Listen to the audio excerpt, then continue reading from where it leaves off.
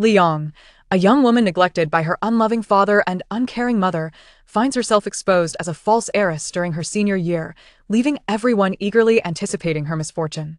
Only Gu Sanshao has stood by her side, offering protection since the day they first met. The genuine heiress, a scheming green tea type, repeatedly seeks trouble, only to be met with humiliation each time. Finally severing ties with the Li family, Liang sheds her pretense. From the last in her class to the top, she effortlessly claims the title of college entrance examination champion. As onlookers gradually uncover the layers of her true identity, they are astonished to find that this false heiress has been shedding more and more disguises. In the esports realm, renowned experts inquire, "When will you, Li Shun, join the professional circuit?" The director of the top hospital in Kyoto declares, "Miss Li is our hospital's honorary director." On a scientific program, innovations such as mechanical search and rescue dogs, flying cars, and seismographs leave countless viewers in awe and admiration. Additionally, there are ingenious musicians, brilliant designers, versatile artists, and leading hackers. Netizens exclaim, "I'm sorry, I was wrong. Liang is eternal." Gu Sanshao gazes at her with affectionate eyes, assisting her in finding her family and selflessly supporting her endeavors. After being recognized by her biological family, their bond deepens with an engagement from childhood. To like someone is to be reckless. To love is to exercise restraint. I am willing to wait for the moment you turn back to grasp my hand and share a lifetime together. Chapter 1. The True and False Heiress. Have you heard? Liang is not the true heiress of the Li family. You're just hearing about it? This news broke on the campus forum the day before yesterday, garnering thousands of replies. Tisk, TSK, I wondered why her grades were so poor. Turns out she's just an illegitimate child from who knows where. Do you think she'll continue to stay at our school? Yujie High School, the premier institution in Hua Province, where students either excel academically or come from affluent backgrounds. During the Monday morning reading session, nearly everyone is engaged in lively discussions. In the senior class, with a loud bang, the front door swings open, and a girl in a school uniform strides in with her hands in her pockets. Upon her arrival, silence descends upon the room. A heavily made-up girl suddenly speaks up, "Liang, how you still have the face to come to school? Are you here to pack your things and transfer?" With that, she casts a mocking glance at the exquisitely beautiful girl. Liang merely lifts her gaze and casts a cool glance in her direction, her frosty eyes seemingly laced with a warning. Yet, she says nothing and takes her seat at the back of the class. Ning Yuming is momentarily taken aback by her gaze, only to be incensed, her voice rising in volume. "Liang, what are you pretending for? Do you really think that just because you are no longer the daughter of the Li family, anyone will still show you any respect? I have heard that the genuine daughter of the Li family possesses true talent and knowledge. Just imagine how embarrassed you will be when she arrives at our school, being the last in the entire class." Ha ha ha. Upon hearing these words, Liang did not even furrow her brow. She took out a blank A4 sheet and began to doodle. Ever since her academic performance plummeted to the bottom, such individuals appeared every day, mostly whispering behind her back to avoid being overheard. After all, prior to this, she held the status of the daughter of the wealthiest family in Huazhou, and though they looked down upon her, they did not dare to confront her directly. However, everything changed after her identity as a false daughter was exposed. Yet, she could hardly be bothered with these people. Their incessant chatter was merely a waste of time. It was far more prudent to ignore them and attend to her own affairs. As long as they did not foolishly bully her to her face, she could easily turn a blind eye. They were merely a group of insignificant children. Ning Yuming, who was completely ignored, was fuming with anger. The sensation was akin to striking a fist against cotton, which left her utterly vexed.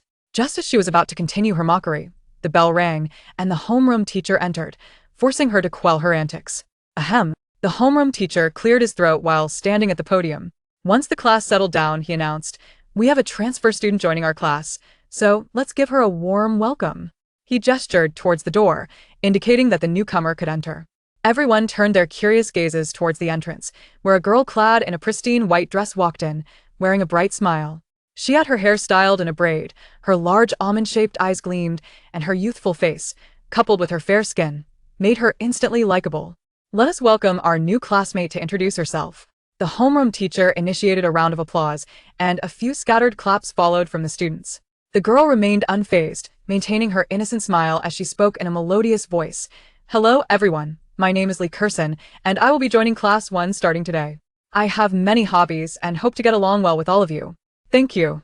After a slight bow, the class finally responded with a much louder round of applause than before.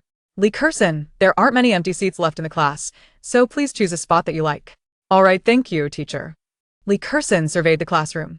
Indeed, the empty seats were scarce, mostly located in the last two rows. However, standing at only 163 centimeters tall, she realized that sitting too far back would hinder her ability to see the blackboard. Ultimately, she chose an empty seat in the third row, which had become vacant due to the previous occupant transferring schools. Hello, we will be desk mates from now on. What is your name? Lee Curson turned to her desk mate, a girl adorned with light makeup that hinted at a comfortable family background. The girl scrutinized her for a moment before replying, I am Wu Yuran. Why did you transfer to our school at this time? Lee Curson seemed oblivious to the probing tone in her voice and responded cheerfully, Oh, I was just found by my biological parents a couple of days ago, and they insisted on transferring me. My sister is also studying here. Your sister? Wu Yuran was momentarily taken aback, incredulously staring at her as she asked, You can't be the genuine daughter the Lee family reclaimed, can you? Lee Curson's smile deepened slightly, her tone laced with a barely concealed pride as she replied, If we are speaking of the Lee family from Huazhou, then yes, that would be true. My sister's name is Li Yang, and I just saw her in class 1. No way. How can you call her your sister? Isn't she a false daughter? Is she still living with your family? Wu Yuran was genuinely astonished. She had always found Li Yang displeasing, believing that aside from her looks and family background, she was utterly lacking. After learning that she was a false daughter, she had anonymously posted numerous derogatory comments about her online. Lee Curson lowered her gaze, her tone tinged with a hint of resignation as she replied, My parents said they couldn't bear to separate from my sister after raising her for so many years. It seems she does not wish to leave home either, so they decided to adopt her. From now on, we will all be one family. Wu Yuran found this incomprehensible. The wealthy elite are often highly sensitive about bloodlines. While her family may not possess the wealth of the Li family, if she were exposed as a false daughter, she would likely be cast out without hesitation. After all, how could the affluent harbor such familial bonds? Self-interest takes precedence, and a false daughter in a prestigious family is regarded as a scandal. Raising another's child for over a decade is unfathomable. What could the Li family possibly be thinking? Wu Yuran surmised that Li Yang must be clinging desperately to her position. Given that they were the wealthiest in Huazhou, it was easy to deduce that Li Yang would be unwilling to part with her status. Consequently, Wu Yuran's disdain for Li Yang only intensified, and she resolved to cultivate a good relationship with Lee Curson. The genuine daughter could not possibly be compared to a counterfeit. Observing Wu Yuran's newfound enthusiasm, Lee Curson concealed her underlying scheming and continued to engage her in conversation. After class ended, she accompanied the homeroom teacher to collect her uniform and textbooks. Upon returning to the classroom, she noticed Li Yang sleeping soundly at her desk, seemingly oblivious to the world. A wave of jealousy surged within her, one she could not suppress. Just wait. She would ensure that Li Yang's reputation would be utterly tarnished, leading to her expulsion from the Li family. Chapter 2. The Li family as the noon bell signaled the end of classes, and the teacher had just vacated the classroom. Lee Curson rose from her seat and approached Li Yang. With her hands clasped behind her back, a genuine smile illuminated her face as she inquired, Sister, shall we return home together? Li Yang set aside the A4 sheet filled with notes, pressing it beneath her textbooks, and stood up, towering at 172 centimeters. She cast a condescending glance down at Lee Curson, a sardonic smile curling at the corners of her lips as she replied nonchalantly, No need. It would be better if we parted ways. Without another word, she sidestepped Lee Curson and exited the classroom. Lee Curson's sentiments were readily apparent to Li Yang, who found no inclination to engage in pleasantries. Taken aback by Li Yang's blatant disregard for her feelings, Lee Curson stood frozen, struggling to maintain her composure. Don't mind her, Curson. In time, Uncle and Aunt will realize you are far superior to this pretender, and they will naturally distance themselves from her, Wu Yuran consoled, as she linked arms with Lee Curson. Humph. She only dares to act so arrogantly because she has the Li family backing her. Just wait. Someone will come along to put her in her place. Lee Curson offered a gentle smile and replied, Yuran, please refrain from speaking ill of my sister. Our family holds her in great esteem. Pausing momentarily, she continued, Perhaps my sister is just wary of me, fearing I might usurp our parents' affection. With a resigned chuckle, she added, I shall strive to foster a good relationship with her. Wu Yuran expressed her indignation. Curson, you are far too kind. Don't let her bully you. That won't happen. My sister isn't that type of person. Meanwhile, Li Yong sauntered through the campus, oblivious to the whispers directed at her, and upon exiting the school gates, she hailed a cab, disregarding the curious glances of others as she made her way home. At the Li residence, the current head of the family, Li Zhenyu, Li Kerson's biological father, and his wife, Yi Zihua, were seated on an expansive sofa, engaged in conversation. I'm concerned about Kerson starting at Yuza High today. I wonder how she is adjusting, Yi Zihua expressed, her voice tinged with maternal worry. Li Zhenyu furrowed his brow momentarily before relaxing. There's no need for concern. Kerson is a well-mannered child with commendable grades. She shouldn't face any rejection or disdain, especially with Yang Yang around. Yi Zihua hesitated, then sighed lately. Yang Yang has been speaking to us less. Do you think she doesn't like Kerson? Li Zhenyu frowned, his tone laced with impatience. Why would she dislike Kerson?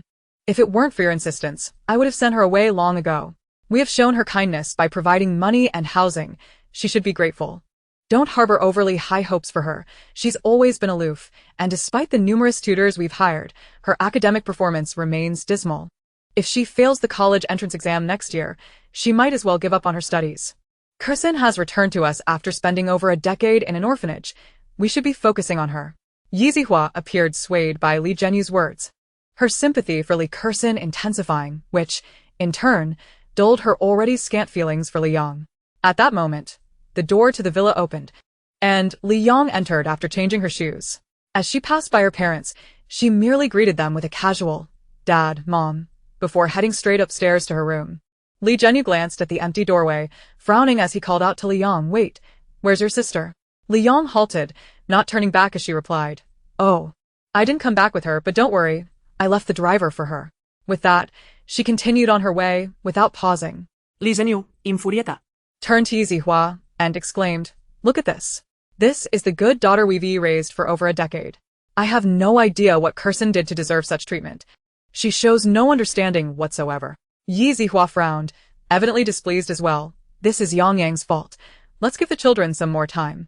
Kerson is so considerate. Surely Yang Yang will come to understand. Humph. If she continues this way, don't blame me for casting her out. Kerson is our daughter. I won't allow her to be wronged. In her room, Li Yang shed her school uniform jacket and sat at her desk, opening an expensive-looking laptop. She accessed a mysterious website, inputting a series of credentials to log in. Upon entering, she was greeted by a flurry of messages from a single sender. Magician, boss. Magician, someone has requested your return. Magician, this time, it's a big spender. They've boosted the task fee tenfold. Magician, boss, will you take this job? Magician, boss, you haven't logged in for days. Where have you been? Li Yang, disinterested in sifting through all the unread messages, simply responded, "Why, I've been busy with some matters."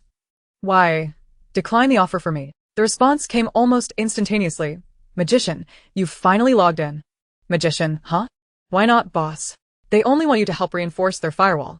Aren't you tempted by the 100 million offer? Why? Do you think I'm in need of money? Why, decline it. Magician, alright then. Magician, when will we get to see you again, boss? Li Yang pauset, Contemplating before replying. Why, the time is not yet right. She then closed the website, shutting her laptop before picking up her phone. "LY, the new song is in the works.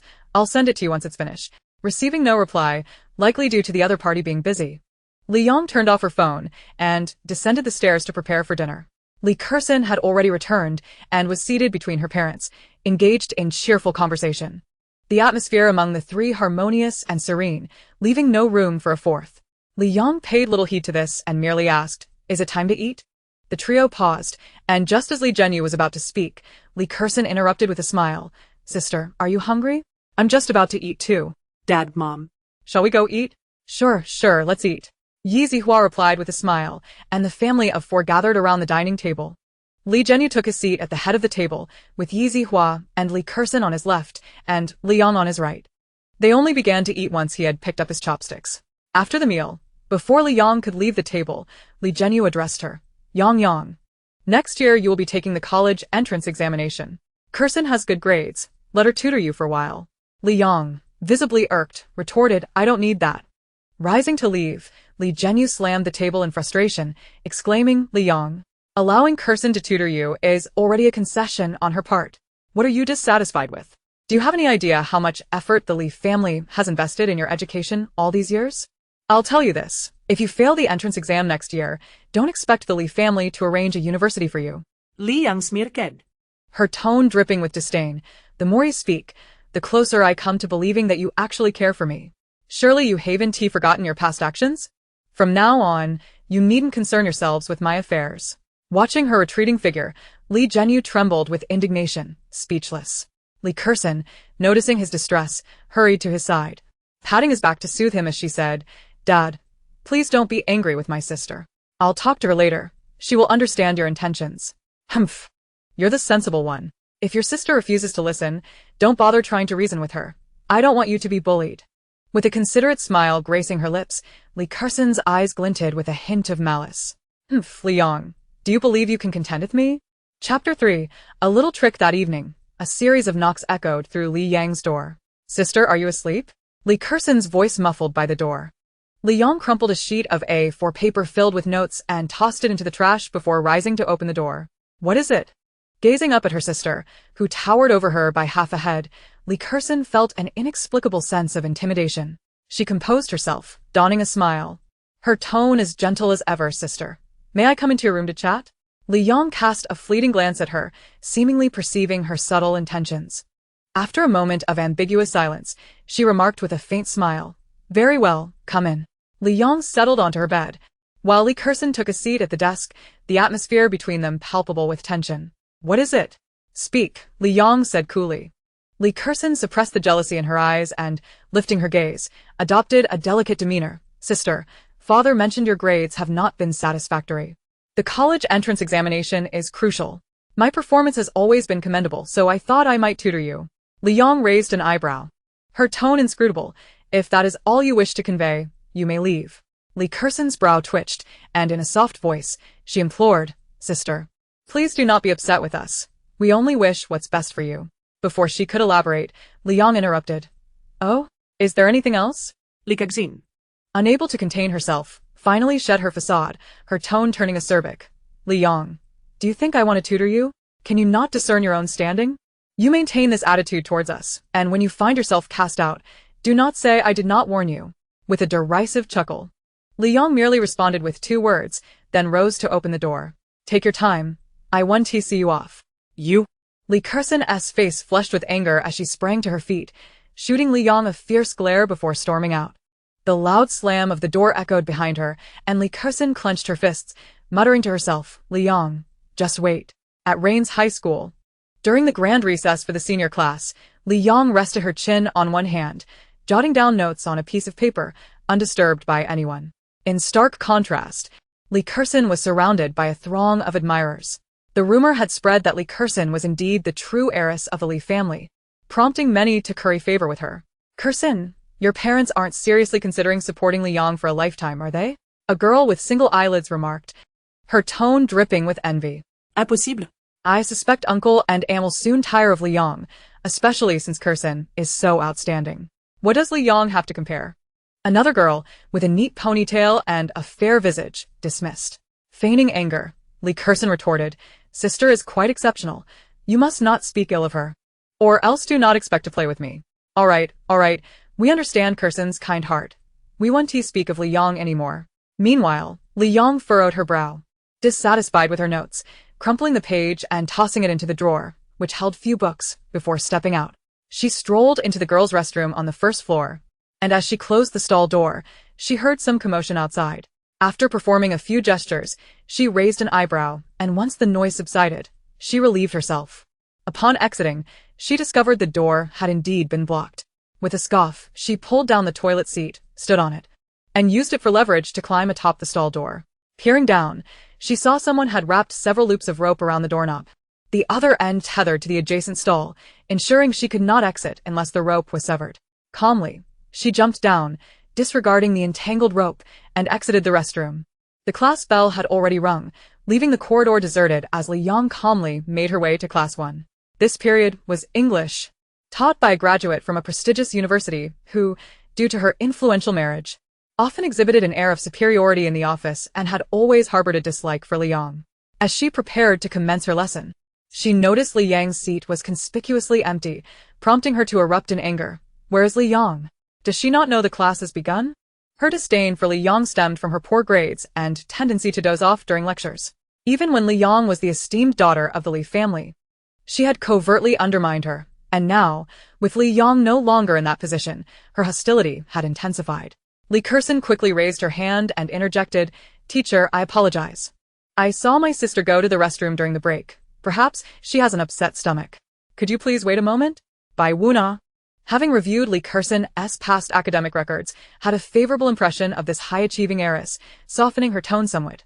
"You need not apologize. With a 20-minute break, if her stomach is upset, she should have returned by now. It is Li Yang's responsibility to inform the teacher if she cannot attend class. This matter is her fault, not yours. Please take your seat." Li Kerson wished to argue further, but Wu Yuran tugged at her sleeve, prompting her to remain silent. All right. Let us turn to page 17 in our textbooks. Today we will discuss. Bai Wuna had barely begun her lesson when a knock resounded at the door. Frowning in irritation, she commanded, "Come in." Li Yang entered, glanced at Bai Wuna, and announced her presence. She intended to take her seat. Bai Wuna, harboring a dislike for her, was indifferent to her presence, though she would not extend any kindness either. It was not wrong for teachers to favor diligent and obedient students.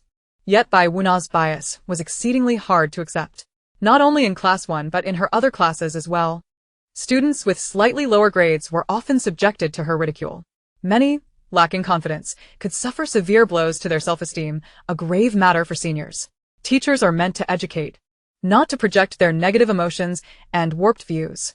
In other words, even if Li Yang's grades were poor, she mostly kept to herself during class, either sleeping or engaging in other pursuits, without disturbing anyone or seeking trouble. It would suffice for Bai Wuna to simply ignore her if she disliked her. However, Bai Wuna felt compelled to reprimand her, which gradually eroded Li Yang's respect for her. Stop.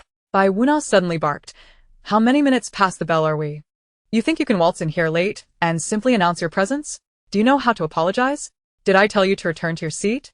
Li Yang rubbed her forehead in annoyance, addressing Bai Wuna with impatience. "Someone locked my stall door. Perhaps you should inquire who is responsible?" Bai Wuna clearly did not believe her. "Can you not come up with a more plausible excuse? How did you manage to escape if your stall was locked? Not only do you refuse to repent for your mistakes, but you will also stand at the back of the classroom." Li Yang paid her no mind. Walking over to Ning Yuming's desk, her voice cold. "If you dare provoke me again, consider the consequences carefully. Here's a piece of advice. It would be best not to take the bus to school tomorrow. Watch out for treachery." Having said that, she ignored Ning Yuming's ashen face, returned to her seat, gathered a few sheets of paper, and exited through the back door, effortlessly disregarding everyone. Her words were not intended as a warning to Ning Yuming. She knew full well that Ning Yuming would not believe her. Thus, she spoke deliberately. When her words eventually came to pass, it would surely infuriate Ning Yuming. Bai Wuna was seething with rage, yet the protagonist had already departed.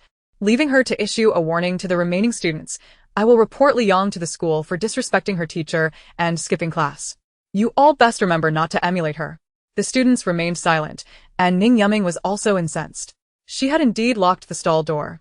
Perplexed as to how Li Yang had emerged and how she knew it was her doing. After all, she had remained silent. Nevertheless, she dismissed Li Yang's words. Deeming her merely a false heiress, what could she possibly do to her? As for advice? Did she really think anyone could be so easily deceived? A malicious glint flickered in her eyes as she plotted how best to teach Li Yang a lesson next time. Chapter 4. The Thief, Li Kerson. Li Family Villa. Li Yang tossed aside another crumpled piece of paper, deciding to take a shower. She closed the bathroom door, unaware that her bedroom door was slightly ajar. Li Kerson lingered at the entrance of Li Yang's room, reluctant to confront her sister, yet eager to diminish Li Yang's standing in their parents' eyes, caught in a dilemma. Hearing the faint sound of water from inside, indicating that Li Yang was bathing, she felt an inexplicable urge to approach, as if compelled by an unseen force. Suddenly realizing the door was not fully closed, she thought to herself, "Li Yang, it is you who left the door ajar." Gently pushing the door ajar, she stepped into the bedroom, unsure of what to do. Her curiosity was piqued by the scattered papers strewn across the desk. At school, she often observed Li Yang engrossed in her writing and drawing, yet no one truly knew the essence of her creations. Li Kerson approached the desk. Noticing the overflowing trash bin filled with crumpled sheets, some hastily discarded. She picked up the topmost sheet and began to read. After a moment, a flush crept onto her cheeks, and her heart raced. To her astonishment, it was a musical score. Furthermore, it appeared nearly complete. She sifted through several more sheets, discovering they were variations of the same composition, albeit less developed than the one she initially grasped. An exhilarating thrill coursed through her. Having grown up in an orphanage with limited resources, she had always possessed an innate aptitude for learning, perhaps a gift from her affluent lineage. She consistently earned scholarships at her previous school. In pursuit of financial independence, she took time to study music theory and instruments, creating a profile on the largest short video platform, Maoyu. With her melodious voice and commendable singing prowess, she had amassed several million followers. Instantly, she recognized the exceptional quality of the score. If she recorded the song and shared it on her account, her follower count would surely skyrocket. She never contemplated the potential repercussions if Li Yang were to release the same song later, as the prospect of immediate gain blinded her.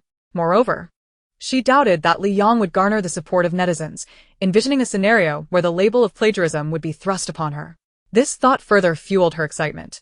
She carelessly tossed the remaining sheets back into the trash bin, clutching the first one as she stealthily exited the room, kindly closing the door behind her. Unbeknownst to her, a pinhole camera concealed within a decorative item on the desk captured her every move. After finishing her shower, Li Yang paid little heed to the trash bin. Since Li Kersen had only disturbed it, she remained oblivious to the intrusion. After sending a quick message on her phone, she drifted off to sleep. The next day, Ning Yuming surprisingly arrived late, only making it to class after the second period concluded. Her desk mate, curious, inquired, Meng Meng, why are you so late today? Ning Yuming, seething with frustration, replied, don't even mention it. I encountered a scammer on my way to school. The elderly nowadays have no moral compass. And I was entangled in their antics. If it weren't for my family's connections with the police, I might still be at the station. Wow, that's incredibly unfortunate. Her desk mate sympathized, casting a concerned glance her way. Suddenly, recalling Li Yang's words from the previous day, she shuddered involuntarily and said, Meng Meng, did your driver drop you off at school today? I remember Li Yang mentioning. She didn't finish her thought, but Ning Yuming quickly grasped her implication. Her anger swelling. It had to be her ominous words. How dare she curse me? I'll make her pay. With that, she stormed over to Li Yang, who was dozing at her desk, and kicked her table, waking the slumbering girl. Li Yang, get up. Li Yang abruptly opened her eyes, a fierce glare piercing through her. Slowly rising to her feet, her icy gaze fixed on Ning Yuming. You better have a good reason for disturbing me. I recall warning you yesterday.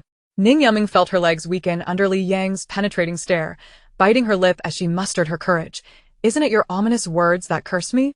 Why did you say that yesterday? Were you trying to harm me? Ha, Li Yang scoffed, uninterested in engaging with such a person.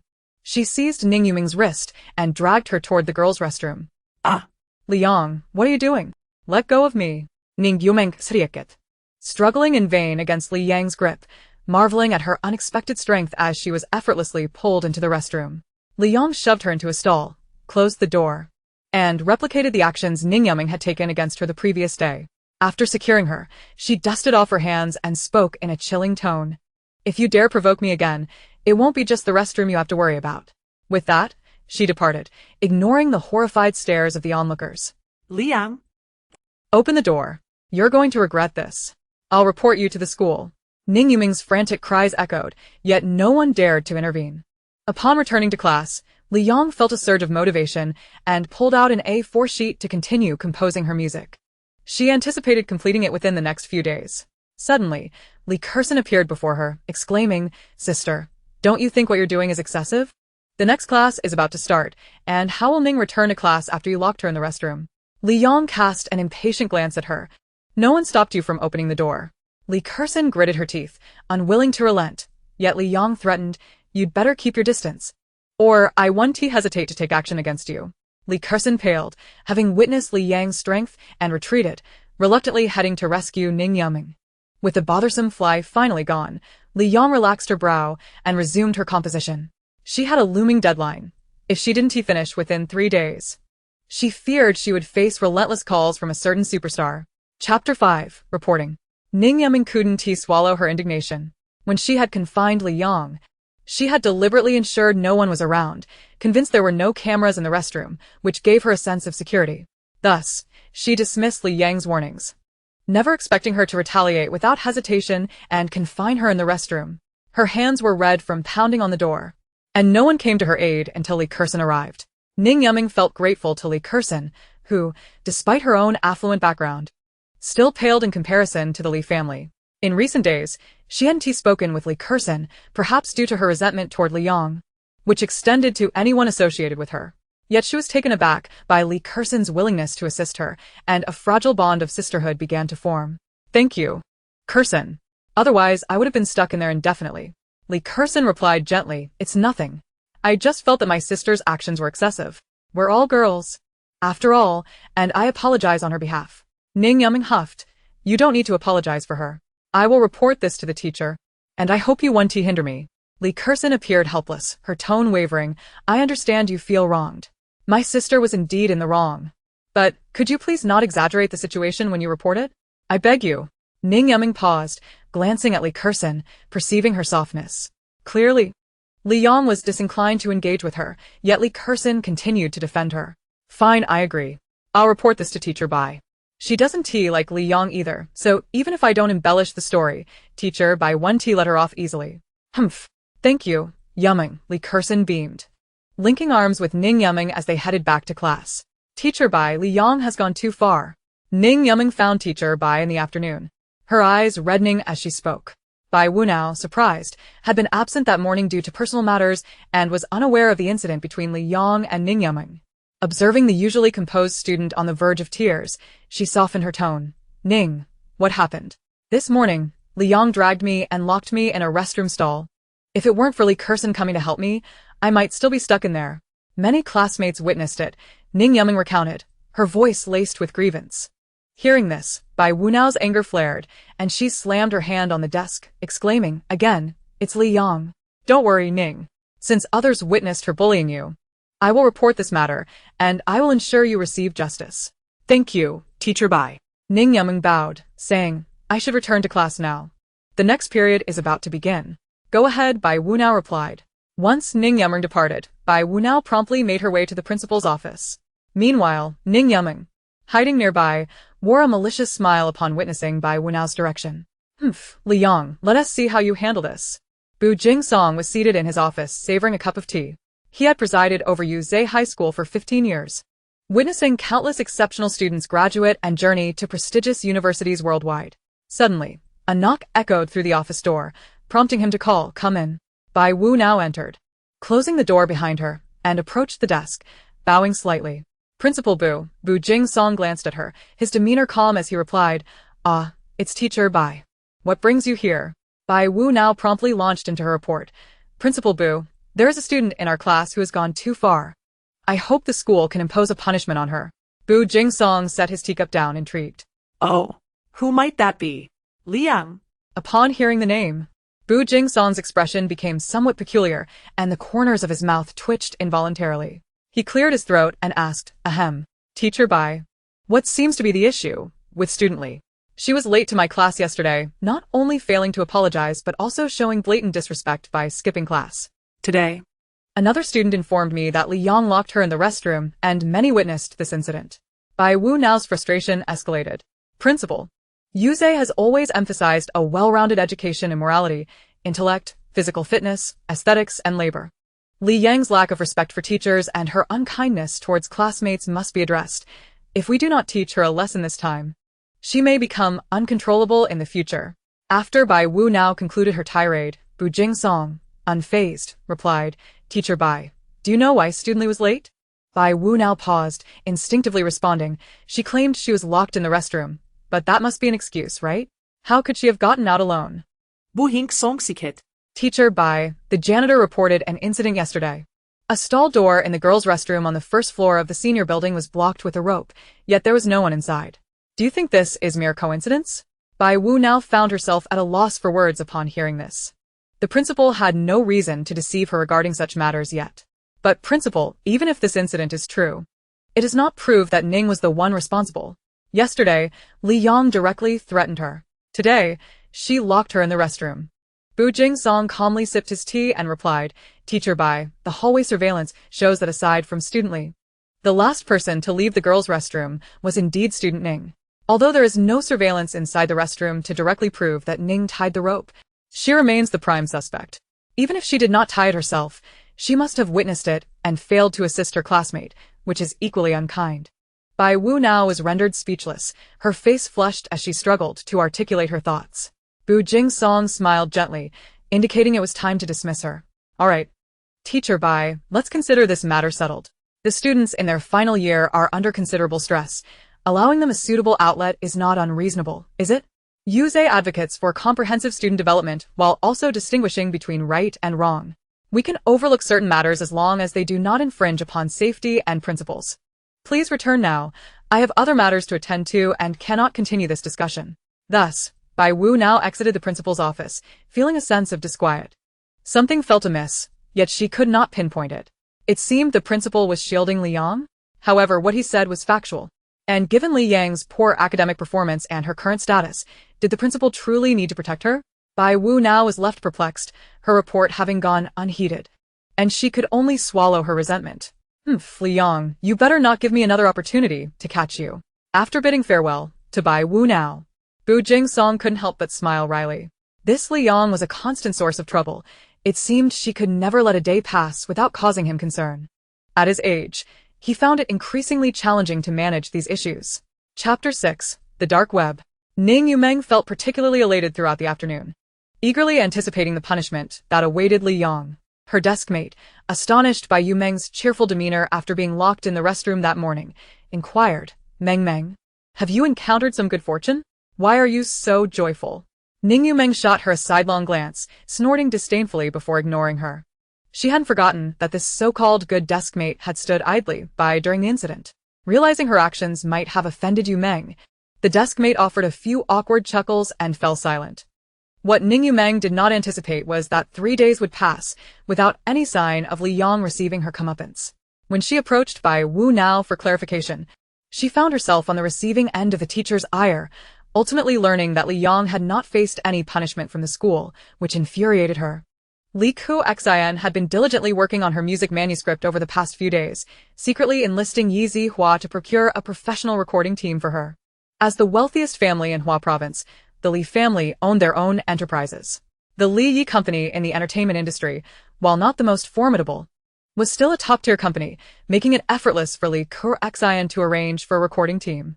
On Saturday, Li Ku Xian visited the company, escorted to the recording studio by a designated secretary.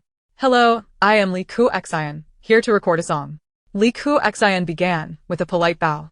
The head of the team was a middle-aged man with a stern demeanor, yet knowing Li Ku Xian's background, he dared not act superior in her presence. He managed a strained smile and said, Miss Li, we have received the notification. May I see the manuscript, please? If all goes well, we should be able to complete it today. Li Ku Xian nodded, retrieving the manuscript from her bag and handing it to the middle-aged man. He examined the paper for a few minutes before exclaiming, Excellent. Realizing he had become overly enthusiastic, he tempered his excitement. Turning to Li Ku Xian with a more earnest smile, his tone imbued with anticipation. Miss Li, may I ask if you wrote the song? And without hesitation, she affirmed, yes. The man became even more animated, showering her with compliments before rallying the team to begin producing the demo. Li Ku Xian settled into a chair at the side, waiting. Occasionally, the team erupted in exclamations of surprise, as if they had stumbled upon a treasure. The middle-aged man, Wei Hai, was a relatively well-known music producer in the industry, albeit with a notorious temper. Many young stars who sought his services had endured his harsh critiques without distinction. He was oblivious to the fact that his reputation suffered because he believed his capabilities warranted such treatment. Once I produced the song, let us see who dares to question my talent. As the hours passed, the accompaniment was finally completed. By the time Li Ku Xian finished recording her song, night had nearly fallen. Wei Hai assured her that he would ensure the entire song was polished by the next day before she returned home to the Li residence. Throughout her journey home, a smile lingered on her lips, as if she could already envision her rise to fame. Meanwhile, Li Yang had also completed her work. She stretched and opened her phone. Ly, it's done. Should I send it to you now? Today also practicing singing. Boss, you finally arrived. Today also practicing singing. Okay, Li Yong snapped a photo of the manuscript and sent it to her counterpart. After several minutes of silence, presumably while the other party reviewed the manuscript, she decided to take a shower. Upon returning from her shower, she found a message awaiting her. Today also practicing singing. Impressive. Truly a musical genius.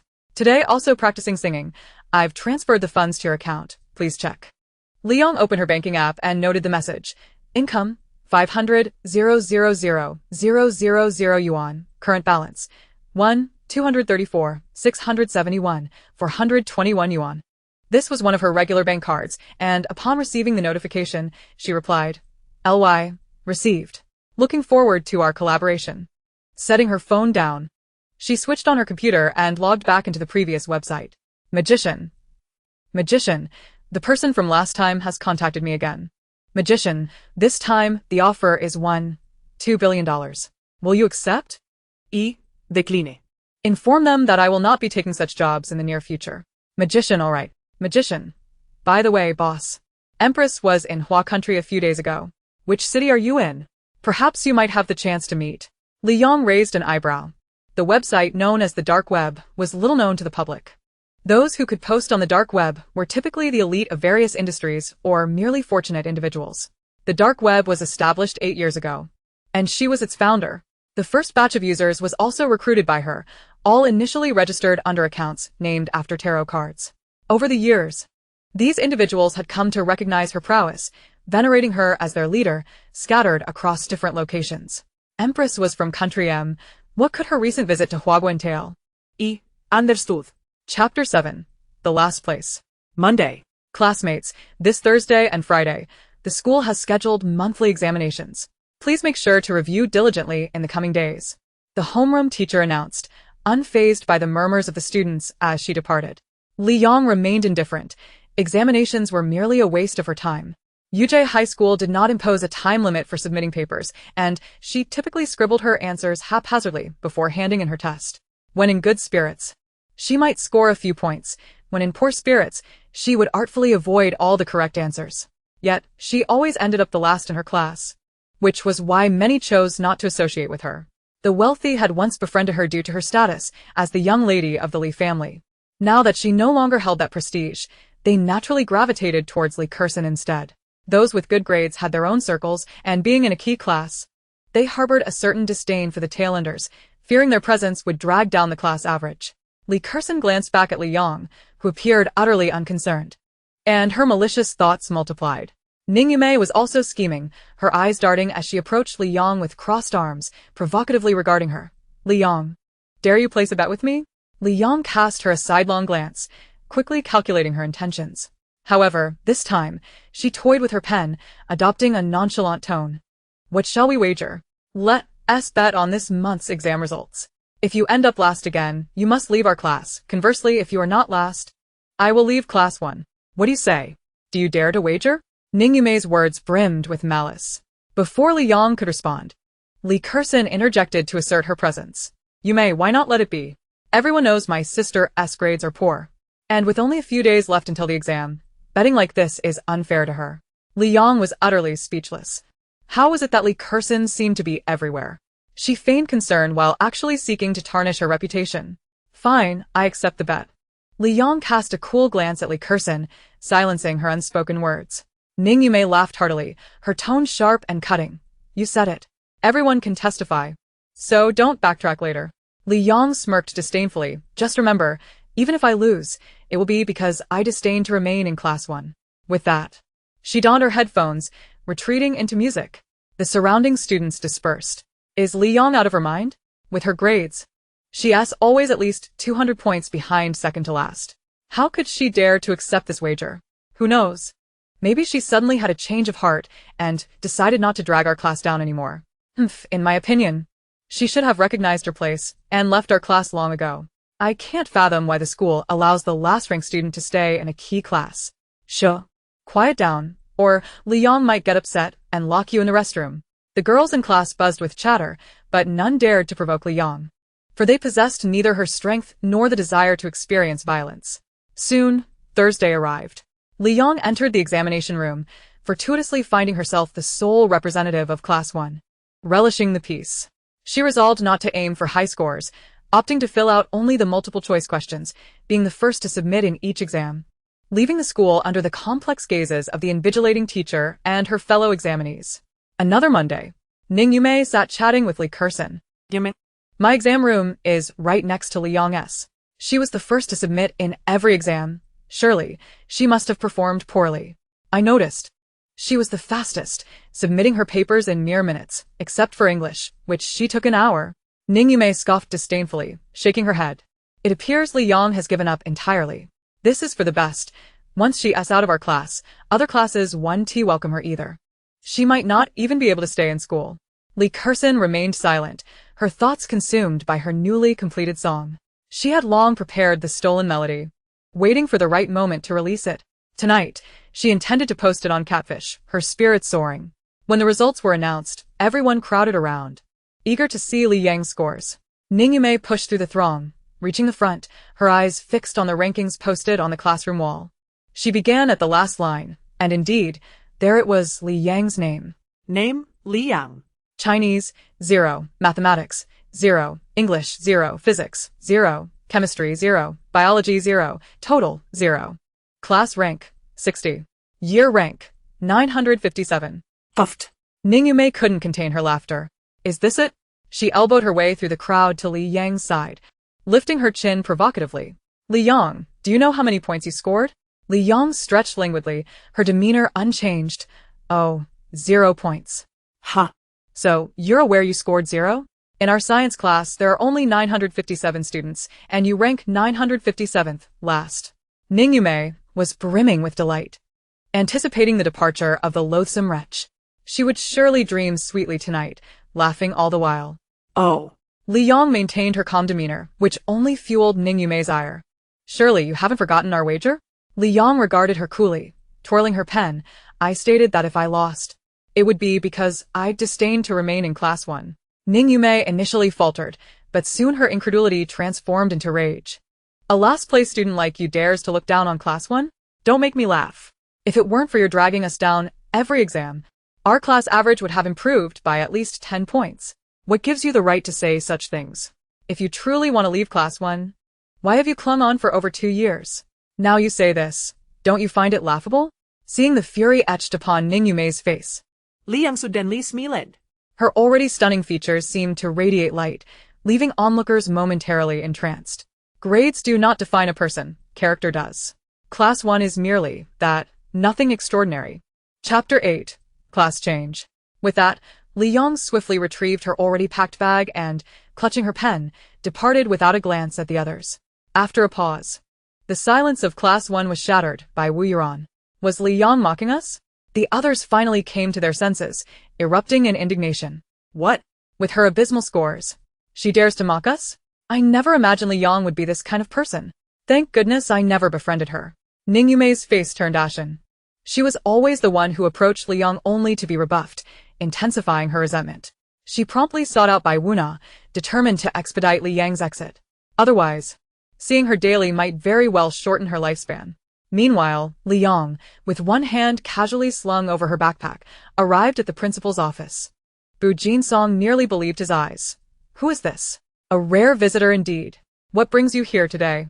Li Yang languidly settled into a nearby sofa, tossing her backpack aside, leaning back against the couch. I've come to request a class change. What? Bu Jinsong thought he misheard and rubbed his ears, uncertainly asking again. You wish to change classes? Yes. Bu Jinsong was taken aback. It had taken considerable effort to recruit this little prodigy to Yunza, and they had agreed she would remain in class 1, where it was acceptable for her not to take every exam, as long as she participated seriously in the college entrance examination. Why was she suddenly requesting a class change? Is something troubling you? If there's an issue with any teacher in class 1, do let me know, and I shall arrange for a change. The first name that sprang to mind was Bai Wunao, especially since she had previously come to report to him. It was merely a matter of her disliking class 1. He thought it best to transfer her to class 16. Li Yang spoke in a languid manner, clearly a bit fatigued. Bu Jinsong was at a loss for words. Class 16? That was the worst class. The problem was that this class contained not only students with poor academic performance, but also a number of troublemakers from affluent families. And he truly did not feel comfortable placing Li Yang there. Xiaoyang, a class change is feasible. Can we consider another class? Class 16 is simply not suitable for you. Wang Jinsong implored earnestly, feeling that no principal had ever faced a more dire situation than he. His acquaintance with Li Yang had been rather serendipitous. She had once breached their school's firewall for amusement, swiftly uncovering the draft of the final exam and filling in the answers with astonishing accuracy, 100% correct.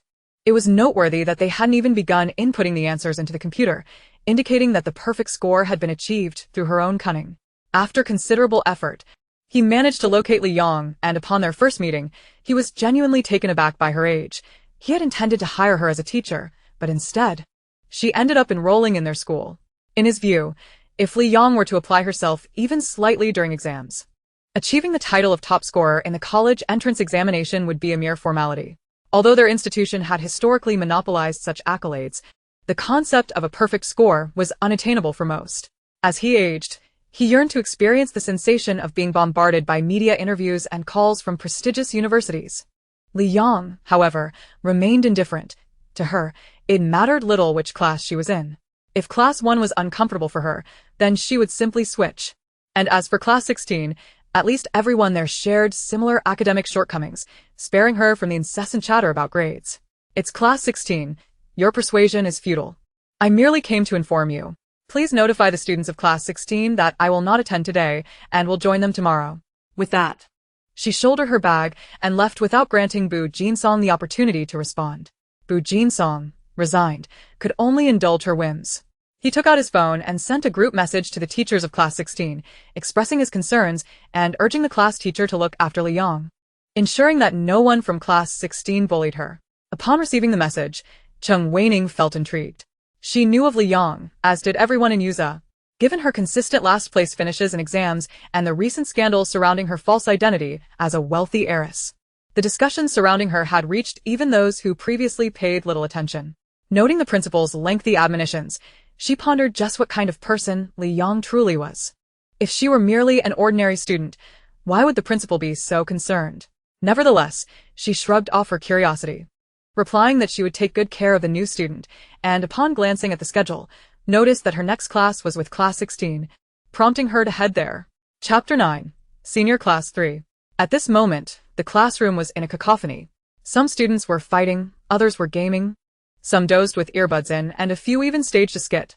It wasn't until the class bell rang that everyone reluctantly returned to their seats, though chatter persisted. Cheng Weining entered the classroom, placed the textbooks on the podium, and cleared her throat twice, which immediately silenced the room. She smiled wryly. Everyone looked down on Class 16, and even some teachers disliked the class, but she understood that, apart from their academic struggles, the students had good hearts. Perhaps her consistently gentle demeanor had fostered a sense of respect among them. Before we begin class, I have an announcement. Cheng Weining surveyed the room, noting that most students were attentively watching her. Tomorrow, we will welcome a new student into our class. Instantly, a flurry of voices erupted. Teacher, is it a transfer student? Is it a boy or a girl? Teacher, we only have one vacant seat left. I hope the new student won't sit next to Linga. haha. We might need to prepare to collect the new student's remains. Cheng Weining frowned slightly, feeling a pang of concern. Class 16 had 57 students, but only 29 desks. The student they referred to as Lingo was Ling Yuji, reputed to be a troublemaker from Kyoto who preferred fighting to studying and had a notorious temper. He had even dealt with some delinquents from other schools, and the class viewed him as their leader. Li Yang was a girl. And while Ling Yuji had never laid a hand on a female student, what if she faced exclusion? We can address this tomorrow when the new student arrives. If necessary, you can borrow a desk from another class, she concluded. All right, everyone quiet down. Please open your textbooks. Today we will review. The students feigned compliance, settling down. Yet many were secretly messaging beneath their desks. Call me Dad. Do you think the new student is a boy or a girl? Don't mess with me. I bet it's a girl. Little son. Regardless of gender, Ling Ge definitely won't want to sit with them. Sai. Another victim is about to arrive. I wonder if Ling Ge will show mercy this time? Big smart. Hard to say. Yesterday, Ling Ge got into a fight with Wu Gang. It looks like he'll be laid up for half a month. Dudu. Humph. You guys are too superficial. What if it's a pretty girl? Ling Ge might just fall for her. Kaleidoscope. What you just said is less believable than the world ending tomorrow. Call me dad. Exactly, Lingo is destined to remain single. Ha ha ha ha. Ling invincible. Have you all forgotten that I'm still in this group? Triple X has retracted a message. A flurry of retractions followed, with frantic pleas for forgiveness in emoji form, seemingly attempting to obscure their previous remarks. Everyone exchanged knowing glances toward the back row, where a certain individual had just awakened, relieved to find no signs of anger. It seemed their luck was holding. The formidable Lingo had not awoken in a foul mood. Ling usually rolled his eyes, choosing not to comment on the antics of these fools. A new student? His interest piqued. He raised an eyebrow, wondering which unfortunate soul had been assigned to their class. Yet, he was too apathetic to dwell on it. After all, they would meet tomorrow.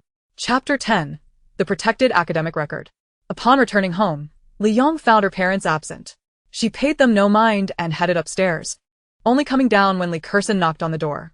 The couple sat on the sofa, their expressions grim. Upon seeing Li Yong approach, Li Zhenyu could no longer contain his anger. Kersen has already spoken to us. Just look at the mess you made today. Li Yong settled into a single chair, narrowing her eyes. So? Li Zhenyu, infuriated by her nonchalant demeanor, retorted, what kind of attitude is that? Look at your scores. 0. Even a fool randomly guessing answers would score higher. Why can't you learn from your sister? Li Yong feigned interest, arching an eyebrow. Learn from her? You mean emulate her White Lotus or green tea persona? Liang. Li Zhenyu clenched his fists, his face reddening. Is this how you treat your sister? She ranked first in the entire school this time. Instead of learning from her and studying diligently, you say such things? Do you want to leave this family? We took you in out of kindness, not to have you bring shame to the Li family. Have you ever been half as considerate to me and your mother as your sister? He lamented, what a thankless child we've raised. Li Yong stifled a yawn and remarked in a nonchalant tone, I will mirror your attitude. Before you criticize others, perhaps you should reflect upon your own actions. Furthermore, the decision to adopt was solely yours. It was not something I sought after. If it weren't for unresolved matters, do you think I would care for the Li family? She pronounced each word with deliberate clarity, and please, do not constantly compare me to Li Kersen. Does she truly deserve such a comparison? You. Li Zhenyu gritted his teeth. His fists clenched so tightly that veins bulged on his hands, wishing nothing more than to slap this ungrateful daughter. He took a deep breath, suppressing his fury, and stated, it seems that rational discourse is out of the question. I have arranged for your transfer to Qingyun High School. You'll report there tomorrow. Should you embarrass the family again, you are no longer welcome in the Li household. I say, can you truly manage my transfer? Liang retorted. Crossing her legs with a dismissive tone, why don't you call Principal Yuza and inquire if he is willing to accept my transfer? Li Zhenyu furrowed his brow, perplexed by Li Yang's insinuation, yet this would not alter his resolution in the slightest. Humph. Regardless, you will attend Qingyun tomorrow. Your reluctance is inconsequential. Once your registration is transferred, no one at Yuza will accept you. Do not embarrass yourself further. Li Yang, uninterested in prolonging the conversation, directly inquired, are we still having dinner? If not, I'll order takeout. Yi Zihua gently patted Li Zhenyu's back, though she too was irked by Li Yang's attitude. She recognized that Li Kersen was still hungry. It would be unreasonable for the entire family to forego dinner due to Li Yang's antics. Thus, the Li family concluded their subtly tense meal. That evening, Li Zhenyu received a call that left him incredulous. What did you say? Li Yang's registration cannot be transferred? Indeed. Mr. Li Yang's registration has been classified under an SSS-level document by our principal. Without his consent, no one has the authority to alter it. Li Zhenyu was momentarily speechless, stunned by the revelation. Noticing his silence, the caller added, Mr. Li, if there is nothing else, I shall hang up. Li Zhenyu, still in a daze, managed to reply, yes, thank you for your trouble. Very well, Mr. Li. Should you have further inquiries, do not hesitate to call again. Goodbye. Beep. Li Zhenyu stood frozen for several minutes, grappling with the implications of Li Yang's registration. What was the meaning of this? He frowned, unable to comprehend the situation. He was acquainted with Fu Jinsong, having crossed paths on several occasions. Given that one was the principal of the top university in Huazhou and the other the wealthiest man in the province. Yet, he had never broached the subject of Li Yang's registration with Fu Jinsong. If it were not for him, why would Fu Jinsong take such a stance? Li Zhenyu found himself at a loss and reluctantly decided to abandon the notion of transferring Li Yang, silently resolving that should she cause further trouble, he would expel her from the Li family, for she was not his biological child, and he would feel no sorrow in doing so. The following day, Li Yong strolled through the campus, sipping from a bag of soy milk as she leisurely made her way to the senior class. Chapter 11. New Classmate. Upon arriving at the senior building, Li Yong was whisked away by Cheng Wanning, who had come to greet her. Classmatali. Although our students can be somewhat unruly at times, they are generally amiable. Cheng Wanning was quite fond of Li Yong, as the girl was exceptionally striking, making it impossible for her, a semi-appearance-oriented person, to harbor any ill feelings. Take today to acclimate, and should anyone bully you, please inform the teacher, I assure you. I will address it appropriately. Listening to Cheng Wanning's heartfelt concern, Li Yong responded noncommittally, Thank you, teacher. Cheng Wanning smiled kindly, Not a problem. Classmatali. Shall we head to my office first? I will escort you to our class during morning reading. All right. Ding ding ding. The morning bell finally rang, and Li Yong stood at the entrance of class 16, yawning as she awaited Cheng Wanning's cue to enter. Classmate Li, please come in. Upon hearing this, Li Yong casually strolled into the classroom, observing the astonished expressions of her peers from the podium. Her mood lifted slightly. Well, this class seems quite pleasant. Most of the students have positive vibes. I am Li Yong, and I will be joining your class starting today. As her words echoed through the room, she turned to Cheng Wanning. Teacher Cheng, where should I sit? Cheng Wanning scanned the room and hesitated. Classmate Li, perhaps you could sit with classmate Ling. There is an available seat in the last row. She added, If you find it uncomfortable after morning self-study, I can rearrange it. Liang nodded. Having no strong preferences regarding seating, under the gaze of her classmates, she confidently walked to the last row and settled in. Her desk mate was a strikingly handsome boy, with sharp eyebrows and piercing eyes, exuding an air of rebellious charm that many young girls would find appealing. He leaned back in his chair, directing his gaze at Li Yong. Their equally dark eyes met, yet neither exhibited any discernible reaction. Li Yong offered him a nod before taking her seat. Ling Yuji raised an eyebrow. He was familiar with Li Yong, as the class group chat was often abuzz with gossip about the true and false daughters of the Li family. Previously, their classes had been far apart, and he had little interaction with her, never having seen her in person until now. He was taken aback by her beauty. However, beauty aside, he had no intention of sharing a desk with a girl. Ling Yuji contemplated suggesting that Li Yong speak to the teacher after class. Seeing that Ling Yuji was not exhibiting any bullying behavior, Cheng Wanning nodded in satisfaction, signaling the class to commence their morning reading. The classroom erupted into chatter. With hardly anyone genuinely studying, most were engaged in conversation. Cheng Wanning paid them no mind, as this was typical for her class, reflecting the vibrancy of the students. Wow. It's actually Li Yong. How did she end up in our class? I heard she lost a bet yesterday, and the stakes were that the loser would leave their class. How did she end up here? Is anyone brave enough to come to our class? Did Lingo really not get angry? Could it be that Lingo has taken a liking to the new classmate? That would be quite normal, right? I must admit, Li Yong is indeed stunning. More beautiful than many stars. Ling Yuji frowned at the murmur surrounding him and took out his phone to send a message. Ling Wudi. Silence, everyone. Smile, instantly. The classroom fell silent. The students refraining from further discussion and feigning to resume their reading. Li Yong raised an intrigued eyebrow. This class seemed to be far more entertaining than she had anticipated. Quite delightful indeed. Chapter 12, Li Shen. Ding ding ding. As the class bell rang, Ling Yuji turned to Li Yong and said, Go inform Teacher Cheng that you wish to change your seat. Li Yong glanced at him and replied, I won't be changing. Ling Yuji frowned, growing somewhat impatient. I do not engage in physical altercations with women. What? Do you always need to fight before you can sit with your deskmate? Li Yong teased, propping her chin on her hand as she regarded him. I have no need for a deskmate. Li Yong smiled playfully, rising to stretch her limbs. Come on then, let's have a fight. The students of class 16 looked on in astonishment. The new classmate was surprisingly bold. Ling Yuji also stood up, towering over Li Yong by half a head at 183 centimeters, yet he found himself unable to intimidate her. I said I won't fight with women. Liang remained silent, taking the initiative to strike, as he hesitated. She threw a punch aimed at Ling Yuji's face. He furrowed his brow and caught her wrist. Yet Li Yong deftly slipped free, delivering a kick to his abdomen. Ling Yuji, now somewhat incensed, shifted from defense to offense, reasoning that since he had not struck first, even if Teacher Cheng intervened, he would not be at fault. As the skirmish progressed, Ling Yuji soon realized something was amiss. Every attack he launched was effortlessly countered by Li Yong, who appeared to be handling the situation with remarkable ease. The onlookers began to question whether he was intentionally holding back. However, Only he understood the true extent of Li Yang's strength. His arms, legs, and abdomen ached, while Li Yang remained seemingly unfazed. Ultimately, the scuffle concluded with Ling Yuji being knocked to the ground. Li Yang returned to her seat, stretching languidly and speaking in a relaxed tone. "My strength is decent. I'm going to sleep now, so please don't disturb me if you have nothing important." With that, She donned her headphones and lay down to rest. Ling Yuji lay on the ground, feeling utterly disillusioned, while those around him dared not offer assistance. Regardless of whether Ling Yuji had truly let her win, to help him now would simply be inviting resentment. They certainly could not contend with him, so they opted to avoid unnecessary trouble. Ling Yi. Class is about to start, a bespectacled boy reminded him, unable to contain himself.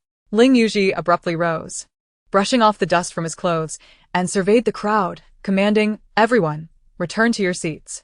The group dispersed in a flurry, cautious not to discuss the incident in his presence, their faces flushed with embarrassment. He snorted coldly, outwardly betraying nothing, yet internally, he was both shocked and furious. Just a moment ago, he had declared he would not engage with women, only to suffer a humiliating defeat at the hands of one. Indeed, a scene of grand social embarrassment. He returned to his seat, glaring at the girl beside him who was peacefully asleep, feeling a mix of anger and pain, and wishing to avoid another beating for the time being. Thus, he too lay down to sleep. As noon approached and school ended, the events of the morning had left class 16 unusually quiet, with little gossip circulating. However, upon dismissal, each student seemed to shed their inhibitions. Little Sun, Ling Invincible. Big Smart, Ling Invincible. A flurry of notifications flooded the screen. Ling Yuji, seated in his car on the way home, typed furiously. Ling Invincible. Speak quickly if you have something to say, smile. But, Ling Ge, what's up with you today? Call me daddy, no need to think. Ling Ge must have let her win, grinning. Wei-do assassin. Yes, definitely let her win. Ling Invincible. I did not let her win. Ling Invincible. What do you all want to say? A chorus of ellipses filled the chat. Call me daddy. What the heck? Kaleidoscope. So, does this mean Li Yang is our new leader? Ling Invincible. Flourishing flowers.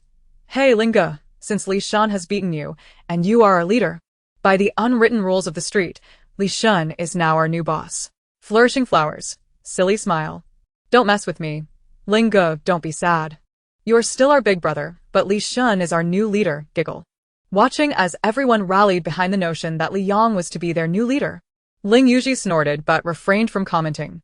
Although he was vexed at losing to Li Yang, he also acknowledged her prowess. The title of leader had always been a playful jest, regardless of how Class 16 teased, should he ever find himself in trouble. These individuals would undoubtedly rush to his aid. The collective endorsement of Li Yang oddly lightened his mood. After all, those who had bested Ling Yuji were deserving of respect, not ridicule. Thus, unbeknownst to her, Li Yang became the new leader of the class. Chapter 13. Another report. In the afternoon, Li Yang was summoned to the office. Inside, Cheng Wanning was furrowing her brows at the grade director, expressing her dissatisfaction. Director Wu, I don't think this is a significant issue. There's no need to involve the parents, is there? Director Wu, a middle-aged man with a beer belly and a greasy bald head, retorted irritably. Teacher Cheng, do you know the identity of Ling Yuji? Humph. If it weren't for teacher by bringing this matter to my attention, would you have kept it from me? Cheng Wanning gritted her teeth in confusion, perplexed by Wu Nao's incessant meddling. She was aware of the altercation between Li Yang and Ling Yuji, but since it was merely a scuffle without bloodshed, and they had continued to sit together and sleep afterward, she hadn't taken it to heart. In fact, she had been pleased that someone could finally stand up to Ling Yuji. Little did she expect that just after she settled into her office chair, Director Wu would storm in, insisting that Ling Yuji had to receive justice for being struck.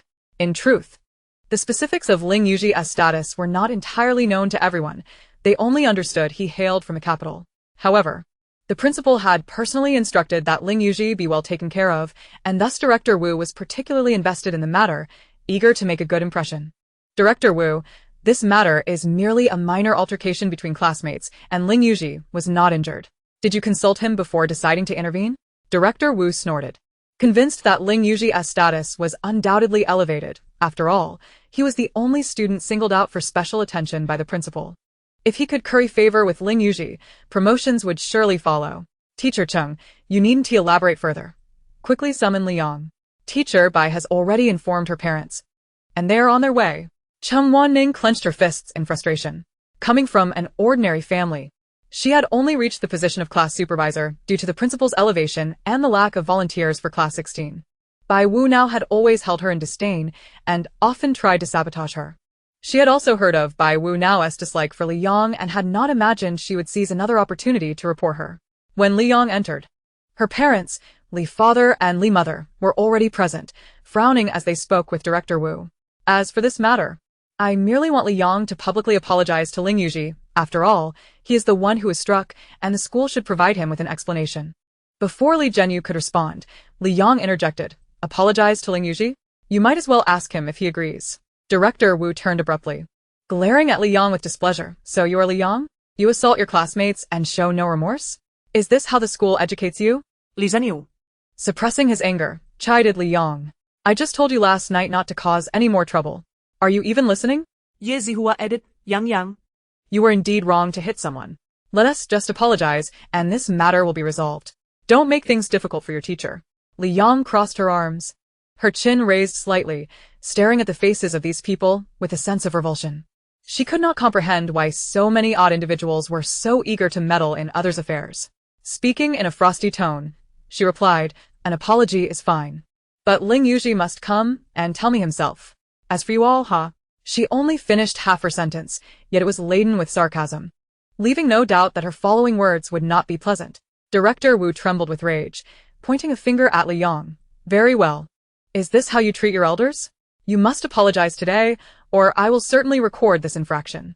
Li Yang could not help but roll her eyes. There are always those who presume they have the authority to dictate to her. Ever since Li Kersen returned, various troubles had surfaced, and it was becoming increasingly apparent that severing ties with the Li family would be the wisest course of action. She replied coolly, record it? That is only if you can remember it. Before Director Wu could retort, Ling Yuji arrived in person. I hear you wish to speak on my behalf. Chapter 14, Resolution. Since when did I acquire an elder who speaks on my behalf?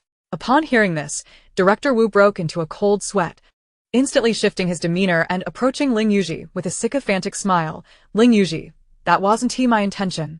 Ling Yuji shot him a disdainful glare, his tone sharp. Then what do you mean? Does my affair with Li Yang require your interference? Director Wu had not anticipated that Ling Yuji would come to defend Li Yang. In his eyes, Li Yang was merely an adopted daughter, not favored by the Li family, and could be cast out at any moment. He believed that Ling Yuji would commend him for teaching her a lesson.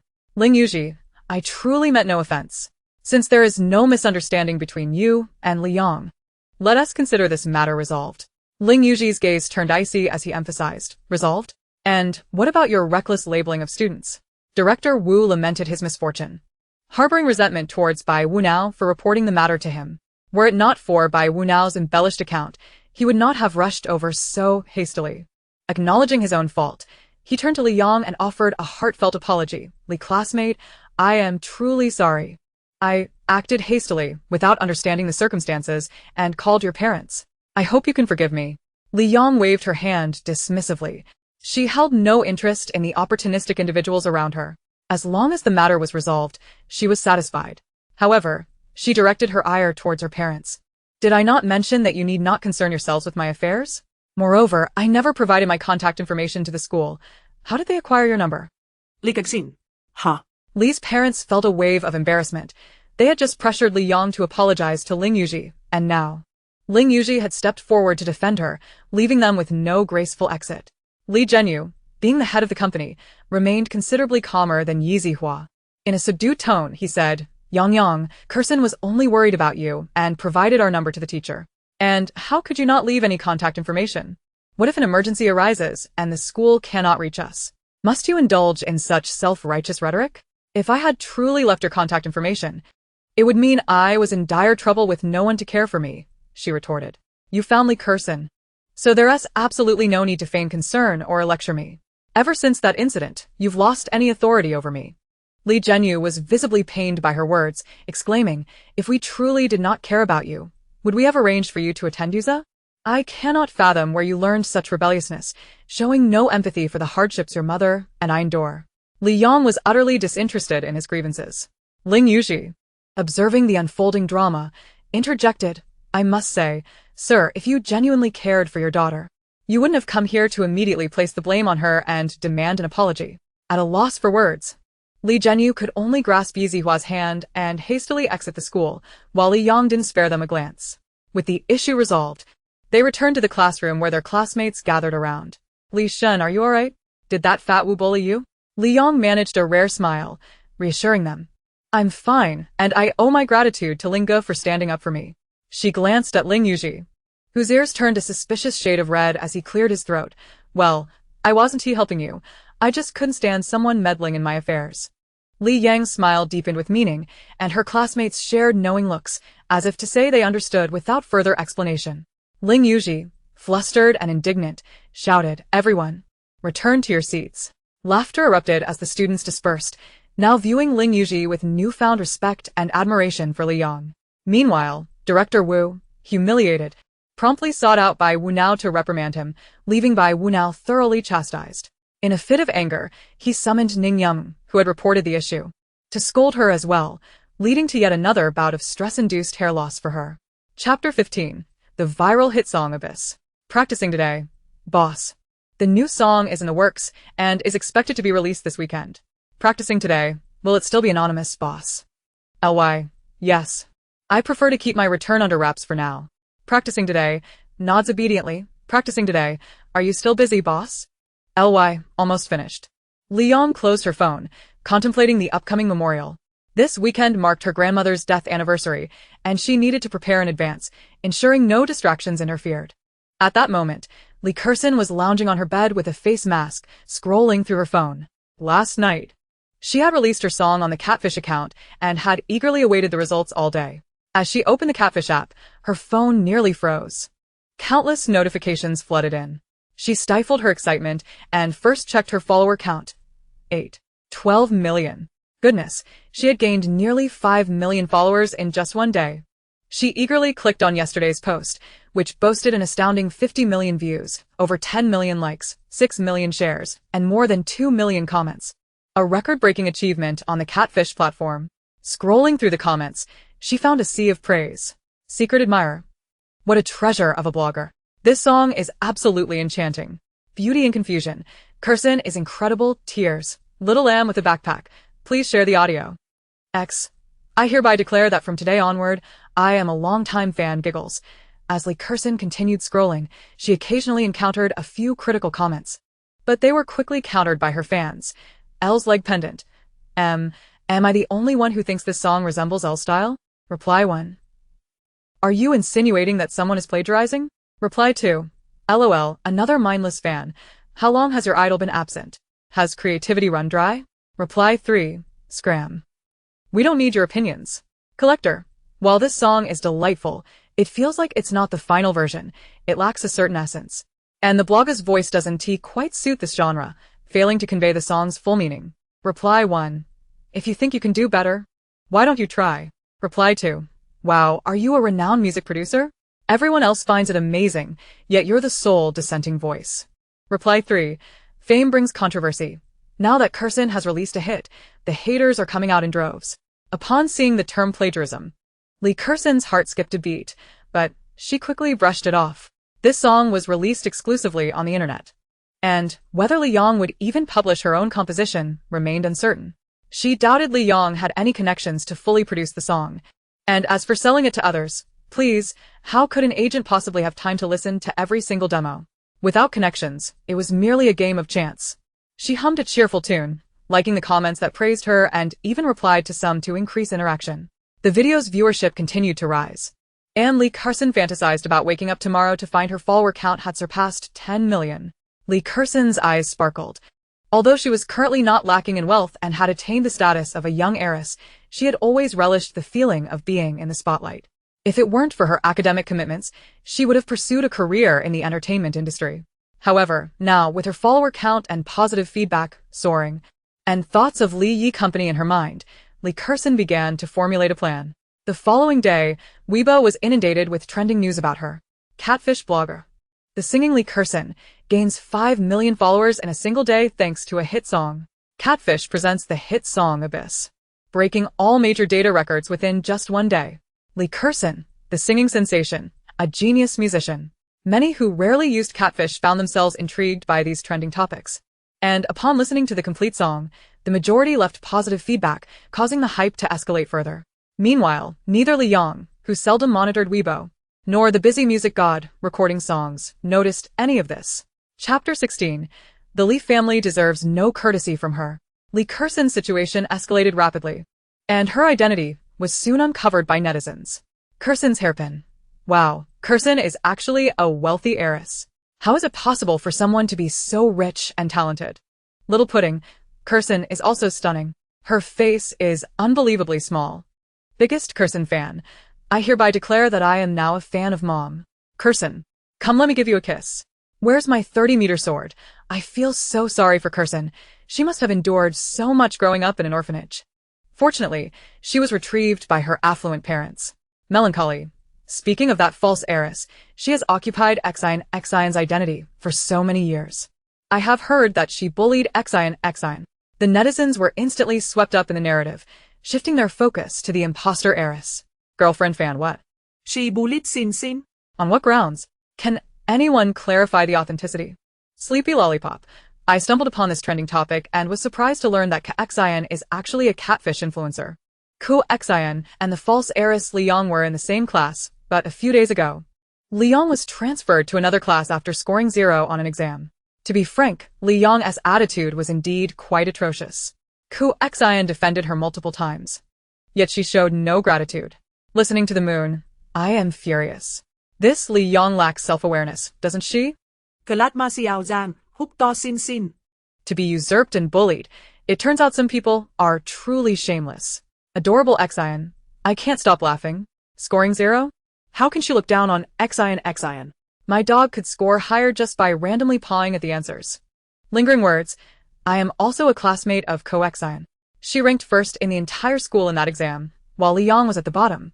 Yet, she still looked down on our class, which is one of the prestigious classes in the school. Nanshu Yi, I can no longer restrain my fury. I am lurking on Weibo for Li Yang's account. Low-key Nene, same here. I have so many expletives to unleash. Observing the barrage of critical comments from netizens. Li Kesin sa my with glee.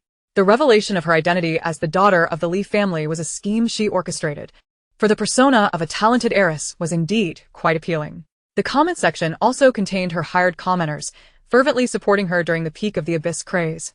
Easily swayed by the momentum. As events unfolded in the manner she anticipated, she contentedly set her phone aside and engaged in conversation with classmates who approached her, eager to connect amidst the trending topic. After several days of escalation, Li Xion's fame not only persisted but grew, her follower count nearing 15 million.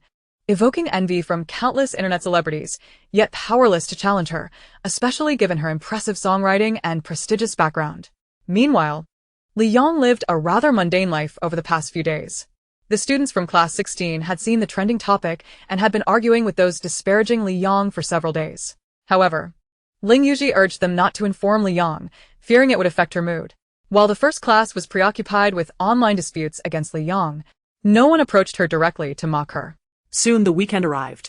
At 8 a.m., Li Yang donned an all-black ensemble and made her way to the largest cemetery in Huazhou. She had brought peonies, her grandmother's favorite flowers, and quietly approached a gravestone. Kneeling before it, gazing at the well-preserved photograph on the tombstone, a wave of emotion washed over her. The person in the picture appeared to be in her 40s. Despite her graying hair and pallid complexion, her kind demeanor shone through. This woman was Li Jianyu's mother, the only relative Li Yang acknowledged. During her childhood, Li Yang was often neglected by her parents, who were preoccupied with social engagements, and thus grew up under her grandmother's care. Her grandmother treated her with utmost kindness. Despite her frail health, often carrying the 2- or 3-year-old Li Yang around the garden for long periods. Whenever Li Yang faced reprimands for resisting the courses arranged by Yi Zihua, her grandmother would promptly defend her. Li Jianyu had never shown her any affection. His gaze was perpetually indifferent. Yi Zihua, initially doting on her, became increasingly cold as Li Yang grew older. Perceiving her as lacking resemblance to any member of the Li family, she was burdened with countless lessons in piano, violin, ballet, and more, for in Yi Zihua's eyes, she was merely a vessel for a perfect daughter to flaunt among social circles. Thus, Li Yang had never developed a close bond with them. The world she inhabited in her previous life was technologically advanced compared to this one. In her past, she was exceptionally intelligent, mastering various fields effortlessly, yet her health deteriorated, leading to her demise at 18. Awakening, she found herself reborn as the newborn Liang. From the moment she could see clearly, she realized she was not a child of the Li family, though her abilities were dormant. The most fundamental familial ties were evident. She possessed no blood relation to the Lis. Initially, she thought that being a non-biological child was inconsequential, provided the family treated her well. However, the couple's attitude disheartened her. Only her grandmother offered her the warmth of familial love she had experienced in her past life, making her the sole source of her emotional attachment. In her early years, Li Yang's abilities were limited. Despite possessing extensive medical knowledge, she could only brew soups to improve her grandmother's health, though this fleeting happiness was short-lived. Li Zhenyu was reluctant to allow Li Yang to grow too close to his mother, so he sent her to a sanatorium during school hours, stipulating that she must complete Yi Zihua's assignments and receive approval from her teachers to visit her grandmother every weekend. At merely 6 years old, Li Yang could not resist. Whenever she attempted to sneak away to the sanatorium, she was caught by Li Zhenyu's people and confined to her room multiple times. Thus, she dedicated herself to her studies, striving for good grades in hopes of earning more opportunities to visit her grandmother. At the age of 9, her grandmother passed away, and the couple chose to conceal this from her. At that time, her ability to divine was not yet refined enough to perceive the loss of someone so close. It was only after 2 months, without seeing her grandmother, that she uncovered the truth. She could not forgive them, and from that moment on, she ceased to heed their commands. No longer willing to be just another child in their network, she began to sabotage her own academic performance and grow increasingly distant from them, even establishing an underground network to enhance her future leverage. Yet, she could not leave the Li family just yet. As long as the causal ties remained unbroken, she would still be entangled with them, regardless of how far she distanced herself. Therefore, she waiting for them to retrieve Li Kuxian, so she could sever the ties once and for all. Li Yang knelt before the grave for a long time, with countless words she wished to express, yet found them meaningless.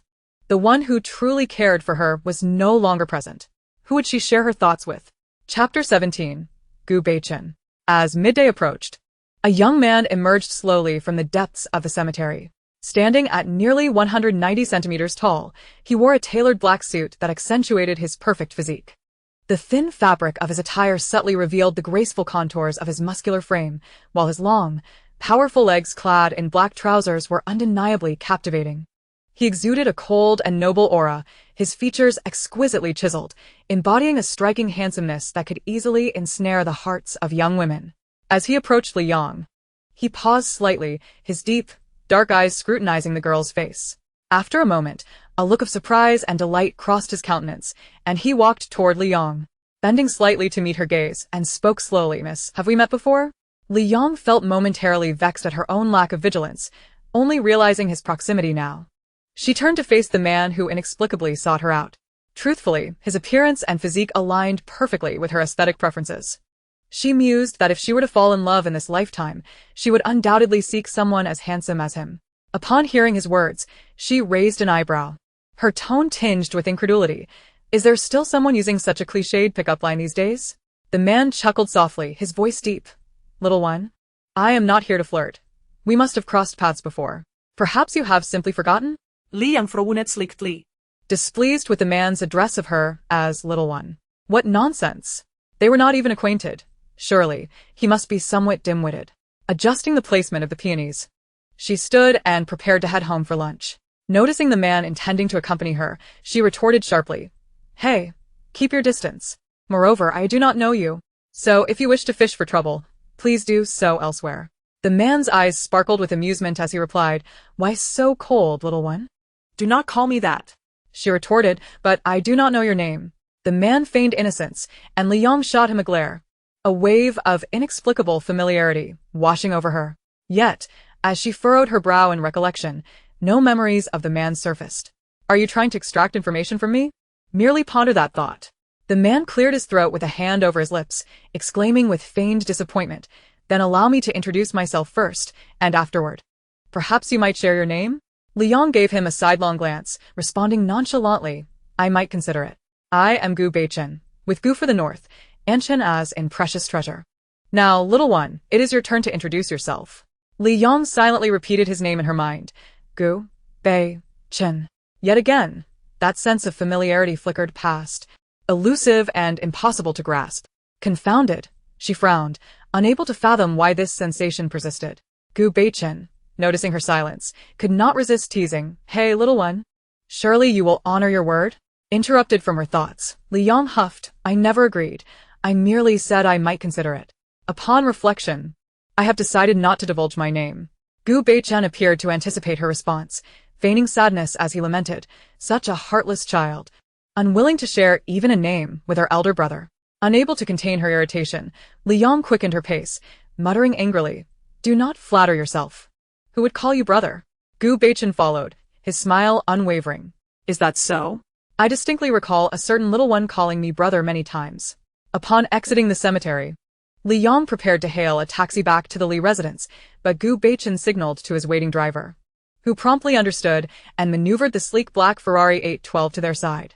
Li Yang found her path obstructed as Gu Beichen approached, opening the passenger door with a courteous bow.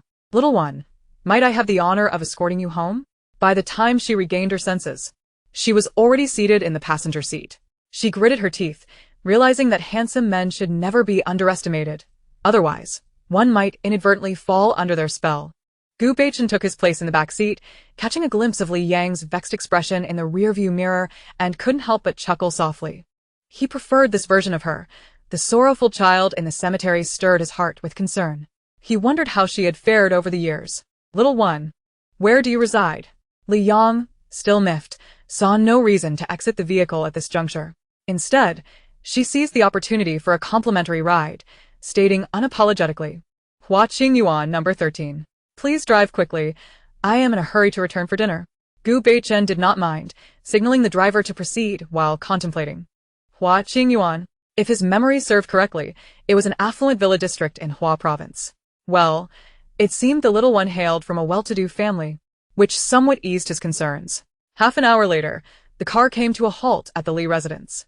Gu Beichen stepped out first to open the door for Li Yang. As she unfastened her seatbelt and refrained from retorting, she thanked him quietly before striding toward the villa. Gu Beichen watched her retreating figure, shaking his head in resignation before settling back in the passenger seat and instructing the driver to the airport. On the way, he made a phone call. Please look into which family resides at Hua Qing Yuan number 13. Yes. Also gather information on this family from the past 20 years. The more comprehensive, the better. Compile the documents and send them to me within a week. I will be staying in Hua province for the time being, so you may make decisions as you see fit unless something urgent arises. After hanging up, Gu Beichen rested his chin on his hand, lost in thought. The little one seemed genuinely unaware of him. What could have transpired during this time? Upon returning home, Li Zhenyu shot her a piercing look. Where have you been? The entire family has been waiting for you to eat. Li Yang's expression hardened. It appeared they had completely forgotten the significance of the day. Not wishing to dine with them, she headed upstairs while ordering takeout on her phone. As she entered her room, Li Zhenyu fumed. I truly cannot comprehend what has gotten into her. Yi Zihua suddenly reacted, exclaiming, Zhenyu, today is Mother's Memorial Day. As soon as the words left her lips, Li Zhenyu's face turned pale, his lips trembling in silence. Nearby, Li Kersen, sensing the mood, chimed in, Mom, is it Grandma's Memorial Day? Shall we go pay our respects together this afternoon? Yi Zihua, equally pallid, managed a strained smile in response to her daughter's words. Kersen is so thoughtful. Let's eat first. Then we can buy some paper money for your grandmother's grave. Li Yang paid no heed to the commotion downstairs, opening a chat window. I'm practicing singing today. Big boss, the new song is set to release tonight. I'm practicing singing today. I really want to see how excited everyone will be when they find out you're back. LY. Got it. LY. I just know they LL drive me mad. After closing her phone, Li Yang found herself recalling Gu Beichen once more. She felt an inkling that she might have truly forgotten something significant. If she couldn't remember, perhaps it was best to let it go. After all, when the time was right, all would be revealed. Unbeknownst to her, when faced with Gu Beichen, she came alive as if they had known each other for ages, revealing her true self only in the presence of someone she trusted. Perhaps there truly was some unseen fate at play? Chapter 18. Plagiarism Trends. At 8 p.m., A top-tier pop star posted an update, causing Weibo to crash almost instantly. Su Qingyan v. The new song Phoenix Rising is now available on all major platforms. I invite everyone to listen. Link. Su Qingyun, at 28 years of age, had become a perennial favorite in the music industry. With a voice gifted by the heavens, striking features, and exceptional vocal abilities, he had captivated audiences since his debut. 5 years ago, his collaboration with the ingenious musician L had catapulted his popularity, amassing over 1.2 billion fans. It had been 6 months since his last post, and fans had been eagerly refreshing his page, hoping for a glimpse of their idol. As soon as he published the Weibo post, devoted fans flooded in, overwhelming the platform. The backend programmers at Weibo, working frantically to fix the issues, finally restored normalcy after half an hour. Did Brother Yun log in today? Oh, look what I just saw. Did you finally remember your Weibo password? Brother Yun's little cotton-padded jacket. Yes. A new song. Sisters, let us get moving. Let us boost those numbers. Soaring high. Sisters, hurry to listen to the song. This track is incredible. My playlist has been saved. Silky Milk. Listening to the song now, I feel like I've ascended. Brother Yun is amazing. The trending topics quickly surged, overshadowing Lee Kerson's previous top spot. Su Qingyan Yunshin's new song Phoenix Rising is out. Su Qingyan finally remembered his Weibo password at first. Lee Kerson's fans were puzzled as to who had eclipsed their beloved Xion's trending topic. However, upon discovering Su Qingyan, excitement surged among them. It could be said that among every 10 individuals who enjoyed music, at least 7 were familiar with Su Qingyan. Even those who did not follow him would still praise his singing, adding his songs to their playlists. As more listeners tuned in, the comment section began to shift. Father loving sin sin, e halusitan. Why does this song sound so similar to Abyss? Is there something wrong with my ears? Unyielding, you are not alone. I feel the same. Dofuan sweet. While there are minor differences, the overall similarity is too striking. It feels like Abyss was merely altered. Lee Kerson's bright future. Let us be real. Is this song by Yunshin a plagiarism of Abyss? The mention of the word plagiarism stirred a hornet's nest, with fans of Abyss rushing to Su Qingyan's Weibo to confront him. Liang, could you please explain whether this song has plagiarized our Abyss? Juajweizi, it's absurd. Is this really the state of the music industry as top tier? Plagiarists should just roll away. Protect our Xionz. Do you dare to admit the plagiarism? Such brazen copying assumes our fans are tone deaf. Doesn't it? Chinese music library. With one fanbase boasting 1.2 billion and the plagiarist as only 15 million, it makes me suspect your intentions. Doesn't it? Bullying those with fewer fans. Is that your game? Upon realizing the situation, fans of Su Qingyan swiftly began to control the narrative. Yunshan Yyds. Brother Yun would never plagiarize. Before the matter is resolved, I hope certain fans refrain from using foul language. Love Yunyun. Who has to say who plagiarized whom? There is no rule stating that the first to release must be the original creator. Perhaps your main artist has privately plagiarized Rebirth's draft? Flower World. To speak frankly, in terms of both completeness and presentation, Rebirth undoubtedly eclipses Abyss, alright? I hope everyone comments rationally. Fans of Abyss were incensed and began to argue vigorously. Su Qingyan plagiarist. I'm dying of laughter. Does Su Qingyan really have this many brainless fans? If you claim there was no plagiarism, present your evidence. On a certain day, what does the completeness of the song prove? It indicates that your Rebirth merely plagiarized Abyss and refined it? Hold tight, Xionz. This truly opens my eyes. Is it the victim's fault now? The first to publish has become the suspect. Soon, new hashtags began trending. Su Qingyan plagiarism, Rebirth plagiarizes Abyss, Su Qingyan oppressing newcomers. When Su Qingyan's team saw the trending topics, they were bewildered and hurriedly contacted him. Teacher Su, have you seen the trending topics on Weibo? Su Qingyan's tone grew solemn. Yes. The similarity between the two songs is indeed striking, but Rebirth is definitely not plagiarized. The manager chuckled bitterly. Teacher Su, the most important thing now is to find evidence. Otherwise, our claim of innocence will surely be met with disbelief, given that Abyss was indeed released prior. Su Qingyan rubbed his temples and reassured them. I will first inquire with the original author to see if she has any evidence. Let us not worry about Weibo as trending topics for now. Also, call my fan group. Just say we will clarify soon and advise them not to engage in disputes in the comments. After arranging matters with his team, Su Qingyan reached out to Li Yang. Practicing songs today. Are you there, big shot? Ly. What is the matter? Practicing songs today. Do you have a Weibo account? Practicing songs today. If not, please download one. Li Yang furrowed her brow in confusion, opening a long-downloaded but never registered Weibo account, registering as prompted with a random username and avatar, then asked, "Ly, it's set up. What's up?" Practicing songs today. Quickly check the trending topics. Someone is claiming Rebirth is plagiarized. Li Yang opened the trending topics and frowned after reading. Abyss indeed bore a striking resemblance to Rebirth, but she had only shared the draft with Su Qingyun. Where could Abyss have come from? Deep in thought, she suddenly noticed the Pishio ornament on her desk. She reviewed the timeline of Abyss's release and her movements during that period, opened her computer, and accessed a file containing surveillance footage. She considered that if the draft was lost at home, it could only have been taken by Li Kersen, who could only enter her room when she was not present or distracted. After rapidly reviewing several recordings, she finally found the moment Li Kersen had stolen her draft. Suppressing her anger, she first messaged Su Qingyun. Practicing songs today. Have you seen it, Big Shot?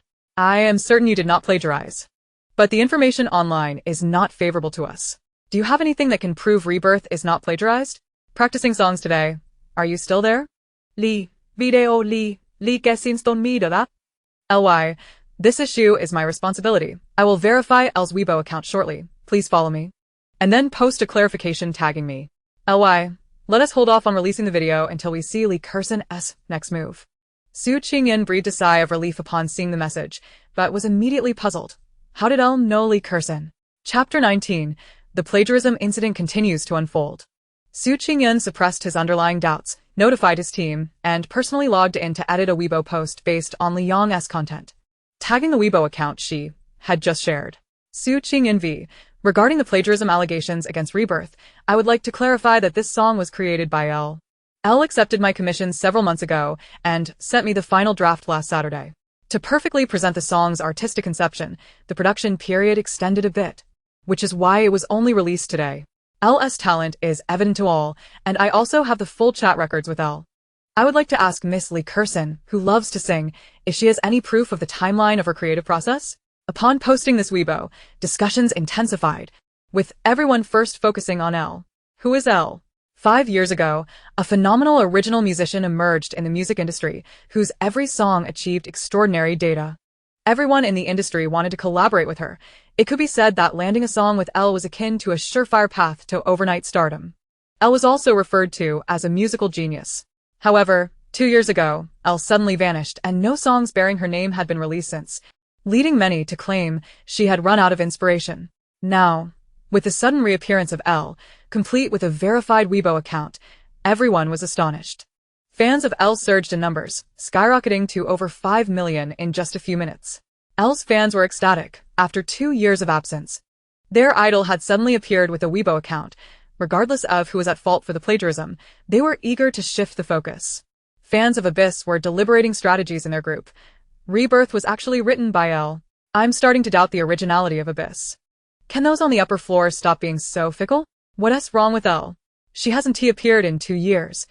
Who knows if Su Qingyun is just trying to scare us? Exactly. I see Su Qingyun is deliberately bringing L up to suppress the plagiarism incident with L's fans. What a shock. I never expected L to be this kind of person. May the plagiarist meet a grim fate. Quick. Let S control the narrative and prevent the trending topics from fading.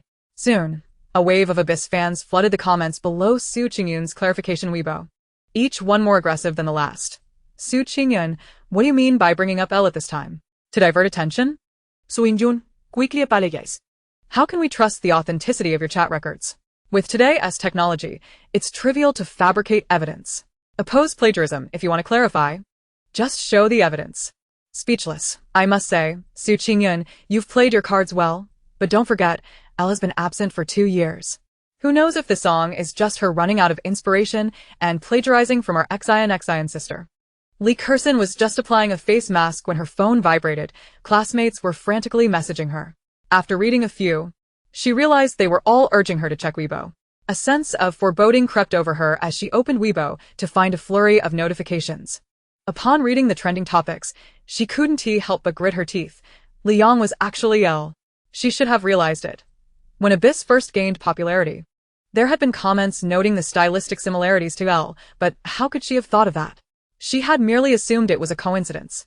As she observed the rapid increase in followers on Elle's account, she couldn't help but feel a twinge of jealousy, knowing it wouldn't be long before Elle surpassed her. Nevertheless, she remained unfazed. Even if Li Yang was Elle, so what? She had meticulously prepared for this moment and was determined to cast the label of plagiarism upon her. She reached out to the marketing team of Li Yue Company, assigned to her by Yi Zihua, instructing them to proceed as planned. Amidst the uproar in the comment section, fans suddenly noticed a trending topic steadily rising: Liang Elle. Curiosity piqued, they clicked to investigate, only to find a post from a marketing account pinned at the top, complete with orchestrated comments from hired commenters. Entertainment Insider. According to whispers, the true identity of Elle is none other than Li Yang, the so-called fake daughter of the Li family. It sends shivers down the spine. Insiders have previously claimed that Li Yang bullied Li Kershen. Could it be that she truly stole Li Kershen's manuscript? After all, this Li Yang has always lived in the Li household and hasn't moved out. My heart aches for Li Kershen. While Su Qingyun and Elle's fans maintained a level of rationality, the fans of the Abyss erupted in fury. Upon seeing the orchestrated comments from hired commenters, they too joined the fray. Indifferent observer. This truly opens my eyes. Occupying another's nest and stealing their work. What is Kershen's team doing? They need to hurry and report Li Yang. Kershen's fan. Supporting Kershen is like a sprint of 100 meters. I even doubt the originality of Elle's past works. Didn't she often score 0? How can someone with such knowledge produce so many hits? Roasted chestnut. So, turns out she's a fake daughter. Did you think about being discovered by netizens while stealing Kershen's manuscript? Caramel Wintermelon. No wonder you're a fake daughter. Poor academic performance is one thing, but being a thief is another. People like you deserve to be outside the wealthy circle. Li Kershen, with a venomous expression, crafted and released a tweet, grateful to the Abyss and my fans for standing up for me. I hadn't anticipated that my sister would also have the song, which I had been preparing for quite some time. However, I've only been drafting it on paper, so I lack the proof that Su Qingyun and the God of Clouds desire. Yet, I can share the manuscript with everyone. I had no idea my sister was Elle. And neither did our parents. I wish to avoid escalating this matter. All I ask is for Elle to apologize and take down Rebirth. After all, we are still family. Heart image. Upon clicking the image, several pages of drafts appeared, all written prior to Li Kershen's song release. The handwriting was distinctly different from Li Yang's. And in the event of unforeseen circumstances requiring the manuscripts to be revealed, wouldn't that implicate her?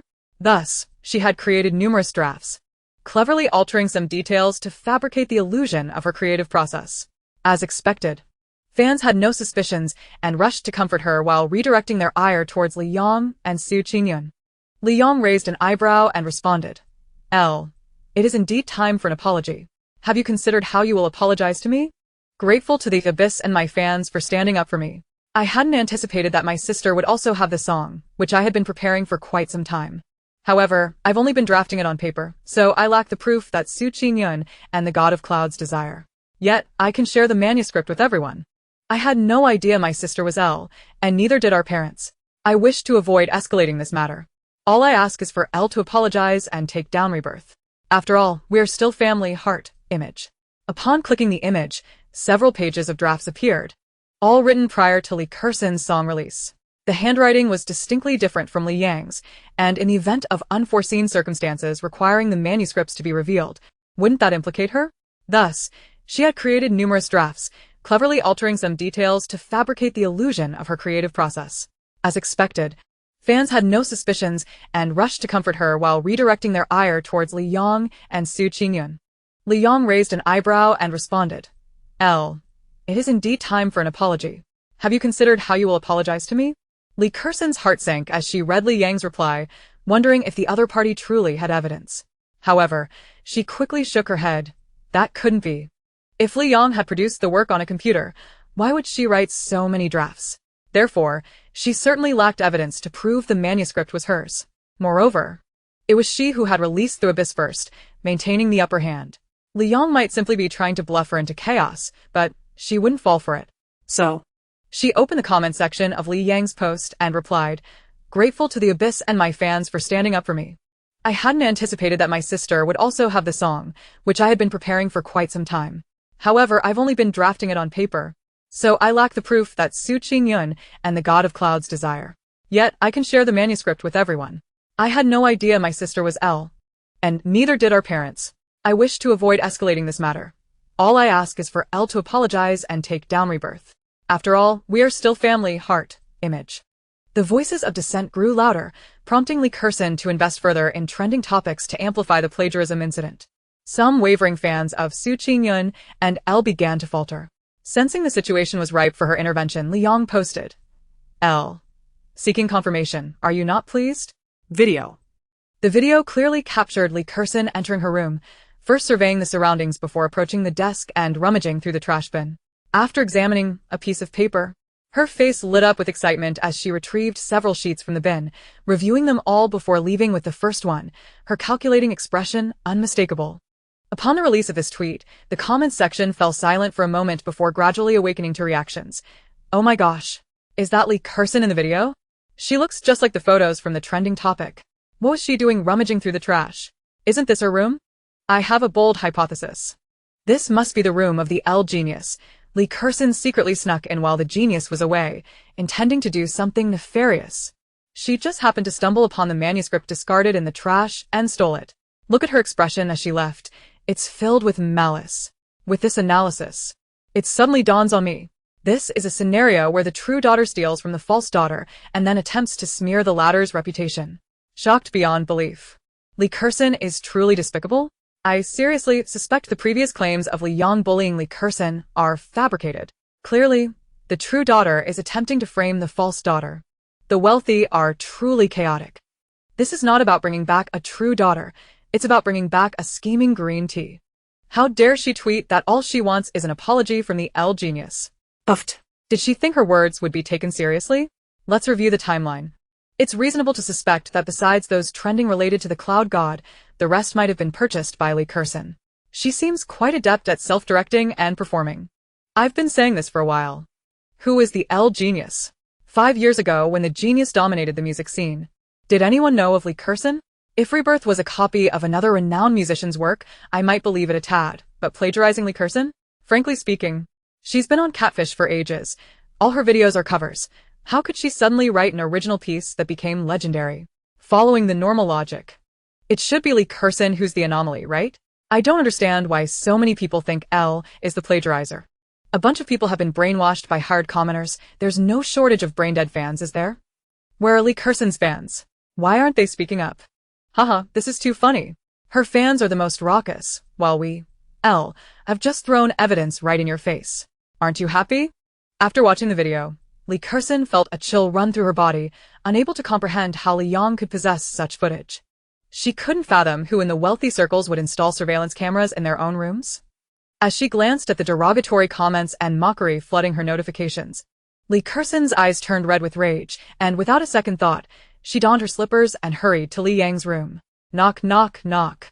Li Yang, open the door. Li Yang opened the door, and Lee Curson nearly stumbled as she lost her balance. Steadying herself, she glared at Li Yang, her voice trembling with anger. Li Yang, delete the tweet. Do it now. Li Yang, leaning against the door with her arms crossed, looked down at her with a challenging gaze. Why should I delete it? Is it not your fans who seek evidence? Lee Curson, seething with rage, contemplated shoving her way past Li Yang to snatch her phone and delete the tweet. But she recalled the way Li Yang had dealt with Ning Yumming and hesitated to act. Suppressing her animosity, she said, if you delete the video, I will take down the abyss, and we can let this matter rest. How does that sound? Li Yang found the situation rather amusing. One must not be hypocritical in life. You are allowed to place the blame on me, yet I am forbidden from retaliating? Ha, you. Lee Curson, nearly in tears, was about to say something when their parents, Lee father and Lee mother, arrived, drawn by the commotion. What are you two doing here? Lee Zhenyu, with an air of authority, cast a stern glance at Li Yang, but softened his expression as he turned to Lee Curson. Yi Zihua reached out, taking Lee Curson's hand and drawing her close. Have you been bullying Curson again? Why couldn't you have discussed this matter privately in your room? It's cold outside, and she is standing here in her pajamas. Li Yang scoffed. Why don't you inquire what she did? The couple instinctively turned their gaze to Lee Curson, who had managed to compose her expression. She removed her facial mask, crumpling it in her hand, hastily wiping her face with her sleeve, her eyes red as she looked at them. Dad, Mom, it's my fault. I went to my sister's room that day intending to chat, but she was in the shower, so I didn't disturb her. I noticed a piece of sheet music she had discarded in the trash, thinking it was something she no longer wanted, so I took it. I was so enamored with the song that I asked Mom to help me hire a recording team to produce it.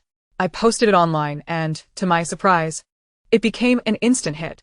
Today, a singer released a song that was based on the same sheet music my sister had given him, and now everyone is accusing her of plagiarism. Then my sister posted a segment of surveillance footage online showing me entering her room that day. Now, The internet is filled with insults directed at me, saying I don't deserve to be your daughter. Woo, Mom, I truly didn't mean it. I wanted my sister to delete the video and take down the song, but she refuses. As Lee Curson recounted her tale, she began to weep, deliberately omitting her own actions in a manner that tugged at the hearts of her parents, swaying their sympathies. Liz glaret at Liam, display asset. Your sister didn't do this on purpose. She had no idea it would take off. Why can't you be accommodating and talk it over with her first? And what else with the surveillance in your room? Do you think someone would steal from you in the villa? Your malicious intent in posting that video online will only tarnish Curson's reputation. Delete it immediately. As for the song, just give it to your sister. Have that singer take it down. Chapter 21. The looming severance of cause and effect. Yi Zihua comforted Lee Curson, patting her back while echoing Li Jianyu's sentiments. Yang, it's just a song. If your sister likes it, let her have it. Don't outsiders matter less than your sister? Li Yang was not surprised by their words. She glanced at the thread of cause and effect, noticing it had dimmed significantly. It seemed that the opportunity to sever these ties was drawing near. With this thought, her mood lightened. Su Qingyan paid 5 million for this song to be bought from me. Should I just gift it to Curson? Perhaps you should consult the buyer first. Yi Zihua gasped, unfamiliar with the intricacies of the entertainment industry. Yang, you must be joking. How could a song possibly sell for 5 million? If you don't wish to give it to your sister for free, I could transfer you the money. Liang remainet non jomitao. The song has been sold. The rights are no longer mine. Approaching me is futile. Besides, I don't need this money. You should save it for Lee Curson. Lee Curson, feeling wronged, clutched her clothes and choked out, Sister, I don't want the song, but could you please delete the video? Everyone is insulting me. Do you hate me? Yi Zihua couldn't help but interject. Yang, can't you show a little leniency towards your sister? Deleting a video would not affect you. Do you really find joy in seeing her insulted? Liang smirked. Indeed, it brings me joy to witness her being scorned. Yi Zihua was momentarily at a loss for words, while Li Jianyu admonished. Look at you. It was fine when Curson was obedient, and I didn't hold your past insults against her, but now you say such things? If you don't want to stay in the Li family, then leave. And delete that video immediately. Let this matter end here. Liang scoffed. Perhaps I might consider deleting the video if Curson apologizes. Apologize to you? She said it wasn't intentional, and she no longer wants the song. Why do you insist on holding on to this? How did we raise such an ungracious daughter? Hearing Li Jianyu's thunderous outburst, Li Yang coldly snorted, her sharp gaze directed at Lee Curson. You needn't act in front of me. I am in a good mood today. Go apologize on Weibo, and we will consider this matter settled. Otherwise, do not blame me for being unsympathetic. Lee Curson's eyes flickered, calculating. She grasped the sleeve of Li Jianyu, looking up at Li Yang with tear-streaked cheeks, prompting Yi Zihua's heart to ache. Sister, I am willing to apologize on Weibo. I was in the wrong for taking your discarded things and for recording the song and posting it without your permission, leading to misunderstandings about plagiarism. I will clarify this now, hoping you will keep your word and delete the video, and that you do not hate me. I truly wish to have a good relationship with you. Li Jianyu, Fuming, glared at Liang. Look how understanding your sister is. You are not permitted to bully her any longer. This matter ends here, and you shall not use the video against her again, understood? Liang shrugged. Knowing she would soon be free from the Li family. Had it not been for Lee Curson's initial attempt to tarnish her reputation, she wouldn't have bothered.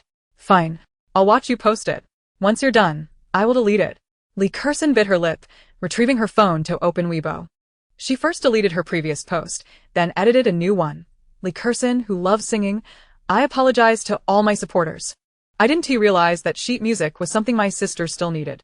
I have privately apologized to her, and I truly appreciate everyone's love for Abyss. Although I currently lack the ability, I will strive to improve and create excellent songs for everyone. I am sincerely sorry for disappointing my fans. Not seeking forgiveness, but hoping for another chance. My sister has already forgiven me. However, I still wish to clarify this, hoping my fans will refrain from attacking her. This matter is my fault, and I am willing to bear all consequences. Lastly, I apologize to the fans of Abyss. I will take this song down. And everyone should listen to my sister's rebirth. I am truly sorry. Bow, tears. Sister, I've posted it. Please take a look. Li Kursin said, her demeanor submissive. Li Yong picked up her phone, glancing at the White Lotus apology on Weibo, weary of further entanglements. She deleted her own account's post and stated, all right. Don't provoke me again in the future. Next time, I may not be so accommodating. With that, she shut her door. Li Zhenyufa. Gently patting Li Kursin's head, softening his tone. Kursin, if you ever want something, just come to Dad directly. I'll help you get it. So you don't have to suffer any more grievances. Li Kursin smiled through her tears, obediently replying, I understand. Thank you, Dad. I was just very upset when everyone said I didn't deserve to be your daughter, fearing you might dislike me because of this. Yi Zihua smiled, stroking her head. Silly child, you are our own daughter. How could we dislike you? You spent so many years in the orphanage, and we wish to make it up to you. Just avoid your sister from now on. Let us not bear her brunt. Your mother is right. Keep your distance from Li Yong. Li Zhenyu frowned, a glint of determination in his eyes. Next month, there will be a significant banquet hosted by the elite ladies of Kyoto. Kursin, spend more time shopping with your mother to prepare. I will take you both with me. Turning back to Yi Zihua, he said, prepare a formal gown for Li Yong as well. She must attend next month. Yi Zihua, puzzled, inquired, are we taking Yang with us? Wouldn't it be rather inappropriate to bring an adopted daughter to such an event? Li Zhenyu shook his head and replied, it is not my wish to bring her. It is imperative that she comes, and you will understand why in due course. He then added, all right, Kursin, you should return to rest. You have classes tomorrow. Don't you? Li Kursin lowered her gaze, murmured a good night, and retreated to her room. Contemplating the banquet Li Zhenyu had just mentioned, she could not help but ponder the necessity of bringing Li Yong along. She was certain it would not bode well. She had noted Li Zhenyu's clear disdain for Li Yong in recent times. What could possibly be the reason? She had already begun to anticipate Li Yong's embarrassment. Li Yong messaged Su Qingyun, informing her that there was no need for further concern, and then immersed herself in gaming, oblivious to the polarized opinions swirling online about Li Kursin. What a green tea, White Lotus statement. I laughed. So innocent sounding. Yet why did you previously tag L to apologize? Isn't it obvious you're trying to shift blame? Poor dear. Perhaps she's being coerced by the Li family? After all, she's not their biological daughter. They must surely favor Li Kursin. Sending hugs to the dear. Hugs to Kursin, it's alright, we all understand you. Perhaps Li Yong is deliberately pretending to be in the trash to confuse others. Waiting for Kursin's song to drop before pulling the stunt. How scheming. I'm unfollowing L starting today. It's just a song. Can't it be dedicated to our Kursin? Why provoke so many to insult her? Malicious intent. Even if you gain fame, what does it matter? You're still just a fake daughter. Don't tell me you orchestrated this out of jealousy for Kursin's status? What sane person installs surveillance in their own bedroom? Clearly premeditated. Indeed, every pot has its lid. May Li Kursin and her deluded fans be locked away. Let us hope they don't escape to wreak havoc on other influencers. Laughing to death. Conspiracy theories again? You really are double standards. Why didn't you call out Li Kursin's scheming when she accused L? Yikes. Fortunately, our L cleverly installed surveillance. Otherwise, how could we capture the true face of your family's disgrace? Li Kursin, nearly grinding her teeth at the comments, angrily pounded her bed and, observing her dwindling follower count, could only console herself that at least some still supported her. Backed by the Li family, she refused to believe there would be no opportunity for redemption, and with time, the netizens would surely forget this incident. By then, she would have other means to regain her popularity. Chapter 22. No one can reject a sweet girl. Upon arriving in class 16, Li Yong was immediately surrounded, the students gazing at her with excitement. Li Shun, you are actually L. Oh my, Li Shun. Last night's plot twist was so satisfying. Li Shen. I'm a fan of L. Could I get your autograph? Overwhelmed by the cacophony, Li Yong rubbed her temples and coldly commanded, silence. The crowd fell silent in an instant. Ling Yuji stepped forward, parting the throng, rolling his eyes. Are you all so idle? Ask your questions one at a time. He then gestured for Li Yong to return to her seat. Li Yong shot him an appreciative glance and sauntered back, hands in pockets. Just as the students prepared to swarm her again, a cheerful voice rang out from the doorway. Class 16 kiddos, did you miss me? The girl stood at 168 centimeters, with wispy bangs and naturally curly hair tied into 2 braids. Her large, double-lidded eyes sparkled with liveliness. Her petite nose and slightly pouting lips revealed a small canine tooth when she smiled, a quintessentially sweet visage. Li Yang turned at the sound, her heart struck by the girl's beauty.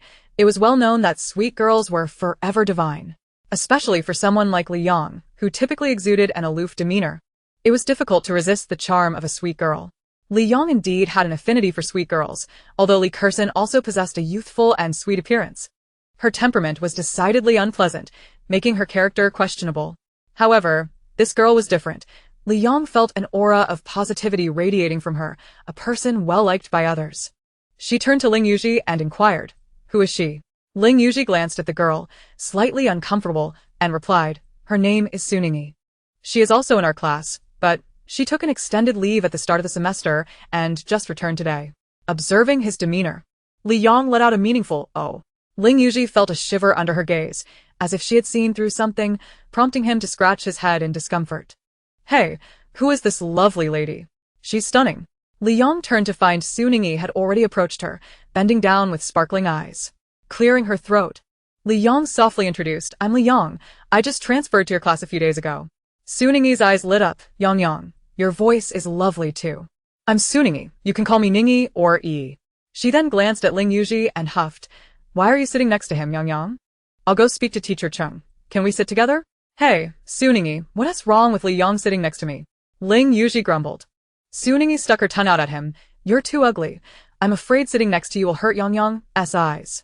Lang zu thi, verlutster, Vito, Sunin thi. "Enough already. You're the ugly one." Ha!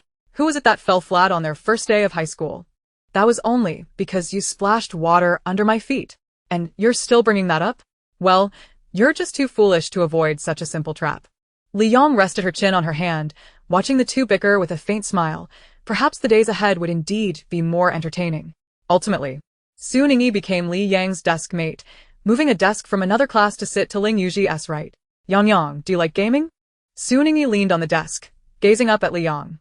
"I play occasionally," Li Yang replied, twirling her pen. Suningi's eyes brightened. Yang, what games do you play?" "Do you play Honor of Kings?" Li Yang shot her a glance. "I do." Suningi excitedly pulled out her phone, multitasking between operations and conversation. "Which server are you on? Should we add each other as friends?" Li Yang smiled slightly. "I have an account on both servers. Just send me your contact details." After sharing QR codes, Suningi cheered, "Yay. Are you going to game tonight? Shall we team up?" Li Yang raised an eyebrow. "I'm fine with that. Just message me if you want to play." Sunin thi not that enthusiastic. Okay. "I'll send you the link later." "Hee, but I'm really bad. I only know how to play mid lane. You won't mind, will you?" She looked at Li Yang with puppy eyes. Li Yang couldn't help but pinch her cheek. "It's no problem. I'll make sure you win." Suningi let Li Yang pinch her face, hugging her arm joyfully. "That's a promise. If you find me annoying, I want to talk to you tomorrow." "Humph." Li Yang yawned lazily. "Just be comfortable." Soon, evening study sessions ended, and after finishing her shower, Li Yang received a WeChat call from Suningi. Upon answering, she was greeted by Suningi's vibrant voice. Yang, are you busy?" "Just finished showering. Want a game?" Yes. "By the way, Yang, I forgot to ask what rank you are. I'm only diamond. Can we team up?" Hearing the concern in Suningi's voice, Li Yang smiled and reassured her. "Don't worry, I have an account. Just send me the link for whichever server." Yay. "I'm going to create a room now." Shortly after hanging up, Li Yang received a team invitation on WeChat and logged into a Starry account to enter the room. Chapter 23. The Queen of Wilds, Li Yang.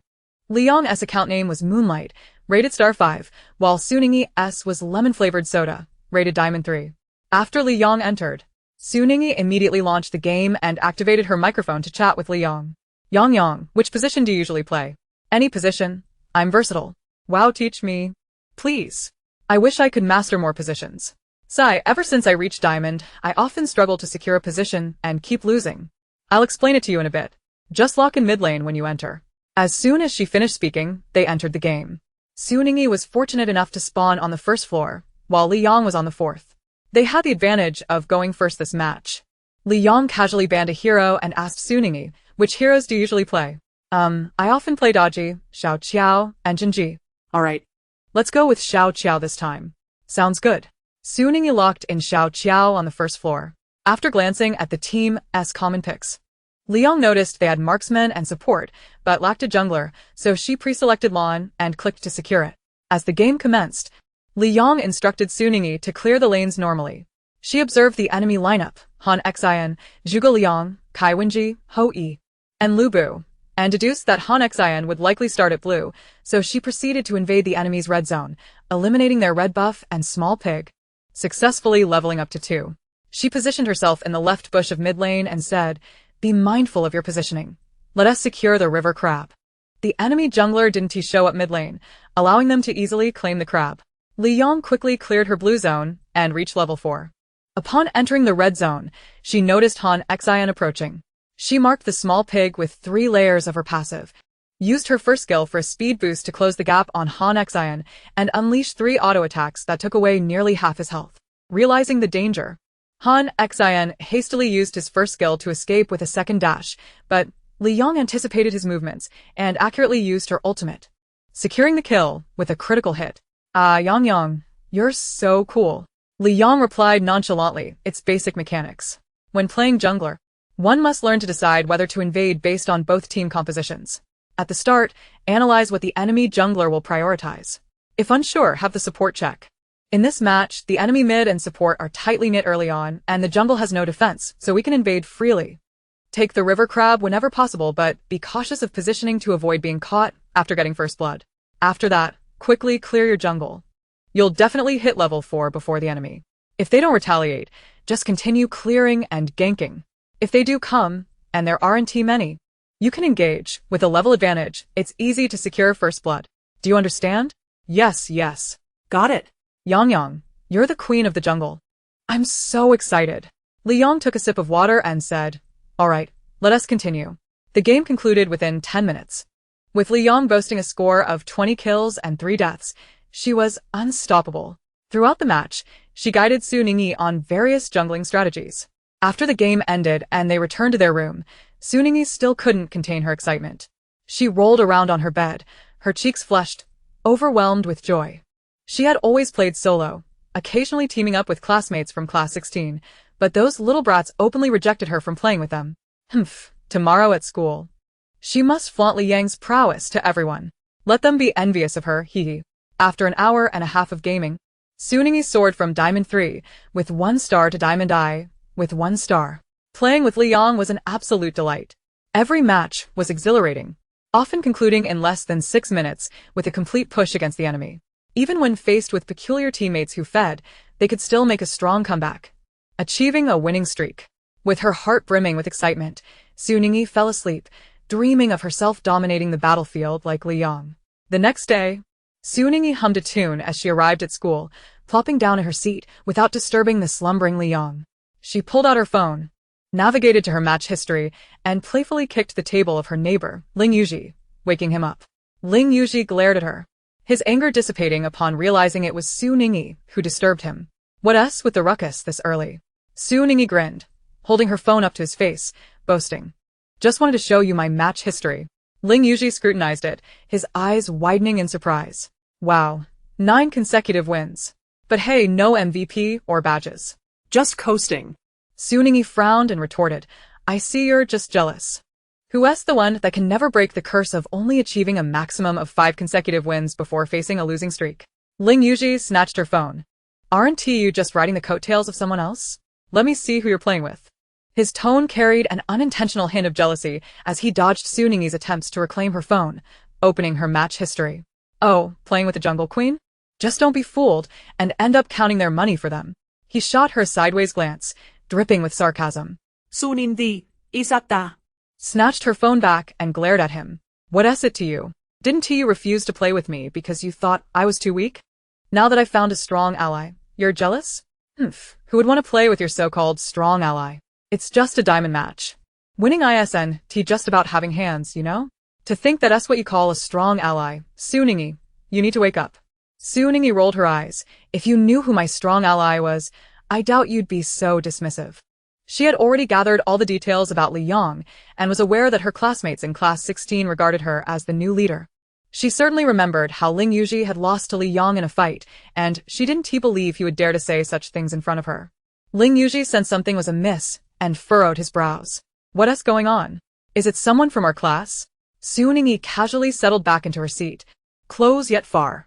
Ling Yuji looked puzzled until he caught sight of the still sleeping Li Yang, exclaiming in disbelief, Li Yang? Su Ningyi grinned, yes. Would you dare to repeat those words in front of Yang Yang? Ling Yuji's expression darkened. Who would want to provoke Li Yang? I'm not looking to get beaten up. He huffed and returned to his desk, impatiently stating, I'm going back to sleep. If you wake me up again. Don't even think about touching my car. Su Ningyi pouted, sparing Ling Yuji for the moment. She then turned to send a screenshot of her match history to the class group chat, showcasing her achievements to the others. Chapter 24. Dominating Class 1. Soon, the entire Class 16 was buzzing with news of Li Yang being the jungle queen, and several gaming enthusiasts among the boys began to whisper conspiratorially. Yifan. Do you think Li Shun would be willing to help us? She should be, right? Li Shun doesn't seem like the type to be difficult. So, who's going to ask her? Lin Sheng, it was your idea. You go.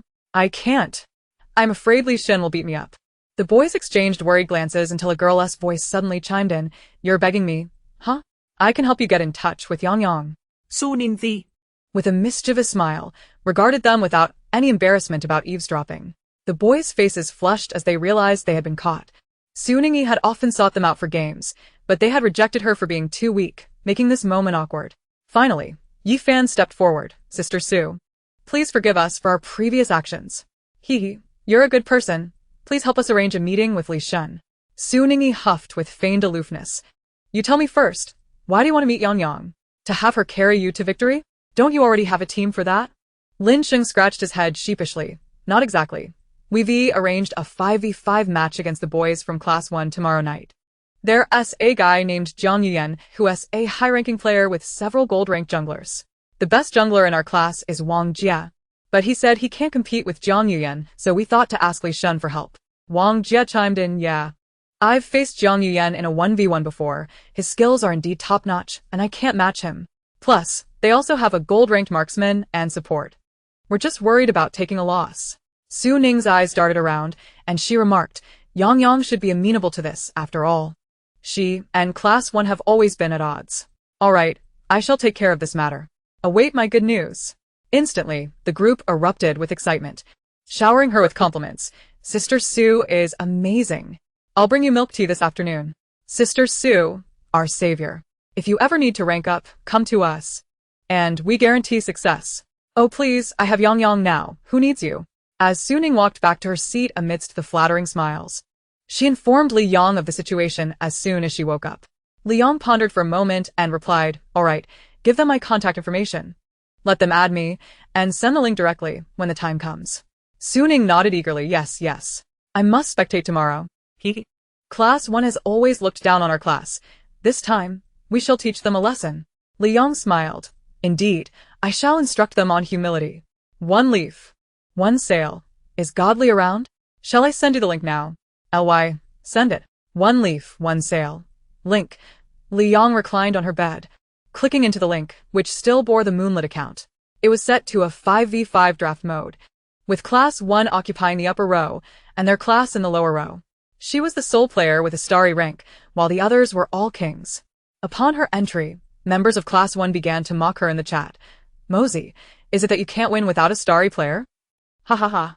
Are you planning to console yourselves with a starry rank if you lose? Why not just concede now to avoid embarrassment later? Ha ha ha. Moonlit. Enough noise. Moonlit. Let's start. The room was initiated by Yi Fan, who, without waiting for any further taunts from the opponents, launched the game. Among the spectators were Su Ning, Ling Yuji, and Wang Jia, along with Wu Yuran and Ning Yeming from Class 1. Li Yang, situated on the 5th floor, activated her microphone, inquiring about her teammates' status, and directed them to ban the 3 heroes commonly utilized by the opposition. Ultimately, the team compositions were as follows. Class 1 Mid Mosey, Support Nyo Mo, Marksman Shoyue, Top Charlotte, Jungle Zhao Yun. Class 16, Mid Huo Wu, Support Lian Pa, Marksman Yu Ji, Top Yao, Jungle Diao Chan. As the game commenced, the opposing team wasted no time in typing. Mosey, have you been watching too much Douyin? Diao Chan in the jungle? Don't cry when you lose. Zhao Yun, I'm taking over your jungle. Wow, how audacious of them. Li Yang Rea Suret. I will stick close to you, ensuring the enemy doesn't steal a single minion. Yi Fan, playing as the support Lian Pa, couldn't help but respond upon seeing the chat. No need, just assist Lin Chung with the lane. I'll counter jungle. Li Yang remained composed, knowing that the enemy's mid, jungle, and support would likely invade her jungle early on. Thus, she opted for a direct exchange instead. She purchased a small jungle knife, leveled up her second skill, and ventured into the enemy's blue area. The enemy's 3 players were visible in the mid lane, heading toward her blue zone. Lin Chung, stay back and throw your fans to disrupt them, but don't get too close. Be wary of crowd control. Yi Fan, head to the marksman. Once I finish my jungle, I will come help you catch them. Diao Chan as a jungler was not slow, especially after reaching level 2, where her passive could obliterate jungle monsters. Li Yang efficiently cleared the enemy's blue zone, returning to her red zone just as the enemy arrived at her blue zone, having discovered the theft and hastily sought her in the red zone. The mid lane and bot lane were also coming to assist. Li Yang calmly directed her team, trapping the enemy at the dragon pit. After finishing her red buff, she reached level 4 without upgrading her jungle knife, opting instead for cooldown boots. Who could withstand a level 4 Diao Chan with blue buff? Li Yang executed her second skill, closing in on the enemy, activated her ultimate, and with a few agile moves, eliminated 3 opponents, securing a triple kill. Just in time for the tyrant to respawn, she effortlessly took it down and then shifted her focus to ambushing in mid lane. Yi Fan lure them in. Mosey has no flash. Understood, godly. Yi Fan maneuvered her Wu to engage the minion wave. The enemy Mosey fell for the bait, moving in to strike. And Li Yang seized the opportunity to unleash her skills, swiftly eliminating him. Diao Chan soared to victory. Unquestionably, Class 16 triumphed in this game with ease, having never lost Li Yang, who had instead outplayed the opposition multiple times. Once the game concluded, and they returned to the room, the members of Class 16 proudly typed, "How do you like that? Do you still look down on a starry rank? Watch our master teach you how to behave." Class 1. Remember to fulfill your wager tomorrow by bringing us all a cup of nice shui and apologizing. Still feeling cocky? We've utterly outplayed you. Furious. The members of Class 1 were indignant, but they had indeed lost. Jiang Yuyan gritted his teeth and typed, "Let's go for another round. We underestimated them just now." Jiang Yuyan, you're trying to back out, are you? We agreed to only one game. I never back out. If we win, I'll treat everyone to 2 cups of nai shui tomorrow. Fine. You said it. Whoever backs out is a dog. Enough chatter. Let's start. The members of Class 16 consulted Li Yang for her approval, and upon receiving it, they initiated another match. This time, the opposition selected Gongsun Li, De Qiao, Mosey, Xian Su, and Lao Fuzi, while they opted for Marco, Lu Shan, Nua, Diao Chan, and Lu Bu. The game commenced normally, with neither side invading the jungle, peacefully developing until level 4. Chapter 25. Li Yang is the god of departure. After reaching level 4, Li Yang initiated a dragon. Afterward, she shifted to the off lane, intending to ambush Lao Fuzi. Lao Fuzi was unprepared for Li Yang's approach, as typically, the jungle would first target the farming lane, with the off lane usually remaining solitary, occasionally providing support. Hence, he was at ease while clearing the lane when suddenly, Li Yang leaped from the brush and unleashed her ultimate. Lao Fuzi, equipped with weakness, was startled at the sight of Diao Chan. Just as he intended to ensnare her with his ultimate, he was outmaneuvered by Li Yang and missed. He hurriedly retreated toward the tower, believing that Diao Chan couldn't catch him, as her slowdown effect had diminished significantly, as long as he didn't look back. He had a chance to escape. To his surprise, Lu Bu jumped in and sealed off his escape route, and he was slain just steps from the tower. He cursed under his breath and typed in frustration, "Lao Fuzi, playing offlane and calling for help? Pathetic." Lu Bu. This shows our jungler knows how to play. Look at your jungler, who couldn't catch anyone. Jiang Yuyan indeed failed to catch anyone, as Li Yang had warned the bot lane to stay under the tower. And upon spotting the enemy, De Qiao approaching, the marksman and support retreated to the second tower. De Qiao's interference couldn't secure anyone. Instead, Jiang Yuyan nearly faced a counterkill. Watching Li Yang lead in economy, Jiang Yuyan clicked his tongue and suggested to his teammates, "Let's set an ambush in mid lane. She has no purify. And if we can control her, she's as good as dead." He, along with Mosey and De Qiao, hid in the left brush, waiting for Diao Chan to finish her blue buff. Li Yang, noticing on the map that no enemies were present, speculated they must be lying in wait for her. However, she was unperturbed. She informed Nua to hold onto her first skill and proceeded toward the left brush. Jiang Yuyan, seeing her approach, commanded Xianzi to throw out his hook, and Mosey landed a precise shot. But just as he launched the hook, Nua pushed him aside with her first skill, causing the hook to miss. Did Xiao hastily followed up with a silence, but Li Yang swiftly dodged with her second skill, activated her ultimate, and expertly evaded Mosey's ultimate, distancing herself from its range. Nua followed up with her second skill to disrupt the enemy's positioning, prompting the three opponents to hurriedly cluster within Did Xiao's circle, preparing to teleport back.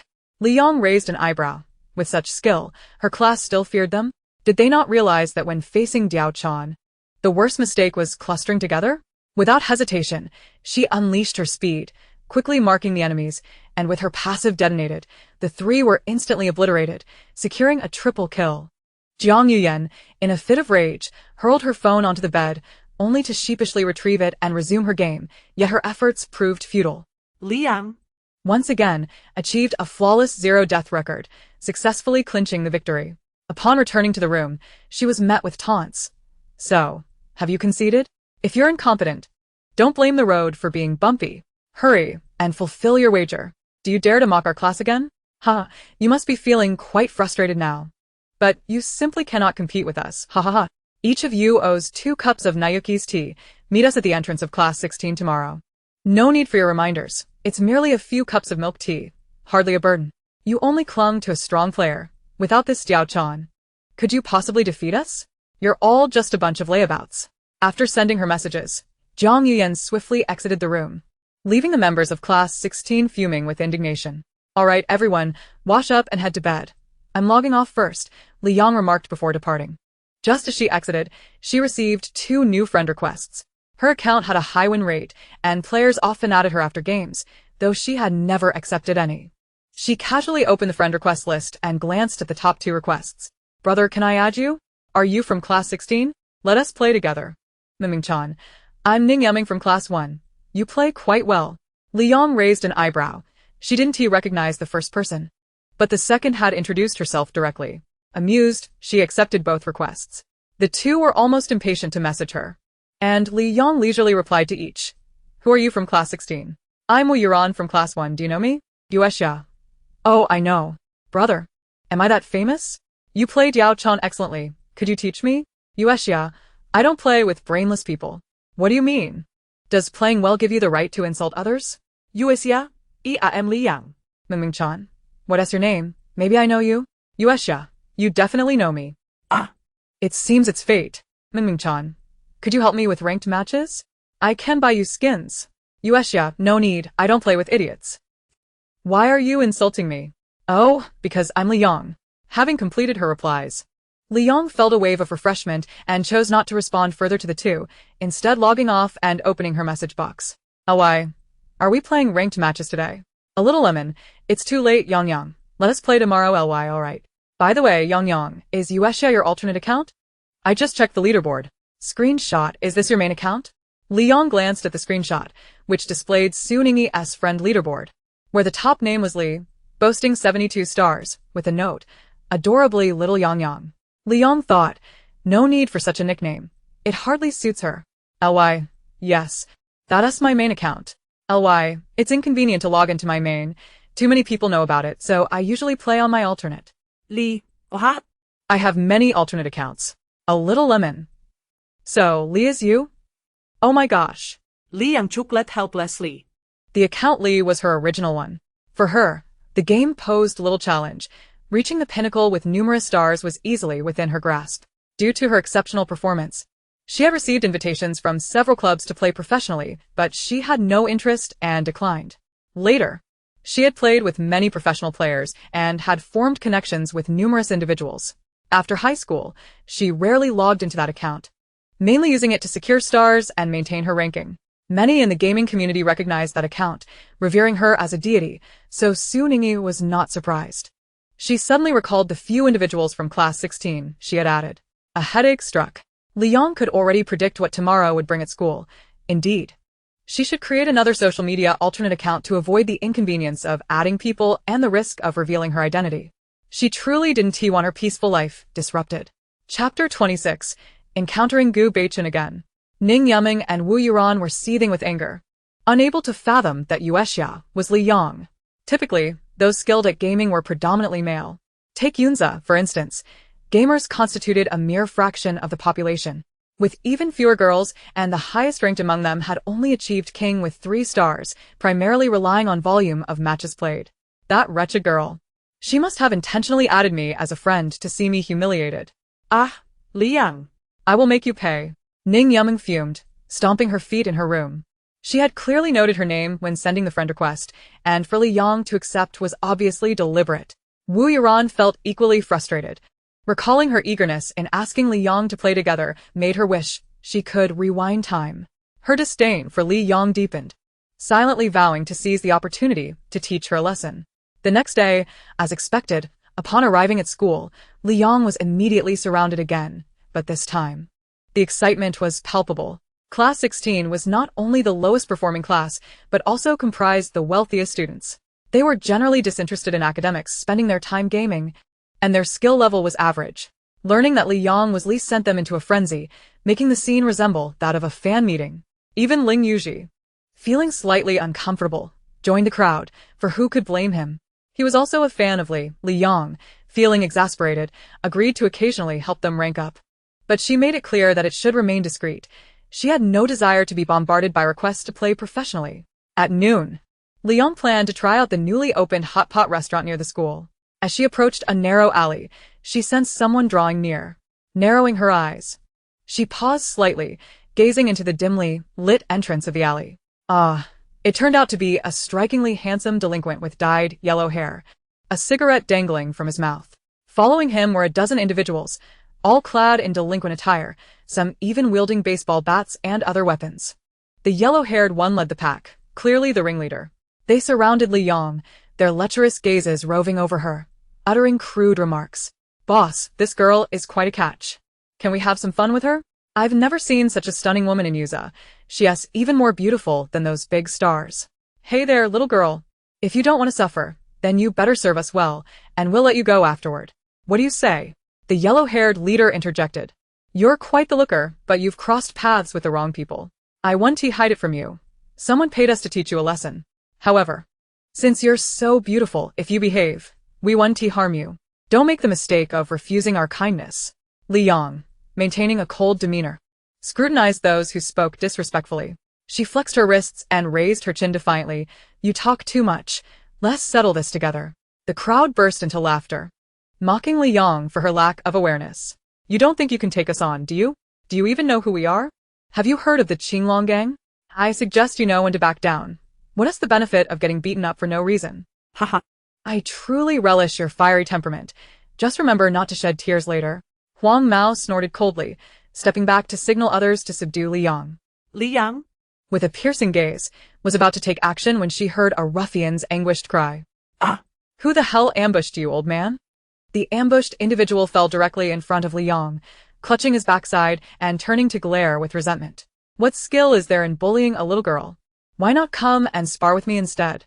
Sunlight bathed the newcomer, and as Li Yang beheld his face, an inexplicable sense of familiarity washed over her, as if this man had once stood before her in a similar protective stance. Gu Beichen, clad in a tailored black suit, regarded the crowd with a smile that failed to reach his eyes. Huang Mao's expression darkened. Did he think he could play the hero? That would depend on his capability. "Everyone, teach this kid a lesson." At Huang Mao's command, the group surged towards Gu Beichen. Li Yang, initially lost in thought, snapped back to reality upon hearing Huang Mao's voice. Just as she intended to assist, she observed Gu Beichen's effortless movements and retracted her foot, crossing her arms to watch his performance. The gang couldn't even graze the hem of Gu Beichen's clothing. Those wielding weapons were swiftly disarmed, their arms pained, and their weapons discarded. In mere minutes, the ground was strewn with groaning figures. Huang Mao's face turned ashen, despite considering himself formidable. Gu Beichen's prowess made it abundantly clear he was no match. "A wise man does not suffer immediate losses," he muttered as he began to retreat. "Withdraw. Humph. Consider yourselves fortunate today. Pray that we do not cross paths again. The Qinglong gang has noted your faces." With that, he led his battered subordinates, who could barely help one another as they limped away, leaving Gu Beichen and Li Yang exchanging glances. Gu Beichen straightened his slightly disheveled attire and approached Li Yang, saying, "What a coincidence, young lady." Li Yang frowned at him, her gaze inadvertently drifting to his right wrist. There's no need for you to intervene. I can handle it myself. Gu Beichen stood tall before her, a good head and a half taller, chuckling lightly. Such a heartless child, treating your savior in this manner? I said I can manage without your interference. Mind your own business. Li Yang shot back, glaring at him, seemingly wishing to land a punch. He gently pressed his fist to his lips, a hint of indulgence in his tone. Very well, perhaps I have overstepped. May I have the honor of inviting this young lady to lunch? Chapter 27. The inside story of the true and false daughters of the Li family. Inside the hot pot restaurant, Li Yang sat in her chair, questioning her life choices. Opposite her sat Gu Beichen, who had removed his suit jacket, now clad in a crisp white shirt, perusing the menu with a meticulous touch. His hands were long and slender, with distinct knuckles, neither overly feminine nor excessively large. A true delight for those who appreciate hands. Little one, I've placed my order. Would you like to add anything? As Li Yang gazed at those hands presenting the menu before her, she fell into a contemplative silence. How had she ended up dining with this person? With a frown, she accepted the menu, glancing at his selections, an array of vegetables. She shot him a disapproving look, pen in hand, marking an assortment of meat dishes. Are you a monk? Only vegetables, no meat? Gu Beichen reclined in his chair, smiling as he replied, I'm getting old. I don't possess the remarkable digestive prowess of youth anymore. It wouldn't he do to gain weight and be scorned by my future girlfriend? Li Yang rolled her eyes at him, incredulous. He couldn't he be more than 20? And he deemed himself old? They had ordered a yin-yang hot pot, a combination of bone broth and spicy soup, and soon the server began to bring out the dishes. Li Yang, overwhelmed with excitement, dashed to the spicy pot, then stood up, saying, I'll go prepare a dipping sauce. Will you join me? Gu Beichen raised an eyebrow. Standing as well. How could I refuse such a rare invitation from a young lady? Li Yang snorted, ignoring his remarks as she headed towards the condiment station, with Gu Beichen trailing behind her. Your dipping sauce seems rather lackluster, he observed, glancing at her concoction. As Li Yang scooped the last spoonful of chopped cilantro, she looked at his sauce and grimaced. Green onions and garlic are utterly unappetizing. Gu Beichen chuckled knowingly, realizing that the young lady was quite particular. Upon returning to their seats, Li Yang's sauce bowl was filled with nearly half a bowl of cilantro, 2 scoops of peanut sauce, and a drizzle of sesame oil.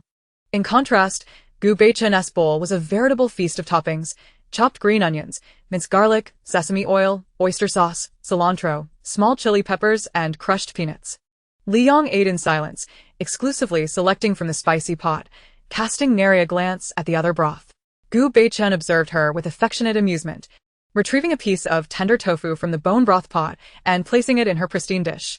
When Li Yang frowned at him, he chuckled softly, little one. During puberty, one cannot subsist solely on spicy food. Be wary of breakouts. Li Yang retorted, mind your own business, yet she still consumed the tofu.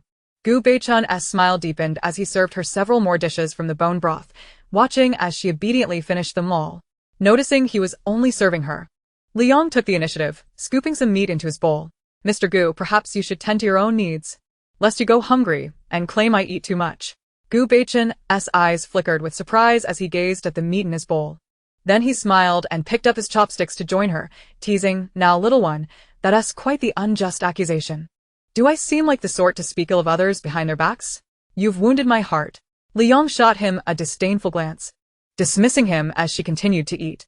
After their meal, Gu Beichen offered no opportunity for her to refuse as he drove her back to the Li residence. Once she entered the house, he turned the car around and returned to his temporary lodgings in Huazhou. Back in his room, he picked up the materials sent by his subordinates, his expression inscrutable. The documents revealed that Li Yang was the false daughter of the Li family, switched at birth. As a child, Li Yang had been obedient, but after the passing of Grandma Li, she became unruly. Despite the Li family hiring numerous tutors, she often scored 0 on her exams.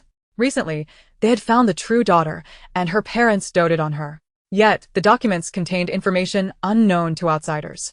They discovered that Li Yang was actually purchased 17 years ago by Li Zhenyu from human traffickers, while Li Kersen was personally delivered to an orphanage by Li Zhenyu. Over the years, Li Zhenyu had secretly kept an eye on Li Kersen, having made arrangements with the orphanage. Otherwise, how could she have navigated life so smoothly?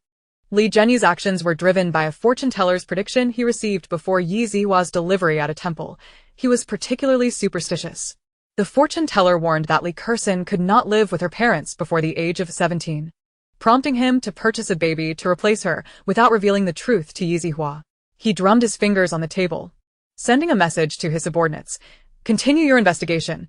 You have 1 week to uncover where this trafficking organization obtained Li Yang.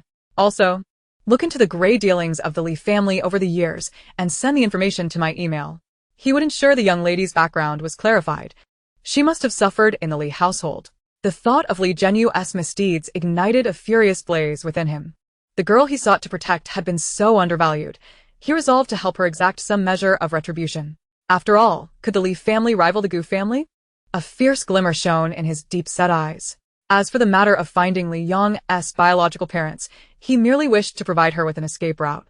Those who had never experienced parental love would undoubtedly harbor such desires deep within. If he found them and they were decent people, he would inform Li Yang. If they were unworthy, he would erase all traces, ensuring that she would have his affection alone. As for Li Jianyu's displeasure regarding Li Yang's absence for lunch, he was met with no opportunity for complaint as she retreated to her room, inciting further ire as he noticed a few more strands of gray in his hair. In the days that followed, Li Yang frequently encountered Gu Beichen. Despite repeatedly warning herself not to be ensnared by his charm, she found herself consistently captivated. They dined at numerous restaurants together, and Gu Beichen discerned Li Yang's preferences with remarkable clarity. Li Yang was indeed quite particular about her food, disliking scallions, onions, and garlic, shunning fatty meats, and only consuming cilantro when it accompanied hot pot dipping sauce. She had an aversion to ginger and dumplings, yet had a penchant for both spicy and sweet flavors, all while maintaining a hearty appetite that never seemed to add inches to her waistline. After witnessing Li Yang painstakingly pick out the scallions from her fried rice, Gu Beichen gained a deeper understanding of her fastidiousness and promptly took to jotting down a memo. He made it a point to inform the waitstaff to exclude these ingredients, undeterred by the puzzled glances he received on several occasions. Li Yang found Gu Beichen's behavior perplexing. She could not fathom why this man sought her company. Nevertheless, she sensed no malice emanating from him, and an intriguing realization dawned upon her. She could neither see nor calculate his fate. As she was nearing adulthood, her divination abilities had largely returned, and it was customary that only those with familial ties could elude her insight. Contemplating the matter, she surmised that Gu Beichen must possess some artifact capable of obstructing others' calculations. Or perhaps there was a connection between them. Unable to unravel the mystery, Li Yang ultimately relinquished her thoughts, reasoning that with her current capabilities, even if Gu Beichen harbored ill intentions, he would think twice before acting. Chapter 28. An unfavorable invitation to a banquet. Time passed swiftly, and one day, Yi Zihua knocked on Li Yang's bedroom door. "Is something the matter?" Li Yang inquired as she opened the door, frowning at her. Yi Zihua wore a smile and replied, "This Saturday your father is taking us to a banquet. Here are the dress and jewelry your mother selected for you. Please try them on to see if they fit. If not, your mother can exchange them in the coming days." Initially disinclined to engage, Li Yang hesitated, calculated the implications, and discovered that this event could serve as an opportunity to sever karmic ties. Without further ado, she accepted the bag and said, "Understood." She did not invite Yi Zihua inside, but promptly closed the door to try on the dress, leaving Yi Zihua with a stiff smile at the threshold. Standing before the full-length mirror, Li Yang surveyed her reflection. The dress Yi Zihua had chosen was a deep crimson, perfectly complementing her complexion, making her already fair skin appear even more delicate and smooth. The strapless gown featured a subtle slit at the center of the bust, accentuating her well-developed figure. The cinched waist flowed into a slightly flared skirt that reached just below her calves, revealing her slender ankles. With a suitable hairstyle and makeup, she would resemble a captivating enchantress. Satisfied with her appearance, she reminded herself that the purpose was merely to discern the opportunity to sever ties, rendering the dress inconsequential. She removed the attire, opened the door, and told Yi Zihua, "The dress fits well. Just call me when it's time to leave on Saturday." With that, she closed the door again before Yi Zihua could respond. Gritting her teeth, Yi Zihua recalled Li Jianyu's instructions and suppressed her displeasure, returning to inform him that Li Yang had acquiesced. Reclining on the bed with Yi Zihua in his arms, Li Jianyu's eyes sparkled with scheming intent. After this banquet, their family would likely ascend to new heights, marking a contribution from Li Yang to the family legacy. "Are you free this Saturday?" Li Yang inquired. Sipping her milk tea, while glancing at Gu Beichen. "I probably won't be available. My mother mentioned that she's taking me to a banquet on Saturday evening, And we may need to leave in the afternoon if it's far. Gu Beichen pondered for a moment before asking, "Did your mother not disclose the nature of the banquet?" "No," Li Yang replied nonchalantly, tossing her empty teacup into a nearby trash bin. Ah, I see. "What a pity. Seems I lack the privilege of inviting a young companion to accompany me to the banquet." Gu Beichen feigned disappointment. Liang stretched lazily. "Are you attending the banquet too? We might be going to the same one." Gu Beichen's eyes gleamed with intrigue as he remarked, "You make a valid point. If we happen to meet at the banquet, would you honor me with a dance?" I find myself without a partner. Casting him a skeptical glance, Li Yang dismissed his words. "You might want to say something more believable." With a soft chuckle, Gu Beichen replied, "I assure you, I'm not deceiving you, young one. Have some sympathy for your elder brother and reserve a dance for me, all right?" As they approached the school gates, Li Yang waved goodbye and said, "All right. If we do meet, I shall agree to a dance. I'm heading back to school now." Watching her retreating figure, Gu Beichen smiled before sending a message to his subordinates to investigate the nature of the banquet attended by the Li family. Thinning man. Boss. Are we investigating the Li family again? Gu, Thinning man, my apologies, boss. I'll get right on it. Gu. Haven't you cleared up the last matter I assigned you? Thinning man. Boss, this human trafficking organization is vast, and the case is quite old. We've done our utmost. Gu Beichen frowned, dissatisfied with their pace. Gu. If progress stalls, mobilize the shadow team, and declare it my command. Thinning man, understood. Boss. I'll request personnel from Luyu immediately. Thinning man, we will ensure this task is completed. Setting his phone down, Gu Beichen furrowed his brow in contemplation. The previous investigation into Li Yang's biological parents had not gone smoothly. Nearly a month had elapsed without any significant developments. The traffickers who had taken Li Yang were indeed affiliated with a formidable organization that had been entrenched for 17 years. And the myriad of forces involved made unraveling the case exceedingly challenging. The Shadow Team was an elite organization under his command, one that even the affluent circles avoided. Its members were industry leaders, divided into several divisions, including those responsible for operations, tracking, and oversight. It could be said that if the Shadow Team set its sights on a matter, there was little they could not uncover. Every prominent family harbored some murky dealings. Even if one did not partake in wrongdoing, they could not guarantee their descendants were free from missteps. Once someone drew the ire of the Shadow Team, they could be thoroughly investigated, regardless of their influential background. No one knew who led the Shadow Team, but everyone tacitly advised their family members to steer clear of them, lest they be expelled from the family. With the Shadow Team now involved, progress was assured, though it would likely take a week to ascertain all the details. Gu Beichen patiently awaited news. The following day, Gu Beichen raised an eyebrow as he perused the received information. The banquet attended by the Li family was set to take place in Kyoto, hosted by Ji Yunan, the current matriarch of one of the 4 prominent families in the city, the Xia family. Many affluent families were invited, ostensibly to facilitate the matchmaking of her son, Xia Yanbei. Ji Yunan had ascended to her position as the result of an affair, as Xia Zhoubu, the head of the Xia family, had once shared a childhood bond with his wife, Su Qingxue. In her youth, Su Qingxue was a prominent figure in the elite circles of Kyoto, known for her gentle demeanor, illustrious lineage, and striking beauty, with countless suitors vying for her affection. Their union was expected to be a match made in heaven. Yet some men are prone to folly. Despite having married a woman envied by many, Xia Zhoubu sought companionship elsewhere. After Su Qingxue bore him a child, he returned home with Ji Yunan, along with Xia Yanbei and Xia Xingya. Ironically, Xia Yanbei was 3 months older than the child he had with Su Qingxue. Unable to accept this reality, Su Qingxue confronted Xia Zhoubu, demanding to know why he had acted so callously. Yet the young man she once loved was irretrievably lost to her. It was revealed that youthful affection could turn into mutual disdain. Ji Yunan, shrewd and calculating, had spent 8 years feigning vulnerability and playing the victim to gradually win Xia Zhoubu's affections, ultimately forcing Su Qingxue to her demise. This matter has been the subject of much criticism within the high society circles, with many who disdain infidelity unwilling to associate with the Xia family. However, as one of the 4 prominent families in the capital, there will always be individuals eager to curry favor with them.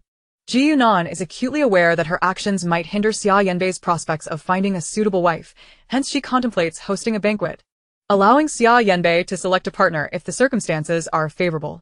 Coincidentally, Gu Beichen is also attending this very banquet, although he is not there at Ji Yunan's invitation. After a moment of contemplation, Gu Beichen feels that Li Zhenyu bringing Li Yang along can only lead to trouble.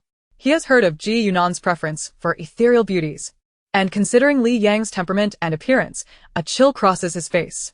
He hopes the Li family is not as he fears. Chapter 29. The Xia family banquet on Saturday. After lunch, Li Zhenyu took his family to the airport. The flight from Huazhou to the capital takes merely 2 hours, and Li Zhenyu has secured first-class tickets. Once aboard, Li Yang reclines and falls asleep without acknowledging the 3 others engaged in conversation.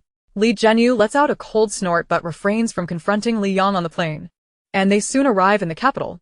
Li Yang awakens just a minute before the plane lands, tidies her hair, and follows her family off the aircraft. After resting for 3 hours at the hotel, as dusk descends, Li Yang changes into her outfit and prepares for the banquet. Throughout the journey, Li Kersen is plagued by jealousy, as Li Yang sports glamorous wavy hair and a striking makeup look. Her red lips complementing a resplendent red gown that could easily drown someone in her beauty. In contrast, Li Kersen wears a white gown adorned with rhinestones. Her makeup demure and innocent. It is often the case that the former captures a man's attention far more effectively, and tonight, she is destined to eclipse Li Kersen. At 7 p.m., the Li family arrives punctually at the venue, where Li Zhenyu respectfully hands over the invitation to the staff before leading the trio inside. The Xia family's banquet is hosted in a villa in the capital specifically designed for grand events. The entire villa spans 300 square meters, complete with a garden, swimming pool, and fountain. The villa is 2 stories tall. The first floor houses the banquet hall, decorated in an opulent European style, while the second floor is reserved for the host and guests to relax. Once inside, Li Yang surveys the lavish arrangement of the venue and picks up a tray, intending to select some food. Having skipped dinner to maintain her appearance, she believes it prudent to first satisfy her hunger. Li Zhenyu shoots her a disapproving glance and asks, "What do you think you're doing?" Confused, Li Yang retorts, "What do you think I can do with the tray?" Li Zhenyu is momentarily at a loss for words, exasperatedly stating, "All you think about is food. Can't you refrain from embarrassing me at this banquet?" Li Yang raises an eyebrow at him. "So you're implying that the ladies gathered over there, sampling delicacies, are embarrassing themselves?" Following her gaze, Li Zhenyu sees numerous women seated around tables on the first floor, chatting and enjoying the food.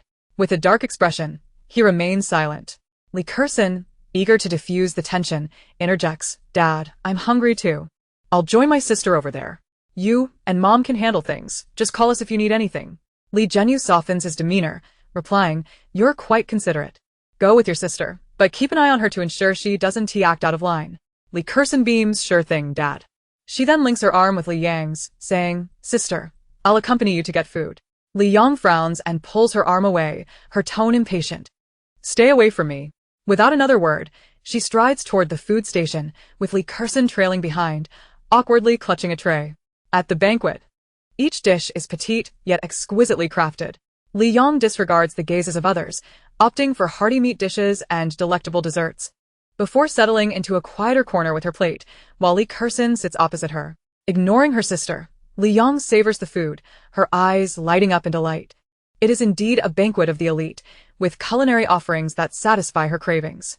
Li Kersen watches as the portions before Li Yang rapidly diminish, while she herself nibbles delicately on a slice of cake. On the second floor, in a lounge, several young men are gathered, sipping on wine. Gu Beichen leisurely savors his glass when a handsome man glances over and inquires, "Beichen, I heard from Liu that you've been in Huazhou lately? What brings you there at this time?" Another man, distinguished with golden hair, chimes in, "Yes, Beichen, is it safe for you to be back there after all that happened?" Gu Beichen sets down his glass, offering a faint smile. "No need for concern. I was merely attending to some matters in Huazhou." The group exchanges glances, and a bespectacled man, intrigued, presses, "Come on, Beichen, admit it. Have you set your sights on some young lady there?" Gu Beichen shoots him a sidelong glance, a dangerous smile playing on his lips. "Do you think I would stoop to your level and target underage girls?" Zhang Yingzhou chuckles awkwardly, choosing to remain silent. Alas, the young lady in question had been rather forward, and he had faced his fair share of teasing from his companions regarding it. The golden-haired man, Wen Xingzhan, smirks, holding up his glass. "I suspect you must be involved with someone. Otherwise, your reaction wouldn't be so pronounced." The last man, with a cold demeanor, Lu Yu, interjects. "The boss has indeed recently assigned a case to the shadow team." This piques everyone's interest, with Jiang Xiao by exclaiming, "No way. Has our esteemed Gu Sanshao finally found romance?" When Xinjiang adds, "It seems a number of debutantes in the capital will be weeping into their handkerchiefs." Jiang Yingzhou perks up, joining in. "Just admit it, brother. We want to laugh at you." Gu Beiqin snorts, casting a glance at Lu Yu, who avoids his gaze. Propping his chin on his hand, he states coolly, "It's not as you think. She is one of the victims from that incident years ago." The room falls silent as Lu Yu frowns and speaks up, "But we found no record of that incident during our investigation. That's because my grandfather ordered all traces of it to be erased back then. It's no surprise you didn't uncover anything." Gu Beichen's smile deepens. "After a decade of searching, I finally found her." The four men are taken aback. Jiang Xiaobai is the first to react. "She's that little girl from back then?" "Indeed." Gu Beichen squints, contemplating that the young girl should have arrived at the banquet by now. Just as this thought crosses his mind, the banquet hall falls silent. The impeccably dressed Xia Yanbei supports the elegantly attired Ji Yunan as they descend the staircase. Approaching the specially constructed stage, Ji Yunan smiles radiantly into the microphone, addressing the guests, "Welcome to the banquet. If there are any shortcomings in our hospitality, I hope you will forgive us. Please do not hold back. Enjoy yourselves." With that, she steps back to mingle with the affluent ladies, signaling Xia Yanbei to attend to the guests. Xia Yanbei nods, a smile gracing his face as he strides into the crowd. Chapter 30.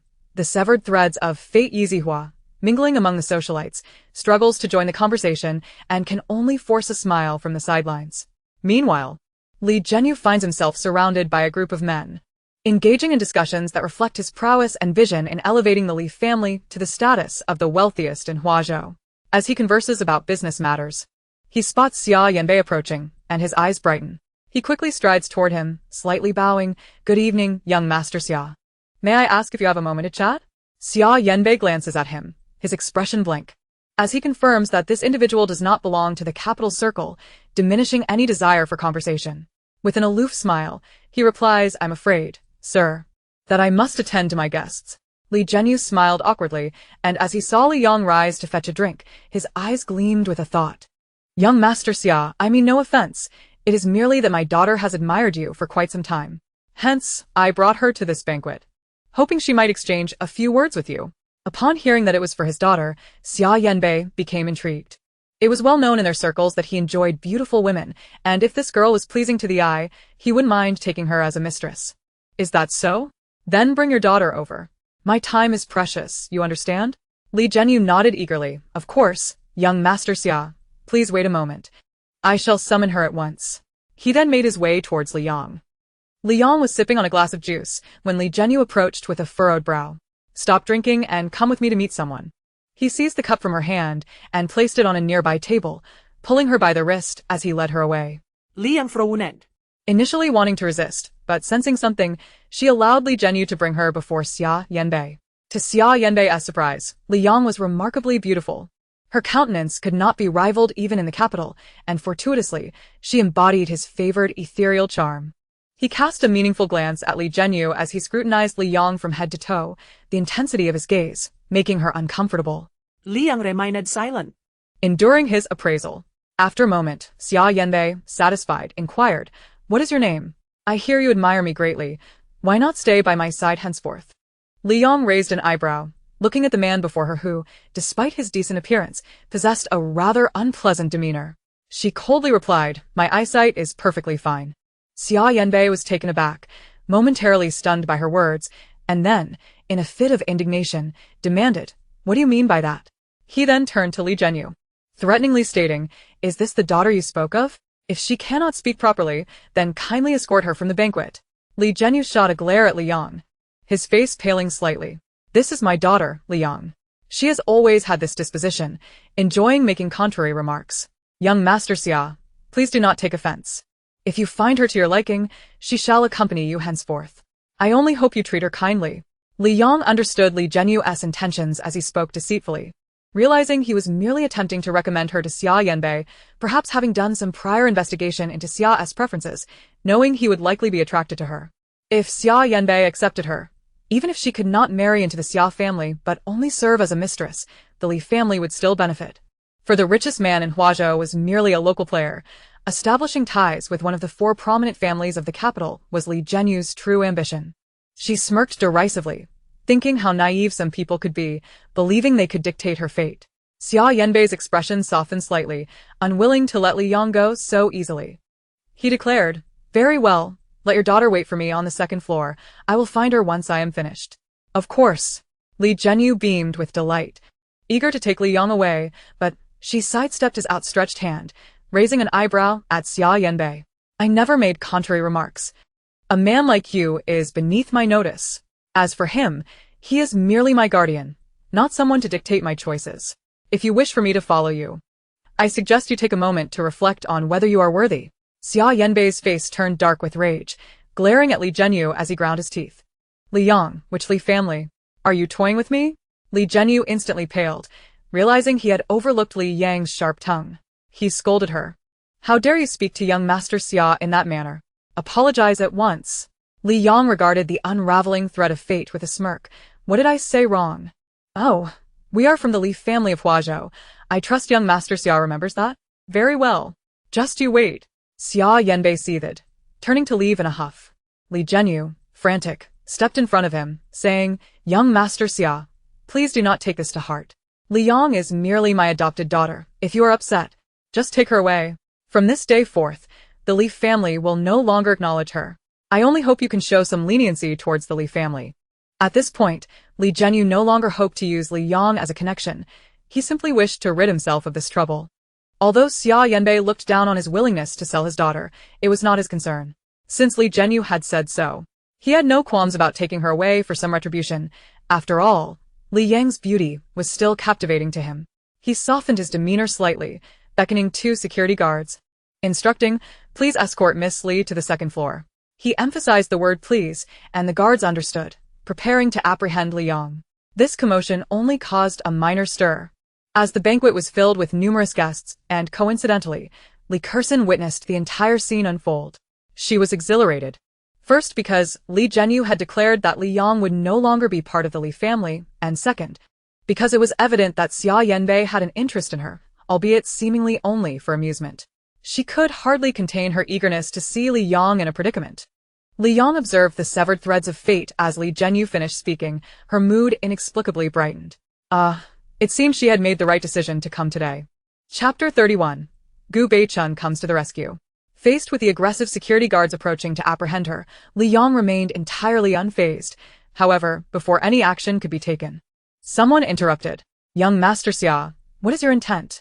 5 men, led by Gu Beichun, stepped into the circle.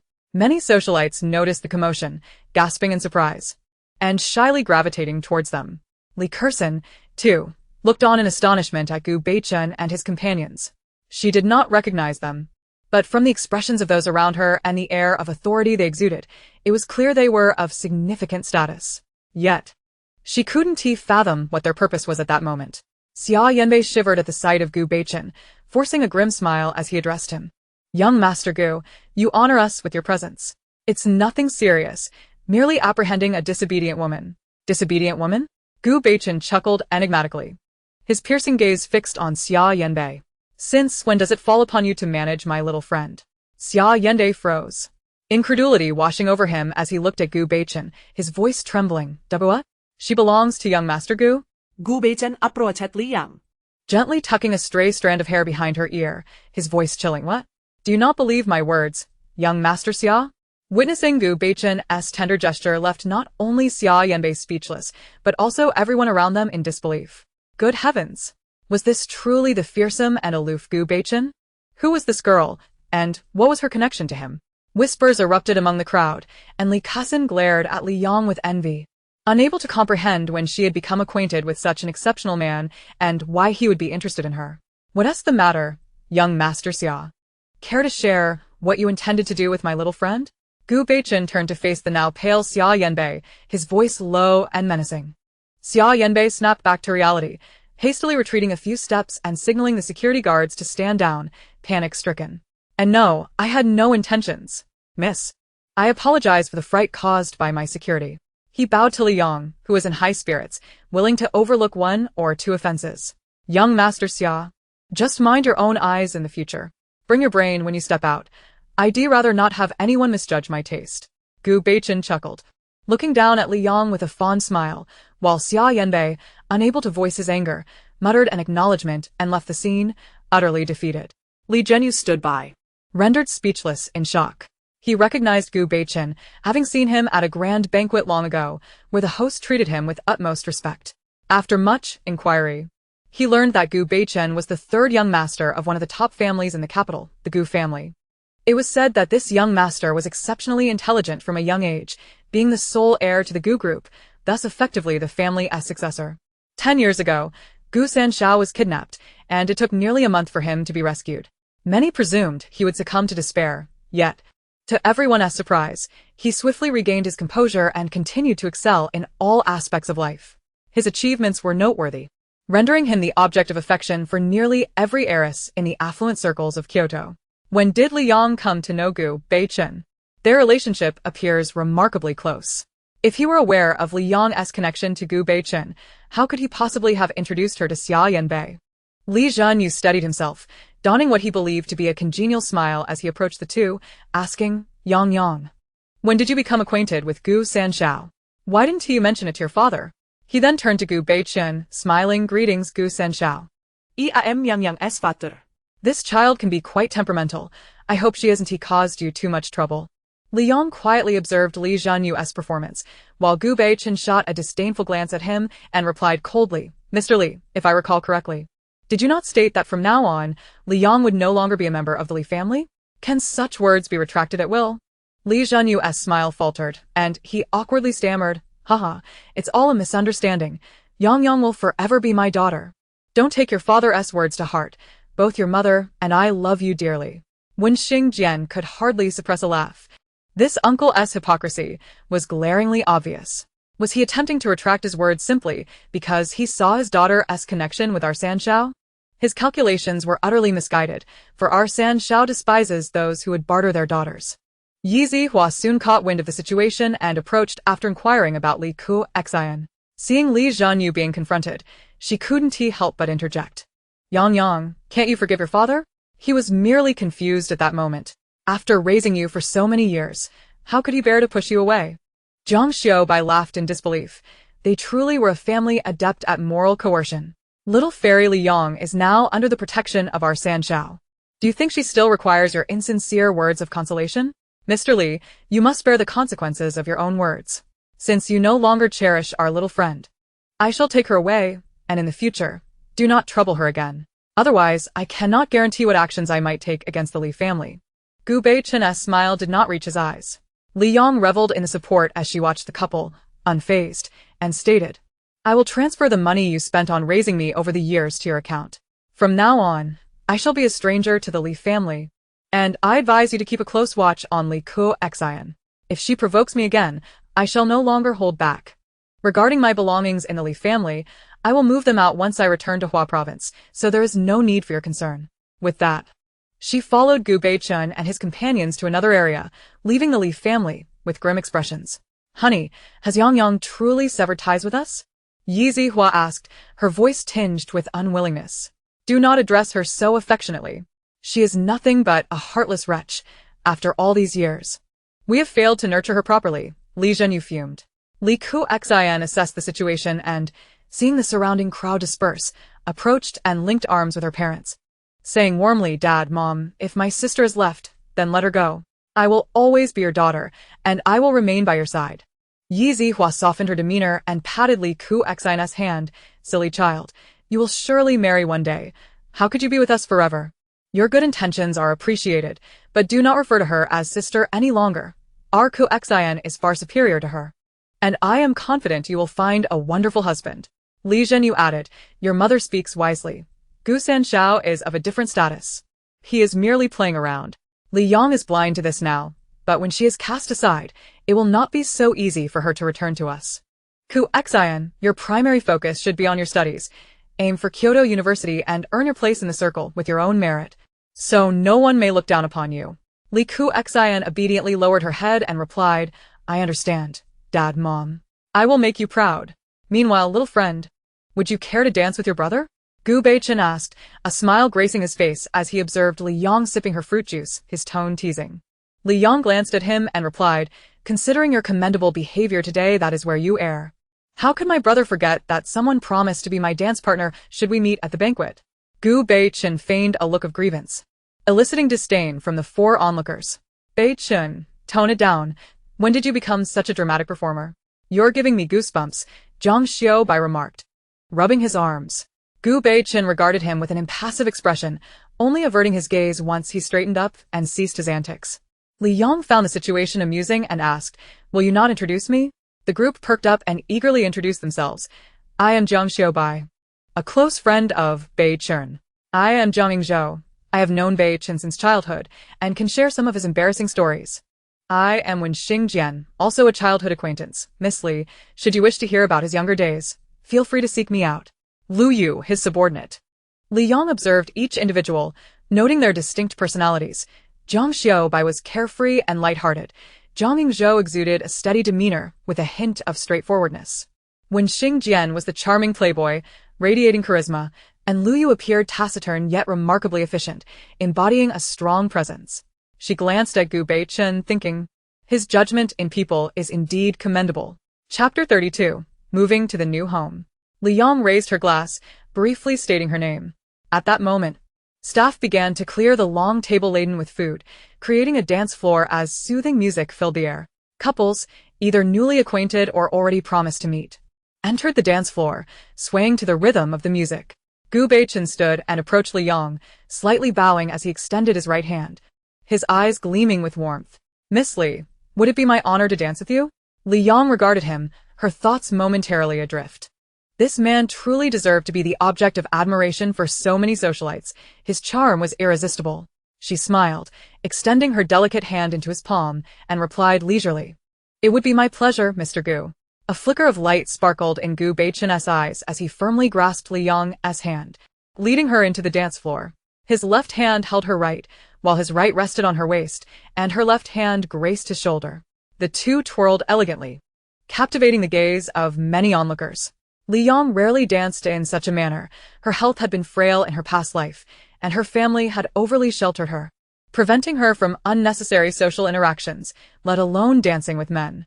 Nevertheless, she was familiar with some basic steps.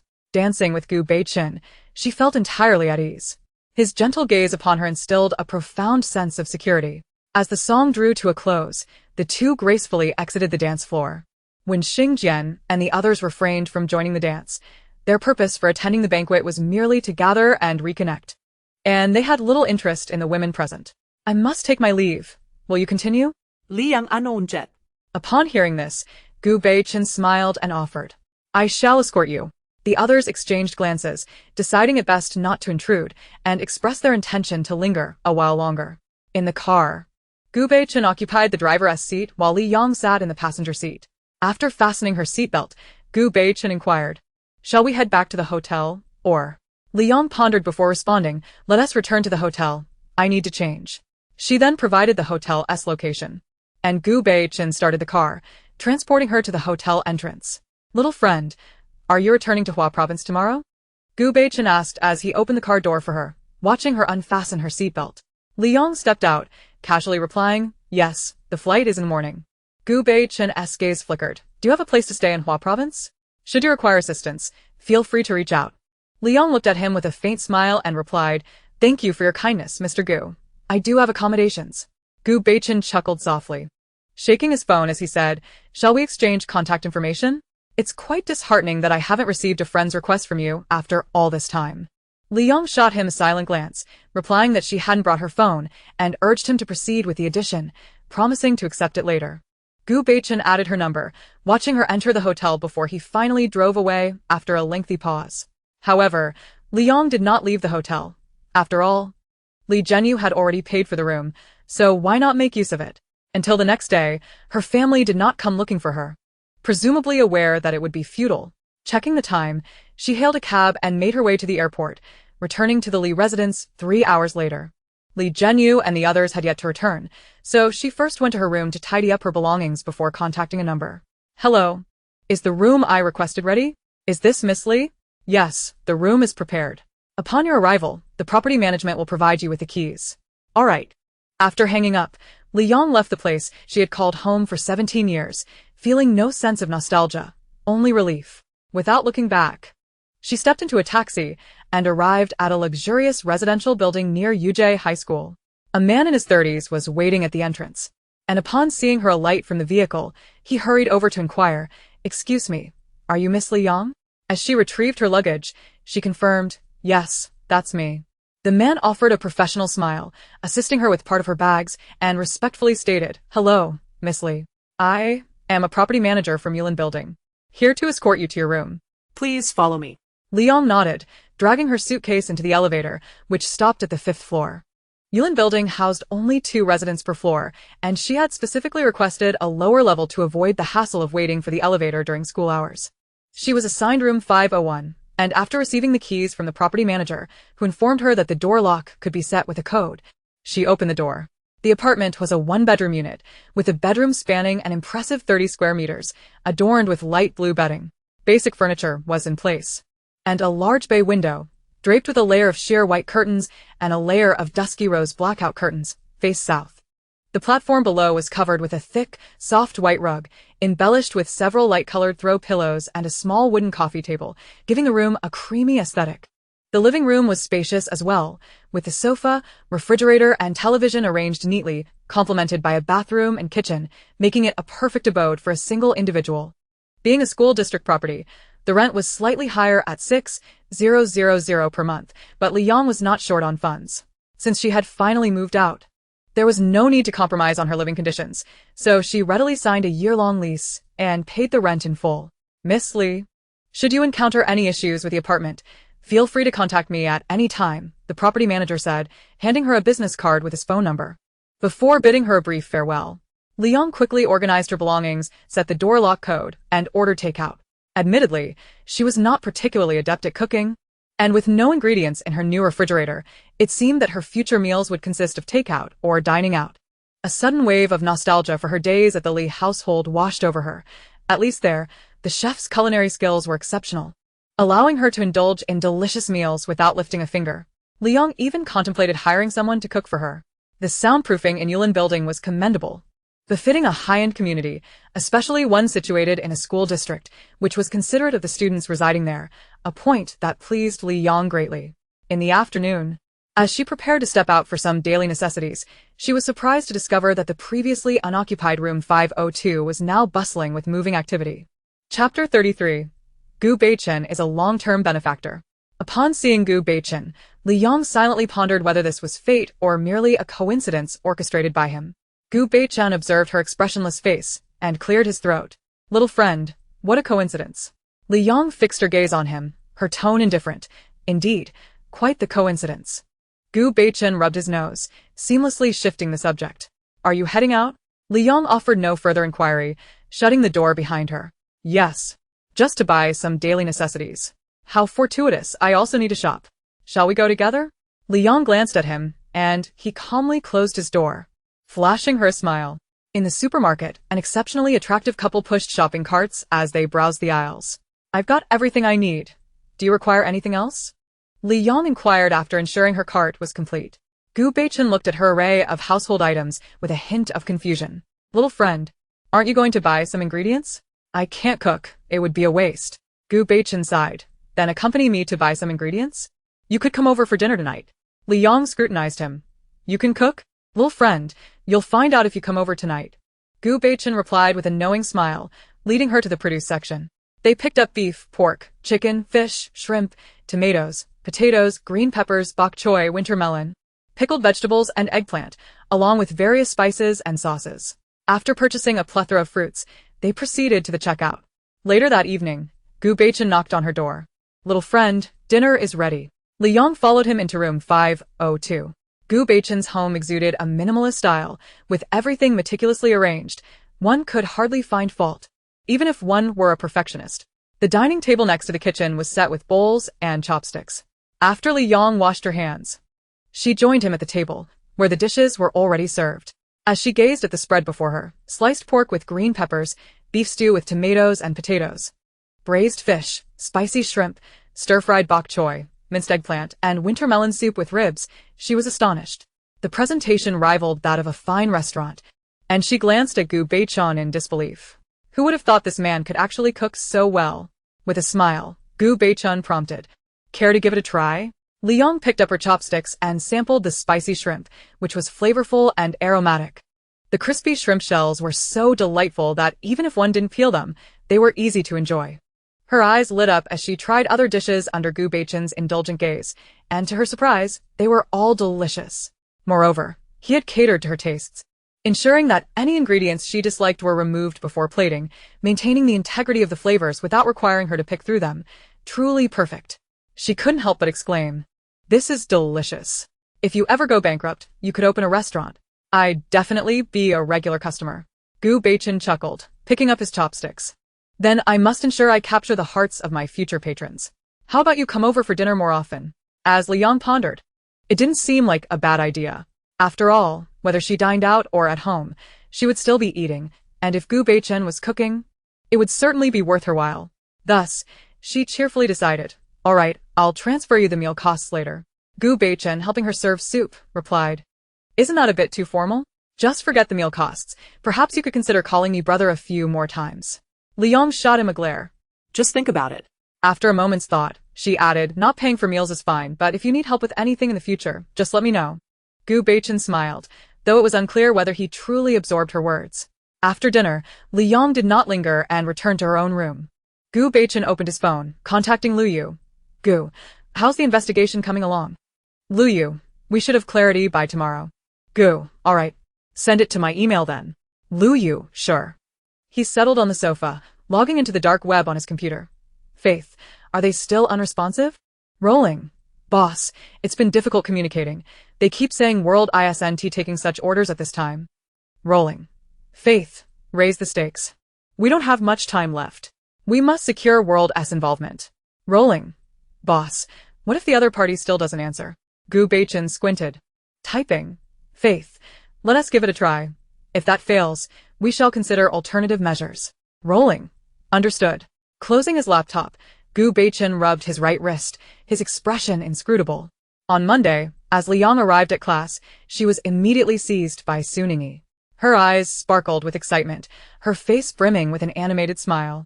Yang. "Do you know Li Zimming?" Li Yong paused, shaking her head. Suningi, with a look of eagerness, exclaimed, "You don't know him? Let me tell you. He is extraordinarily handsome. His singing is also exceptionally beautiful. In my view, his talent rivals that of Su Qingyun, and he even acts. Ah. The villain he portrayed remains my white moonlight to this day. It's simply magnificent." Li Yang, who had never been an avid follower of celebrities in either her past or present life, found it hard to fully grasp Suningi's fervor. However, she did not wish to dampen her enthusiasm and inquired, "That sounds quite impressive. Your excitement, has something happened?" Suninzi be met? "He is coming to Hua Province for an event this week. Yang, please accompany me. I can't bear to go alone." With her arms wrapped around Li Yong and her big eyes pleading, Li Yong surrendered. "All right, I'll go with you." Yay. "I knew you would be the best." Yang. "Love you." Ling Yuji observed Suningi and couldn't help but scoff, chasing stars every day, yet that Li Zimming hardly spares you a glance. "Last time you even rented out a cinema. Are you so flush with cash?" Suningi shot him an indignant glare. "Humph. What do you know? Didn't you also beg for tickets to the King of Glory finals?" Ling Yuji bristled. "I was rationally supporting my favorite team. Unlike you, who frivolously spends money to chase after someone. Admit it, you're just jealous he's more handsome than you. After all, he hails from a prestigious family and possesses great talent. It's only natural for boys to feel envious." Li Yong quietly watched as the two bickered, discreetly pulling out her phone to search for Li Zimming. Chapter 34. The True Identity of Li Yong. Li Zimming, at the age of 20, possessed striking features with deep-set eyes, exuding an extraordinarily handsome appearance. His lips often curled into a faint, enigmatic smile, and his eyes sparkled with gentleness.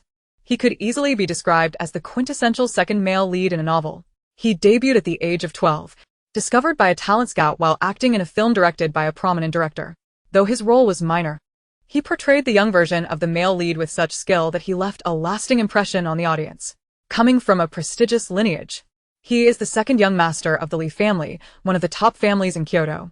Although the Li family's businesses do not extend into the entertainment industry, his noble status alone suffices for a smooth career in showbiz. At 18, he won the Best Actor award, becoming the youngest recipient of such an honor globally. With his Weibo followers surpassing 300 million, he is the only artist who successfully balances popularity with genuine talent.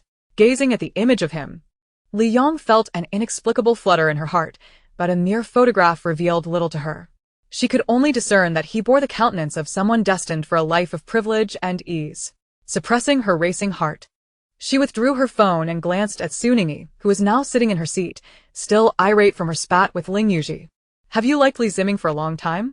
As soon as Li Ziming was mentioned, Suningi launched into an endless stream of conversation. "Absolutely. I became a fan when he played that young prince in his debut. I'm his devoted fan, haha. Though he is older than me, in my eyes. He is like a little darling. Oh, I heard he originally had a sister, but she was seemingly abducted and hasn't he been found for years." At this, she turned to Li Yong, scrutinizing her for a moment before exclaiming, "You know, Yang, I feel you bear a slight resemblance to him. Not exactly a likeness, but there is a certain feeling. Oh, I can't quite articulate it. Perhaps it's just a woman's sixth sense?" Suningi tugged at her hair, looking distressed. Yang, maybe you're Li Ziming's long-lost sister. You both share the surname Li, and are both so good-looking. Even if you are related, you must have some familial connection." Li Yang furovet herbreis, her tots drifting deeper. Sister? The very word intensified the fluttering sensation in her heart. She pressed a hand against her chest, attempting to steady her emotions. Regardless, it seemed that her past had little bearing on her present. She doubted she would ever cross paths with Li Ziming. At noon, after a satisfying meal at Gu Beichen's home, Li Yang returned to her room. Before long, Gu Beichen received a message from Lu Yu. "Lu Yu. File Lu Yu. I found something. The results are somewhat unexpected. Take a look for yourself." "Gu, alright." Gu Beichen stared at Lu Yu's message for a long moment, inhaling deeply before opening the file. An hour later, he rubbed his temples. Uncertain of how to express his emotions, he truly had not anticipated the truth would unfold in such a manner. It turns out that Li Yang is indeed Li Ziming's sister. When discussing the Li family of Kyoto, it is known that there are only two top families, the Gu family and the Li family. Besides these two, there are the four great families Xia, Ling, Jiang, and Wen, while all other families pale in comparison to their power. The circumstances surrounding the Li family differ from those of the Gu family. Gu Beichen has an elder uncle, and the kidnapping incident he experienced is inextricably linked to him, though no evidence has surfaced. The Li family has only one heir, Li Hongya, who has two sons and a daughter with his wife, Yun Luoyue. Their eldest son, Li Jingyuan, is 24 years old, extraordinarily intelligent, and a rather stern individual. He is the heir to the Li group. The second son is Li Ziming, who is developing his career in the entertainment industry, while their youngest daughter, just days old, was stolen by a family nanny. This nanny had been with the Li family for nearly a decade. No one expected her to betray them. Her original intent was to swap her newborn daughter with the Li family's little princess, wishing for her granddaughter to enjoy a life of luxury. Unfortunately, as soon as she handed over the Li family's little princess to an accomplice at the hospital, the Li family arrived and found no trace of their child. They soon realized the exchange had been with a human trafficker. She had deceived everyone and swiftly transferred the infant with her accomplices. Thus, Li Yang was brought to Hua province and subsequently purchased by someone under Li Zhenyu. Due to the trafficker's extensive organization and the relative lack of technological advancement at the time, as time passed, it became increasingly difficult for the Li family to trace Li Yang's whereabouts. Yun Luoyue nearly lost her sight from crying after losing her child, her health deteriorating. The once most beautiful woman in Kyoto was now dwindling to skin and bones. Had it not been for the constant care and reassurance from the Li father and son, telling her that one day they would find Li Yang, she might have succumbed long ago. Gu Beichen truly never imagined Li Yang could be the missing little princess of the Li family. Both of Li Hongya's sons bore a striking resemblance to him, and since the incident, Yun Luoyue had almost never shown her face. Gu Beichen had only visited her a few times as a child. At that time, her condition was already quite poor. In fact, if one were to compare photos of Li Yang with Yun Luoyue in her youth, the resemblance would be glaringly obvious. Alas, the convergence of events prevented anyone from noticing the connection. Gu Beichen felt a sense of helplessness. He knew that the Li family would undoubtedly cherish Li Yang and understood her significance to them. However, he was uncertain whether revealing this matter now would be beneficial. Li Yang was currently in her final year of high school, a crucial stage in her life. Although he had heard her grades were not exceptional and had no intention of pressuring her to attend a prestigious university, He still hoped she could navigate this pivotal year with peace of mind. Yun Luoyue's condition was precarious, and no one could ascertain whether she would endure until Li Yang completed her college entrance examination. His mother remained close friends with Yun Luoyue, and he was reluctant to witness her demise due to this predicament. With a deep sigh, Gu Beichen resolved to take action. As a member of the elite circles in the capital, he had established contacts with most individuals. He opened a profile he had never conversed with outside of business matters and sent a message. Gu, is Jingyuan busy? After a prolonged silence, a reply finally arrived. Li Jingyuan not busy. Li Jingyuan, what's the matter? Gu, well, there's something I need to discuss with you. Gu, please don't be alarmed. I will send you a document for your review. Gu, document. Gu Beichen exhaled in relief, understanding that Li Jingyuan had fallen into a prolonged silence. He refrained from rushing the matter, patiently awaiting a response. It was not until nightfall that there was activity from the other end, as Li Jingyuan initiated a video call. Gu Beichen cleared his throat and accepted the call. The man on the screen, clearly in an office, possessed sharp facial features and a serious demeanor. Yet his handsomeness exuded the charm of a mature man. At that moment, Li Jingyuan's eyes were brimming with suppressed excitement as he inquired, is the content of the document true? It is indeed true. The production team sent it to me today. Initially, I intended to investigate the background of a young friend who had been kind to me, but I stumbled upon this information, Gu Beichen replied, pressing his temples in exasperation. He had not concealed anything from the production team, as Li Jingyuan was already aware of the situation. Li Jingyuan appeared increasingly agitated, abruptly rising to his feet and trembling as he asked, is she currently in Huazhou? Yes, she is studying at Yuza High School. Beichen, thank you for this information. I will immediately return home to inform my parents, and we will meet in Huazhou. Gu Beichen furrowed his brow. Although it was not his place to meddle in others' family affairs, he felt compelled to interject. Jingyuan, I advise you to consider this matter carefully. Pausing, he noticed the confusion in Li Jingyuan's gaze and continued, for many years, she has not had a good life with her adoptive parents. Just a few days ago, she severed ties with them. Although she has not expressed it, she must be feeling a sense of loss regarding familial bonds. Considering your mother's health is deteriorating, she will likely want to visit Huazhou to see her. I fear that she may not be able to handle this sudden revelation, which could further distress your mother. And that would be detrimental for all involved. He manipulated his computer briefly before adding, I noticed that Ziming is coming to Huazhou this week. Perhaps you should inform him about this matter first. Let him meet her and gauge her feelings before proceeding. I have spent some time with her, and she tends to be quite reserved with unfamiliar individuals. If you both rush to acknowledge her as family, it might have the opposite effect. I hope you will heed my suggestion. Li Jingyuan fell silent, comprehending Gu Beichen's intent. 17 years had passed since Li Yang was taken. Mere days after her birth, when she could hardly open her eyes. To her, the Li family was a stranger. Having just severed ties with her adoptive parents, she would undoubtedly require time to adjust. After a moment of contemplation, he sighed and said to Gu Beichen, I understand. I will clarify this with Ziming. During this time, I will trouble you to look after her. Upon hearing this, Gu Beichen smiled with relief. Rest assured, she has shown me kindness. I will certainly protect her. Thank you. I will treat you to a meal later. All right, let us leave it at that for now. Contact me if you need anything. After ending the call, Gu Beichen set his computer aside, his mind consumed with thoughts of Li Yang.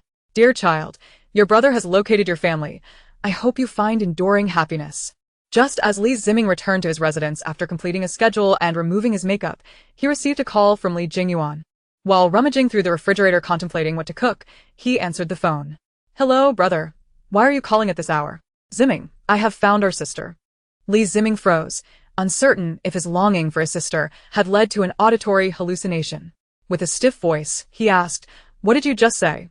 I didn't quite catch that. Li Jingyuan took a deep breath and spoke firmly. I found our sister. With a sudden bang, Li Ziming closed the refrigerator door. Leaning against it to steady his breath, disbelief washing over him.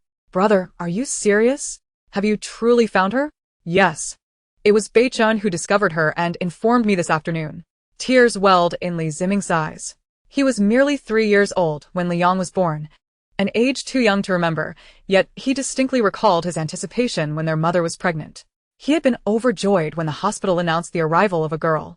Gazing at his sister's wrinkled face without a hint of disdain, his heart swelling with tenderness and affection. He had vowed to be a good brother and cherish her for life. However, before he could act, She was stolen away. When they found the nanny, he had felt a glimmer of hope, only for it to be extinguished with the news of her disappearance. Their mother's health had declined steadily since then, with his older brother growing increasingly withdrawn and their father's hair turning gray. Even at such a tender age, he could not ignore the ache in his heart.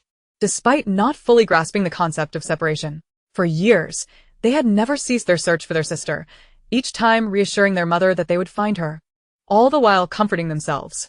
Now, his brother claimed that she had been found. He could scarcely believe it, yet he could not help but hope that it was true and that his brother was not deceiving him. Li Jingyuan remained silent, anticipating such a reaction, allowing Li Ziming the space to regain his composure. Brother, is she well? Where is she? Should we go fetch her now? Li Ziming could no longer contain his barrage of questions, eagerly awaiting Li Jingyuan's response. Ziming, I am sharing this information with you for now. Beichen conveyed some insightful thoughts. Our sister's name is Li Yang, and she is currently a senior at Yuza High School in Huazhou. She is remarkably beautiful, bearing a striking resemblance to our mother. I do not intend to inform our parents just yet. You're heading to Huazhou this week, aren't you? Beichen suggested that you meet her first to gauge her attitude. If she is not averse to us, I will then inform our parents, and we can all go to Huazhou to bring her home together. However, if she is resistant, I believe we should allow her more time until she is ready to accept us before we take any further action. As Li Ziming absorbed his brother's words, he understood the rationale behind them. Although he yearned to bring his sister home immediately, he did not wish for her to feel overwhelmed by their approach. After waiting 17 years, now that they had located her, he was willing to wait a little longer. He slowly sank onto the sofa, seeking to calm himself, and said, I understand, brother. Do you have a photo of our sister? I would like to see her. Yes, there are a few pictures in the materials Beichen sent. I will send them to you. Alright, I'll hang up for now. Call me if anything comes up. Li Ziming eagerly stared at his phone, anticipating the conversation with Li Jingyuan. Brother. Image 3. Little brother. Received it, brother. He clicked on the image, saved it to his album, and began to examine it closely. The photos depicted a girl at various stages, from elementary school to middle school and high school. Li Ziming watched her transform from a youthful child into a composed young woman, noticing her resemblance to their mother. His nose tinged with emotion as a gentle smile graced his face. This was his sister, the sister he would soon meet, the sister he had longed for over the past 17 years. Sister, wait for your second brother. Soon, very soon, your second brother will come to see you, and I will make sure to compensate for all the hardships you have endured. Li Yang, my sister, how wonderful it is to finally have you. Chapter 36. Likagzins misia frasurfasas. Li Yang sensed that Gu Beichen had been acting strangely these past few days. Although he did not overtly display his feelings, she could perceive that he often seemed lost in thought. She was savoring her boiled meat slices while gazing at the person across from her, who appeared lost in thought. Unable to restrain herself, she spoke up. Is there something troubling you? Would you care to share? Gu Beichen snapped back to reality, teased, Oh, are you so concerned about your elder brother? You can even tell when he has a problem? Perhaps it's you who is perpetually distracted, she replied nonchalantly. If you need assistance, feel free to confide in me. Thank you for your concern, little one, but I am quite well. Gu Beichen chuckled. Li Yang remained uncertain whether to believe him, merely responding with a casual, oh, before continuing her meal. She had no penchant for prying into others' privacy. If Gu Beichen chose not to disclose, she would not press further. After finishing their meal, Gu Beichen pondered for a moment before cautiously inquiring, Little one, now that you have left the Li family, have you ever thought about seeking out your biological parents? Li Yang, who was about to rise and return to her room, paused and replied indifferently, No, I have no interest. But what if your family has been searching for you all along? Would you consider returning to them? Li Yang fixed her gaze upon him, stating firmly, Not at this moment. Gu Beichen continued, Is it due to your studies? Partially. But family is not something I deem essential. Moreover, the process of searching seems overly cumbersome. If your family were to find you and wish to meet, would you be open to it? Li Yang shot him a perplexed glance. Why do I get the feeling that you are being rather odd? How could they suddenly come looking for me? Gu Beichen scratched his nose and laughed lightly.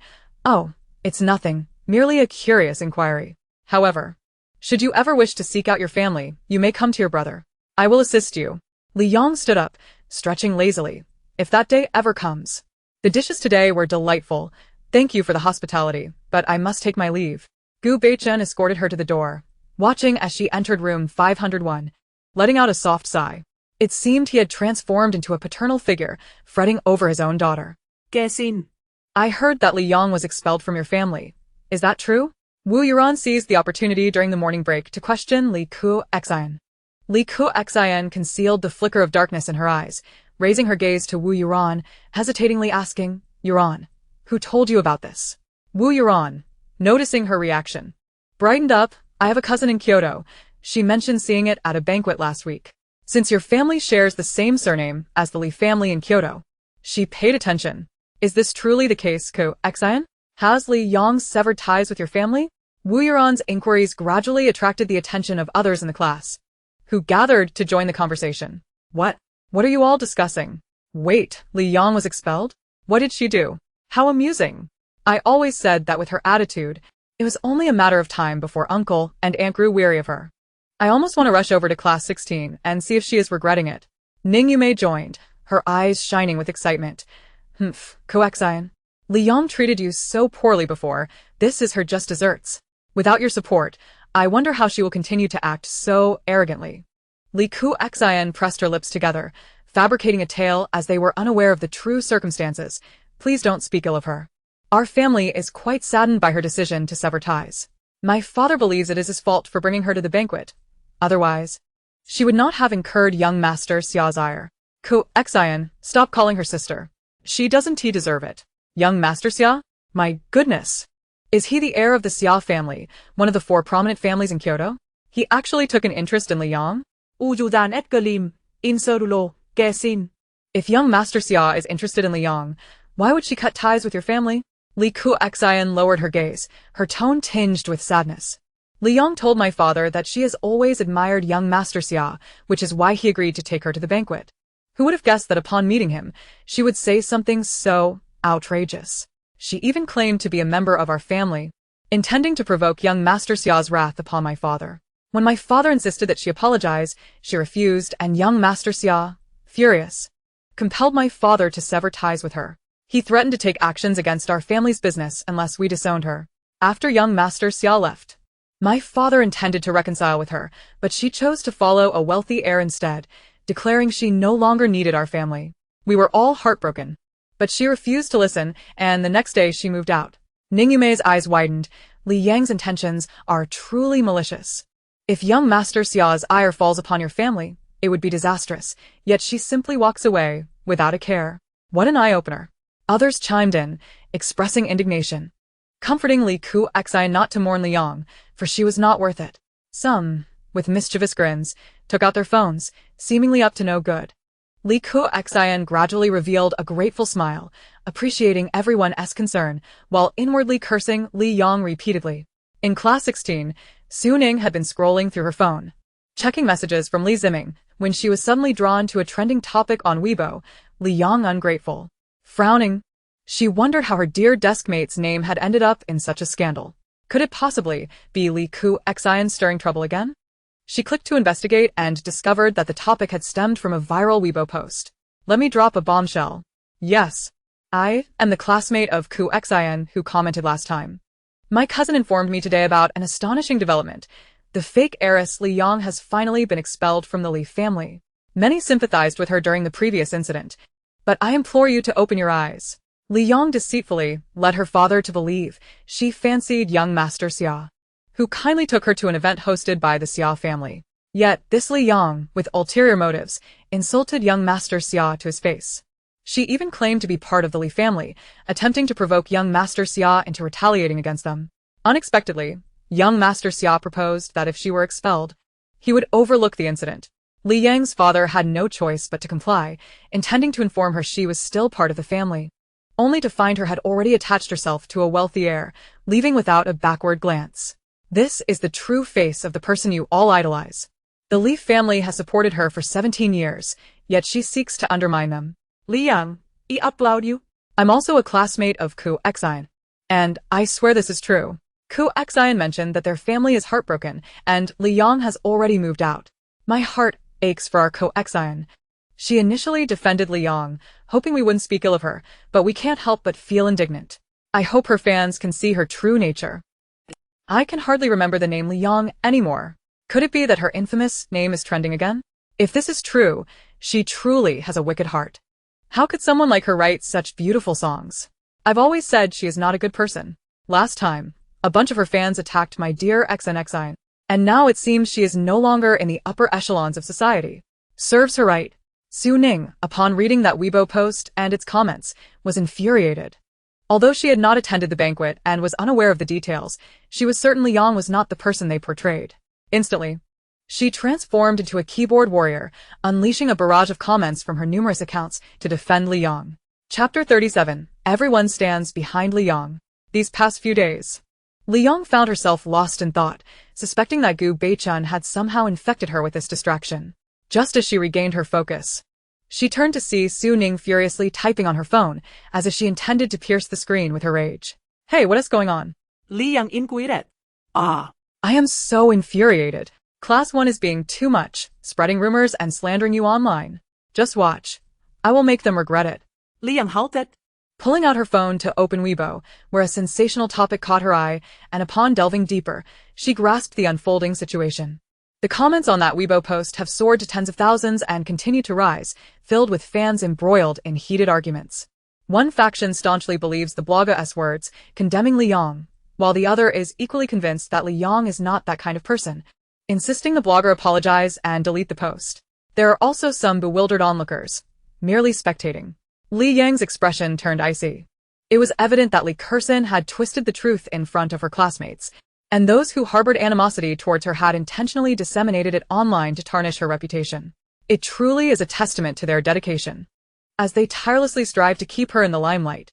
The situation reached its zenith when Li Kersin liked and then swiftly unliked the post. Kersin just liked it. Did anyone manage to screenshot it? This is solid proof that Li Yang is no longer a member of the Li family, right? Poor Kersin. Having such a psychologically twisted sister.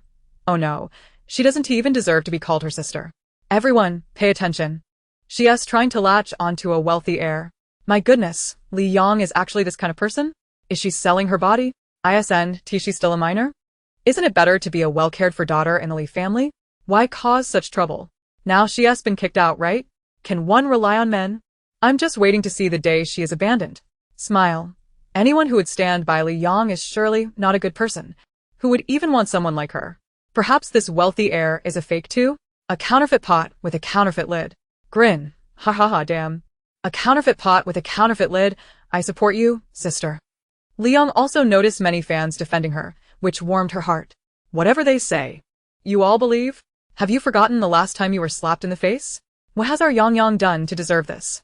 You all keep buying trending searches to slander her. It's not like she wanted to be misidentified as a member of the Li family. Your maliciousness is truly disgusting.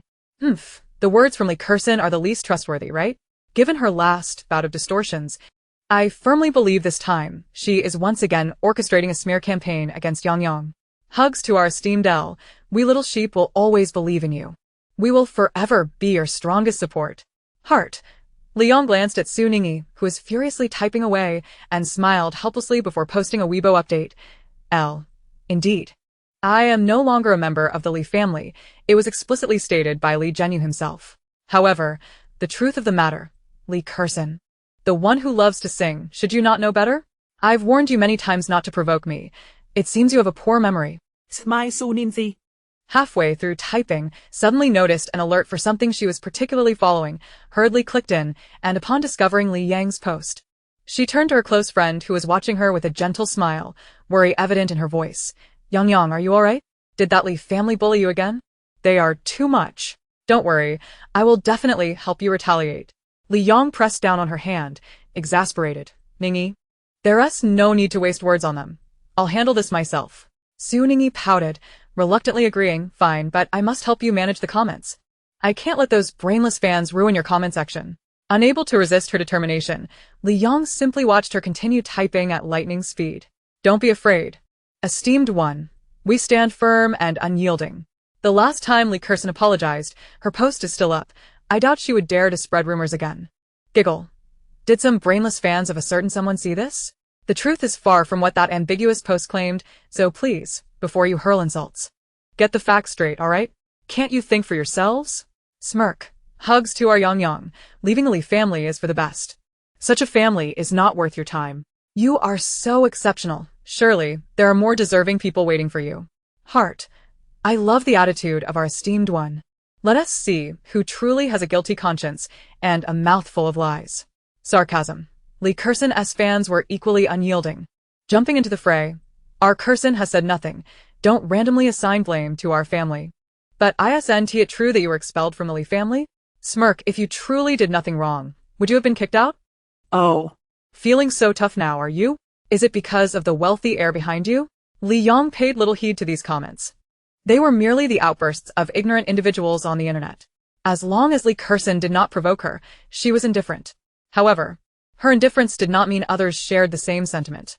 After seeing the link Su Ningyi shared in their group, the students from class 16 rolled up their sleeves to engage in a verbal brawl, with Gu Beichen also messaging her. Gu, little one, are you alright? Li Yong raised an eyebrow. Why? What could possibly be wrong with me? Gu, brother is worried about you. If something is wrong, just tell brother. Gu, patting head, reading Gu Beichen's messages, Li Yong couldn't help but smile. In her lifetime within the Li family, apart from Grandma Li, no one had cared for her. Suddenly receiving such attention from so many felt almost addictive. Li Jingyuan had never paid attention to such online matters. But after Gu Beichen informed him of Li Yang's situation online, he deliberately downloaded Weibo, clumsily registered an account, and followed Li Yang. He intended to check if she had posted any updates today, only to stumble upon the current chaos. Instantly, his expression darkened, filled with fury. When did it become permissible for these inconsequential individuals to speak ill of his little princess? He struggled with his phone, trying to respond, but his typing speed was no match for the onslaught of insults. Li Jingyuan thought, isn't managing this Weibo even harder than running a company? He shared the link with Li Ziming, stating, Sister is the most adorable. Link. Sister is being insulted. Sister, hurry up and retaliate. After a long pause, Li Ziming finally replied, Foolish little brother. Leave it to me, brother. At the time Li Ziming received the message, he was busy purchasing a plane ticket, as he needed to arrive in Huazhou 2 days early for an event on Saturday. Witnessing the vitriol directed at Li Yang online, his usual good-natured demeanor evaporated. Yet he still remembered he was using his main account, and until Li Yang accepted their relationship, he couldn't expose it prematurely. Switching to a secondary account, Li Ziming quickly began to engage in the fray, all while coordinating with his marketing team to contain the situation as heat. Although the team was unaware of the nature of Li Yang's relationship with him, they promptly executed Li Ziming's orders, swiftly removing the trending topic and deleting many of the derogatory comments aimed at Li Yang. Chapter 38, Yang. Gu Beichen's voice was low as he called out. Li Kexin. Seeing the trending topic vanish, felt a pang of anxiety. She suspected it was the man who had taken Li Yang away at the banquet who had orchestrated this. She had heard her father mention the man's identity, filling her with jealousy, yet she dared not post on Weibo at this moment. As time passed, her fans noticed she had not made any statements and many began to calm down. The last incident of being slapped in the face was still fresh in their memories, and they feared another public humiliation. With the trending topic retracted, the heat of the matter gradually waned, leaving only a few diehard fans persistently denouncing Li Yang. Su Ningyi, proud as a victorious rooster, lifted her head and patted Li Yang's shoulder, saying, Lee Curson-S fans are truly pathetic. They think they can contend with us. But don't worry, Yang. If they dare to come back, I'll make sure they regret it. Alright, Su Ningyi, class is about to start. Stop looking at your phone, Li Yang said, rolling her eyes. Su Ningyi stuck out her tongue, obediently putting away her phone and pulling out her textbook, adopting the demeanor of a diligent student. The students in class 16, seeing that the online turmoil had subsided, were satisfied and began to put away their phones. Meanwhile, those from class 1, who had deliberately stirred the pot online, were gnashing their teeth at the trending topic's removal, but remained undeterred, continuing to incite public sentiment in their fan groups, feeling somewhat better as they saw others joining in their condemnation of Li Yang. At noon, outside the gates of UJ High School, a sleek black Ferrari 812 was parked by the roadside. A man of cool, aristocratic demeanor leaned against the car, gazing intently at the school entrance, seemingly awaiting someone. The girls who caught sight of him often found their cheeks flushed, for these young ladies in the throes of adolescence. Such a man was undeniably captivating, and there were always a few who could not resist the urge to approach him. Excuse me, hello. May I add you on WeChat? Gu Beichen cast a fleeting glance at the cute girl whose face was tinged with pink. She was the 39th person to inquire about his WeChat. His tone remained unruffled. tinged with detachment as he replied, "I'm sorry, but I don't add strangers." The girl bit her lip, undeterred, "But if we add each other, we wouldn't be strangers anymore."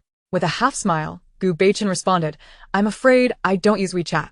Just then, a vibrant figure appeared at the school gates, causing his eyes to brighten as a soft smile graced his lips. He did not spare a glance for the girl who wore a disappointed expression and made his way directly towards the entrance. As Li Yang stepped out of the school, she sensed someone approaching and, upon closer inspection, realized it was Gu Beichin. "Why are you here?" she asked in surprise. "I came to pick up my little friend." "Dinner is ready. Let us go home," he replied with a smile, affectionately patting her head, only to have her shyly dodge away. Unbothered, he led her to the car. As they drove away, onlookers began to murmur, Wow. "Was that Li Yang just now?"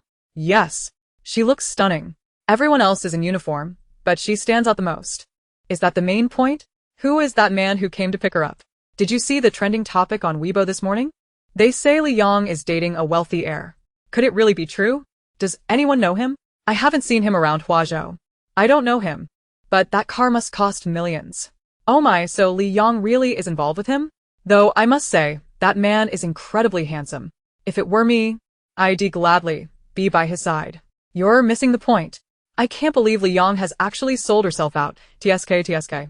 Some individuals posted edited photos of the two getting into the car on Weibo, laden with malice.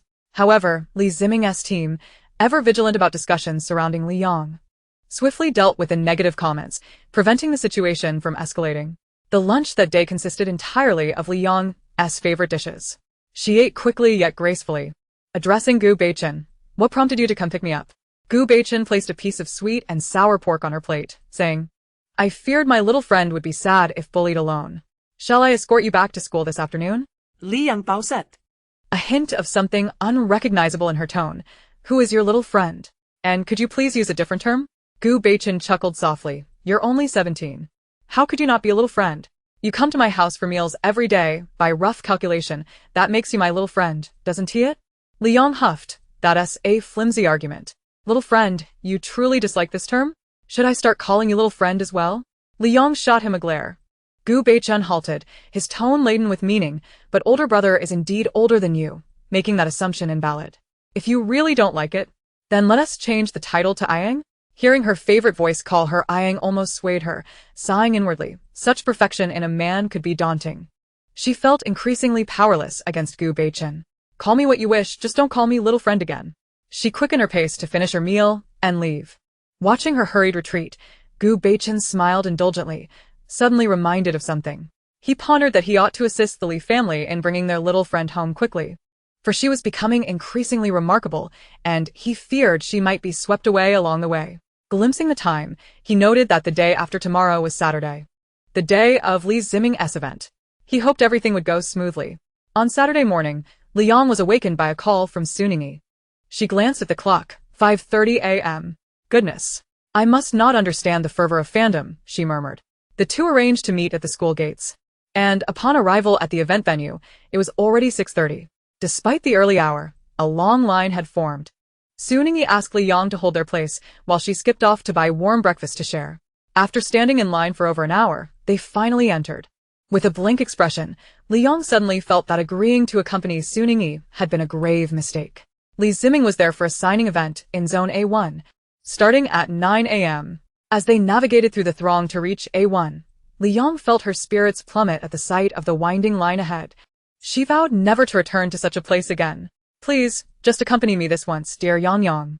Sunin di palit, pouting. "I brought a folding stool. It won't tire you out at all." With that, she produced 2 small discs from her backpack, which transformed into 2 stools after some maneuvering.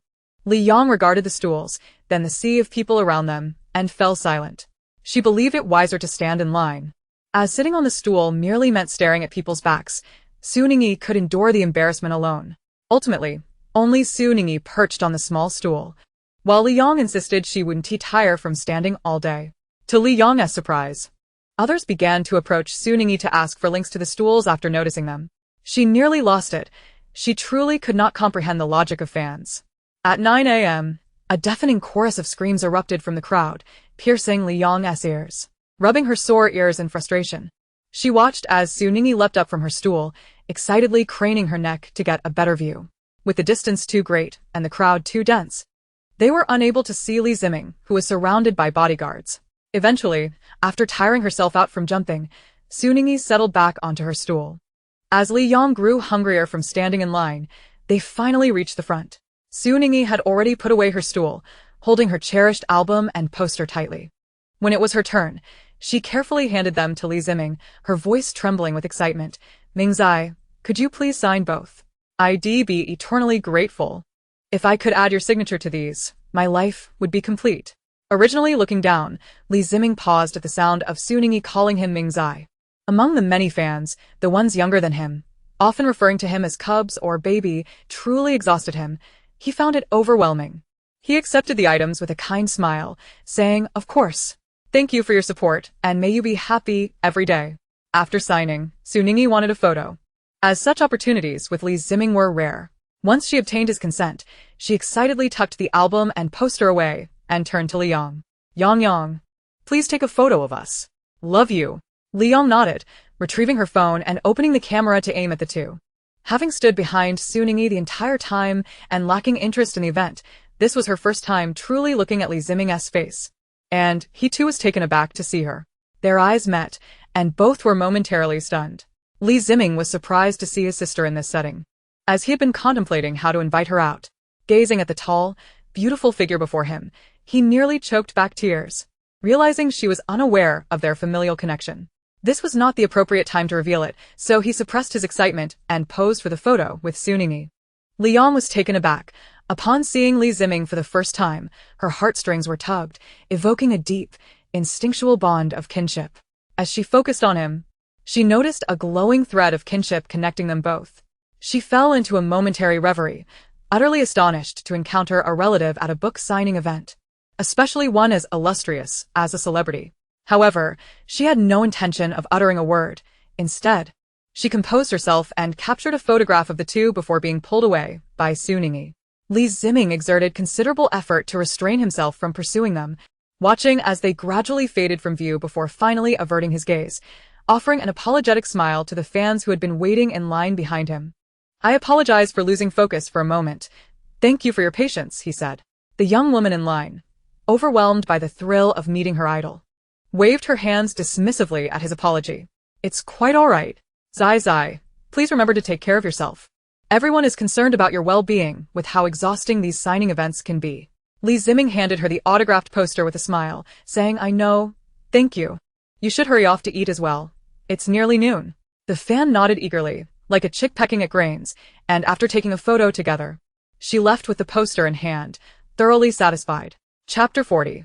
This person is Li Ziming. Su Ningyi observed Li Yang, who sat across from her, seemingly lost in thought while holding chopsticks, tilting her head in curiosity. This was the first time she had witnessed Li Yang in such a daze. Even in her distraction, the beauty remained captivating, yet the reality was that one must eat to sustain life. She waved her hand in front of Li Yang, saying, Yang, what are you thinking about? Hurry and eat, or I might finish everything before you do." Li Yang snapped back to reality, a faint smile gracing her lips as she replied, "Oh, nothing much. Just pondering a few things. Are you still planning to go to the venue after lunch?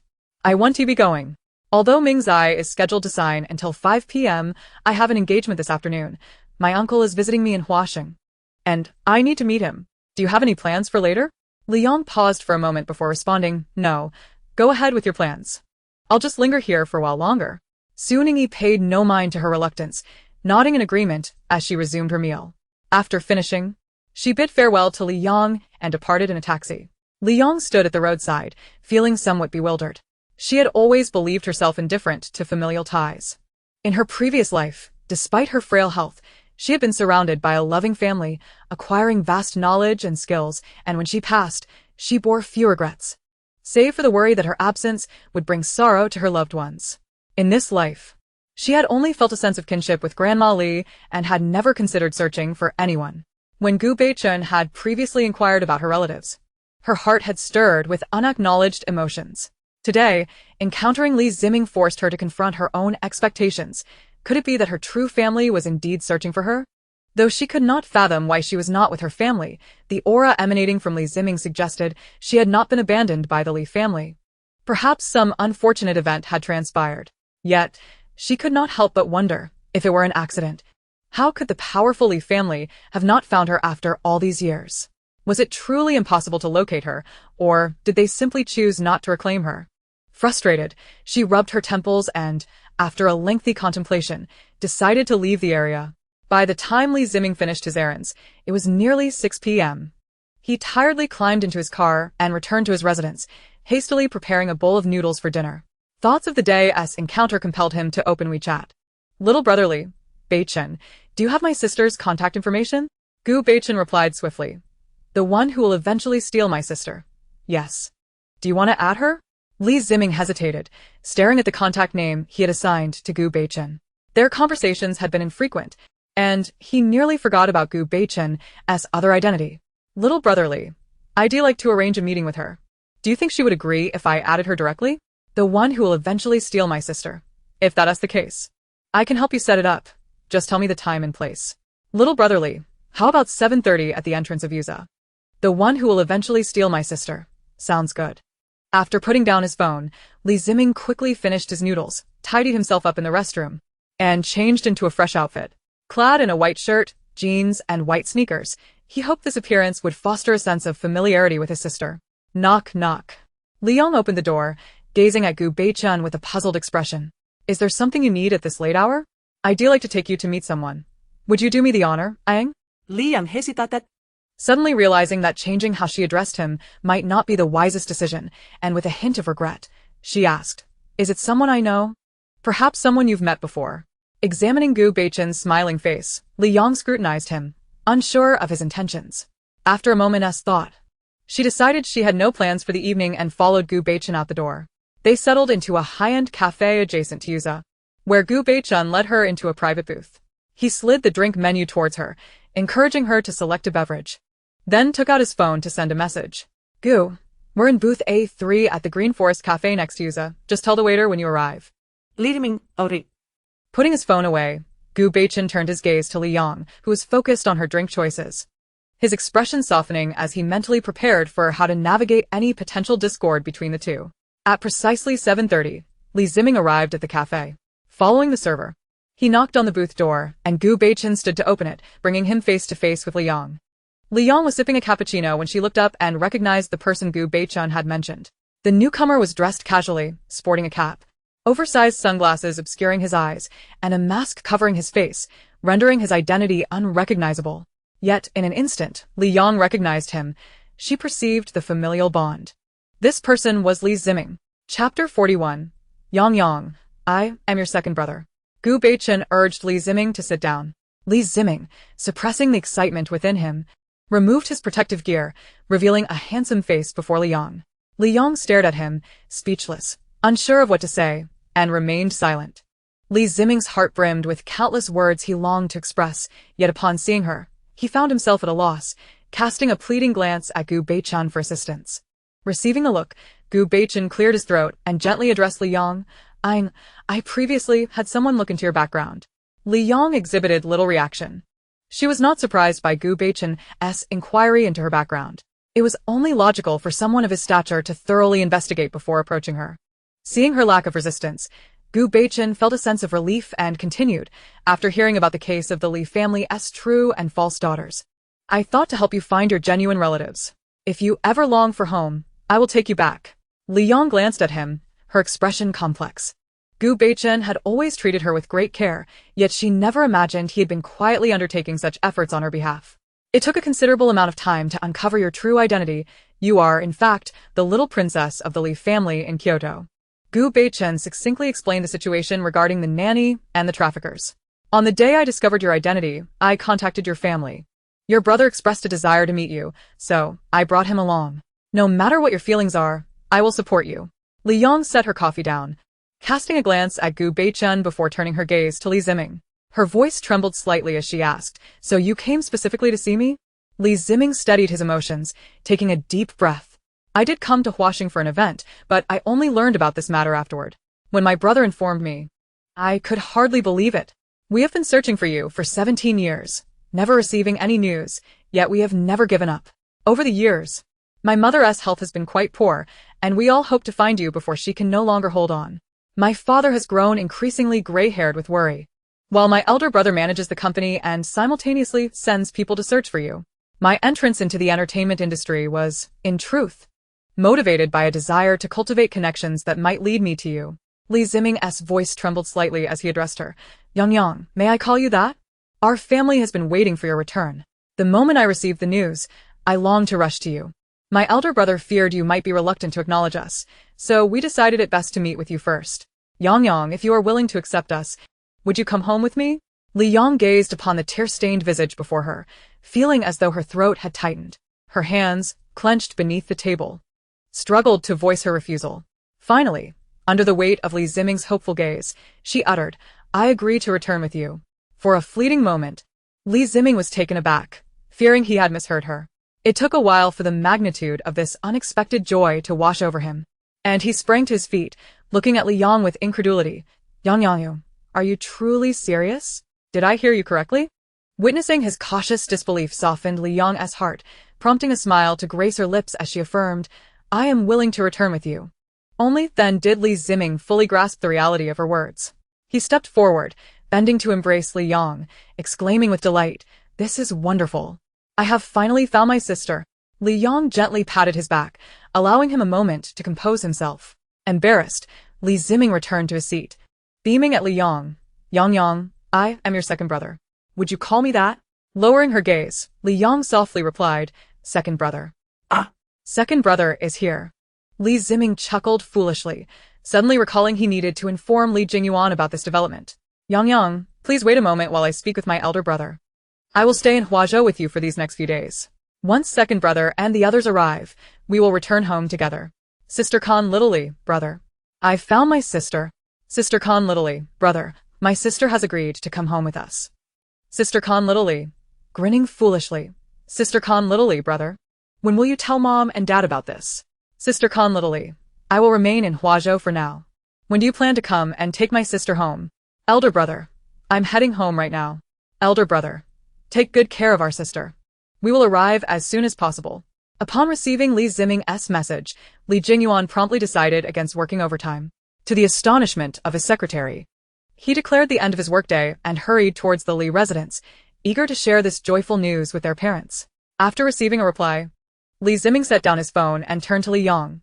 Yang, where are you currently residing? She lives next door to me, so you can stay at my place for the next few days. I don't mind sharing a bed with you, Gu Beichun interjected. Li Ziming frowned at him, recalling his identity, and his expression soured. Why are you neighbors with Yang? Do you harbor any ill intentions toward her? Let me make it clear. If you wish to take Yang away, you must first get past me, or it shall be impossible. Gu Beichun calmly sipped his coffee, replying, It's merely a coincidence. Chapter 42. Gu Beichun's past. Li Ziming regarded Gu Beichun with skepticism, doubting the validity of his claim of coincidence. He then turned to Li Yang, asking Yang, hasn't he bullied you, has he? He hasn't even come close to bullying me, Li Yang replied dismissively. This reassured Li Ziming somewhat, yet he remained convinced of Gu Beichun's ulterior motives. His suspicions only intensified upon learning that Li Yang dined at Gu Beichun's home daily. Ha, you scoundrel! Don't think that just because your mother is friends with mine, I will treat you kindly. Gu Beichun, unfazed by Li Ziming's hostile glare, led the two back to Yulin Tower. Li Ziming eagerly accompanied Li Yang to room 501. After observing that her living conditions were satisfactory, he relaxed. He added Li Yang's contact information and promptly initiated a series of transactions. Sister Khan Li. Transferring 5,000,000. Hearing his phone vibrate, Li Yang picked it up to find. Yang, this WeChat transfer is limited to 500,000 daily. I will send you more pocket money tomorrow. Li Ziming ruffled Li Yang's hair and added, if you prefer, just give me your card number and I will transfer the money directly to your account. Li Yang thought to herself that her brother seemed rather extravagant. No need, second brother. I am not in want of money. Li Ziming shot her a disapproving look, insisting, that is, out of the question. This is merely pocket money. Yang, buy whatever you like, and should you find yourself short, just let second brother know. And I will assist you. Li Yang, feeling helpless, conceded and accepted the transfers. As night fell, Li Ziming reluctantly departed from room 501 and moved to room 502. The two exchanged silent glances. Gu Beichen cleared his throat, asking, "Are you going to wash up? There are new bathrobes and undergarments in the wardrobe." Li Ziming maintained a stoic expression, saying nothing as he grabbed some clothes and headed to the washroom, simultaneously messaging his manager to arrange for a room rental at Yulin Tower and to have his clothing moved over. The two each occupied their own blanket, separated by a narrow gap. "What are your true intentions toward Yang Yang?" Li Ziming, unable to sleep, finally queried Gu Beichen. Gu Beichen pondered for a moment before responding. "It's not what you think. She saved me 10 years ago, and my return to Huazhou is linked to that incident." Li Ziming furrowed his brow. 10 years ago. Gu Beichen's kidnapping was well known within the affluent circles of the capital, as the Gu family had mobilized all their connections to find him. "Though this is your private matter, I am still curious about how Yang Yang became involved back then," Li Ziming pressed. Gu Beichen had no intention of withholding information, as the incident no longer haunted him, and since Li Yang was Li Ziming's sister, sharing some details felt permissible. Li Ziming listened intently as Gu Beichen recounted the events. 10 years ago, at the age of 11, Gu Beichen was kidnapped in an unforeseen incident. The Gu family assumed that the perpetrator was his uncle, Gu Jingxiang, yet lacked the evidence to directly accuse him. In truth, it was indeed Gu Jingxiang who orchestrated the entire affair. Though he was the firstborn son of the Gu family and should have been the primary heir, the family patriarch, Gu Yingguan had a marked favoritism toward Gu Beichen's father, Gu Jingheng. Gu Beichen, 5 years older than Gu Jingheng, had initially been fond of him. But as Gu Jingheng matured and displayed exceptional talents, Gu Yingguan's attention shifted entirely toward his younger brother. In reality, Gu Beichen had little interest in managing the family business and lacked the aptitude for it. Yet, he was consumed by jealousy, envious of the attention his brother received. Thus, He sought to compete. on the 5th day after Gu Beichen's abduction, 7-year-old Li Yang happened to pass by the location. At that time, Li Yang's abilities were largely dormant, and she sensed an unsettling atmosphere, murky and dark, unmistakably a den of villains. Though she initially wished to turn a blind eye, the faint, haunting cries of children in distress compelled her to stay. Aware that her own capabilities were insufficient, she recognized her interference as a reckless act of compassion. Yet, the soul within her, matured from a past life, could not bear to witness the suffering of these innocent children. She first contacted the authorities, uncertain whether the local police could effectively thwart the kidnappers, but deemed it better to report than remain silent. That night, as she returned home, she tossed restlessly in bed. Her grandmother had been taken to a nursing home, leaving her without anyone to confide in. In the early hours, she stealthily made her way back. Relying on her limited divination skills, she located the place where the children were confined. After cautiously surveying her surroundings and confirming no one was nearby, she slipped inside. It was a vast warehouse, partitioned into 3 sections, each containing a large enclosure with heavy iron doors imprisoning a multitude of weary children. The stark white walls were punctuated by iron bars, allowing glimpses into the desolation within. Peering through the bars, Li Yang's heart sank. Each enclosure housed dozens, if not hundreds, of children, some as young as 3 or 4, others in their teens. All bore injuries. The sight of the children in the second enclosure was particularly heart-wrenching. Some had lost limbs, while others, though intact, were contorted into grotesque positions. Their eyes held no glimmer of hope for the future. Approaching the first enclosure, she deftly used a piece of wire she had brought along, drawing on her past experiences to successfully pick the lock. Hearing the door creak open, Gu Beichen awoke and was greeted by the silhouette of Li Yang against the moonlight. In a daze, he thought, "Is this a dream? How could a girl who resembles a celestial being be here in such a place?" Chapter 43. Li Yang is his light. Li Yang immediately recognized Gu Beichen. For among all the children, he was the most handsome and bore the fewest injuries. She carefully closed the door behind her and approached him, asking, "What is your name? Can you still move? I'm here to help you all escape." Snapping back to reality, Gu Beichen exclaimed, "Aren't you one of the kidnapped children? You must leave immediately. You can't rescue so many on your own. There are cameras here, and they will come for you." Li Yang felt a surge of urgency. She realized her impulsiveness. But witnessing the children's plight made it impossible to look away. "I've reported this to the police. They should arrive soon. You all are in terrible condition. And I must stay to care for you." "No," Gu Beichen insisted. "When they find out you're here tomorrow, they will surely harm you. You are too beautiful. They might even throw you into the second room." through gritted teeth.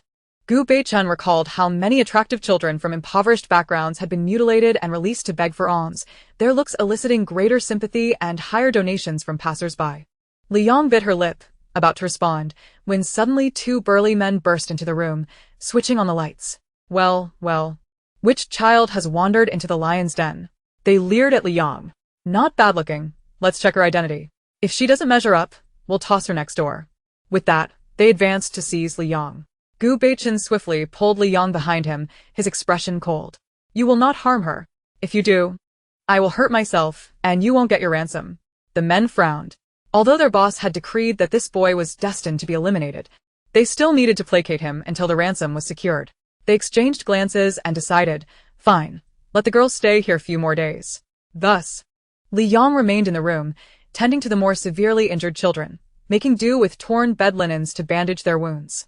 Gu Beichen was frequently called for video calls, as the Gu family needed to ensure his safety.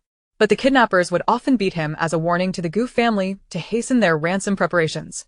Each time, Li Yang silently treated his injuries.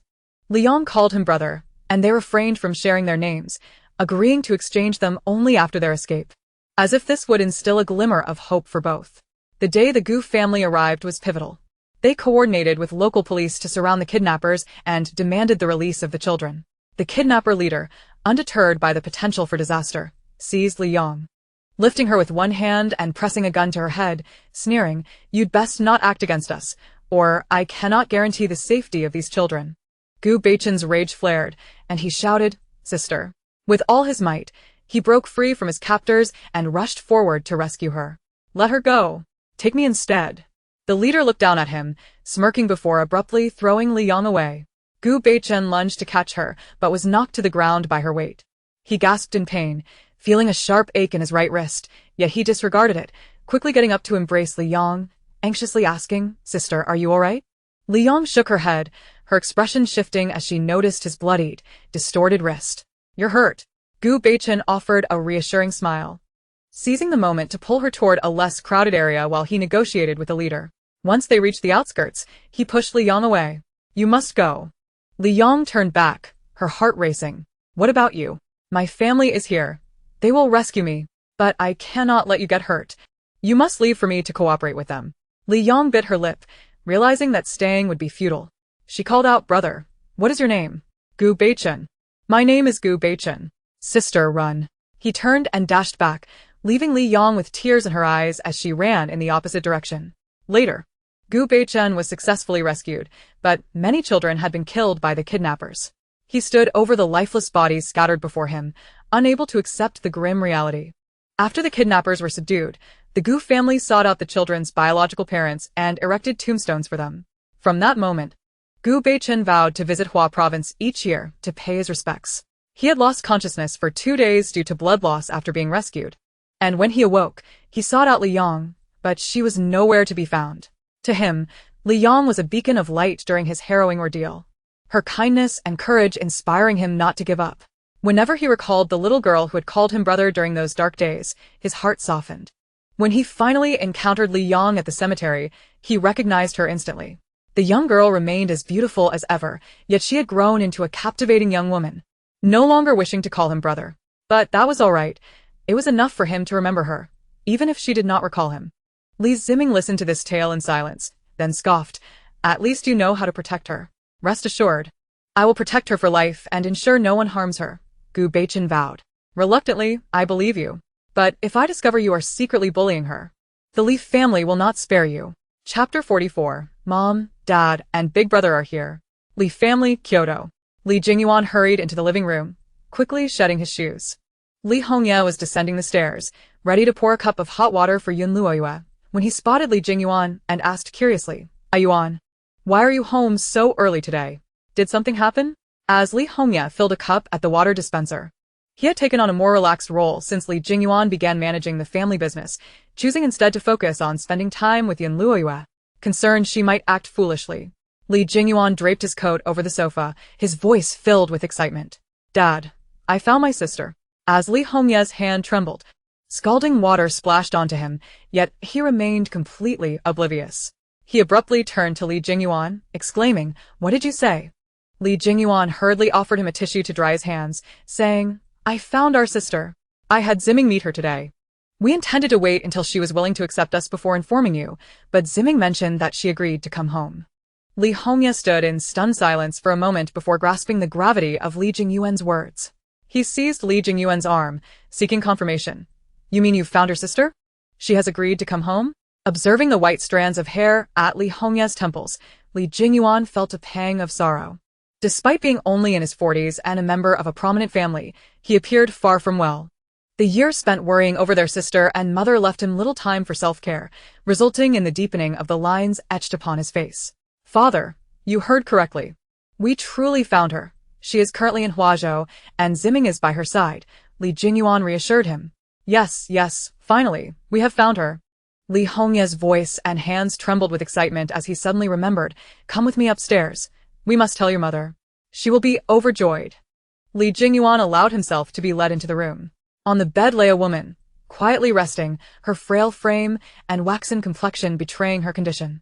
Her once lustrous long hair now appeared dull, and the light in her eyes seemed all but extinguished. Upon seeing the two enter, she forced a smile. Hongye Yuan, why are you both here?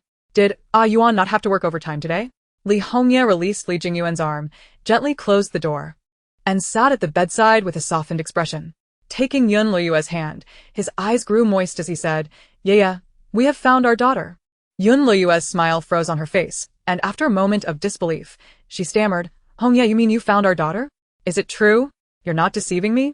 Li Hongye quickly embraced her, soothing her with gentle pats on her back. Yeah, please do not be overly agitated. It is true. Yuan returned specifically to share this news with us. Ziming is with our daughter now, waiting for us to bring them home. Unable to contain her tears, Yun Luoyue wrapped her arms around Li Hongye, exclaiming, Hongye, let us go now to fetch our daughter. She must be anxious. I need to apologize to her. It is my fault. I lost her, causing her to be away from home for all these years.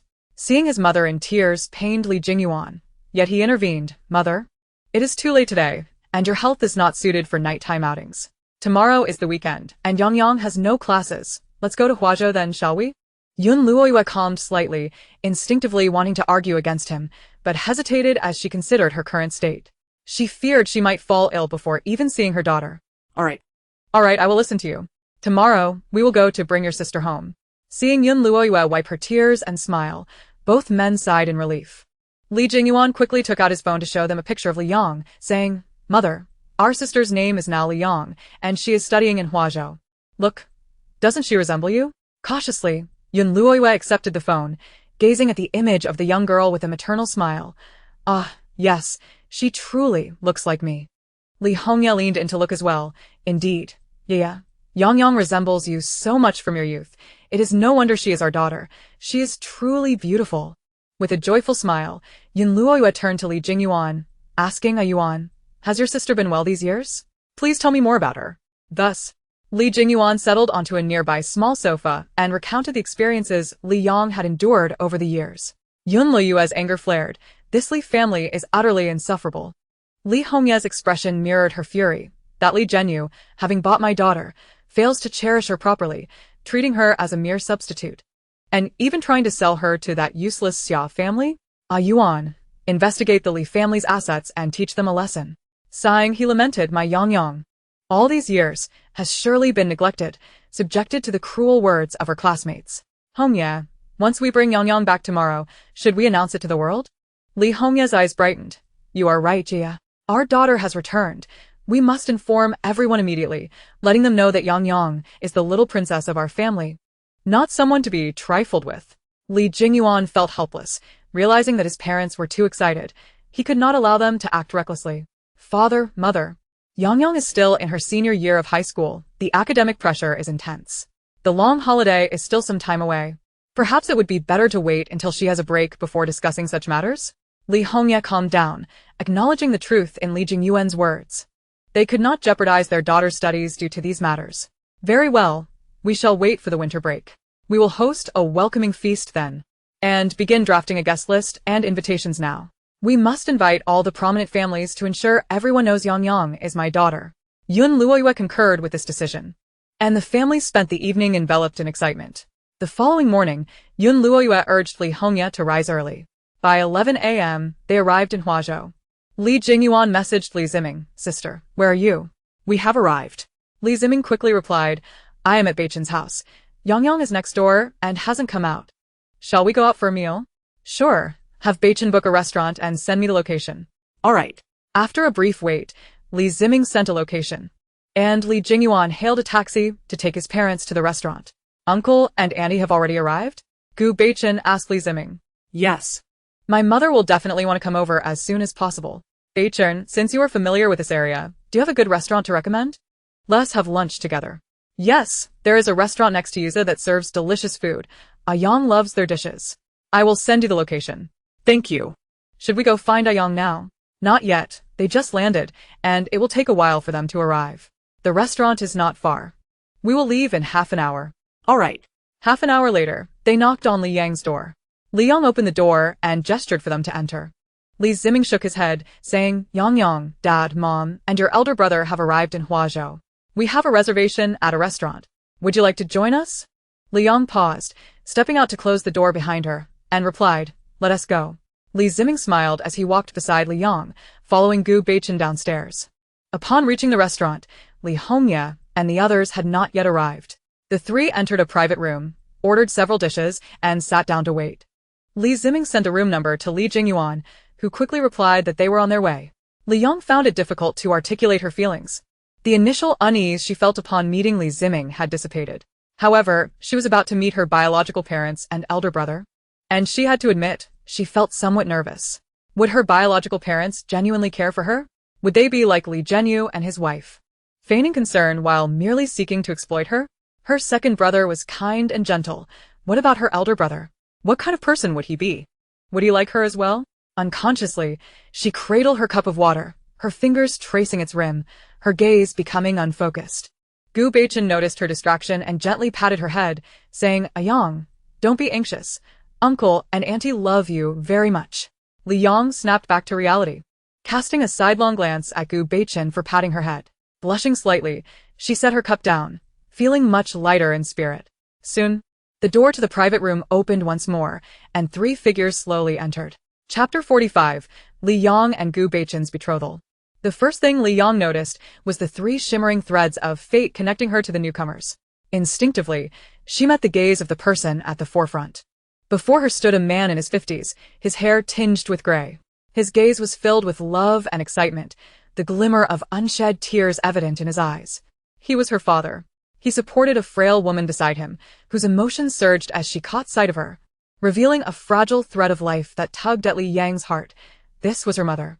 A younger man, distinct from Li Ziming's warm demeanor, bore a resolute and stern countenance. Yet his eyes sparkled with anticipation as he regarded her.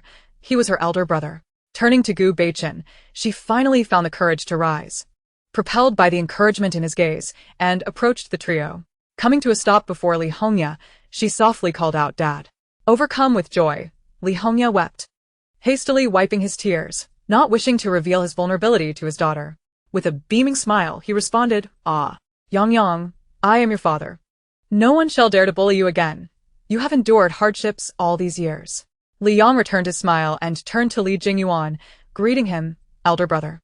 Li Jingyuan stood straighter, clearly a bit anxious, and replied, if you lack anything, just call me. I will provide for you. Li Yang's lips twitched. What should she do with two brothers who resorted to throwing money at every disagreement?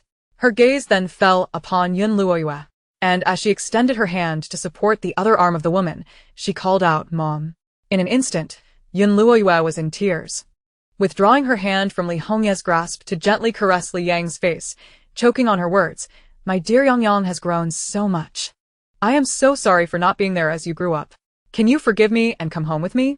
Li Yang lowered her eyelashes, neither resisting nor avoiding the cool touch of the woman's fingers on her face, feeling a swirl of emotions within her. Mom, I have spoken to second brother. I am willing to return home with you. Good. I am so happy. After all these years, we have finally found you. You must be hungry. Let us eat first. Yun Luoyue took Li Yang to sit down, with Li Hongya on her other side, while Li Jingyuan and Li Ziming sat together. And Gu Beichen took a seat beside Li Yang. The waiter began serving the dishes, and once they were all on the table, Everyone instinctively picked up their chopsticks to serve Liang. Eat more meat, you are too thin. Li Jingyuan offered her a piece of braised pork. Yang. Beichen said you like spicy food. This spicy chicken looks delicious. You must try it, Li Ziming added, placing a piece of chicken on her plate. You cannot eat only meat. Here, Yang. Have some vegetables, Li Hongya insisted, serving her a portion of broccoli. Mom thinks this dish looks good. Yang. Please try it for me, Yun Luoyue said, offering her a piece of pickled fish.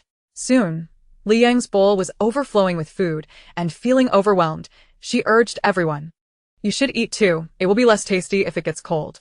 One by one, she served dishes into their bowls, even remembering Gu Beichen, who received a chicken leg. Good, everyone eat, Li Hongya declared, and they all immersed themselves in their meal, savoring the dishes that their beloved daughter had served.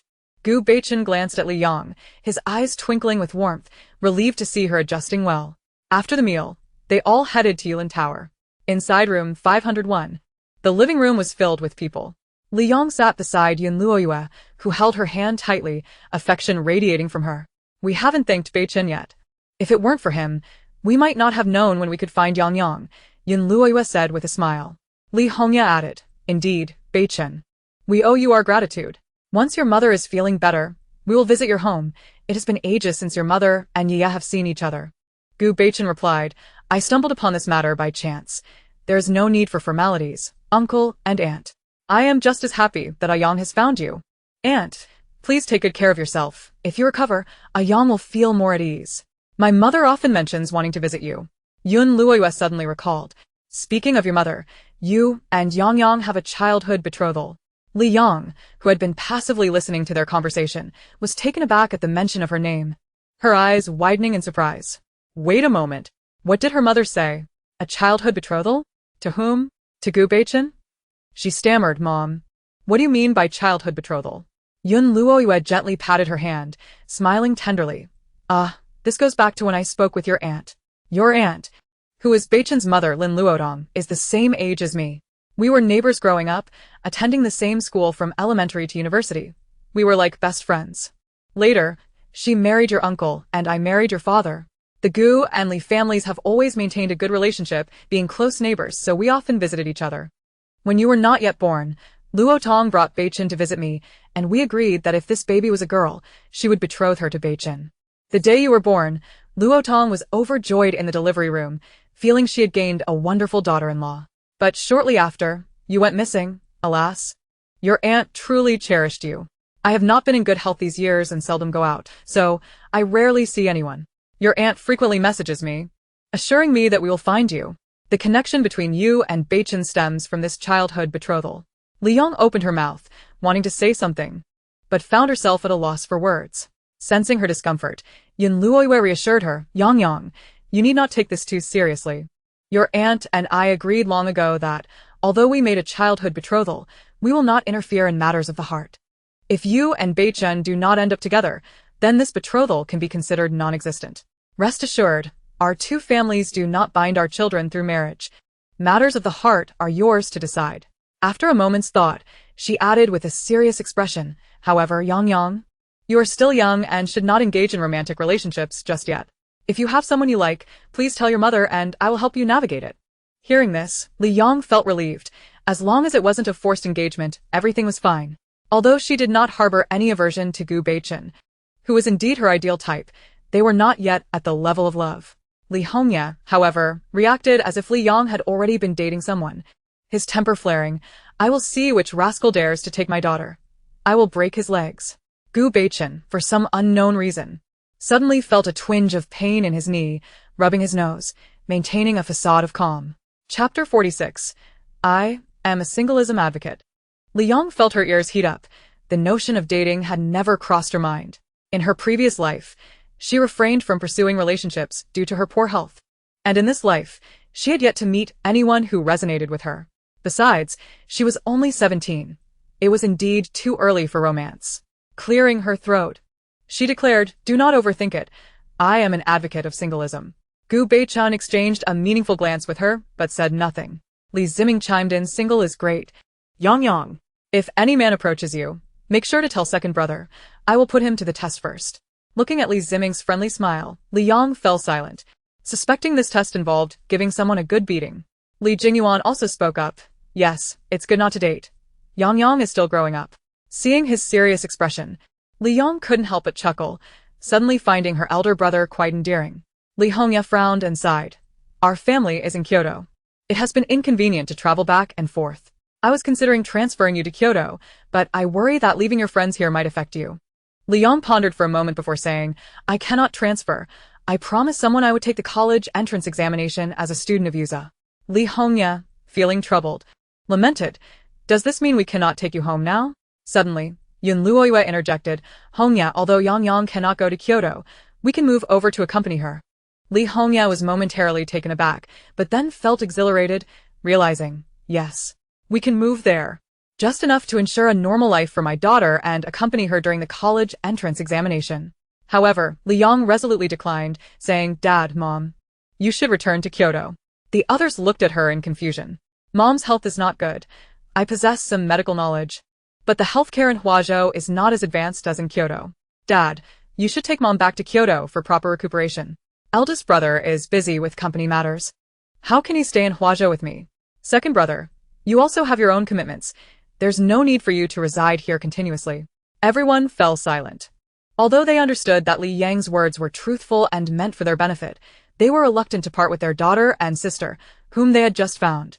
Yun Luyue's spirits dampened, blaming her own mother for not being strong enough. If only she were healthy, she could accompany her daughter continuously. Li Yang hurriedly consoled her.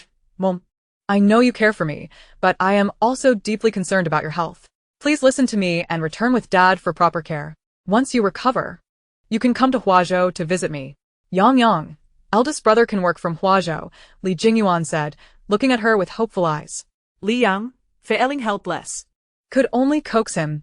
Eldest brother, the company has many responsibilities, and the Li family is large and prosperous. It relies on you to support it. I still wish to be a carefree person in the future, allowing you to take care of me. Li Ziming also looked at her with pitiable eyes. Yang Yang, second brother can retire from the spotlight right now. My entry into the entertainment industry was merely to facilitate finding you. Now that I've found you, staying in it feels pointless. Second brother, however, I've seen your performances and participated in your events. You clearly have a passion for this industry. I want to see you shining on screen and don't want you to give it up for my sake. Li Yang spoke with unwavering determination. All right, let us settle this. I will return home with you during the winter break and will certainly aim to attend university in Kyoto. Okay? Ultimately, everyone was persuaded by Li Yang. After all, they simply could not refuse the request of their daughter and sister. Li Yang first checked Yun Luoyue's pulse, and everyone watched her curiously. Although they were uncertain whether she truly possessed medical skills, they were willing to indulge her, even if it was merely an act. Li Yang furrowed her brow. Yun Luoyue's condition was worse than she had imagined, with numerous deficiencies and lingering hidden dangers due to emotional burdens. Fortunately, now that the emotional knots had loosened, with her prescribed treatment and proper care, she could recover in about 6 months. She meticulously wrote out a lengthy rehabilitation process on paper and handed it to Li Hongya, reminding Yun Luoyue to cooperate fully. Both nodded eagerly in agreement.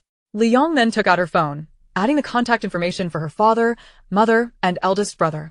She glanced at the WeChat names of Li Jingyuan and Li Ziming in silence, realizing that her brothers exhibited a somewhat excessive sibling protective trait. The entire afternoon was spent with everyone surrounding Li Yang, chatting, sharing amusing tales from affluent families, and learning about her preferences. After nightfall, Gu Beichen took a group out for dinner, and upon returning, he refrained from visiting Li Yang's room, allowing the family some private space.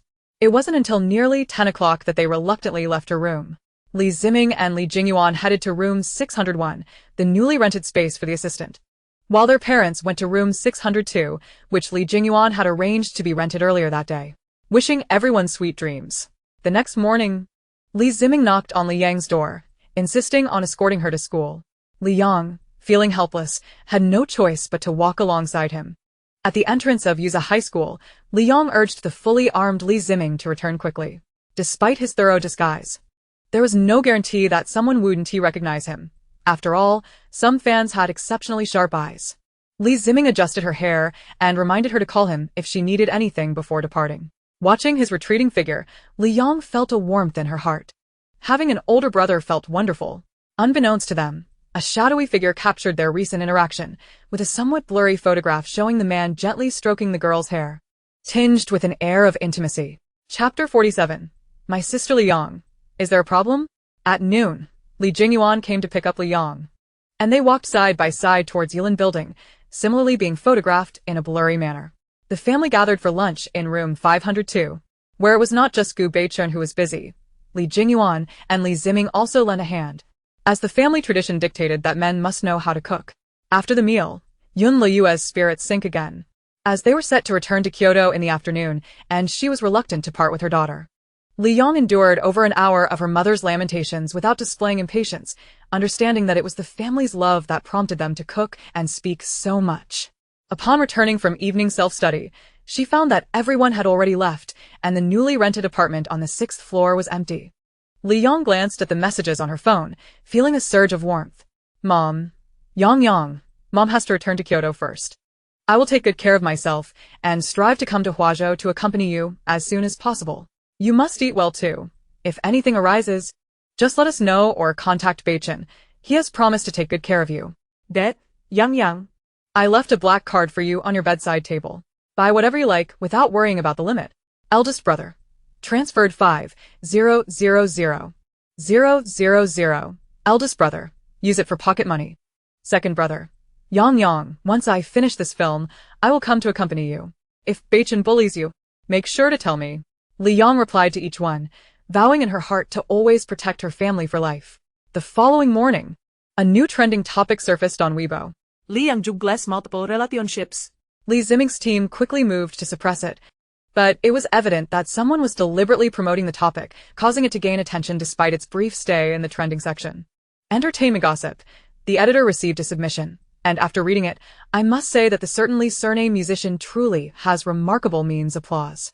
Previously, I didn't believe she had latched onto a wealthy individual, but it seems she's not just linked to one. It's curious whether they all know about each other's existence. Image 3 photos, all obscured, the first showing Li Yang getting into Gu Beichun's car, with Gu Beichun holding the door for her. The second depicted Li Ziming fixing her hair, and the third captured her walking alongside Li Jingyuan, who leaned in to listen to her, with the angle suggesting an impending kiss. The comments section quickly descended into chaos. Is that the person I think it is? Sisters, what's the secret signal? Li. It must be her. Even though the photos are blurry, you can still see the girl's face, and it resembles Ly quite a bit. So, she's juggling 3 relationships. 666. Is this the advantage of being good-looking? You all missed the point. This Li Yang is truly disgusting. Doing it for money? How can someone like this go to the best high school in Huazhou? Doesn't the school care? Sure. Perhaps she has connections with the school's higher-ups. After all, given her grades, it would be abnormal for her to remain at Yuza. Can the commenters above clean up their thoughts? Reply. Oh, a devoted fan has arrived? There's evidence. If she can juggle 3 relationships, how is it impossible for her to have ensnared others? You believe the marketing accounts? Some of her brain-dead fans should go to the hospital to get their heads examined before speaking. Reply. You should consider getting your head checked too. The proof is right here, and you still want to admit it. Just support the main character. Am I the only one who finds these 3 men quite handsome? Reply. Sisters, wake up. It's precisely because of this that we must expose Li Yang's true colors and prevent good men from being deceived. Finally understand why you're the fake heiress. With your inherent promiscuity, how can you match up to a wealthy family's daughter? Protect my brother, Su Qingyun V. Brother, please stop collaborating with her. I'm worried you'll be bewitched too. Reply. Why are you bringing up Yunshin? Are you a hater? This is absurd. The team of Li Ziming sensed trouble and promptly reached out to him. Hello, Teacher Li. Could you take a moment to check what's going on online? Li Ziming furrowed his brows, allowing the makeup artist to continue while he opened Weibo. After perusing the information, he felt a mix of anger and amusement. Investigate the identity behind this marketing account, and also find out who the contributor is. You need not bother yourselves with this matter any further. Understood. Li Ziming ended the call and composed a Weibo post. Li Ziming V. Entertainment Gossip King. The person in the second photo is me. Smile. Is there anything wrong with me sending my beloved sister to school? Once this tweet was released, the internet erupted. Finally, my brother has tweeted. What? I didn't catch that. I wasn't wearing my glasses. Shocking. Gasp, if I understood correctly. He is saying Li Yang is his biological sister? What kind of fantastical plot is this? My head is filled with question marks. Wait, isn't Li Yang the false daughter of the Li family? Why has she suddenly become Brother Ming's sister? Have I missed some plot twist? I feel like I'm jumping around in a melon patch without a clue. So, Li Yang is not only a big shot, but also our Ming's sister? And a biological one at that? What about Li Kerson's family? Faint. Ming, this tweet contains too much information. Mama can't digest it all, crying. So, who are the other two in the photos? Li Zimingvi replied, the third one is my brother, Li Yang's elder brother, picking her up from school. As for the first one, he is our neighbor's son. Smiley face. So, the three individuals in the photos actually know each other. And two are Li Yang's biological brothers? Why does Ming's tone seem a bit strange when mentioning the first person? I get it, Doge. Ming must be worried that some brat might take his sister away. Doge. As a longtime fan of Ming, he once mentioned losing a sister. And it felt like he must really cherish her. Has he finally found her? Sister upstairs, you've uncovered the truth. So, Li Yang is truly Ming's sister? I never expected that a gossip would land right in my own lap. By extension, does this mean Li Yang is also my daughter now? This sudden connection is so delightful. Doge. As a devoted fan, I now have a beautiful daughter. Let me shower her with affection. Kissing. The tide of public opinion shifted instantaneously, and Li Ziming's fans embraced the news warmly. For them, as long as it wasn't a romantic revelation, everything was acceptable. However, Li Kerson's fans were left dumbfounded. Was there something amiss in this narrative? The fake daughter they mocked daily had transformed into the genuine heiress of a top family in Kyoto. This fantastical plot unfolding in their lives was bewildering. Chapter 48. Sour Grapes. Wow. Yang, Li Ziming is your brother? Suningi, with a face full of disbelief, shook the still sleeping Li Yang. Disregarding the possibility of waking her up crankily, Li Yang, roused from her slumber, suppressed her rising irritation upon recognizing Suningi, yawning as she replied. What did you just say? I didn't hear clearly. Suningi thrust her phone into Li Yang's face. Look quickly. Li Ziming tweeted that you are his biological sister. Li Yang distanced her face from the phone, focused her gaze, and remarked, What? She pulled out her phone and logged onto Weibo to review the entire situation. Yang. Why are you silent? Is Ming really your brother? Yes. We just met the night I accompanied you to the book signing. Li Yang pinched her brow. Suningi's eyes sparkled with excitement as she exclaimed, Oh my gosh, this storyline is too thrilling. You have no idea how Li Kerson's fans are hopping mad right now. Ha! They've been mocking you as a fake heiress, and now look at them, getting slapped in the face. But Yang, how did Ming find you? Seeing Suningi's curious expression, Li Yang felt there was nothing to hide and briefly recounted the events. That nanny was so wicked. All she cared about was her granddaughter, never considering the havoc she could wreak on a family. Goodness. Li Kerson's father is revolting. He must have known all along that you aren't his daughter. No wonder you weren't favored in the Li family. Wow. Thank goodness, they found you. I'm so envious. You have two brothers dote on you, one of whom is Ming. I'm so jealous. As Suningi listened, she couldn't help but tease her desk mate, but she was merely envious. She would never develop the jealousy some people online exhibited. Yang, are you going to tweet? Suningi asked. Everyone online is discussing you. Li Yang pondered for a moment and decided to post something. Brother, don't mind these people. I'll come see you filming next month if you have time. Will the crew let me in? Li Zimingvi, entertainment gossip king. Li Zimingvi. Yang, you don't need to concern yourself with these matters. Your brother will handle it. Handsome, really. I'll have the director prepare everything. And if he dares refuse, I'll break the contract. Grinning teeth. The big shot has emerged. Wow, the brother-sister relationship is confirmed. I just want to scream. This storyline is too much like a novel. Honestly, we all wish we had a brother, like Ming. Tears, the nation owes me a brother. I always believed that Elle was not an ordinary person. With such good looks, I couldn't believe he lacked a distinguished background. Haha. I wonder what Li Kerson's family feels now, Doge. If they hadn't driven Li Yang away, they might have been connected to the Li family by now. I even think sharing the Li surname tarnishes the reputation of the Kyoto Li family. I don't see Li Kerson's family as good people. Doge. Upon receiving his sister's reply, Li Ziming felt a wave of relief. The displeasure he had felt from reading derogatory comments about Li Yang dissipated entirely. With a contented heart, He tucked his phone away and went off to shoot. The students in class 16 were at the forefront of the gossip, and upon learning of the news, each one rushed to congratulate Li Yang on finding her family. Li Yang rested her chin on her hand, smiling. This class truly was wonderful. In stark contrast, the atmosphere in class 1 was entirely different. Li Kexin. With a pale face, was seething with jealousy. Why? Why was Li Yang a member of the Li family in Kyoto? Wasn't she just an imposter? Why did she deserve such an identity? Ning Yamen gritted her teeth in frustration. She had no idea how Li Yang had stumbled into such luck. Humph. Even if she was recognized by a wealthy family, what difference did it make? Someone like her would still be scorned even if she returned to wealth. Her desk mate timidly spoke up. Well, Li Yang is ill, and her fan count has surpassed 100 million. Ning Yamen shot her a glare. What good is being able to write songs?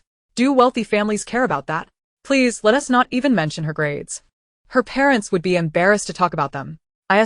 She just bringing shame to her family? Her desk mate fell silent, while others in the class chimed in. Exactly. Being at the bottom of the class would embarrass any parent. I bet she'll probably be driven out of the family again. Li Ziming is likely just excited because he recently found her. Once he realizes she lacks any skills, how could he possibly still like her? Moreover, there hadn't been any announcements from the Li family, right? If they truly valued her, they would have made a public statement immediately. Li Kersen listened to these comments and felt somewhat reassured. Indeed, what difference would it make for someone like Li Yang to return to wealth? Wealthy families prioritize the abilities of their heirs. Those without capabilities are destined to be neglected. She was ready to watch as Li Yang faced abandonment. Once again, Gu Beichen came to pick her up at noon. Yang, don't let the online matters bother you. How could I possibly care about that? You're overthinking it. Gu Beichen let out a light chuckle, for indeed, his little friend had never shown any interest in such matters. However, her indifference did not absolve those who cared for her from their concerns, a glint of coldness flickering in his eyes. In the afternoon, the gossip account deleted its Weibo post and was subsequently banned, much to the delight of its followers. Li Jingyuan, fearing that Li Yang might be upset over these events, transferred her a substantial amount of money. Elder brother, when feeling down, a little shopping can lift your spirits. If it's not enough, just let me know. Li Yang felt helpless, yet the warmth of being cared for was truly delightful, and she found it hard to turn down such gestures. Chapter 49, Li Yang. The top student in the school. The identity of Li Yang became a topic of heated discussion among netizens for several days until news broke that the upcoming monthly exam at UJ was imminent. It had been over a month since the last exam, and the school issued a notice that the monthly exams would take place from November 12th to 13th, granting students 1 week for revision. Upon hearing this, Li Kersen's fans began to stir with excitement. I remember someone scored 0 in the last monthly exam. Laughing out loud, if I were her, I would be embarrassed to be acknowledged by my biological parents. Eagerly waiting for someone to be abandoned by her new family due to poor grades. I wonder if Li Ziming regrets acknowledging the sister now? Smirking. Do you need to meddle in others' affairs? Can't you all feel uncomfortable if you don't jump around for a day? Frankly speaking, defining a person's worth by their academic performance is truly distasteful. Smiling. What era are we in? How can there still be people who cling to grades? Elle can write hit songs, can you? Grades represent everything? What about your scores? Why don't you show them off for admiration? Why don't you accept it? She originally scored 0. Isn't it fair to mention it? Grades may not represent everything. Yet her 0 score certainly speaks volumes, doesn't it? Exactly. I don't believe someone who scores 0 can be that great. I heard she even skips classes, showing a lack of respect for her teachers, which raises questions about her character. Forgive me, but our Kersen is the top student in the school, as her fans. We certainly can bring up grades. Or else why don't you let your idol score first? 666. The fans were embroiled in a heated argument. Li Yang, who initially did not care about these matters, felt her heart soften as she saw fans of Li Ziming defending her fervently. Emotional investments are reciprocal. Since her fans were supporting her, she was willing to reciprocate with a delightful surprise, and thus, she quietly made a decision. Soon, the 29th arrived. The exam schedule for UJ was set for the morning of the 29th for Chinese, followed by mathematics and chemistry in the afternoon, with physics and biology on the morning of the 30th, and English in the afternoon. Li Yang shared an examination room with Su Ningyi, who continuously cheered her on, reassuring her that it was okay if she did not perform well. She merely smiled and remained silent. In an unprecedented turn of events, Li Yong did not submit her papers early across all 6 exams, yet she had fallen asleep in the examination hall. The invigilator hesitated, ultimately shaking their head, allowing her to rest. That evening after the exams, Su Ningyi invited Li Yong out for hot pot, seemingly concerned that she might be disheartened by her performance and the online commentary. Li Yong had no choice but to accompany her to play claw machines after dinner, achieving an almost flawless record that conveyed to Su Ningyi that she was indeed fine, earning her a look of admiration. As a new week began, students at UJ hurried to school, as it was customary for results to be released on the first day following the monthly exams. They were eager to discover Li Yang's scores this time. The monthly exam was considered a midterm assessment. Not only were class scores posted, but the overall school results were also displayed on the bulletin board. Students crowded around the bulletin board, chattering excitedly. Hey, don't push from the back. You're about to shove me into the bulletin board. Damn, who stepped on my foot? Ah. My shoe fell off. Stop pushing. I'm not looking at the scores anymore. Let me out. Could those who want to see the scores please step back? I can't even see the bulletin board. After a chaotic commotion, space finally cleared for those in front to view the bulletin board. Quickly, see if Li Yong is at the bottom again. All right, stop shouting. I'm looking now. A boy began scanning from the bottom right corner, where the lowest scores resided. Last place, Li Yuan. Huh? Why is it Li Yuan? Not Li Yong? Look higher. I heard Li Yong didn't submit her paper early. Maybe she wrote seriously this time. Second to last, Wan Qi. Third to last, Lin Gu. Fourth to last. Wait a minute? How come you still haven't found Li Yong? Could it be she has no score this time? Impossible. Her 0 score was counted before. How could she be absent this time? Stop reading from the bottom. Just look up to see what rank Li Yong is. Quiet down, I'm searching. To their astonishment, they had scanned several pages without finding Li Yong. They had reached the 500th name. Could it be that Li Yong had genuinely studied hard and made a significant improvement? Many wore expressions of disbelief. Was that even possible? While some might suddenly excel in their senior year, Li Yong, who often scored 0, how could she possibly show such progress? They suppressed their doubts and continued counting names. Upon reaching the first column, the crowd gasped. Oh my! The first column is for the top 50 in the school? Li Yong is in the top 50? I now think it's possible she wasn't counted in the rankings. Impossible, I just saw. The last place shows 957. ISNT that the total number of students in the science stream? Silence. We'll know her rank once we look through. The people in front began counting with their fingers, one by one, until they reached the first row. Oh my. Oh my. Oh my. A chorus of exclamations erupted from these exemplary students. They saw the first row displayed. Name, Li Yong class, Senior 3 Chinese, 147 Mathematics, 150 English, 125 Physics, 100 Chemistry, 100 Biology, 100 total score, 722 class rank, 1 year rank. When the onlookers were left astounded. Could it be that these remarkable scores were achieved by Li Yong? Chapter 50. Did Li Yong cheat? The crowd around the bulletin board was in a state of shock, and Class 1 was no less affected. The student tasked with gathering information returned to the classroom, only to be surrounded by eager classmates. What happened? Did Li Yong score 0 again? She must be at the bottom again, right? Our Curson must be first again? Speak up. You're driving me crazy. A girl rushed in, her face flushed as she stammered. Li Yong is not at the bottom. She scored the highest in the school. What? Am I hearing things? I don't believe it. Are you playing with us? Class 1 erupted in chaos. Li Curson's face turned pale in disbelief. Li Yong, first? What a joke. She stood up abruptly, walked to the bulletin board, and nearly lost her balance upon seeing the first name. Her name appeared below Li Yang's name. Li Curson class, Senior 3 Chinese, 132 Mathematics, 142 English, 138 Physics, 92 Chemistry, 96 Biology, 95 total score, 695 class rank, 1 year rank, 2 despite the ranks differing by only 1 position. The score gap was over 20 points. What did this mean?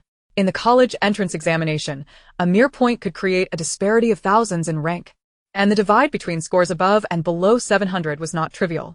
Li Cuson felt darkness closing in. She could not believe it. How could Li Yong possibly achieve such scores? It must be cheating. There's no way she could have attained those results on her own. Yes, she should report it. She is not alone in this sentiment. Others around her are equally skeptical of the score's authenticity. Don't you think those results seem excessively dubious? Indeed they do. In previous years, during our monthly exams, the highest scores at Yuza High School occasionally reached 730, but those were achieved by exceptional students. How could Li Yang, with her usual performance, possibly score so high? Exactly. The exams at Yuza are notoriously challenging, some even more difficult than the college entrance examinations. I believe this latest exam was among the most difficult Yuza has ever administered. Did you not notice that Li Kersen only managed to score 695? So tell me, how did she achieve that score? It can't possibly be through copying. Whom could she have copied from? The exam questions are all set by our own teachers, and it's impossible to find the answers online. The only explanation I can conceive is that she cheated. Perhaps her family pressured the school to alter her scores? Goodness. You might be onto something. The Leaf family in Kyoto certainly has the means to influence such matters, doesn't he it? Really? Is this the kind of behavior expected from a wealthy family? Who knows? Did you see the uproar online recently? Perhaps they just didn't want their daughter to be embarrassed? How appalling. I must report this. Me too. A group of them synchronized their efforts to log onto the school's website and anonymously send a complaint to the school's email. After all, anonymity was essential. They didn't wish to invite trouble from the Lee family. Li Kersen, with a scowl, made her way to Class 1, angrily pulling out her phone to send a report as well, while also instructing the Pear Leaf marketing department to stir up some online buzz. Watching the trending topic soar, Li Kersen smiled maliciously, thinking, Li Yang, if you must be blamed, let it be for your family's deceit. Conversely, Class 16 was abuzz with joy. Li Shen. You're incredible. First in the entire school. So this is what it feels like to have the top score in one's own class. Li Shen. You've hidden your talents too well. As expected of Li Shen. I can't wait to see the faces of those who mocked you. Ha ha ha. I heard Class 1 is in chaos. Has anyone gone to investigate? Stay away from Class 1. Misfortune might befall you. It's better to cling to Li Shen's coattails. Ling Yuji awkwardly approached Li Yang, saying, congratulations on your first place finish. Suningi joyfully wrapped her arms around Li Yang, jumping with delight. Yang, you're simply amazing. I'm feeling a bit ashamed of myself with such a stellar score. Li Yang sighed. You hardly ever study. Humph. I haven't seen you studying much either. Yang, go make clean. Is there anything else you're hiding from us? Just as everyone was laughing and joking, Ling Yuji suddenly frowned and clicked his tongue. I wonder who is trying to malign Li Yang again. Suningi's eyes widened as she snatched his phone to look. Li Yang cheated. The topic was fluctuating in popularity. Clearly a standoff between opposing factions. Fuming, Suningi tossed the phone back to Ling Yuji and pulled out her own to confront the situation.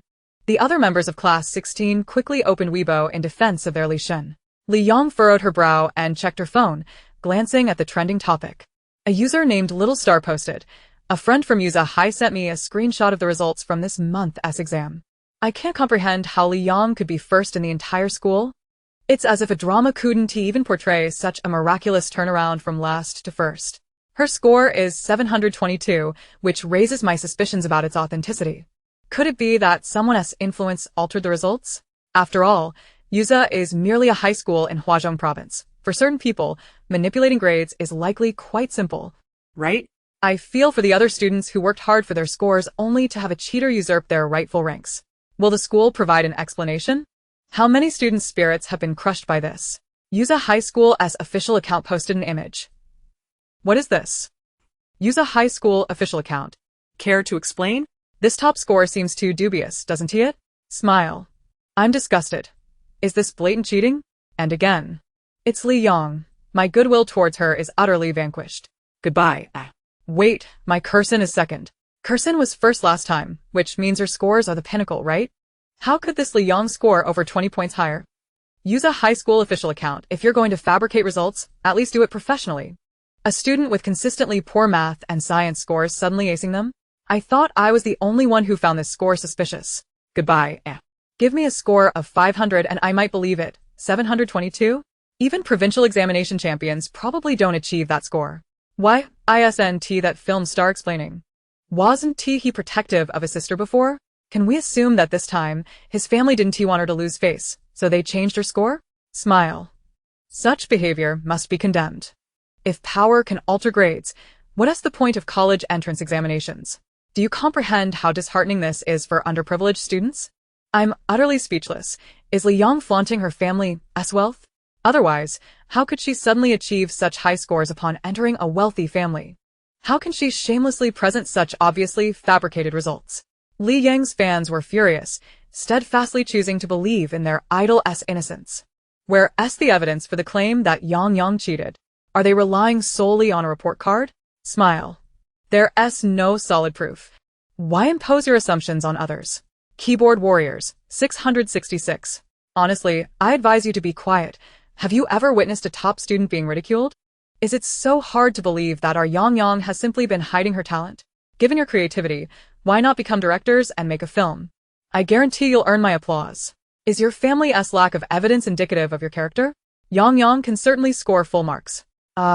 This must infuriate you. Haha. Chapter 51. This is Li Yang's answer sheet. Li Ziming's face darkened upon seeing the Weibo posts, and, disregarding his manager's advice, he immediately published a tweet. Li Ziming, my sister is not subject to criticism from irrelevant parties. Little star, is spreading rumors amusing? Expect a lawyer's letter. Those claiming our family aided in cheating, do you have any proof? The Li family would never stoop to such actions.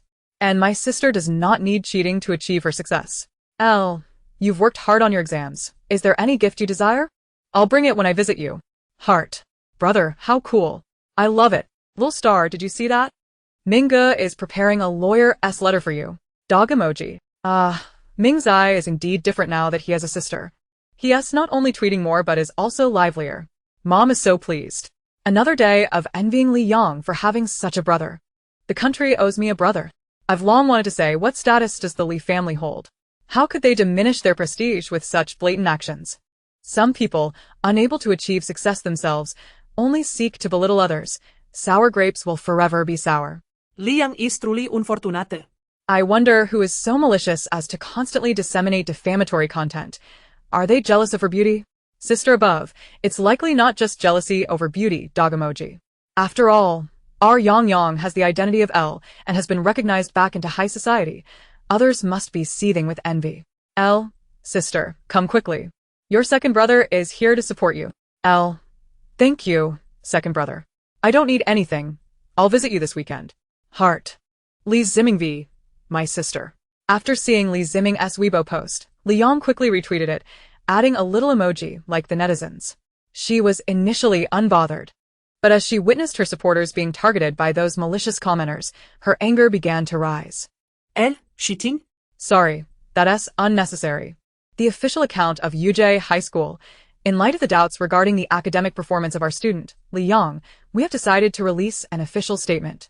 All of Li Yang's grades are authentic, with no instances of score manipulation or undue pressure. The examination papers were solely crafted by our esteemed faculty, and there has been no breach of confidentiality regarding the questions or answers. Below, we present Li Yang's answer sheet and test paper, along with the correct answers for public scrutiny. Furthermore, the school has received numerous anonymous reports from students.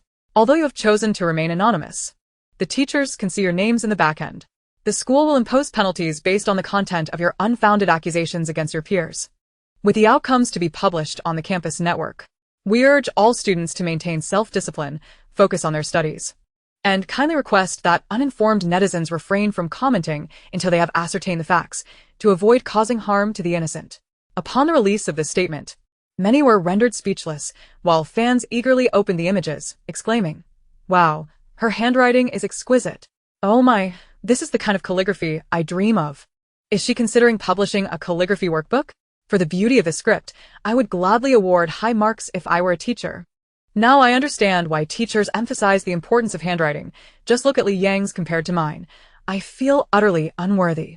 After comparing answers, their astonishment grew. She only lost 3 points on the essay in Chinese? Is she a celestial being? Her essay is simply brilliant. It's of publishable quality. Goodness. In mathematics, her solution steps are even more concise than the standard answers. I can't comprehend it. Enough. My graduate brother's eyes lit up upon seeing this paper. He asked me who wrote it. I was initially pondering whether Yang was weak in English due to her score, but now I am at a loss for words. Laughing and crying, she lost all 25 points on the essay. Who would believe it? I certainly wouldn't have before seeing the answer sheet.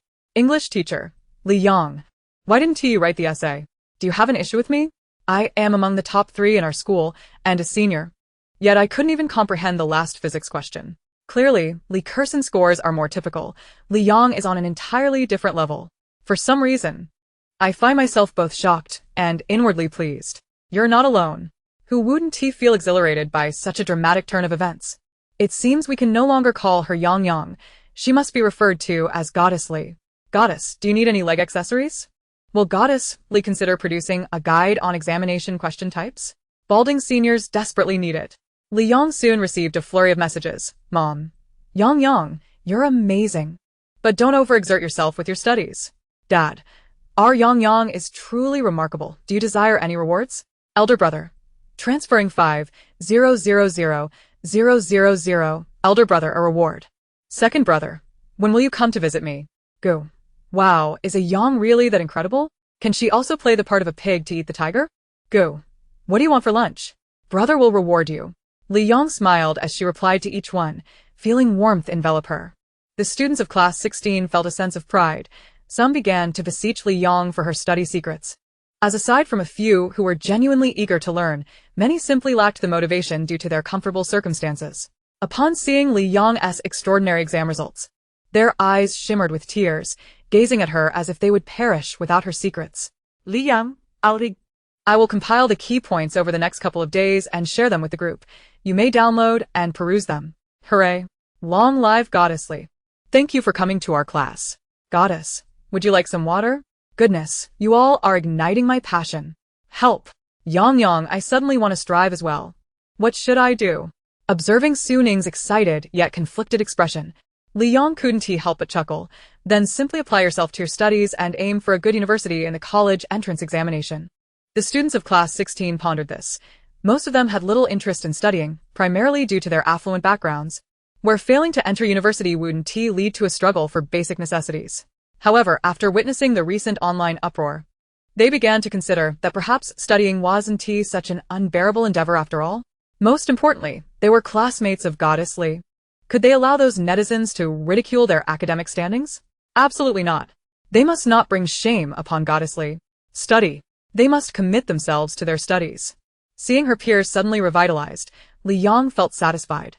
While she believed that grades do not define one's worth, as a senior in an illustrious institution like UJ, it was imperative to put in the effort. After all, countless individuals exert themselves for academic success. Youth is incomplete if one does not strive for learning. And knowledge is invaluable. Reading more can never be detrimental. Compared to the raucous classroom atmosphere, Li Yang preferred an environment where playfulness and learning were distinctly separated, as it felt far more comforting. She dedicated 3 days to organizing key materials and review frameworks for each subject, sharing them in the group, which elicited a wave of astonished responses. They discovered that even as self-proclaimed underachievers, they could actually engage with the material in the order presented. Previously unfamiliar topics were quickly understood, revealing that learning could be rather straightforward. Instantly, they were all electrified, immersed in their studies. Li Yang felt a sense of relief as they embraced the materials positively, planning to visit Li Ziming that weekend. After a period of separation, she found herself missing her family. Chapter 52, Li Yang goes to visit her second brother. Upon seeing the school's official announcement, all who had submitted reports turned pale, hastily sending letters of apology, hoping the school would show leniency and refrain from punishment. Li Kerson clutched her phone, the screen appearing pale. Her message had been particularly assertive and excessive, expressing a desire for the school to expel Li Yang. She couldn't fathom the repercussions her words might bring upon herself. The school provided little time for students to react, swiftly compiling a list to be published on the campus network. Li Kerson and others who had used harsh language received minor reprimands, while some mild criticisms were directed at less severe comments. Though a high school reprimand might not significantly impact future life, it could influence matters like scholarships. Despite her family background allowing her to remain unconcerned about these issues, the shame was undeniable. Seeing her name displayed on the campus network, Li Kerson felt as though she had been struck across the face. Fortunately, her classmates still sought her favor, as they had already severed ties with Li Yang. Currently, the most affluent among them was still Li Kerson, and they needed to cling to her support. Li Kerson sighed in relief, thankful that the announcement was confined to the campus network, as outsiders could not access it. Otherwise, she would truly suffer great embarrassment. Li Yang, unfazed by the school's disciplinary actions, was in the process of purchasing a plane ticket to Hengdian. Second brother, Yang. Are you coming alone? Ly. Yes. Ly. I'll arrive in half an hour. Second brother. I'll arrange for someone to pick you up. Lee, okay. On Saturday, Li Yong flew to Hengdian, the filming location of her brother Li Ziming. She landed at 1 p.m. and was currently taking a taxi. Upon receiving Li Yong's message, Li Ziming instructed his agent, "Shao Li, please go to the entrance to greet my sister. She's the most beautiful one in the crowd." Li Jing Ludabigurushi. I must hurry to see what my sister is like. Half an hour later, Li Yong appeared at the entrance of Hengdian, clad in a long-sleeved thick white t-shirt paired with a denim jacket, complemented by slightly loose white trousers and pristine white canvas shoes. Passers-by involuntarily cast admiring glances in her direction. Her face, devoid of any makeup, radiated a beauty surpassing that of even the most glamorous stars.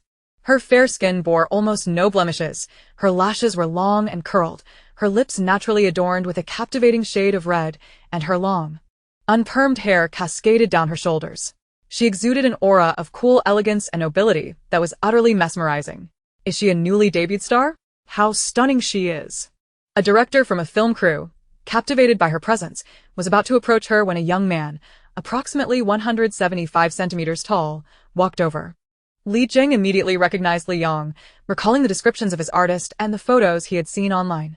Noticing someone was about to approach the young lady, he quickened his pace to engage in conversation first. "Excuse me, are you Miss Li Yong?" Li Yong glanced at him and responded with a soft "That's splendid. I am Li Ziming's manager. He sent me to fetch you. Please follow me." Li Yong nodded and followed him into Hengdian, leaving behind several directors who gazed at her with regret. Upon arriving at the film set, Li Ziming was busy filming. The story revolves around the female lead's journey as she crosses into a fictional dynasty, befriending an unappreciated prince and aiding him in his ascension to the throne, with Li Ziming portraying the principal antagonist, the monarch of an opposing nation. Although not the male lead, this character has significant screen time and is quite striking, with a backstory and personality that capture the audience's hearts, belonging to the category of tragic yet attractive characters that draw fans and challenge acting skills. Li Yang remained silent, standing by and watching Li Ziming perform, her eyes sparkling with admiration. Ah, her second brother acts so beautifully. In this scene, Li Ziming was performing a duel with a female lead, who was also a rising star with commendable acting skills. Their chemistry was palpable, allowing them to pass the scene in one take. After the director called for a break, he instructed the actors to rest briefly before the next shot. Once out of character, Li Ziming turned and spotted Li Yong smiling at him, which made his smile broaden even more as he strode over to her. Yang. "You're here so soon? Have you eaten lunch? I had something on the plane. Then let me send Shao Li to buy some desserts for your afternoon tea. There's a place nearby that makes delightful pastries." Li Yang's eyes brightened, and she nodded in agreement, prompting Li Jing to lament as he was sent off by Li Ziming to fetch sweets before he could exchange more words with his sister. As he walked, he couldn't help but think about why, as a manager, he was also tasked with running errands. He resolved to persuade Li Ziming to arrange for a personal assistant for him. Otherwise, he feared he might lose his hair prematurely. "Do you need to rest for a bit? I can take you to my lounge." "No, I want to watch Second Brother act." Li Ziming smiled modestly, pretending to be indifferent. "Does Yang enjoy watching Second Brother act?" Li Yang, sensing his anticipation, replied, "Yes, I do. Second Brother is very talented." Li Ziming felt a wave of warmth wash over him, thinking how wonderful his sister was, which further solidified his determination to continue pursuing a career in the entertainment industry. He couldn't abandon it now that his sister admired him so much. "Teacher Li, is this your sister?" The female lead, Yi Xinran, approached with curiosity. "Yes. This is my sister Li Yang. She is still in her third year of high school." Yi Xinran smiled kindly at Li Yang, extending her hand. "Hello, little sister. Yevinran. This is my first collaboration with Teacher Li, and I've heard so much about you. You're even more beautiful in person than in photos." Li Yang sensed her goodwill and shook her hand, replying, "You're beautiful too, and your acting is wonderful." Yi Xinran beamed at the compliment, feeling pleased, as it was better than receiving no response at all. Moreover, she perceived that Li Yang was not one to offer insincere flattery, enhancing her fondness for her. "Is this your first time at a film set? If you have any questions, feel free to ask me." Yi Xinran playfully winked at Li Yang, only to be playfully rebuffed by Li Ziming. "No need to trouble Teacher Yi. If Yang has any matters, she can come to Second Brother." Yi Xinran smiled softly at Li Ziming's protective demeanor. He was known in the industry for his gentle nature and not being a diva, yet here he was, clearly a doting brother with strong possessive instincts. She suddenly felt a rush of excitement. What was happening to her? All right, I want to impose on Teacher Li. I'll get back to work now. Enjoy yourself, little sister. Li Ziming relaxed only after Yi Xinran walked away, and Li Yang chuckled. Second brother, she meant no harm. Why are you being so defensive? Li Ziming's expression turned serious. Yang, you're still young and don't understand. There are many people out there who might deceive a girl like you. Although Teacher Yi is not a bad person, I cannot allow you to be swayed by others. Don't you want to come to me if you need something instead of seeking out others? Seeing the disappointment on Li Ziming's face, Li Yang quickly reassured him. No. I like second brother the most. Li Ziming's face lit up with joy as he affectionately ruffled her hair, feeling a sense of peace. Soon, Li Ziming returned to filming. And throughout the afternoon, Li Yang sat on a chair that Li Jing had found, watching intently and occasionally savoring delicious little cakes. Since there was no night shoot for Li Ziming, the director soon wrapped up for the day, and he took Li Yang out for dinner. Yang, what would you like to eat? Feel free to order. Li Ziming handed her the menu. Li Yang accepted without decline, selecting several dishes before returning the menu to Li Ziming. Just as they were ordering, a female voice interrupted them. Teacher Li? What a coincidence to see you dining here. The affected tone of surprise made Li Yang frown as she turned to the newcomer. The woman, dressed flamboyantly in a low-cut dress and sporting voluminous waves along with striking makeup, was undeniably alluring. Miss Tao, it is quite a coincidence. Since we've met. Would you mind sharing a meal, Teacher Li? Tao Billion smiled coyly while covering her mouth with one hand. Thank you, but I'm having dinner with my sister. And I'm afraid I won't be able to entertain you, Miss Tao. Li Ziming's tone was cold and his smile distant. Yet Tao Billion seemed oblivious to his intentions. She simply took a seat, her smile unwavering. Oh, Teacher Li, you're being too formal. It's just dinner. There's no trouble in that. Turning her gaze towards Li Yang, she continued. So this is Li Yang, Teacher Li's sister? Tao Billion. You can call me Sister Tao. I saw on Weibo that your grades are excellent, unlike me back in the day when I was just average. Li Yang regarded her with a peculiar look, choosing not to respond. Tao Billion, perplexed by her silence, pressed, Why are you looking at me like that, Li Yang? The temperature is 12 degrees. You seem quite resilient to the cold. Li Ziming couldn't help but chuckle, while Tao Billion's smile froze on her face. Well, the restaurant has heating so it's not cold. Li Yang remained non-committal, having immediately discerned that this woman harbored ulterior motives towards Li Ziming. It was common knowledge what her attire suggested in such weather. Miss Tao, my sister doesn't enjoy dining with strangers. I apologize. Li Ziming interjected, eager to dismiss her. Tao Billion had long sought to create a romantic narrative between them, fueled by their previous collaboration months ago, which led to her team disseminating a flurry of press releases. His fans even believed he was genuinely in a relationship, inundating him with comments on his Weibo. Naturally, Li Ziming held no fondness for her. In his eyes, his sister was still a child, and he was determined to protect her innocence from this woman. Teacher Li, Tao Billion attempted to protest, but upon meeting Li Ziming's icy glare, she faltered and, with a reluctant huff, departed. Fine, if you won't eat, my assistant should have captured some photos. With those, I can issue a press release. Li Yang cast an ambiguous glance in a certain direction before returning to her meal. That evening, Li Yang stayed at the same hotel as Li Ziming, planning to return the following afternoon, as time permitted. That evening, she logged onto the dark web after a prolonged absence. Magician, I see you're online. Magician, someone is trying to investigate the world account information, dog emoji. Magician, the last group has raised their offer again, hoping you'll take action.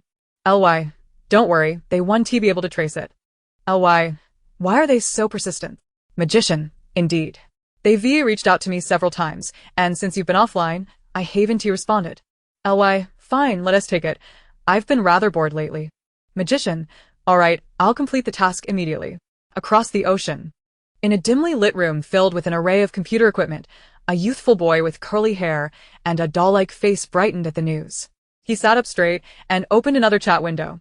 Magician, World has accepted the task. Magician, send me your social media account info, and I'll have World contact you. Rolling. Rolling. The big shot has finally taken the order. Rolling. Hold on. Before long, the boy received a string of account details, which he forwarded to Li Yang. LY, received. Magician, will you take on more tasks in the future? LY, no. Just this one will suffice. LY, it's merely to scratch an itch. Li Yong exited the dark web and logged onto WeChat, registering a new account with a completely black avatar and the name World. After adding the account sent by the other party, he was quickly approved.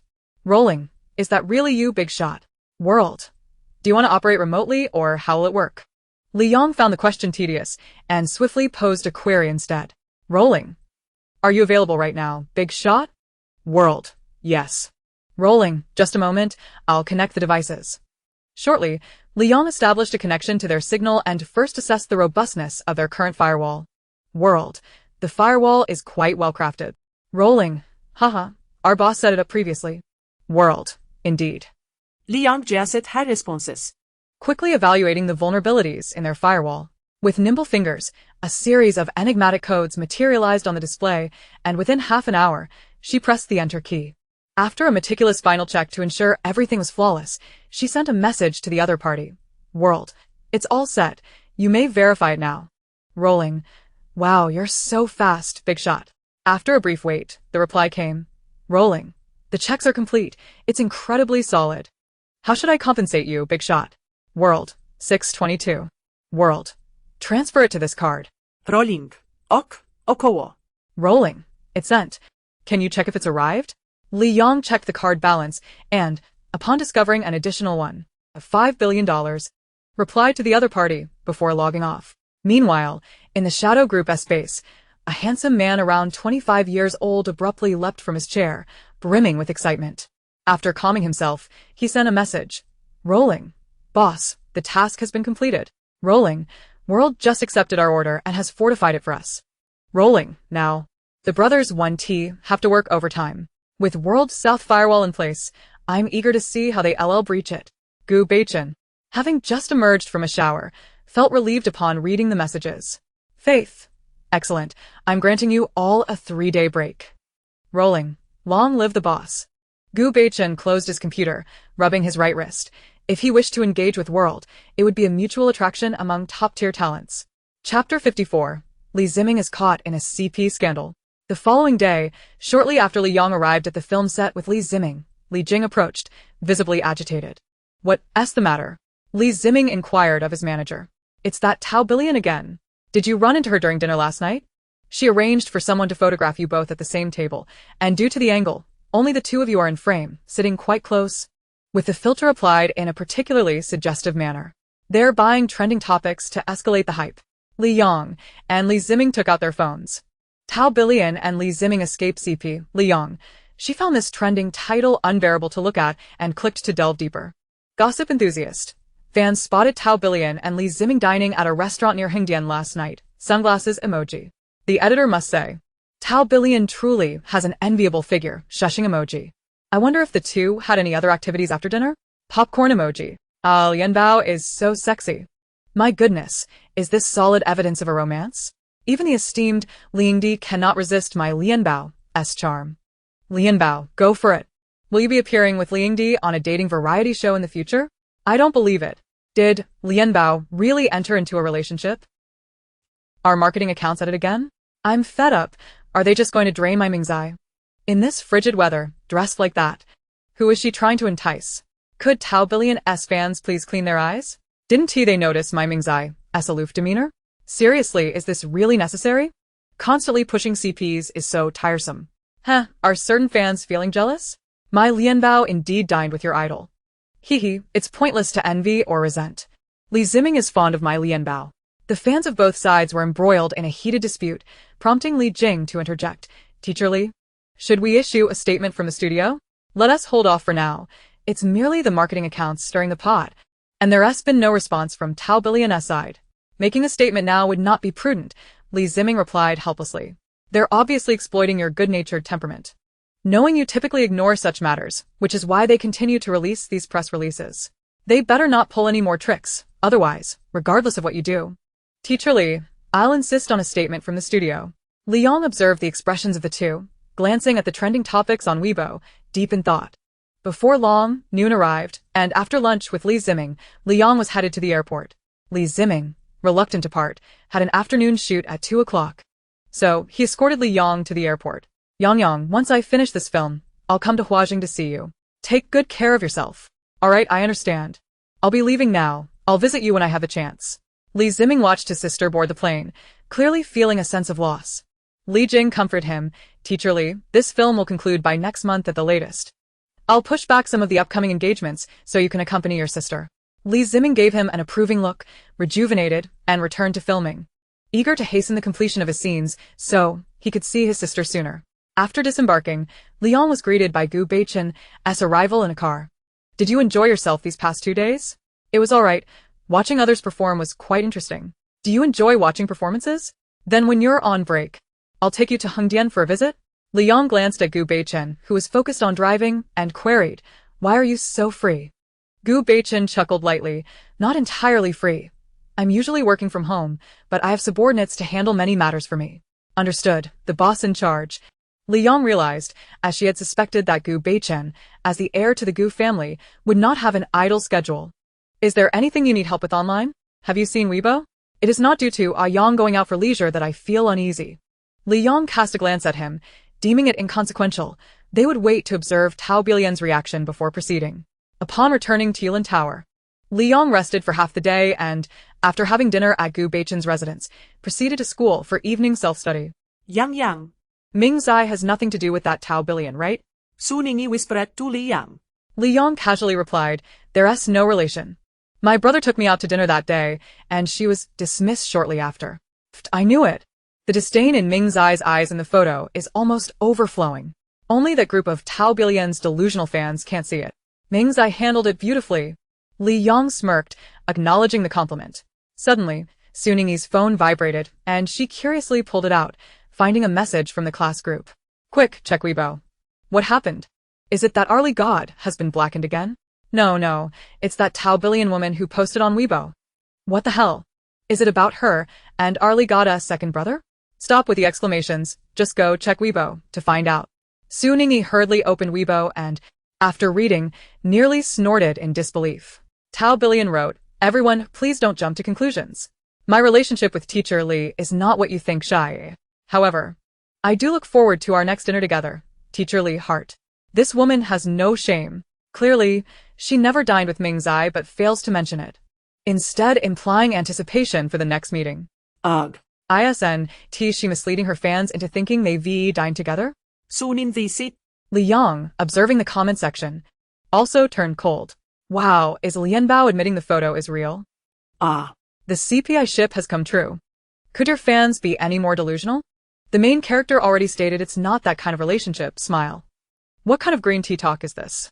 Embracing my Ming Zai is akin to a 100-meter sprint. Please, find another to leech off. Ming Zai's innocence is being tarnished. Frankly, someone like you wouldn't even be on his radar. This is Lianbao's comment section. Certain fans should refrain from seeking confrontation. Are you saying this photo is fake? Did you dine together and refuse to admit it? What's wrong with Lianbao's talent and looks? I honestly think Li Ziming is not worthy of Lianbao. Before long, Li Ziming Studio released a statement. Li Ziming Studio, our artist Li Ziming, is confirmed to be single. He does not dine privately with unfamiliar individuals.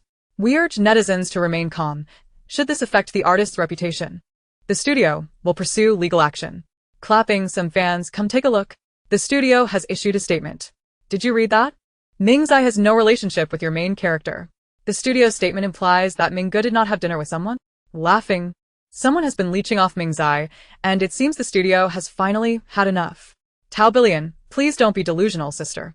My brother doesn't dine with unfamiliar people, sly smile. So, you're just going to deny it? How you explain this photo? 666. My Lianbao is pitiful. Clearly, they dine together but are too scared to admit it? Why, isn't Li Ziming speaking up? Is he deceiving my Lianbao's feelings? Can these delusional fans get their heads checked? Do you think what your main character says is the truth? Moreover, when did Tao Bilian mention that the two were dining together? Such baseless assumptions are unacceptable. Sisters, ignore these delusional fans. The more attention you give them, the more they thrive. Seeing this, Li Yang directly accessed the restaurant surveillance, preserving the footage from last night. Chapter 55, Future Girlfriend Under Yang Yang's Scrutiny. Li Ziming tweeted, last night, I took Yang out for dinner. We indeed encountered Tao Billion, but before the dishes arrived, she left. There was no shared meal. Furthermore, I personally detest the concept of shipping CPs. Should I enter a relationship, I will announce it immediately, and I hope my fans can comment rationally. Oh. So you took your sister out for dinner? Ha ha ha, I can almost visualize the scene. Ming Zai and Yang Bao were about to dine when someone suddenly appeared, trying to insert herself, only to be dismissed by Ming Zai doghead. How thrilling! Ming Zai, you're only 20. You shouldn't be dating so soon. Mom wants to support you for a few more years. So, someone scripted this whole scenario? Where are her delusional fans? Come on, let us continue the confrontation. Did you really not have dinner together? The photo captures it all. Is this what a top-tier celebrity does? Doing things without taking responsibility? My heart aches for Lian Bao. Delusional fans are showing up. Sisters, let us go. What can one photo prove? Reasonable suspicion suggests your main character sent someone to take a candid shot, which paparazzi takes a photo and then adds filters. So fake. TSK. Li Yang also posted on Weibo, delivering the final blow. I visited my second brother yesterday, and we had dinner together.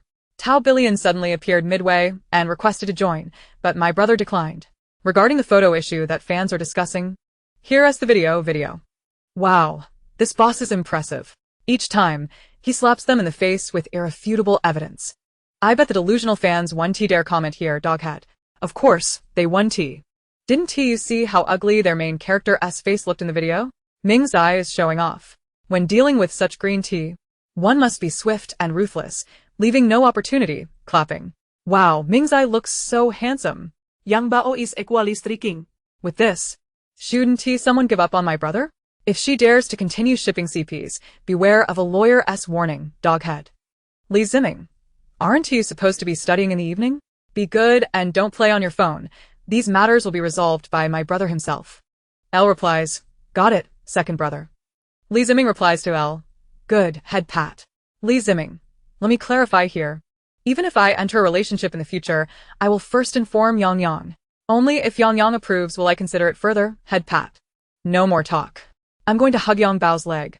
Yang Bao, do you think I'm suitable to be your second sister-in-law? Shy. Look, a fan of girlfriends has appeared. Laughing, how many mom fans does our Ming Zai have? Ha ha ha. Oh my, I'm sorry Ming Zai. Allow mom to ship the siblings CP for 3 minutes. Tears. Too spoiled. My brother would just beat me up, goodbye. I trust Yang Bao's judgment. I'm very reassured that the choice of a second sister-in-law is in Yang Bao's hands, doghead. Li Yang smiled as she turned off her phone. Yes. She would be a well-behaved person. Su Ningyi, blushing with excitement, quickly typed a comment, clearly infatuated with this exquisite sibling bond. Yang, Ming Zai treats you so well. Sigh, I'm a bit envious. Li Yang glanced at her and said, if you like, you can have him as your boyfriend. Su Ningyi's expression instantly turned horrified. No, I don't want that. Yang, you don't understand. I'm a fan of Ming Zai. How can I date my own child? No way. I'm still waiting to see Ming Zai and his future wife on a dating show. Li Yang was merely teasing Su Ningyi. She knew Su Ningyi didn't harbor such feelings for Li Ziming. After enough teasing, she felt satisfied and peacefully drifted off to sleep. Tao Billion, red-eyed with fury, never anticipated Li Ziming would so publicly confront her on Weibo. Enraged, she hastily deleted her post. Lian, stop dragging the esteemed Li into your publicity stunts. If he takes action, your team wouldn't stand a chance against his. Her manager advised earnestly. Tao Billion, unwilling to relent, retorted, Sister Wu, Li Ziming only says that because we aren't familiar yet. What man isn't moved by a proactive woman? As I draw closer to him with each encounter, he is bound to accept me eventually. Sister Wu, with a face full of helplessness, advised, Lian, you possess commendable qualities. This is your prime career phase. Even without the need to create hype with actor Li, you could ascend in your field. I suggest you contemplate this matter carefully. Sister Wu, I am well aware of my situation. Just wait and see, Lian replied. Sister Wu shook her head, realizing that her attempts to persuade her were futile. She pondered whether it might be best to give up on Tao Billion altogether. After all, she was a prominent agent in the company, managing more than one artist. For the sake of future considerations, perhaps relinquishing Tao Billion would indeed be the wisest choice. Chapter 56. Yang, do exercise some caution. As days passed, The atmosphere around Li Yang remained tranquil, while Li Ziming found himself relentlessly pursued by Tao Billion. Although Tao Billion was merely the third female lead in the production, her role was limited, and she had no scenes opposite Li Ziming. However, being part of the same crew naturally provided her with ample opportunities to approach him. Li teacher, would you care to join me for a meal today? Li teacher, I made these snacks myself. Do give them a taste. Li teacher, how do you think I performed in this scene? Is there room for improvement? Li teacher, your performance was exceptional. Could you impart some guidance to me? Li Ziming found himself increasingly exasperated. Unfortunately, Tao Billion was cautious not to stir trouble on social media, given their shared project, and he had to stifle his irritation. Li Jing sympathized with his artist's plight, wanting to assist Li Ziming in extricating himself from this annoyance. However, with his heavy filming schedule, he spent the majority of his day on set, making it difficult to avoid her entirely. Consequently, he could only mourn silently for him. With Tao Billion's relentless presence, the filming pace for Li Ziming accelerated significantly, allowing them to conclude shooting before the end of the month. He privately apologized to the director for missing the wrap party, and with the director's understanding, he swiftly purchased a plane ticket and prepared to fly to Huazhou. Little brother, Yan Yang, your second brother is returning today. Have you missed him? The world's cutest sister. I have missed him. When will he arrive? Little brother. Patting her head, little brother. Focus on your classes. By the time you finish, your brother will be here. The world's cutest sister. All right, safe travels. The world's cutest sister. Call if you need anything. Little brother. Don't worry, I'll text you when I arrive. After turning off his phone, Li Ziming boarded the plane, eagerly anticipating reuniting with his sister. Yan Yang, who are you messaging? Su Qingyi peered curiously at Li Yang.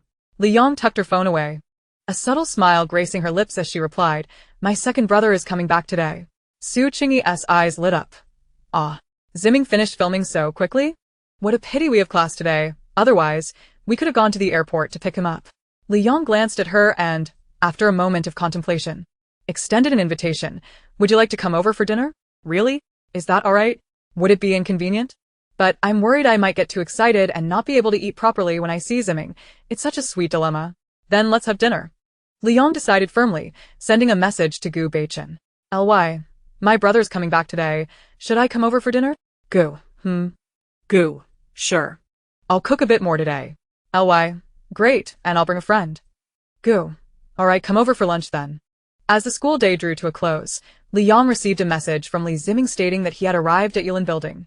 She instructed him to head to Gu Beichen's house for lunch. After school, Li Yang, filled with anticipation yet slightly anxious, walked with Su Qingyi toward Yulin Building. She knocked on the door of apartment 502. Gu Beichen answered, a smile spreading across his face as he greeted, Yang, you're back. Come in. He then turned to Su Qingyi. This must be Yang's friend. Please come in. Su Qingyi followed Li Yang inside. Li Ziming was setting the table when he spotted Li Yang. He quickly wiped his hands and approached her, affectionately ruffling her hair. I'm relieved to see you haven't lost weight. It seems you're eating well. Gu Beichen chimed in. She eats here every day. I promised her parents I would take good care of her. Humph, you're getting lucky with that, Li Ziming remarked, casting a suspicious glance at Gu Beichen. Although Gu Beichen had assured him that his feelings for Li Yang were purely platonic, Li Ziming couldn't shake the feeling of unease. Gu Beichen touched his nose, remaining silent as he ushered the two girls to wash their hands for dinner. Once seated, Li Yang introduced, this is my friend Su Qingyi. She's your fan, Ziming. Li Ziming smiled warmly at Su Qingyi. I remember you. Thank you for bringing Yang to the signing event that day. Su Qingyi quickly waved her hands. No need to thank me. I didn't do much. I'm just glad that Ziming and Yang got to meet. Li Ziming smiled gently. Picking up a pair of chopsticks to serve Li Yang, I must thank you. You allowed me to meet Yang sooner. If you ever need anything, feel free to contact me. As Yang's friend, you are also my friend. Thus, Su Qingyi found herself added as a friend on Li Ziming's WeChat. After dinner, Su Qingyi accompanied Li Yang to her room for a nap. Yan Yang, what is your relationship with that man next door? Su Qingyi inquired, her curiosity piqued. Li Yang calmly replied, we met not long ago. Our families have known each other for generations, and we have a childhood engagement. What? Yan Yang, you're already betrothed? Su Qingyi exclaimed, jumping up from the bed in surprise. Li Yang reassured her, it's not as you think. It was merely a verbal agreement between our parents, and does not interfere with my feelings for him. Oh, I see. You scared me. I thought you were taken so soon. Su Qingyi said, patting her chest in relief. Li Yang chuckled. Why such a big reaction? Even if there were a formal engagement, he couldn't impose anything on me. Su Qingyi, feigning seriousness, replied, Yan Yang, do be cautious. Though that man is handsome and comes from a good family, you are still underage. With your beauty, I doubt anyone could resist you.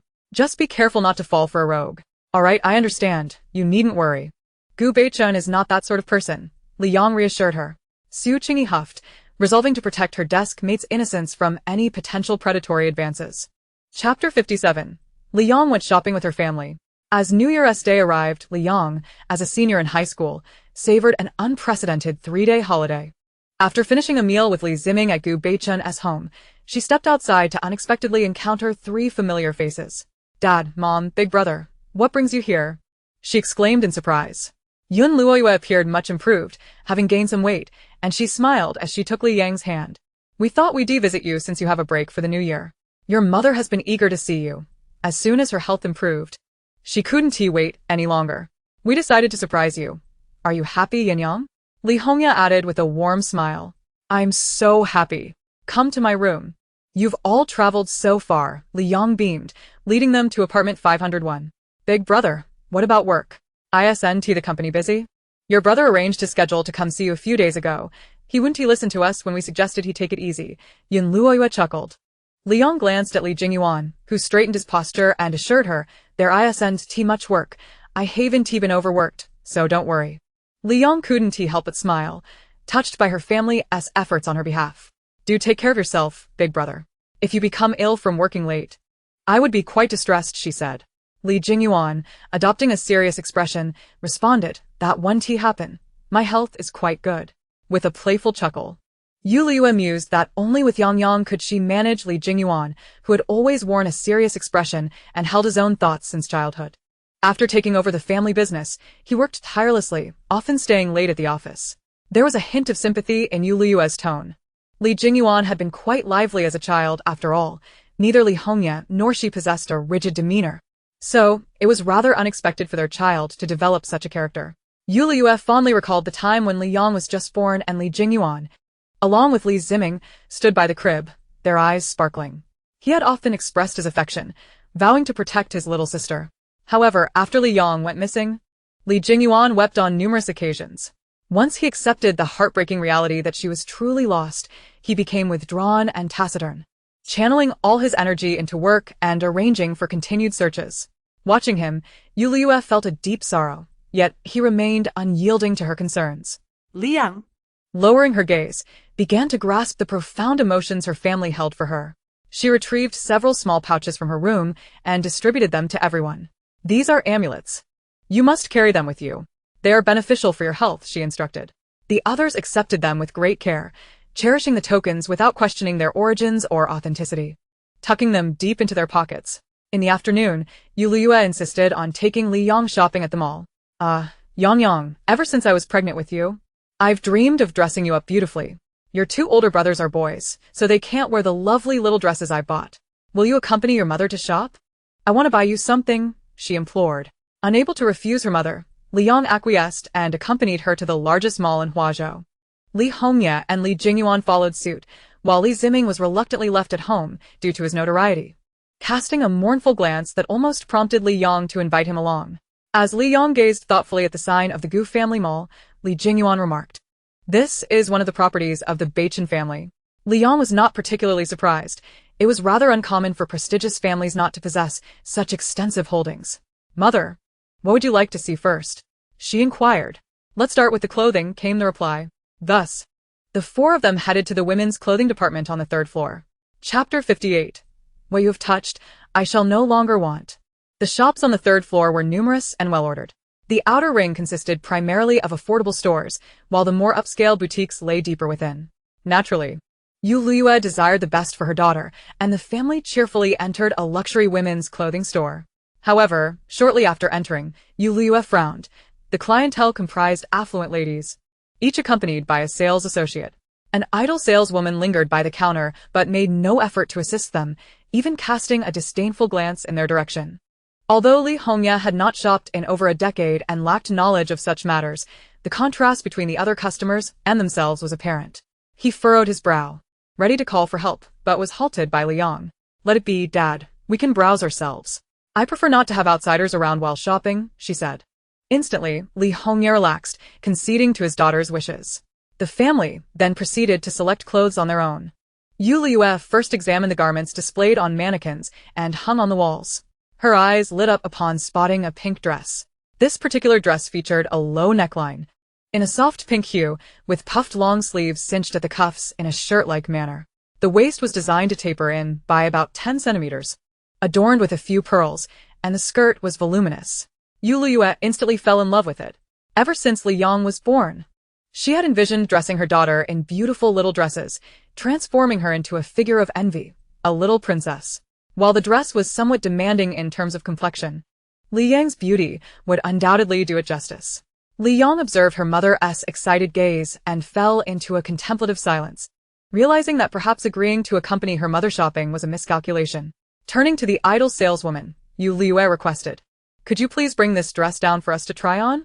The saleswoman rolled her eyes and approached, saying, "Are you planning to buy it? If you can't afford it, perhaps you should refrain from trying it on. I wouldn't want you to dirty or damage it, as I fear you wouldn't be able to compensate for it." Li Yang's expression turned icy. "How much is this dress?" The saleswoman, with envy in her gaze, huffed. "What use is beauty if you dress so ordinarily and dare to enter a luxury women's store? This dress is a new arrival in our boutique, priced at 120,000. Very well, package it. I will take it," Li Yang replied. The saleswoman, taken aback, scrutinized her for any signs of bravado but quickly donned a friendly demeanor, saying, "Certainly. Mississippi. I will wrap it up for you right away." As the saleswoman reached for the dress, Li Yang calmly interjected, "Oh, by the way, I am rather particular about cleanliness. I shall not take anything others have touched. Mother, let us depart for another store." The three members of the Li family stifled their laughter as they exited the shop, leaving behind a saleswoman with a grim expression. Before departing, Li Yang casually gestured, casting the store a meaningful glance. The subsequent process of purchasing clothing proceeded smoothly. It must be said that Gu family establishments maintained high standards for their sales personnel, and the initial saleswoman's behavior was likely an anomaly. The Li family returned to Yulin Tower just as dusk was settling, diligently carrying bags for their two princesses. Meanwhile, the shop they initially visited recorded zero sales for several consecutive days, with even customers who had pre-ordered items returning for refunds, much to the owner's alarm. The sales staff stood nervously together, perplexed as to the cause of such a downturn. It was only after the owner reviewed the surveillance footage for an extended period that he discovered the Li family's visit. The owner was a superstitious man, and upon witnessing Li Yang's gesture, he realized they had incurred the ire of a powerful individual. Upon further inspection, his expression darkened. "Are you new here? Go collect your wages for the past few days, and do not return tomorrow." The saleswoman's face turned pale as she pleaded, "Boss, I acknowledge my mistake. Please grant me another chance." The owner dismissed her pleas, stating that his establishment had no need for such a superficial person. "Very well. I recall you were recommended by your brother-in-law. I will inform him accordingly." Thus, the saleswoman was expelled from the store. In truth, she had come from a rural background. Her sister, beautiful and fortunate, had married into a wealthy family while in university. The two had maintained a close relationship since childhood, and when the saleswoman sought employment in Huazhou, her sister had mentioned it to her brother-in-law. Indulging his sister-in-law, he quickly arranged a position for her as a sales associate, offering a generous salary with minimal strain. Aside from the clothing worn by Li Yang, which was casually purchased, the garments of the other three were all custom-made, albeit in understated styles. Naturally, a girl from the countryside could not discern their true value, and given Yu Liyue's visibly poor health and slender figure, she presumed the family was of modest means, and thus paid them little mind. She never anticipated that this single incident would lead to her losing her job. After her dismissal, the store's business began to recover. The owner felt fortunate for having reviewed the footage and enforced stricter standards on the remaining staff, ensuring that every customer was treated fairly, as he wished to avoid inciting the ire of any significant figures in the future. Chapter 59. The Indelible Presence of the Li Family. On the last day of the New Year's holiday, Li father, Li mother, and Li eldest brother returned to Kyoto, while Li Ziming, lacking any immediate engagements, remained at Yulin Tower. Upon learning that Li Yang was residing there, Li Zhenyu and Yi Zihua wasted no time in seeking her out.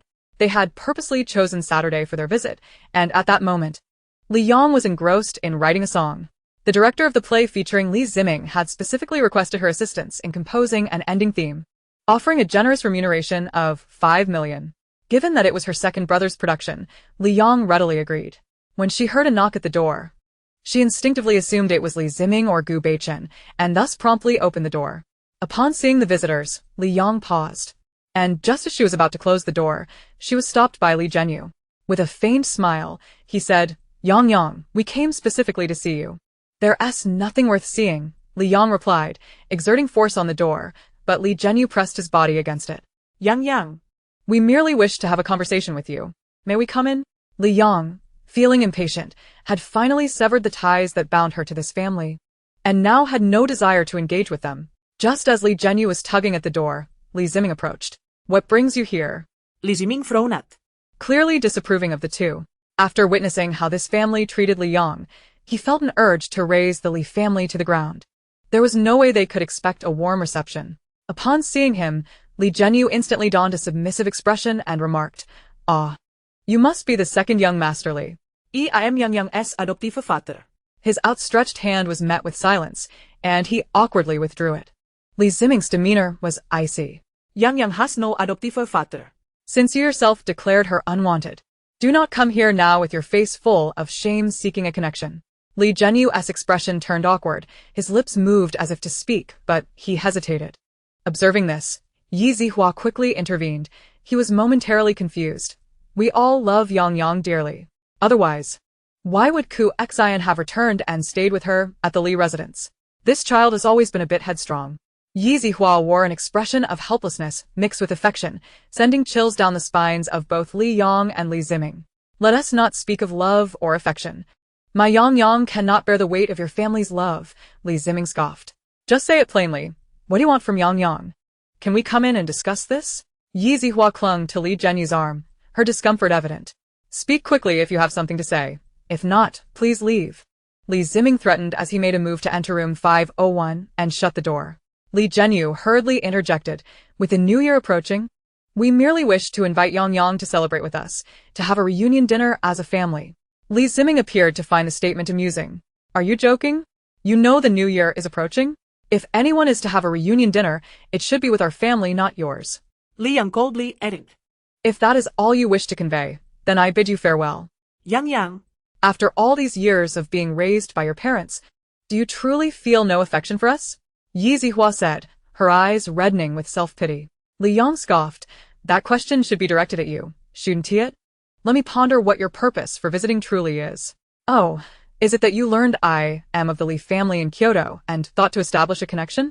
Or are you attempting to leverage your status as my adoptive parents to pressure me into meeting some young master? Or perhaps you wish me to persuade the school to revoke Ko Xian's punishment. Both their faces turned a mix of green and white, clearly struck by her words. Indeed. After the banquet at the Xia family, they had given up on Li Yang, considering her merely an inconsequential individual whose return made no difference. Initially, they had little interest in Li Yang's online affairs, but Yi Zihua's social circle always had gossip, which piqued their curiosity. When they saw Li Yang being accused of juggling multiple relationships, they displayed disdain, with Li Zhenyu even claiming they were fortunate to have expelled her. Else it would have embarrassed him.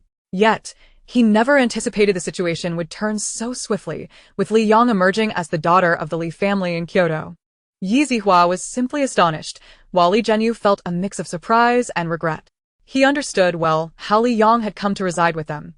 Upon the confirmation of her identity, he couldn't help but wonder if he hadn't expelled her. Would he now be a recipient of gratitude from the Li family? Originally, he had sought to introduce Li Yang to Xia Yanbei to forge connections with the affluent families of Kyoto. But that banquet had not only failed to facilitate his ambitions, but had nearly led to his own downfall, resulting in cold shoulders from other families when he sought collaborations. He initially planned to observe for some time to see if the Li family truly cared for Li Yang. However, after witnessing Li Ziming's protective stance towards her, he could no longer remain idle and sought to reconcile with Li Yang. He inquired for a long time before finally learning her current whereabouts, which prompted his visit on Saturday. As for the matter of Ku Xian, he bore no blame toward her nor thought she had wronged anyone. Hence his desire for Li Yang to intervene and have the punishment rescinded. He had believed that with a softer approach, Li Yang would agree to reconciliation, especially given her deep affection for Grandma Li. However, he forgot his own past actions. Villains often fail to remember their own misdeeds and stubbornly believe they deserve forgiveness. Yang, I didn't mean it that way. I advise you to refrain from calling yourself that, Li Ziming interjected coldly. Li Zhenyu's face paled, but he continued. Yang, if you are unwilling to join us for the reunion dinner, we won't force you. We merely hope you remember that the doors of the Li family will always be open for you. Ye Zihua added, Yang. I know you've never liked Koexien, but she hasn't done anything wrong. Could you please persuade the school to retract the punishment? Chapter 60, Yang returns to Kyoto. Excuse me, did I hear you correctly? You claim your daughter has done nothing wrong? Is it not wrong to slander others at will?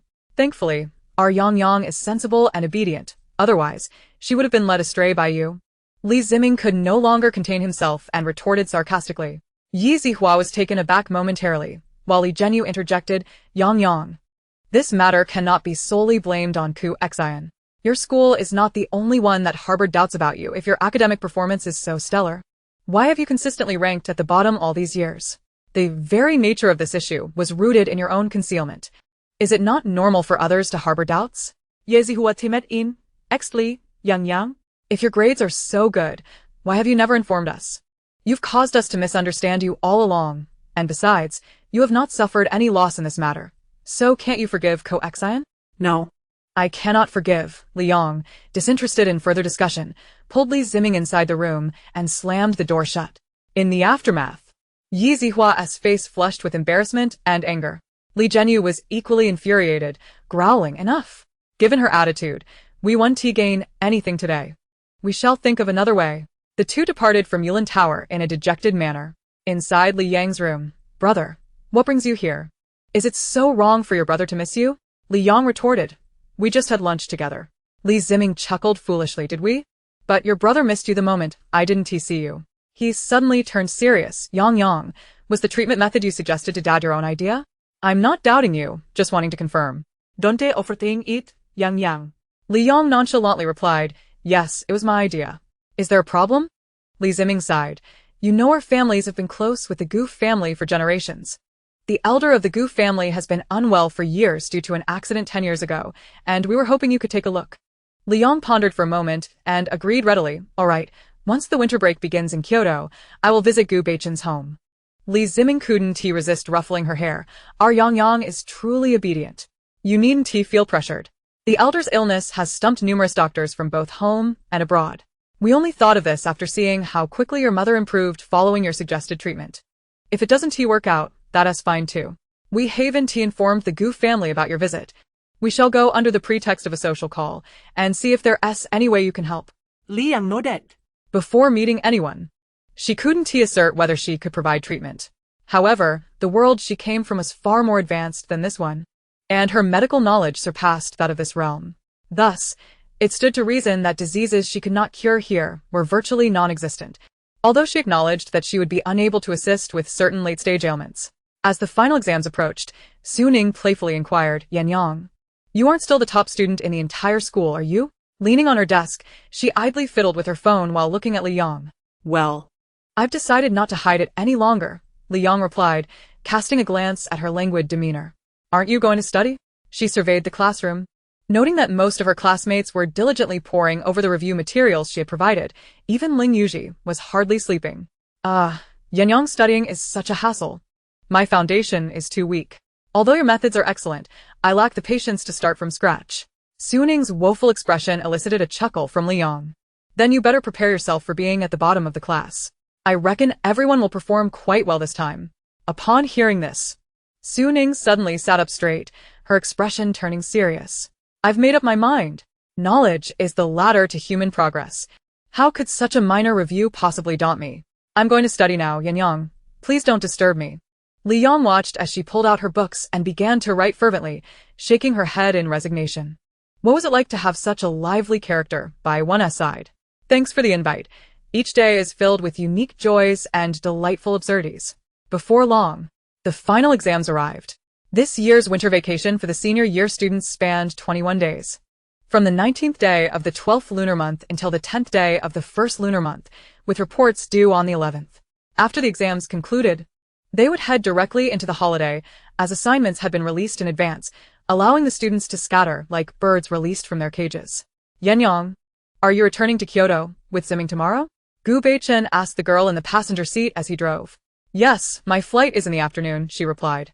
I see. Would you mind if I joined you and your brother? Li Yang glanced at him. The man wore an infuriatingly charming smile, and his hand resting on the steering wheel was so aesthetically pleasing that it was hard to look away. You'd have to ask my brother. He seems to have never been particularly fond of you, Li Yang shrugged. Gu Beichen sighed in resignation. Li Zimming had been as protective as a guard dog ever since he moved into Yilin Tower. Consequently, the time he spent alone with Li Yang had dwindled. Even their meals were split between them, ensuring Li Yang did not eat only his cooking. Nevertheless, he still flew back to Kyoto with them, considering the long-standing ties between their families. Moreover, it was merely a shared flight, and Li Zimming had even purchased tickets for seats next to each other, showing no concern over what Gu Beichen might do. Upon their arrival, both parties were met by their respective drivers, exchanging greetings before heading home. Yenyang, you needn't be nervous. It's just us at home. No distant relatives or anything. Mom has already prepared your room. Once we get home, you can rest well. Tomorrow evening, we'll host a welcome feast to introduce you to the elite circles, he reassured her.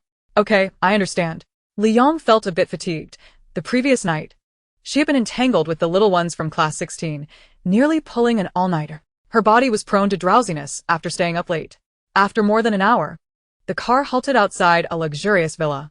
Li Zimming exited to open the door for Li Yang, and once she stepped out, he pressed the doorbell. Yenyang is back. Yun Luoyue greeted, having been informed by Li Zimming of their arrival. She had been eagerly awaiting their return. Coming quickly. You must be exhausted after such a long flight and drive. Let us have dinner first, and then Mom will show you to your room, she said, taking her daughter's hand, her words laced with affection. After washing her hands, Li Yang sat at a dining table already laden with dishes. Glancing around, she noticed almost all her favorite foods, which brought a warm smile to her lips. The meal concluded with the family sharing laughter and joy. Despite Li Zimming and his father having countless things they wished to discuss with Li Yang, they refrained from speaking, noticing her slightly fatigued demeanor. Allowing Yun Luoyue to guide her upstairs to her room. Yenyang, do you like your room? If there's anything you're not satisfied with, don't hesitate to tell me, and I'll have someone change it, Yun Luoyue said as she opened the door. A spacious, sunlit room unfolded before Li Yang. The warm-toned decor suggested recent renovations. Recalling the pink dress Yun Luoyue had admired, Li Yang suspected this room might have originally been decorated in pink, perhaps altered to suit her preferences. Her expression softened as she walked to the walk-in closet to arrange her clothes. However, upon opening the wardrobe, she was momentarily stunned. Chapter 61. The Welcome Feast for Li Yang. The walk-in closet was exceptionally spacious, filled with an abundance of wardrobes. The wardrobe she opened was brimming with various princess dresses, seemingly tailored for a girl of 178 centimeters. Seeing the dresses, Yun Luoyue smiled gently. These are the seasonal new dresses we collected for you before you returned. We wanted to prepare them in advance so that you wouldn't have to worry about not having anything to wear when you got back.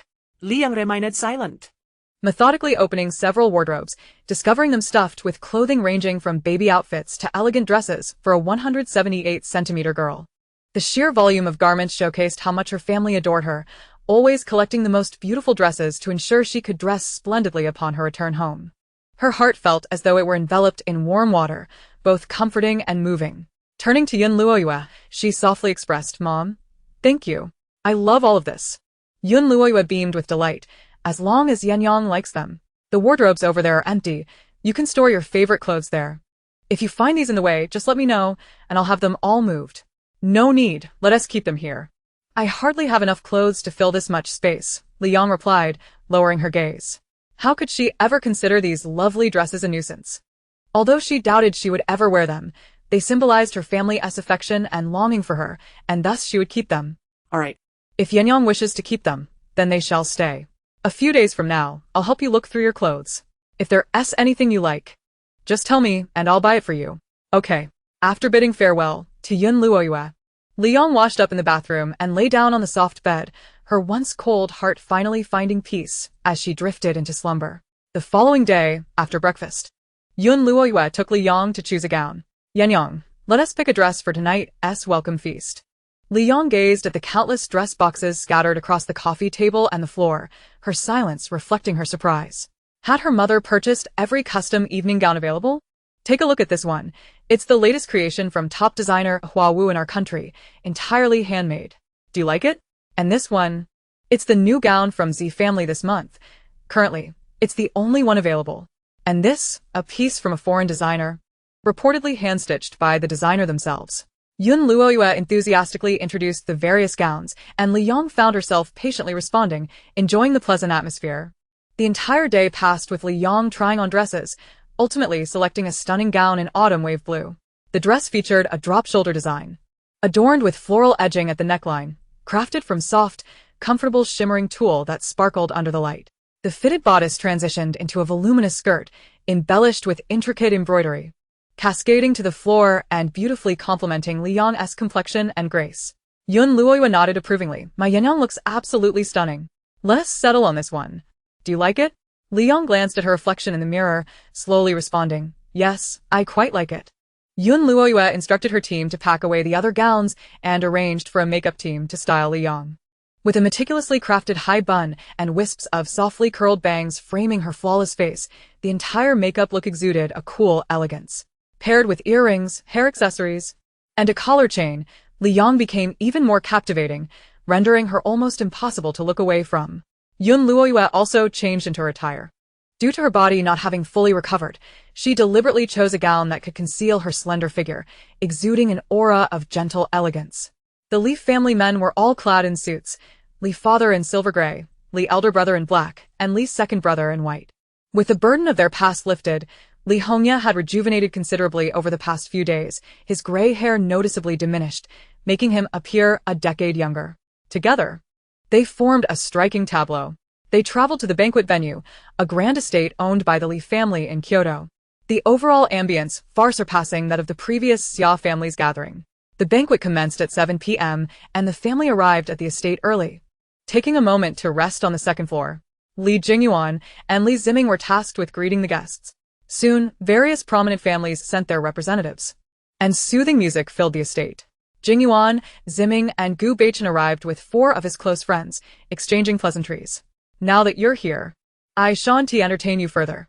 Do feel free to make yourselves at home, Li Ziming said without hesitation upon seeing them. The group was unbothered.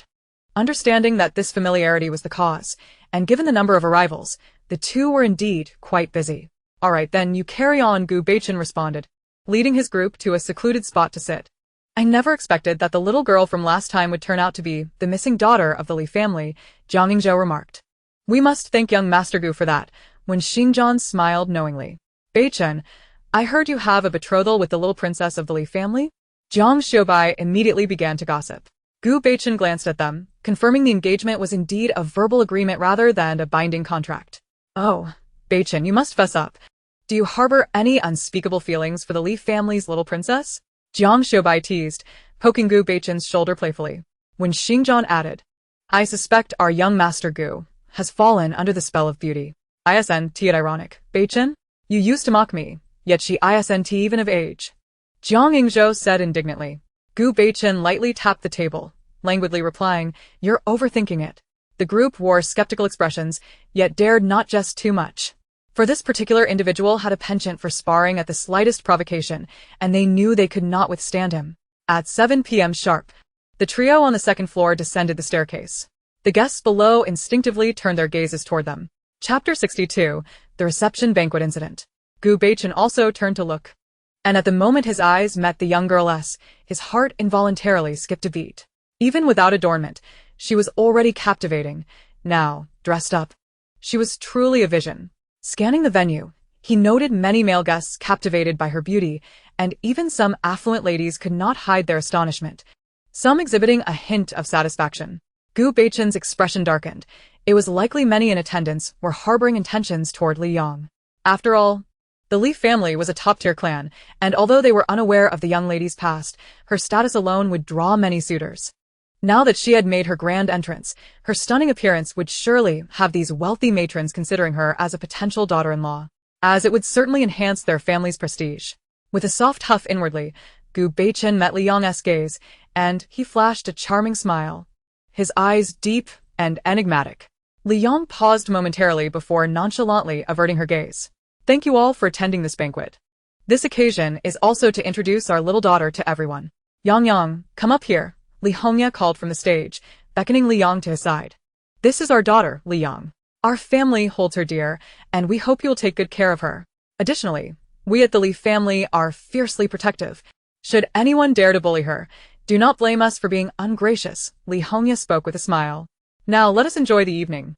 And there will be performances later. Families interested are welcome to come up and showcase their talents. With that, Li Hongya led Li Yang off the stage to find Yun Luoyue. Meanwhile, Li Jingyuan and Li Ziming had completed their tasks and were now beside Yun Luoyue. Yun Luoyue held Li Yang's hand, preparing to introduce her to those present. Madam Li, your daughter is truly beautiful. I fear she will soon be pursued by countless wealthy young gentlemen, one lady remarked, covering her mouth with a smile. Yun Luoyue replied with a smile. Yang isn't of age yet. We will consider these matters after she finishes university. As parents, we won't impose too much. It's essential that our children follow their hearts. Is Miss Li in her final year of high school? That means she'll be taking the college entrance examination next year? Another lady inquired. Indeed, Yang is set to take the exam next year. She excels academically, causing us no worry at all. However, we aren't overly concerned with the exam results. After all, she's a girl and doesn't need to bear the family's financial burdens. Congratulations, Madam Li, on successfully finding your child. I imagine Miss Li is unfamiliar with many places since she just returned. This is my daughter. She's about the same age as Miss Li, and they can spend time together, a lady said, pulling a sweet-looking young girl forward. It's important to make friends. Once Yang finishes her exams, everyone is welcome to invite her out. Madam Li, I heard that Miss Li has a betrothal with young Master Gu, one lady began, only to be interrupted mid-sentence. Yet, Yun Luoyue understood her implication. Yes, I indeed arranged a childhood engagement for Yang with Tong Tong, but such matters of marriage must ultimately depend on the children's wishes. Our only wish is for their happiness. Many individuals nodded in agreement, affirming the necessity of honoring the children's desires, for a forced union bears no sweetness. I have a rather unruly son, 20 years old and studying at Kyoto University. If Yang encounters any academic challenges, he can assist her. My son is also taking the entrance exam next year. While his grades aren't impressive, he has a knack for making money and is quite familiar with Kyoto. Yang can approach him for advice if needed. Li Yang wasn't particularly interested in the young gentleman mentioned, yet she maintained her composure, standing quietly to the side. After a round of pleasantries, Yun Luoyue led Li Yang to meet some acquaintances of the Li family. Yang, this is the eldest son of the Ling family, one of the 4 great families in Kyoto. Do come and say hello. Li Yang regarded the handsome young man before her, adorned with gold-rimmed glasses, and slightly inclined her head. Hello, I am Li Yang. Hello, Miss Li. I am Ling Baihan, he replied with a smile. Li Yang felt a sense of familiarity about his face, but could not recall where she had seen him before. It was Ling Baihan who spoke again. I have a younger brother, who is the same age as you. I heard you attend UJ High School. He also goes there, so you should know each other. Li Yang pondered for a moment before exclaiming in surprise, Ling Yuji is your brother? Ling Baihan's smile remained. Indeed, he has a slightly rebellious spirit. If he has offended you in any way, I hope you'll forgive him. Li Yang shook her head. He's quite nice. That's good to hear. If you ever need assistance, you can reach out to Yuji. After meeting Ling Baihan, Li Yang encountered several more individuals. Having made her rounds, she gained a general understanding of the power dynamics within Kyoto. Among Gu Beichen's 4 brothers, 2 belonged to the 4 great families, Jiang Yingzhou and Wen Xingzhan, while Jiang Xiubai was the heir to the country's largest auction house. Of the 4 families, only the Xia and Li families had no connections. It seemed the Li family also held a disfavor toward the Xia family, particularly after the incident involving Xia Yanbei, which resulted in an outright exclusion from invitations. Although many prominent families were invited to this banquet, not all had ties to the Li family. Li Hongya aimed to introduce Li Yang to the notable families in Kyoto, hence the large turnout. She surveyed the room, observing a mix of friendly, flattering, and envious gazes directed her way. She paid little mind to it, and when the performances commenced, she settled down with her family, with Gu Beichen and his companions joining her. Yang, among the guests today, many are not worth your concern. Should anyone dare to bully you, simply inform your father, Li Hongya advised, tilting his head toward his daughter. I understand, Dad. You've reiterated this several times already. Li Yang replied with a hint of exasperation. Yun Luoyue shot a glance at Li Hongya. Are you suffering from memory loss? I've heard you repeat that countless times. Please don't annoy our Yenyang. Li Hongya had no choice but to fall silent, straightening his posture as he turned his attention to the performance stage, feigning seriousness, which elicited a chuckle from Yun Luoyue. Gu Beichen, seated behind Li Yong, allowed his gaze to drift, intentionally or not, toward the delicate profile of the young girl. Lost in his thoughts, the performers were numerous, predominantly showcasing singing, dancing, or playing musical instruments. It was evident that these privileged youths possessed at least one or two commendable talents. Yenyang, just enjoy the show. Our family does not require you to perform. Li Ziming reassured, concerned that Li Yang might feel obliged to take the stage as the host. Before Li Yang could respond, several ladies approached. Mrs. Li, might I inquire if Miss Li has any talents to showcase? Asked a flamboyantly dressed woman, appearing to be in her 30s, her demeanor rather unapproachable. Yun Luoyue's expression cooled slightly as she replied with a polite smile. My Yenyang has just returned and is unfamiliar with many things. She shall not perform today. Oh, how can that be? Miss Li is the star of this banquet. Everyone is eager to know more about her. The woman giggled, covering her mouth. Others chimed in, indeed. Indeed. With such beauty, Miss Li must possess remarkable talents. Yes, Mrs. Li, I've seen news about your esteemed daughter online. My daughter is quite fond of these updates. She mentioned that your daughter is a well-known figure in the music industry, so she must sing beautifully, right? I heard that Miss Li has been adopted by a wealthy family. She must have some impressive skills, another added. At the mention of her adoption, the atmosphere instantly turned somber, and the Li family's expressions grew cold. Chapter 63. The Zhao family's imminent bankruptcy. The woman who had spoken sensed the shift and awkwardly shuffled back into the crowd. Ladies and gentlemen, if you have nothing pressing, may I suggest you focus your attention on the performance on stage? Whether my daughter chooses to perform is her decision. I hope certain individuals refrain from overstepping. Li Hongya remarked, his smile devoid of warmth. Yet the flamboyant woman seemed oblivious to the warning in his words, maintaining her cheerful demeanor. What is the head of the Li family implying? We mean no offense. I merely heard that Miss Li, being adopted, must have many talents to share. Surely, we wouldn't want her to be outshone by others. Li Hongya narrowed his eyes. If I recall correctly, you hail from the Zhao family in Kyoto? How do you know so much about my daughter? Is there a connection with the Li family in Huazhou? The woman's face stiffened. Head of the Li family? You've misunderstood me. I know nothing of the Huazhou Li family. I merely remembered some of the rumors circulating online about Miss Li. Li Yang, sensing her father's impending retort, gently pressed his hand down, standing up to address the gathering. You wish to see me perform? Very well, but kindly remember to transfer the fee afterwards. I typically do not perform for free. With that, she bypassed the now flustered woman, noticing that the previous performer had concluded, and with no one currently on stage. She gracefully ascended. Her appearance on stage sparked a wave of murmurs below. Only those closely acquainted with the Li family were aware of the preceding conversation, leaving the majority bewildered. Isn't this the Li family's long-lost heiress? Is she truly going to perform? Having grown up away from the Li family, she likely hasn't received formal training. I heard she was raised as the true heiress by a wealthy family for over a decade. Perhaps she has learned quite a bit. How would you know? The Li family has kept this under wraps. Well, it was quite the scandal online. You clearly don't follow these matters closely. Should we anticipate something? Wealthy families generally have high expectations for their children. Given her poise, she likely possesses commendable talents. Not necessarily. Rumor has it she was recently expelled from her adoptive family. The reasons remain unclear, but I suspect she was not favored there. Oh? If she performs poorly now, let's not fret too much. She is currently the sole heiress of the Li family, and their demeanor suggests they hold her in high regard. Even if her performance falters, we shall still applaud her. Liang was aware of the whispers surrounding her, but chose not to dwell on them. Her decision to take the stage stemmed from her affection for her newfound family and the understanding that they wished to shield her from ridicule. Yet, it was precisely this support that fueled her desire to prove those who awaited her downfall wrong. Love, after all, is reciprocal. Just as she had chosen to no longer conceal her academic prowess in response to her fans' encouragement, now she did not wish to remain hidden any longer. Surveying the array of instruments on stage, her gaze settled on a grand piano, a cherished piece from the Li family's collection. Taking her seat on the piano bench, her slender fingers danced over the stark black and white keys. After testing the tone and pitch, she commenced playing a piece. The previously cacophonous chatter ceased the moment the piano's melody filled the air. The composition was unfamiliar to all present. Logically, one would expect such an obscure piece to lack emotional resonance.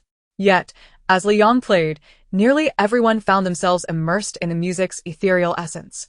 The initial 2 minutes of soothing melodies resembled two individuals in a tentative mutual attraction, gradually escalating to a crescendo that echoed the fervor of a passionate romance. Suddenly, at the 3-minute mark, the music shifted sharply to a somber tone, tugging at everyone's hearts. They envisioned once adoring partners consumed by suspicion and hurt, their once harmonious union fracturing. In the moment of separation, both seemed to regret their choices, yet the past could not be reclaimed. Such is the nature of love. It can change unexpectedly, leading to an irrevocable conclusion. As the piece concluded, many sentimental women wiped away tears, while some, who were already in relationships fraught with discontent, discreetly dabbed their eyes. Before the applause erupted fervently, the image of the young girl at the piano was etched in everyone's memory. The flowing ribbons of her gown danced with her playing, and even the strands of hair framing her face seemed to sway, captivating the hearts of many men. Liang rose, offering a slight bow before descending the stage. As she returned to her family, no one immediately took to the stage for the next performance. Instead, they approached her, eager to ingratiate themselves. "Miss Li, your piano playing was simply exquisite. I've attended performances at the Heiress Music Festival, but nothing compared to your rendition today. I'm so glad I attended the banquet. Otherwise, I would have missed such an outstanding piece. May I ask the title of that piece? I don't believe I've ever heard it before, and I adored it." "Mrs. Li, you are truly fortunate to have such an exceptional daughter. If only my daughter possessed half of Miss Li's talent." The Li family had not anticipated that Li Yang could play the piano, let alone so beautifully, yet they welcomed the accolades from others with open hearts. Oh. It was merely a casual performance. I cannot compare to the masters from the Heiress Music Festival. Please don't be modest. I too was surprised to discover that Yang could play the piano. Everyone is remarkable in their own right. Yang only knows a little about the piano. She still has much to learn, Yun Luoyue said with a radiant smile, displaying her humility. Liang nodded at the individual inquiring about the piece. "This is my original composition. I have yet to publish it, but I will name it when I do.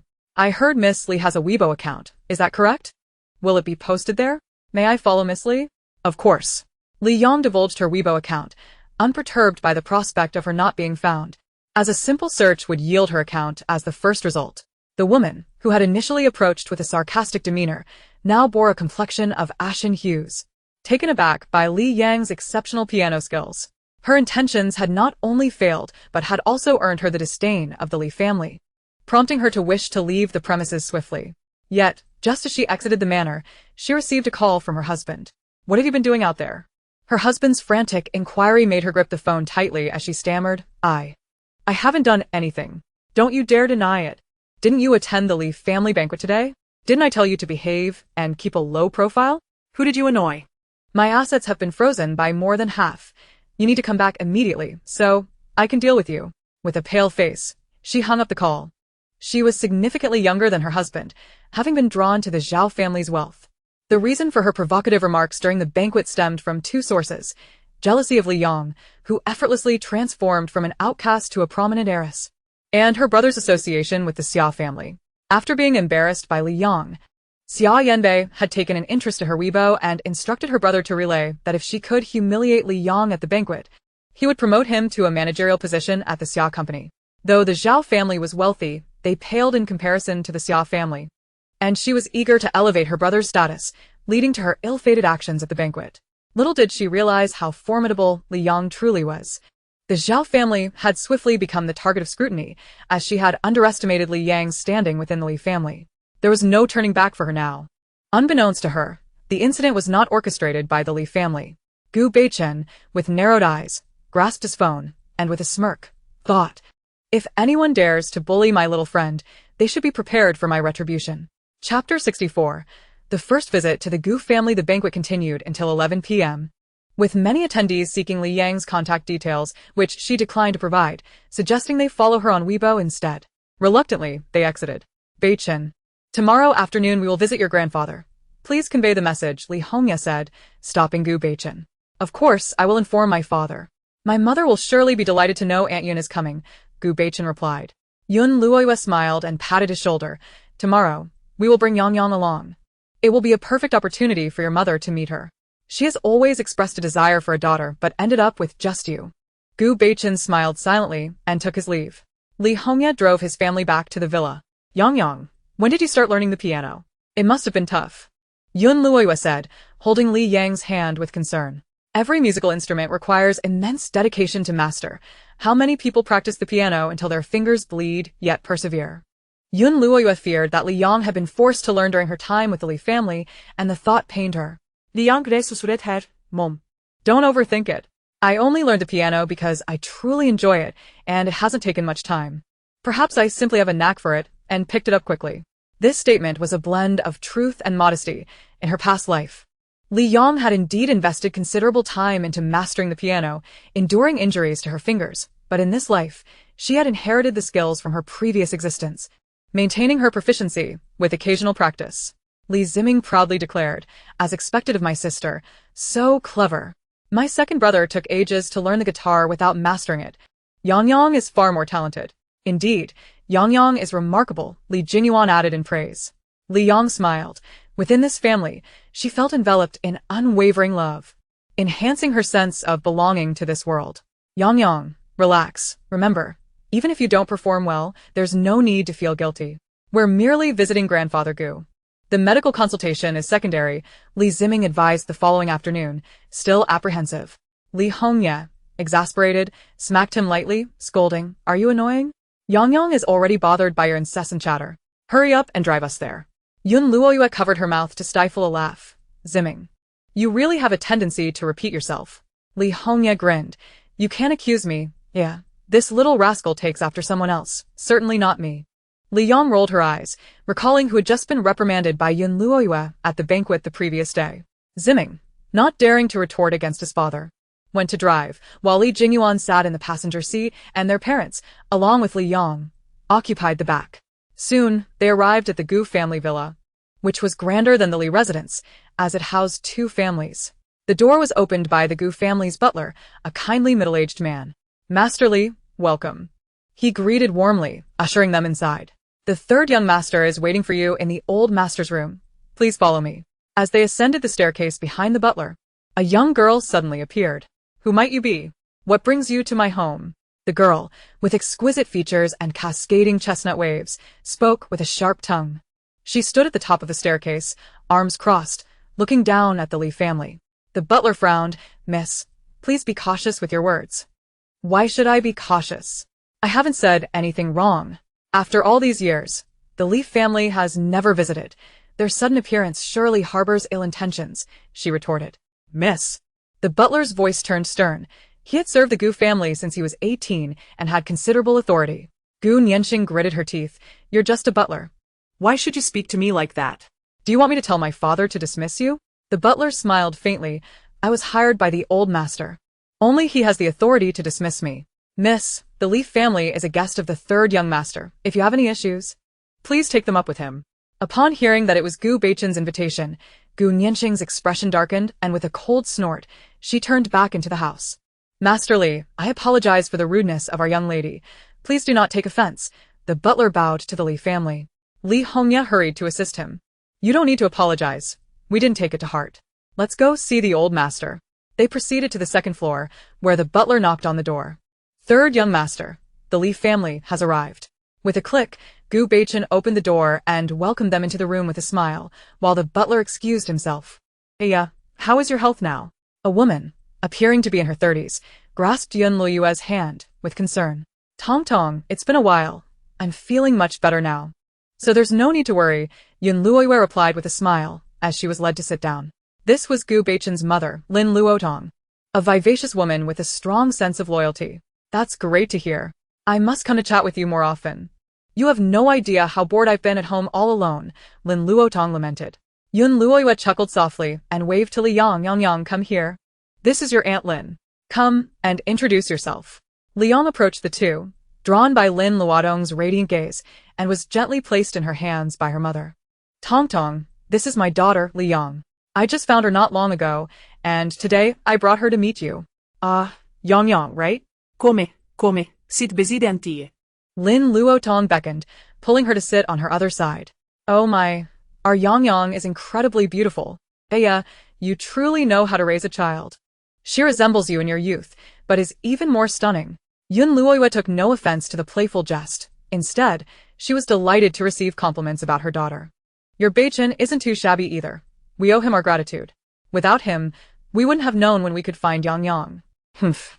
Consider this brat has done a good deed, Lin Luotong remarked disdainfully, casting a glance at Gu Beichin. She had always wished for a daughter, but had a low fertility rate, resulting in only Gu Beichin being born, leaving her feeling unfulfilled. Gu Beichin rubbed his nose. Already accustomed to his mother's disdain. However, it mattered little, as long as she could find favor in a Yang. A meaningful smile graced his lips. Chapter 65. Treating grandfather Gu. Is Yang still in high school? Did she transfer directly to Kyoto, or will she come after finishing her studies?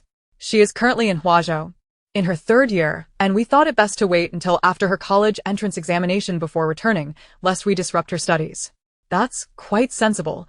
One cannot frequently change teachers in the final year, as it may hinder progress. Is Yang finding her studies exhausting? Li Yang shook her head. Not at all. It's rather simple. Lin Luotong chuckled. It seems our Yang must be performing exceptionally well. Beichun was the same. He grasped everything swiftly, and now, at just 21, he has already graduated from university. Li Yang glanced at Gu Beichin, who was smiling at her from the side, and softly remarked, he's quite good. And well, he cooks deliciously. Haha, it appears we chose well in encouraging him to learn culinary skills. Oh, how I dream of having a daughter like you, Yang. If you and Beichin don't end up together, I shall adopt you as my goddaughter. Do come and visit often. Go away. I haven't yet spoiled my daughter enough for you to claim her. Yun Luoyue lightly slapped Lin Luotong's arm, her face alight with a smile. Lin Luotong feigned sorrow. Oh, yeah. Your Yang is simply too precious. Look at my household. I only have Beichin, who has never been one to be coddled. I've never enjoyed the pleasures of motherhood. Oh, how I envy you for having such a wonderful daughter. Alas, I have longed for a daughter all my life. Yet here I am, forlorn. Yun Luoyue chuckled at her antics. All right. You're acting like a child. I never said you couldn't spoil Yang. Once she finishes her college entrance exams, she can come and play at our home. Lin Luotong's face brightened. I knew you were the best, Yang, this winter vacation. Let Beichun take you out to explore and familiarize yourself with Kyoto. Li Ziming could no longer contain himself. Aunt Lin. It suffices for me and my elder brother to take Yang out. Beichun still has company matters to attend to. Let us not trouble him. Li Jingyuan agreed. Beichun is quite busy. We can handle it. Lin Luotong eyed them and then cast a gleeful glance at Gu Beichin, saying, it seems our Yang will have a difficult time finding a boyfriend with 2 brothers guarding her. But that's for the best. Such an exceptional girl should not be easily whisked away. Gu Beichin silently received his mother's gaze, while outsiders might not perceive it. Those closest to him could discern his feelings for Li Yang. A Yang has just returned home. It is time for her to spend more time with her family. Once she returns to Huazhou, I will ensure she is well cared for. Humph. I've already had my manager cancel many engagements. I'll be able to accompany Yang then. No need for your assistance, Li Ziming muttered. Gu Beichin smiled, but haven't you just officially announced a new drama? You'll be filming for over 3 months. Li Ziming fell silent, wishing he could strangle his manager for accepting the role, especially as it coincided with Li Yang's school term.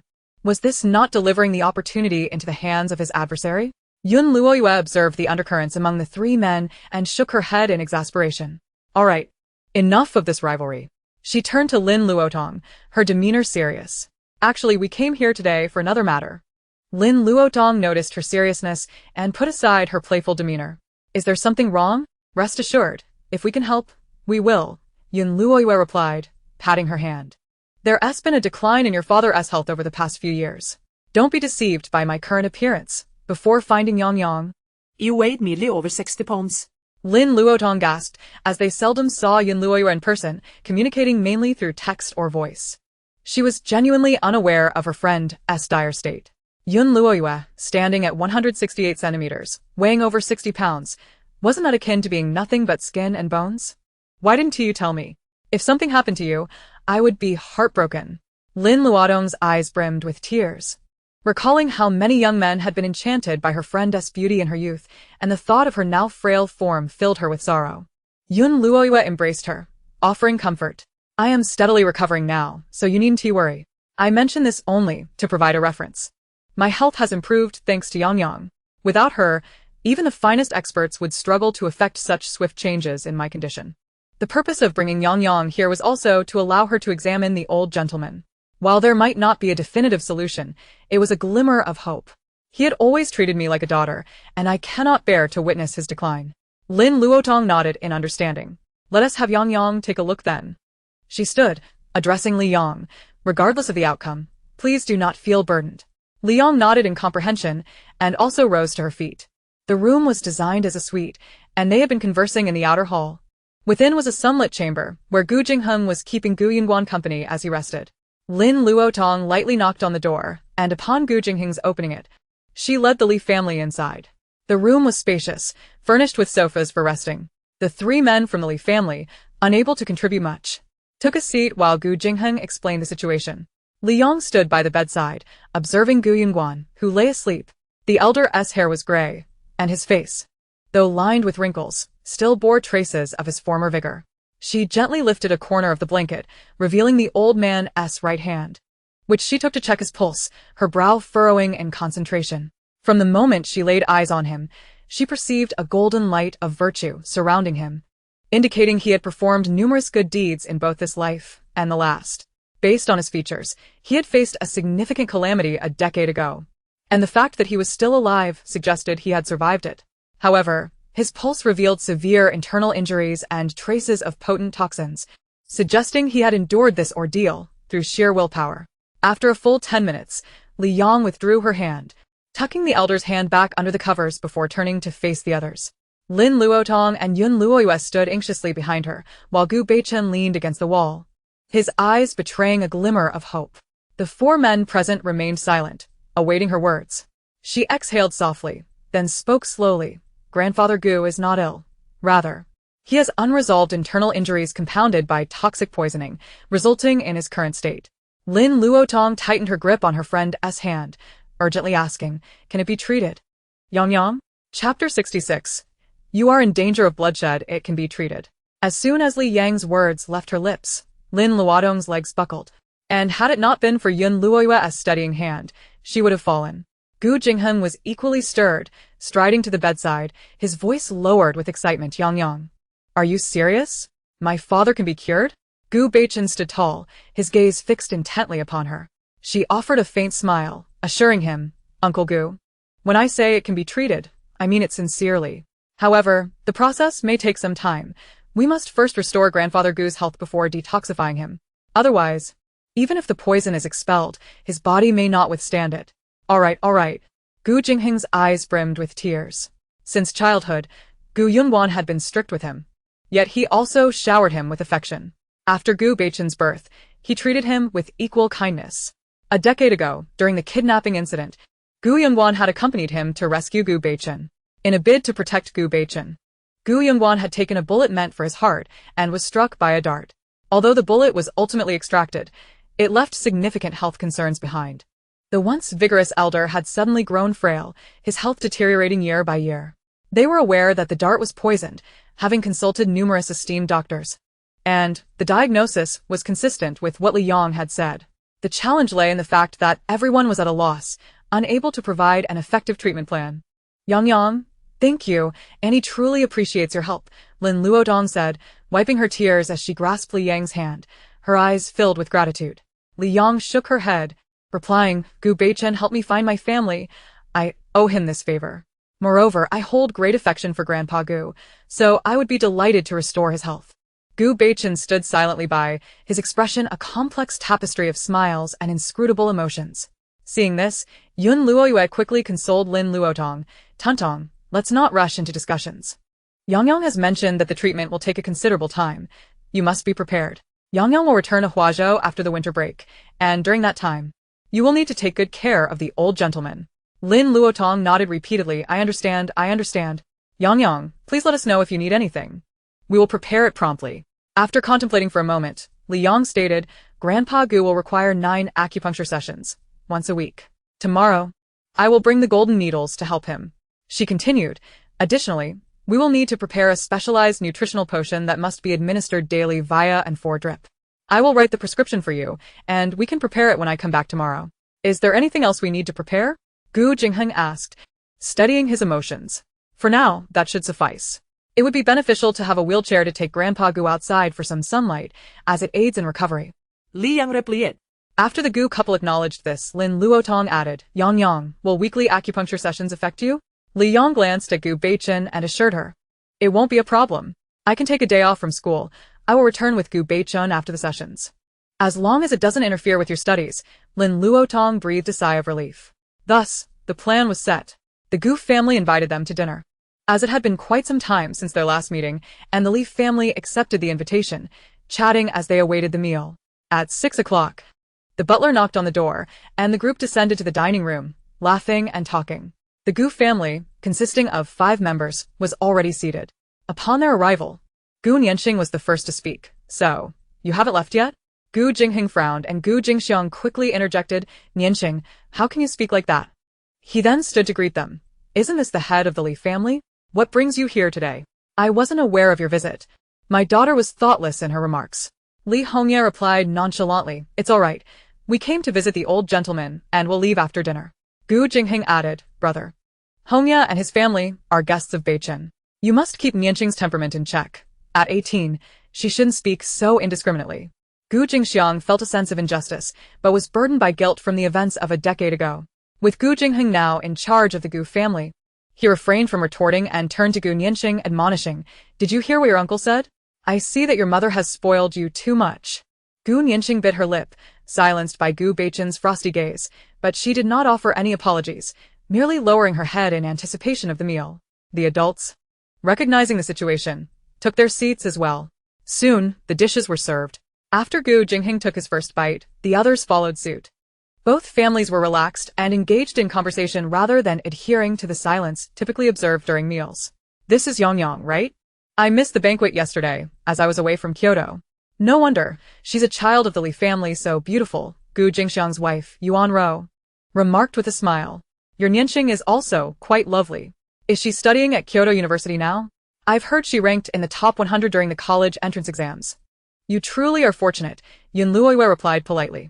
Yuan Ro beamed at the compliment towards Gu Nianxing, who had little to boast about, her character having been spoiled by excessive pampering. If Yang ever encounters academic challenges, she can certainly consult Nianxing. You are of similar ages and should get along well. Gu Nianxing glanced at Li Yang, feeling indifferent. She had missed the banquet and was unaware of the events that transpired there. In her eyes, Li Yang was merely a pretty face, having been hidden away in some corner until now. Even if she had been found by the Li family, her lack of personal prowess would make it difficult for her to establish herself among the elite in Kyoto. I fear she wouldn't understand anything. I lack the patience to teach others, Gu Nianxing muttered. Yun Luoyue's expression soured slightly. Yang performs quite well academically.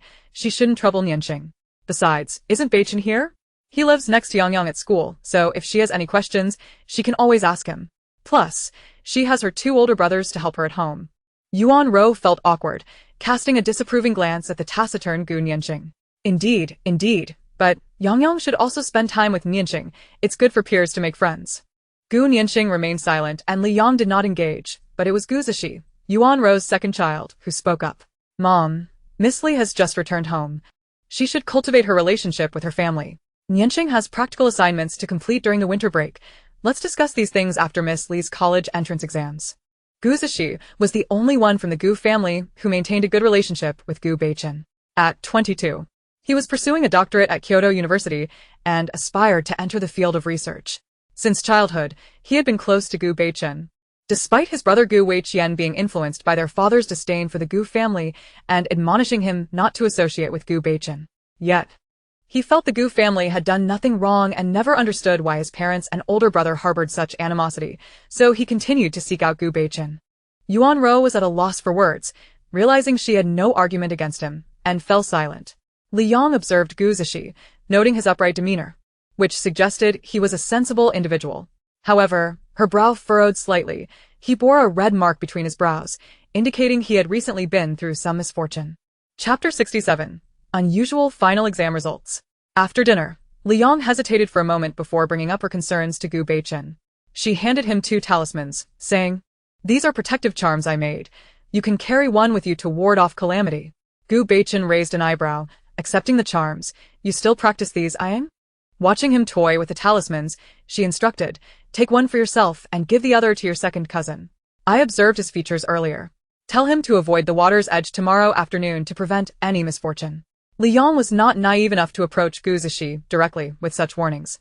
Especially since it was their first meeting and she had not even greeted him. She doubted he would believe her if she suddenly spoke of calamity, considering it rather foolish. However, with Gu Beichen, they were already quite familiar. Regardless of whether he believed her or not, she had conveyed her message. And what he chose to do next was his own affair. Gu Beichen tucked the talisman away, not indicating whether he would inform Gu Zishi. With a smile playing on his lips, he said, Thank you today, Ayang. Once Grandpa's health improves, I'll treat you to a meal. There's no need for such formality. Give this to Grandpa Gu. It can improve his sleep, Li Yang replied, producing another talisman to hand to Gu Beichen. Gu Beichen took the item and reached out, intending to ruffle her hair. However, upon noticing her vigilant gaze, he chuckled and withdrew his hand. All right, I understand. You should head home now. If we continue this conversation, your two brothers might just shoot me with their eyes. Li Yang turned her head, and in the blink of an eye, the two brothers, who had been watching her with an expressionless demeanor, casually averted their gazes. Li Jingyuan softened his expression as he gazed at her, while Li Ziming bestowed upon her a goofy, endearing smile. Then, I shall take my leave. I will come to visit Grandpa Gu tomorrow, she declared. After bidding her farewells, Li Yang accompanied the Li family back home. Yang, you mentioned you would be administering needles tomorrow. Do you have the necessary ones? Liu Mia inquirat. Li Yang pondered for a moment. Throughout her life, she had wished to administer needles to her grandmother, but her abilities had not yet recovered at that time. As she grew older, she had not encountered situations that required her medical skills, so she had indeed never crafted a set of golden needles. I do need them. Brother, I will draw a design for you when you return home, and you can have them fashioned into golden needles. Very well, Li Jingyuan nodded in agreement. The following day, as soon as Li Yang stepped out of her room, she received the golden needles. A total of 108 needles, 36 long, 72 short, were neatly arranged in her specially designed needle bag. After ensuring everything was in order, Li Yang contentedly secured the needle bag and said to Li Jingyuan, Thank you, brother.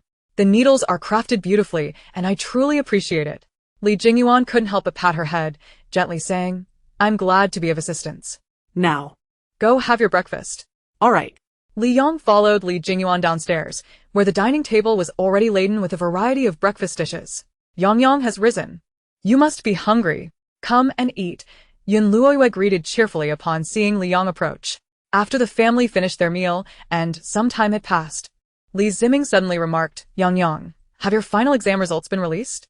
He was scrolling through something on his phone and soon flashed a smile, saying, Our Yang is truly remarkable, once again securing the top spot in the entire school. Yun Luoyue, intrigued, asked, How do you know about Yang's results? Li Ziming waved his phone. Yujie High School published the final exam results on the school website, and a student from Yujie shared a screenshot online. I just happened to come across it. Yun Luoyue took his phone to have a look. Li Yang's latest scores surpassed her previous ones. Last time, she had not completed her English composition, which earned her a sorrowful gaze from her English teacher for several days. Eventually, she had no choice but to promise to do better next time. Li Yang had indeed felt too lazy to write compositions. Had it not been for her keen interest in the topic of the previous Chinese exam essay, she likely would not have written that either. This time, her total score in the final exam soared to 745 points. Aside from deductions in Chinese and English compositions, she had achieved full marks in all other subjects. Yun Luoyue's eyes sparkled with pride. Does Yang have any desired reward for your achievements? Your two brothers have never scored as high as this before. Mama is so happy.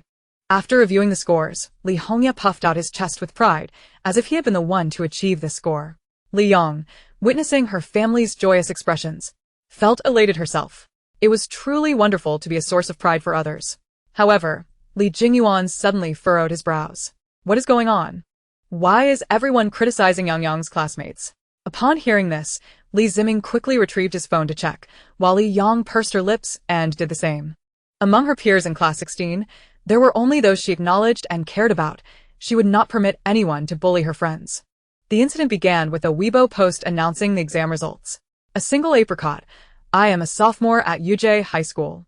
Today, The school published the final exam results for the senior class on the campus website, and my idol, Miss Li Yong, has once again secured the first place. Sharing this for everyone to enjoy, hee image. Initially, this post garnered little attention, as the poster was not a well-known influencer and only had a few dozen followers, most of whom were mutual friends. However, the name Li Yong inherently carried a certain allure. Her fans quickly stumbled upon the post and excitedly shared the link within their fan groups, leading to a surge of engagement. Wow, it's my Yongbao. Oh, Yongbao is so impressive. Once again, first place. Mom asked me why I was kneeling to look at my phone. Kneeling, is this score even achievable by a human? It seems our great one finally wrote the English composition this time. Doghead, blind guess. Maybe the English teacher had a talk with her, haha. Only 5 points deducted. I have never had a single subject where I was only deducted 5 points breaking. Yongbao is simply amazing. Mama is so delighted. Fans of both Li Yong and Li Ziming celebrated, as if it were a festive occasion. Since the previous incident regarding Li Ziming being rumored to be in a relationship, the two had not posted anything on Weibo, leaving their fans eagerly awaiting updates. Now, discovering Li Yong's scores had them all thrilled and actively commenting. As the post's popularity skyrocketed, comments quickly surpassed 10,000. The girl who posted it was taken aback, and upon realizing it was all praise from fans, she revealed a knowing smile and joyfully joined the conversation. However, soon enough, haters also discovered the post. Guided by some ill-intentioned individuals, they became clever enough not to directly criticize Li Yong but instead directed their ire towards Class 16. Just a thought. Let's take a look at the scores from this final exam. I wonder if anyone has noticed a blind spot? Image. I am also a senior at UJ, and when I saw the score sheet, I was dumbfounded. Of course, I am not doubting Li Yong's score. I am shocked by the overall performance of Class 16. User 1 people from UJ should know that Class 16 basically occupies the bottom 100 positions in the school. When I checked my score today, I found my consistent ranking around 500 suddenly dropped by over 40 places. I want to know how the students in Class 16 managed to achieve such significant improvements in such a short time. Looking at it, aside from Li Yong, the highest ranked student in Class 16 is actually in 162nd place. Although I suspected Li Yong was warned by the school last time, I still want to say, is this really normal for Class 16? Chapter 68. The review materials provided by Li Shen. Just an ordinary bystander.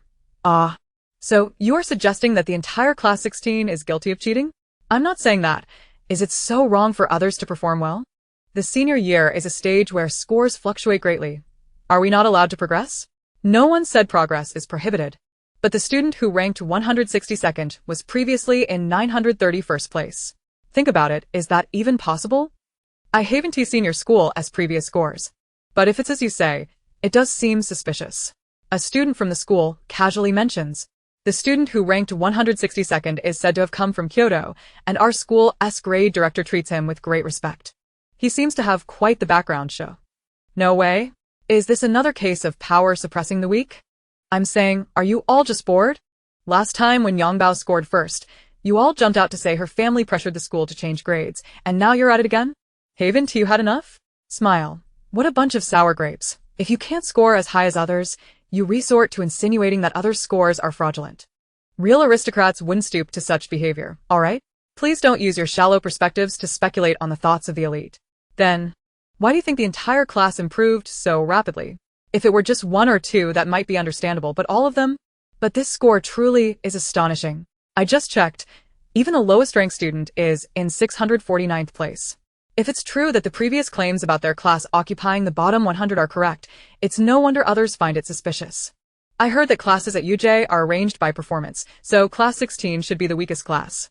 Generally, teachers are preferentially assigned to the stronger classes. They haven't produced good results for over 2 years, and suddenly they achieve so much? It's simply impossible.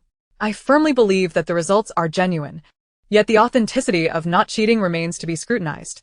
These individuals must be utterly idle now that the holiday has commenced, remarked Li Ziming with a hint of sarcasm.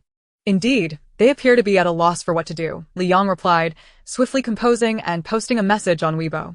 Class 16 has been reviewing the materials I provided since early December. Those suffering from conjunctivitis should seek treatment rather than merely grumbling online. Smile. Upon seeing her post, Li Ziming immediately retweeted it in support. Li Ziming V, with my sister's tutoring, if you still haven't secured a spot in the top 100, perhaps it's time for some self-reflection. Classmates dog emoji. The two tweets quickly redirected the attention of netizens. Li Xin. Oh, I'm so sorry, Li Xin. I'm just too foolish, having only achieved the 287th rank, crying loudly. I promise I won't disgrace you next time. Who dares to question our integrity? If you have the courage, drop the pseudonym and reveal your true name. With the review materials personally compiled by Li Xin, even attaining this score feels like a disgrace to her. If we sweep the top 100 next time, won't you be even more incensed? Grinning. I was peacefully asleep when the barrage of messages from the class group jolted me awake. How dare anyone doubt our scores? Unbelievable. What the heck? Even our brother Ling is being slandered? Does Ling need to resort to deceit? You clearly Haven T felt the force of his fist. Lemon-flavored soda. This is clearly instigated by Class 1.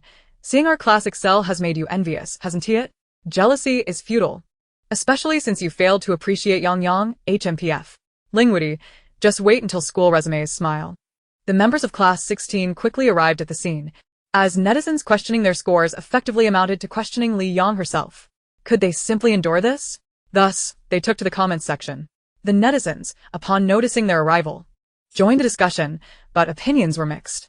Yang Bao is truly beautiful and kind-hearted. She even organized review materials for her classmates. I must admit, I would love to have them. Tears. A big shot is a big shot. Not only can they secure the top spot, but they also uplift those around them. From this moment on, I too shall become a jealous chicken, envious of those privileged to be classmates with the big shots. Goodbye. Yang Bao. My mother has a friend in her senior year. She told me that without your review materials, she would be doomed. Could you possibly share them? Pitiful. Creating friendships out of thin air? Dog emoji, please, let me learn from you, Yang Bao. My mother desperately needs those review materials to save her life. Yang Bao. Please consider my mother. Tears. Li Yang's ability to achieve the top rank can be attributed to her innate talent.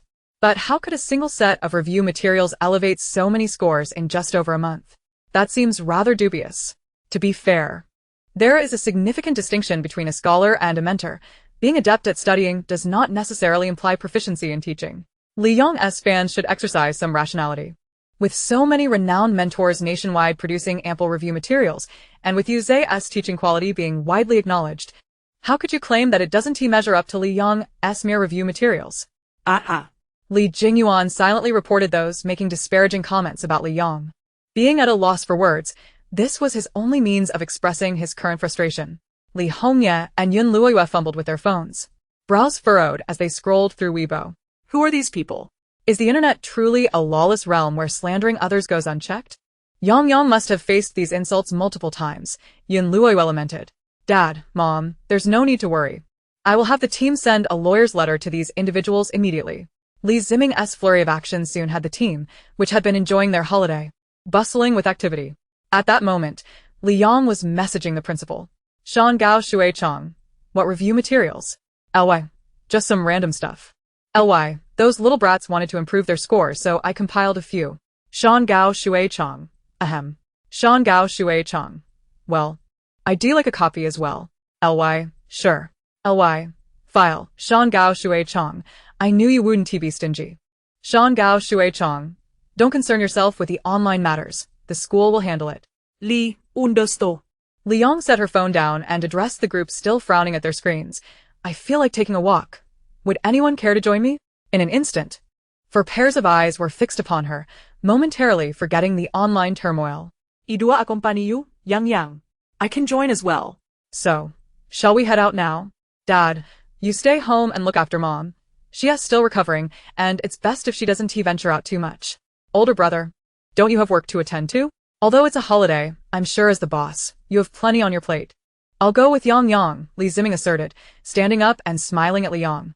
Before he could approach her, he was met with 3 piercing glares. Little brat, since when do you have the authority to direct me and your mother? Yang stated that spending time outdoors in the sunlight would aid in recovery. And I believe today's weather is quite pleasant. Li Jingyuan remained silent, yet his threatening gaze clearly conveyed a message. Are you looking for trouble? Li Ziming was merely jesting. He understood that Li Yang's request to go outside was merely a means to distract them from their anger over the online comments. Naturally, as an older brother, he was inclined to support his sister. Ultimately, the entire family of 5 ventured out together. Chapter 69. The First Injection. After having lunch, Li Jingyuan took Li Yang to the Gu family. Li Ziming had intended to accompany them, but due to the considerable backlash he had faced that morning, he was compelled to remain at home. At the Gu residence, elder brother, are you heading out? Gu Beichen suddenly appeared behind Gu Zishi, who was putting on his coat at the door. Gu Zishi turned around, smiling as he inquired, Yes, I'm going to meet a client. Is there something you need? Beichen? Take this. Keep it with you, and do not remove it. Also, avoid any water sources this afternoon. Gu Zishi accepted the talisman, puzzled by Gu Beichen's serious demeanor. What is this? And why should I avoid water? He hesitated, feeling as though his cousin might have been deceived, but who could possibly fool Gu Beichen? Understanding his cousin's doubts, Gu Beichen chose not to elaborate, simply stating, consider it a protective charm gifted by a certain master. It has been foretold that you are at risk of a mishap today, and keeping away from water will avert it. Gu Zishi, all right, whether it's true or not, I'll accept it. My cousin doesn't seem like the type to joke about such matters. Better safe than sorry. I'll heed your advice. All right, I understand. I'm heading out now. Gu Beichen watched his brother's retreating figure with a deep gaze and suddenly pulled out his phone to message Li Yang. Gu, I've given the talisman to my brother. When will you be over? Do you need me to pick you up? Little friend, just left home. Little friend, no need. My older brother is accompanying me. Gu. All right, I'll have the housekeeper wait for you. Little friend, okay. Putting his phone away, Gu Beichen smiled, gave the housekeeper some instructions, and then headed to Grandfather Gu's room. Grandfather Gu appeared to be in better spirits today, conversing with Gu Jingheng. Has the little girl from the Li family been found? Grandfather Gu exclaimed with surprise, then smiled. What good fortune. Luo Yu's heart should also be at ease now. Yesterday, Hong Ye and the others came to visit you. Mrs. Li is indeed in much better condition, Gu Jingheng remarked. That's wonderful, that's wonderful. Grandfather Gu, having frequently interacted with Lin Luotong and Yun Luoyue, had grown fond of Yun Luoyue. 17 years ago, upon hearing about Li Yang's disappearance, he had instructed Gu Jingheng to assist the Gu family in searching for the child. Regrettably, they had never succeeded. Now that the child had been found and Yun Luoyue's health had improved, he felt immense joy. At this moment, Gu Beichen knocked on the door and entered. Upon seeing him, Grandpa Gu beamed and remarked, Young man, you ought to venture out more often, instead of spending all your time with this old man. Gu Beichen tucked the blankets around him and replied, What are you saying, Grandpa? I can only rest easy once your health improves. Grandpa, though feigning complaints, wore a contented smile. He cherished the second branch of his family, and their filial piety was sufficient for him. Grandpa, Aeon will be coming over shortly to treat you. So, do prepare yourself mentally, Gu Beichen informed. Grandpa Gu, taken aback, asked, Is it that girl from the Li family they just found? Yes, that's her. She can practice medicine, too? But I know my own condition. I fear I won't last much longer. It's better if the young lady doesn't come, lest she be left with psychological scars, he sighed. Gu Jingheng grasped his hand reassuringly. Dad, Aeon possesses genuine skills. After examining you yesterday, she confidently stated that your ailment is treatable. She also helped Mrs. Li recover her health. You need not fret about these matters. The priority is for you to regain your strength. Grandpa Gu was genuinely astonished. She's only 17, isn't she? Has the Li family birthed a treasure? Gu Beichen chuckled softly. Indeed, she is a true gem. You'll see her talents shortly. Grandpa Gu's interest was piqued. If Beichen spoke so highly of her, he would certainly pay close attention. In jest, the Li siblings arrived at the door, being led upstairs by the butler, only to coincidentally encounter Gu Nianxing. What brings you here again? She inquired, a frown creasing her brow, sensing something amiss. You said you were coming to visit yesterday, so what does today's visit imply? It seems you're heading to Grandpa Gu's room, and only two of you have come. Something must be afoot, she thought suspiciously, glancing at the pair. You're not hiding something from us, are you? Li Yang lazily lifted her eyelids. You're overthinking it. The butler interjected, emphasizing the term guest, as though warning Gu Nianxing that they were visitors from the Li family, not to be trifled with. Gu Nianxing, indeed feeling the weight of this warning, reconsidered. What does that imply? I never stated I had any intentions. You may take them over, she replied, stepping aside from the stairs, watching the trio ascend before turning to seek out her father. Inside Grandpa Gu's room, he exclaimed, So this is Aeyong? Come here, and let Grandpa take a look at you. Upon seeing Liang enter, his eyes sparkled. A man of his stature and age possessed a discerning eye for character. From the moment he laid eyes on Liang, he knew she was a fine girl. Li Yong obediently approached the bedside, allowing the elder to grasp her hand as he examined her. Good girl, good girl. Grandpa Gu clearly took a liking to her. And were it not for his inability to rise, he would have proudly shown her off. Grandpa, I'm here to treat you. Please lie down so I can take your pulse, Li Yong instructed. Hearing her words, Grandpa Gu immediately complied, lying down and extending his right hand toward her. Li Yong offered him a gentle smile, adopting a serious demeanor as she placed her hand on his pulse, meticulously assessing his condition. The other 3 men in the room maintained silence, refraining from interrupting her. I have already devised a treatment plan. First, I will administer acupuncture to Grandpa Gu. Have the medications from yesterday's list been prepared? Li Yong withdrew her hand and inquired. Everything is ready. We cleared a room specifically for those medicines. Would you like to see it now? Gu Jingheng responded promptly. Li Yong pondered for a moment. Let us proceed with the acupuncture first, afterwards. I will go prepare the medicines. Should we leave the room? Gu Beichen asked her. Li Yong shook her head. You staying here will not disturb me. It is up to you to decide whether to remain or exit. With her assurance, the 3 chose to stay, believing it prudent to have assistance in case of unforeseen circumstances. They stepped back a bit, quietly observing as Li Yong commenced the acupuncture. Grandpa. Would you mind removing your upper garment? It would be more convenient for the procedure, she suggested. Grandpa Gu nodded in agreement and swiftly removed his clothing. Li Yong instructed him to lie face down on the bed, then took out her needle pouch, her gaze settling on the 72 short needles. This set of golden needles was crafted based on the 36 heavenly meridians and 72 earthly calamities. To treat Grandpa Gu, she would begin with the earthly calamities.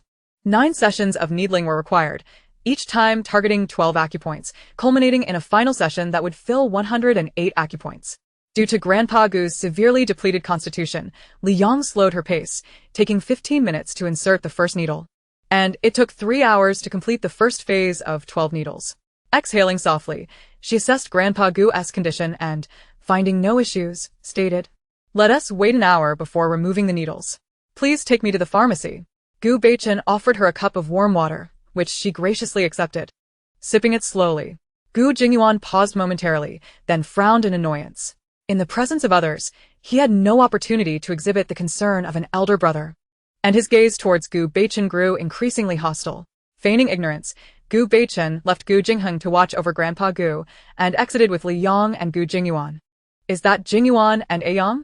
Have you come to visit again today? Gu Jingxiang, accompanied by his wife and daughter, was waiting outside, seemingly anticipating their exit. Chapter 70. Who is the medical master? Gu Beichen first closed the door before casually remarking, Aiyang is here to see Grandpa. Is there a need to report to Uncle? Are you suggesting he wishes to offer a belated greeting?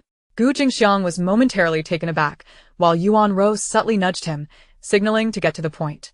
Clearing his throat, he began, Beichen, I heard Nianxing mention that last night the butler was preparing a room. What was that for? Gu Beichen offered him a dispassionate glance. That is a decision made by my father. Perhaps you should inquire with him directly, Uncle. Child, is there anything you cannot share with your uncle? We are family. After all, must we speak as though we are strangers? Gu Jingxiang said awkwardly. Gu Beichen smirked slightly.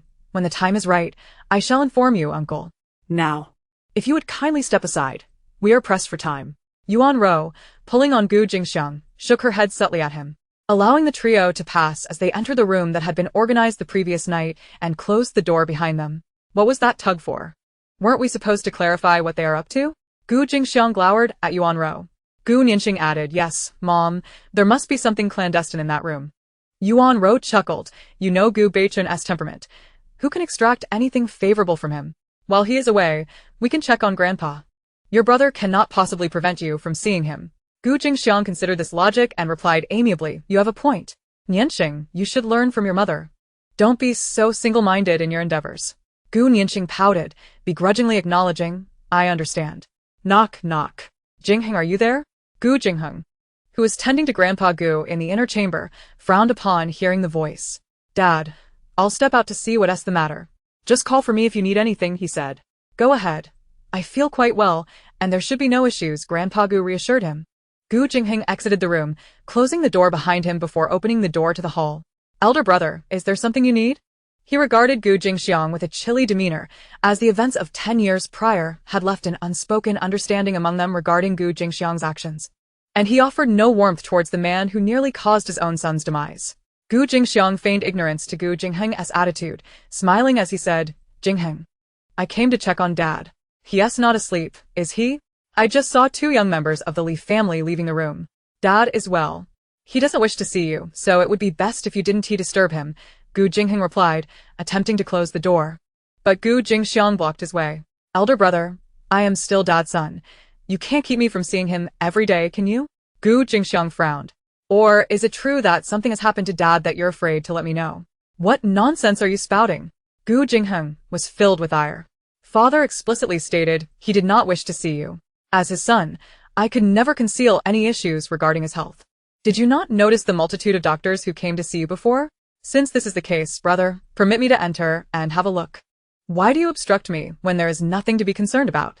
Just as the two were engaged in a tug-of-war, Lin Luotong returned, having heard the commotion from downstairs. Upon ascending, she spotted the Gu family blocking the door to Grandfather Gu's room, seemingly intent on entering. What is brother up to? Lin Luotong approached them, first casting a glance at Gu Jingheng. The couple, through their unspoken bond, understood that Grandfather Gu was currently undergoing treatment, and she offered him a reassuring look, signaling that she would handle the matter. Father's health is fragile and requires rest. It would not bode well for him if brother continues this quarrel. Seeing Lin Luotong step in, Yuan Ro was equally unyielding. Sister-in-law, your brother merely wishes to see father. After all, it has been quite some time since we last laid eyes on him, and concern is inevitable. Is it a certainty that brother and sister-in-law must see father? Lin Luotong raised an eyebrow. Sister-in-law, do not misconstrue our intentions. We simply long for father and wish to check on him. Once we have done so, we shall take our leave and will certainly not disturb his rest. Very well, then you may enter. But let it be known, should you cause any trouble, do not blame me and your brother for lacking compassion. How could that be? We are not those sorts of people, Yuan Ro replied, wearing a flawless smile. Lin Luotong shrugged, neither affirming nor denying, yet she allowed them to enter the room. Gu Jingheng looked at Lin Luotong in confusion, unsure why she permitted them entry. Especially since Grandfather Gu was currently receiving acupuncture. If we do not allow them in today, they will undoubtedly continue to make a fuss. We cannot remain here indefinitely. It is better to clarify matters with them directly today rather than perpetually guard against them. Lin Luotong discerned her husband's doubts and leaned closer, lowering her voice to explain. Gu Jingheng found her reasoning sound and nodded, choosing to remain silent. Lin Luotong knocked on the inner door. Father, are you awake? Brother, and the others wish to see you. Grandfather Gu, a man of wisdom who had lived for decades, grasped Lin Luotong's intent and cooperatively replied, come in.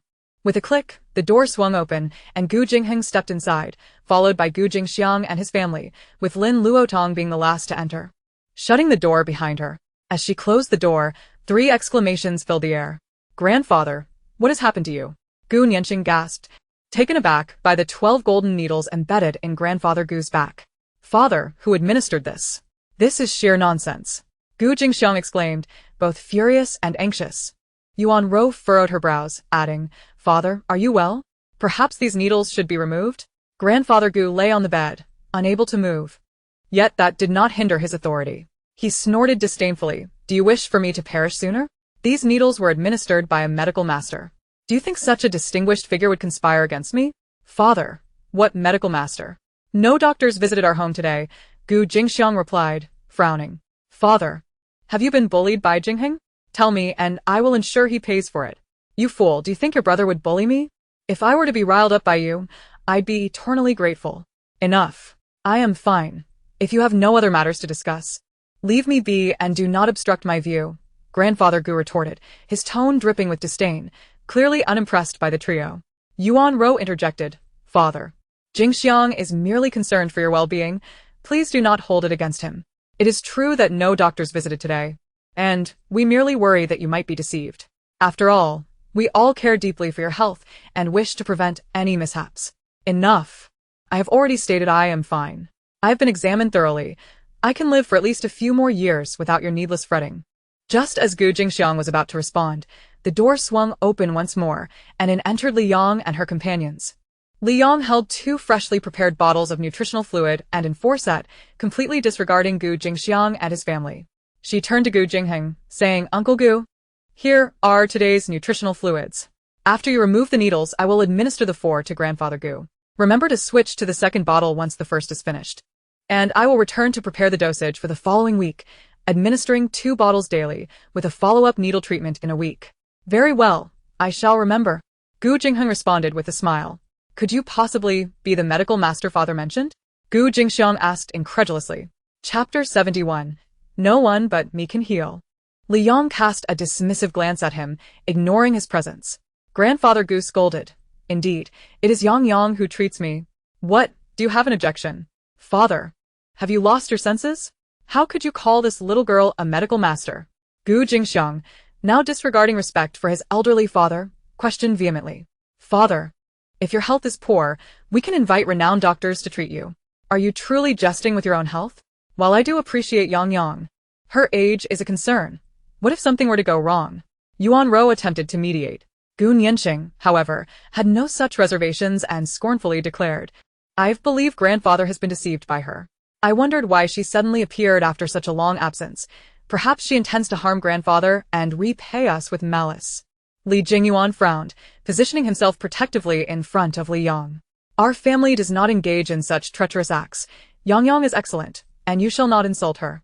Gu Nianqing was momentarily intimidated by his demeanor but quickly regained her composure. After all, Li Jingyuan was merely an outsider and could not impose any real consequences on her. Who knows what her true character is? She did not grow up in your family. Perhaps she has already been led astray. Should anything happen to my grandfather, can you bear the responsibility for protecting her? Gu Nianqing, silence yourself. Grandfather Gu's voice thundered. I am fully aware of my own health. Yang Yang's involvement was by my own consent.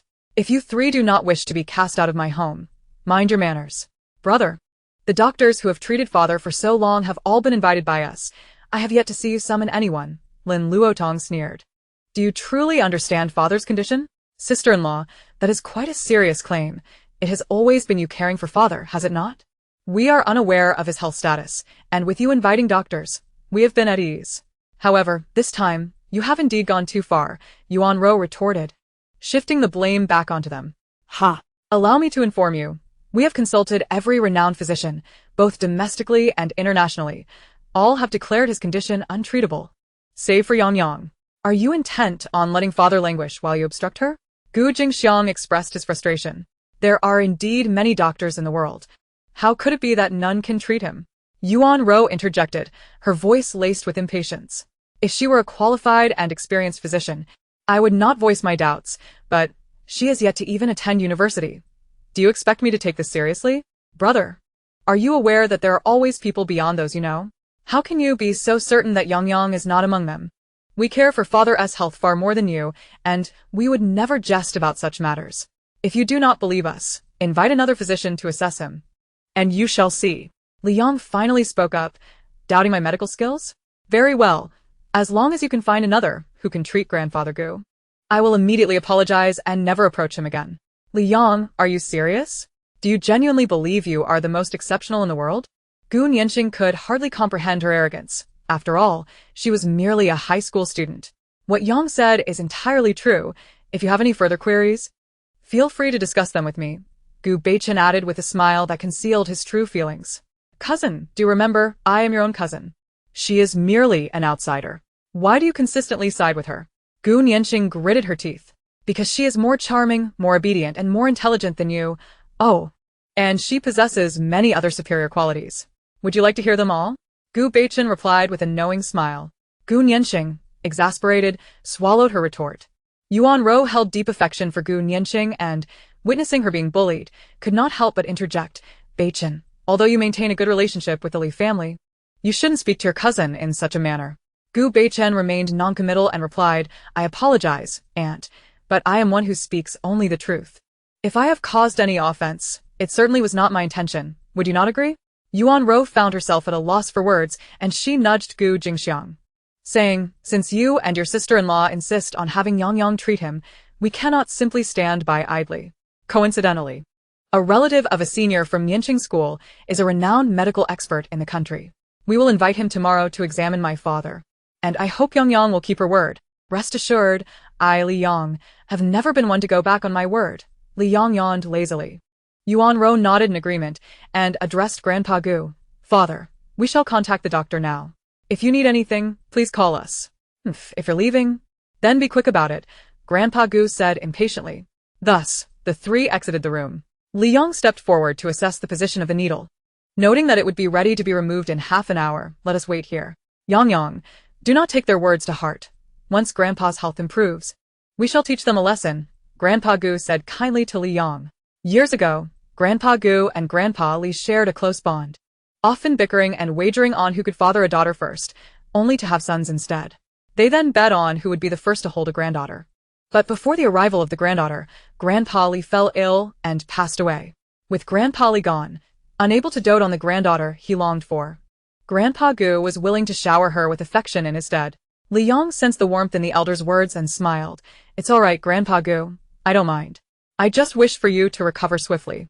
The atmosphere in the room was joyous, while outside, there was evident frustration. What is the Li family up to? Gu Jingxiang pondered, his brow furrowed with suspicion. The second branch also wondered why they allowed the children to run amok. Calm down. We cannot yet discern their intentions. But the most pressing matter remains the old man's health. Father cannot afford to collapse now, Yuan Ro expressed her concerns. In the past, Gu Jingxiang's jealousy over Gu Jingheng's favored status led to Gu Beichen falling into peril, although there was no evidence. It had distanced the old man from him over the years. As long as the old man was alive, he remained the true authority of the Gu family, and they still had a chance to contend for the family's inheritance. However, if anything were to happen to the old man, the family's assets would primarily be in Gu Jingheng's hands, leaving them with nothing to gain. Thus, for their own interests, they could not allow any harm to befall the old man. Nianxing, please contact your senior and see if we can have him come over tomorrow, Gu Jingxiang instructed. Nianxing nodded and promptly took out her phone to call her senior. Hello? Is this Senior Meng? This is Gu Nianxing. Upon answering, her voice brightened considerably. I heard your uncle is the director of the first hospital. My grandfather's health is quite poor, and I would like to request that he come to see him. Is he available tomorrow? Yes, we understand that the hospital is very busy. It's all right, just let me know once you have an answer. Thank you so much. Senior, I truly appreciate it. Goodbye. After hanging up, Gu Nianxing frowned at her parents' expectant gazes. He mentioned that the first hospital is currently overwhelmed with patients, and his uncle might not have the time to come. Additionally, there are numerous appointments already scheduled, so it is uncertain whether he would be willing to visit our home. Gu Jingxiang furrowed his brow. Doctors tend to be quite haughty. Yuan Ro shot him a glare. Which industry as elites don't have their own quirks? The director of the first hospital is someone everyone wants to please. You cannot speak like that in front of him. I merely wanted to vent my frustrations in front of you. I know better than to say such things to him. But will he come tomorrow? They say a physician's heart is that of a parent. Given our family standing, he should be inclined to come, Yuan Ro reassured. Nianxing, keep us updated. Let us know immediately if you receive any news, she added, emphasizing her concern. Understood, Mom, Nianxing replied, aware of the gravity of the situation. Chapter 72. Act now or regret later. Half an hour later, Li Yong rose to remove the needle from Grandpa Gu. The process of needle removal was not as meticulous as the insertion, and within minutes it was completed. Gu Jingheng assisted Grandpa Gu in donning his shirt and elevated the head of the bed slightly, so he could sit up comfortably. Yang, your medical skills are truly remarkable. After the first treatment, I feel significantly better. Grandpa Gu sincerely praised Li Yong without prying into the source of her knowledge. Lin Luotong couldn't help but chuckle. As long as your health is improving, it seems Yang is indeed our family's lucky star. Gu Beichen also chuckled softly. She truly is a little lucky star, having saved not only Grandpa but also me a decade ago. Li Yong furrowed her brow. I haven't done much. Grandpa Gu's health was merely in a state of depletion for too long, so it was only after the first treatment that he felt a noticeable improvement. The effects of subsequent treatments may not be as pronounced. Regardless, you are the savior of Grandpa. If ever you require assistance from the Gu family, we shall certainly help you. And do not hesitate to reach out to Beichen. He may have his flaws, but his abilities are commendable, Grandpa Gu said with a smile, prompting Gu Beichen to take the cue, as it was now up to him to seize the opportunity. All right, Grandpa, Li Yong accepted the offer, recognizing the Gu family's prior assistance as a debt to the Li family and her act of saving Grandpa Gu as repayment. However, the debt of saving a life was immense, and the Gu family's desire to repay her could lead to a deeper understanding of their connection. After preparing the fore setup and ensuring Grandpa Gu was comfortable, she said, I will go prepare the nutrient solution now. If any issues arise, please call for me. I will accompany you, Gu Beichen said, following her outside, while Li Jingyuan remained behind. As the old man sought to seize every opportunity for the two to be alone together. Jingyuan, could you share with me more about Yang? I am not very familiar with her, Grandpa Gu inquired with a smile. Upon mentioning Li Yang, Li Jingyuan immediately became animated, eloquently recounting her journey from being adopted by the Li family to recent events. The other three in the room listened attentively, as it was their first exposure to such details, and their gratitude and fondness for Li Yang naturally led them to desire to know more about her. Yang? Would you stay for dinner tonight? Gu Beichen asked, watching her skillfully prepare the nutrient solution with bright eyes. Oh. No need. I should be finished by around 5 o'clock. I will return home for dinner. They had arrived at the Gu residence before 1 p.m., and after 3 hours of treatment, the preparation of the nutrient solution would not take long. She felt it best to return home, considering there were others waiting for her. Gu Beichen seemed to anticipate this and did not appear overly disappointed. Then shall I come to pick you up for the next treatment? I don't mind. But I think you might struggle to compete with my brother. Gu Beichen chuckled softly. I'm suddenly feeling a bit regretful for letting you go home.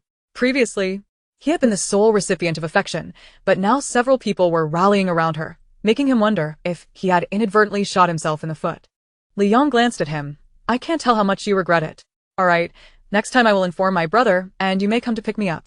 You are truly considerate, caring so much for your brother. Gu Beichen's eyes sparkled with warmth as he looked at Li Yang, his face betraying a fondness he could not conceal. If you become any more mischievous, I shall not allow you to be picked up. Brother was wrong. Soon, the nutrient solution was prepared, and after bidding farewell to Grandpa Gu, Li Yang followed Li Jingyuan back to the Li residence.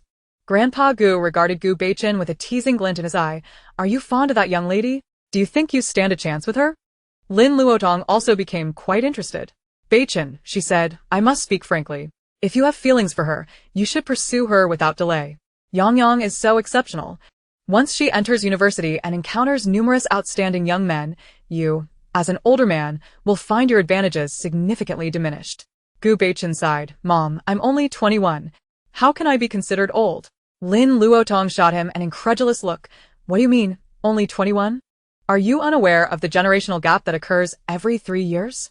Besides, young girls often yearn for relationships with their peers. University is a time filled with beauty and opportunities, and there are many talented young individuals in Kyoto. You are not even in the same school as Yang. She could forget you in a heartbeat. Mom, Aang is not that kind of person. Oh, you know her so well, do you? From what I've seen, she doesn't seem to hold any particular feelings for you. Are you really that confident? Under Lin Luotong's skeptical gaze, Gu Beichen shrugged. Aang wouldn't be interested in younger boys. She's still quite young. We can revisit this in a couple of years. Grandpa Gu, frustrated, remarked. Still young? The two of them are practically childhood sweethearts. Your grandmother and I were betrothed at 16. If you don't hurry, don't blame us for not pushing you. Grandpa. That was ages ago when you and Grandma got engaged at 16. Nowadays, that's considered early romance and is frowned upon. Humph. Your father pursued me while he was still in high school. Enough already. It seems the emperor is not in a rush, but the eunuchs are. Just wait until Yang is swept away by someone else, then we'll see how you react. Gu Beichen remained silent, his eyes gleaming with confidence. That little girl was destined to be his forever. Mom, are you in the room? Gu Nianqing knocked on the door of the couple's room. Yuan Ro opened the door and welcomed her inside. How did it go?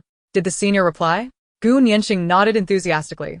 The senior just told me that his uncle has agreed to come to our house tomorrow. The couple breathed a sigh of relief and smiled.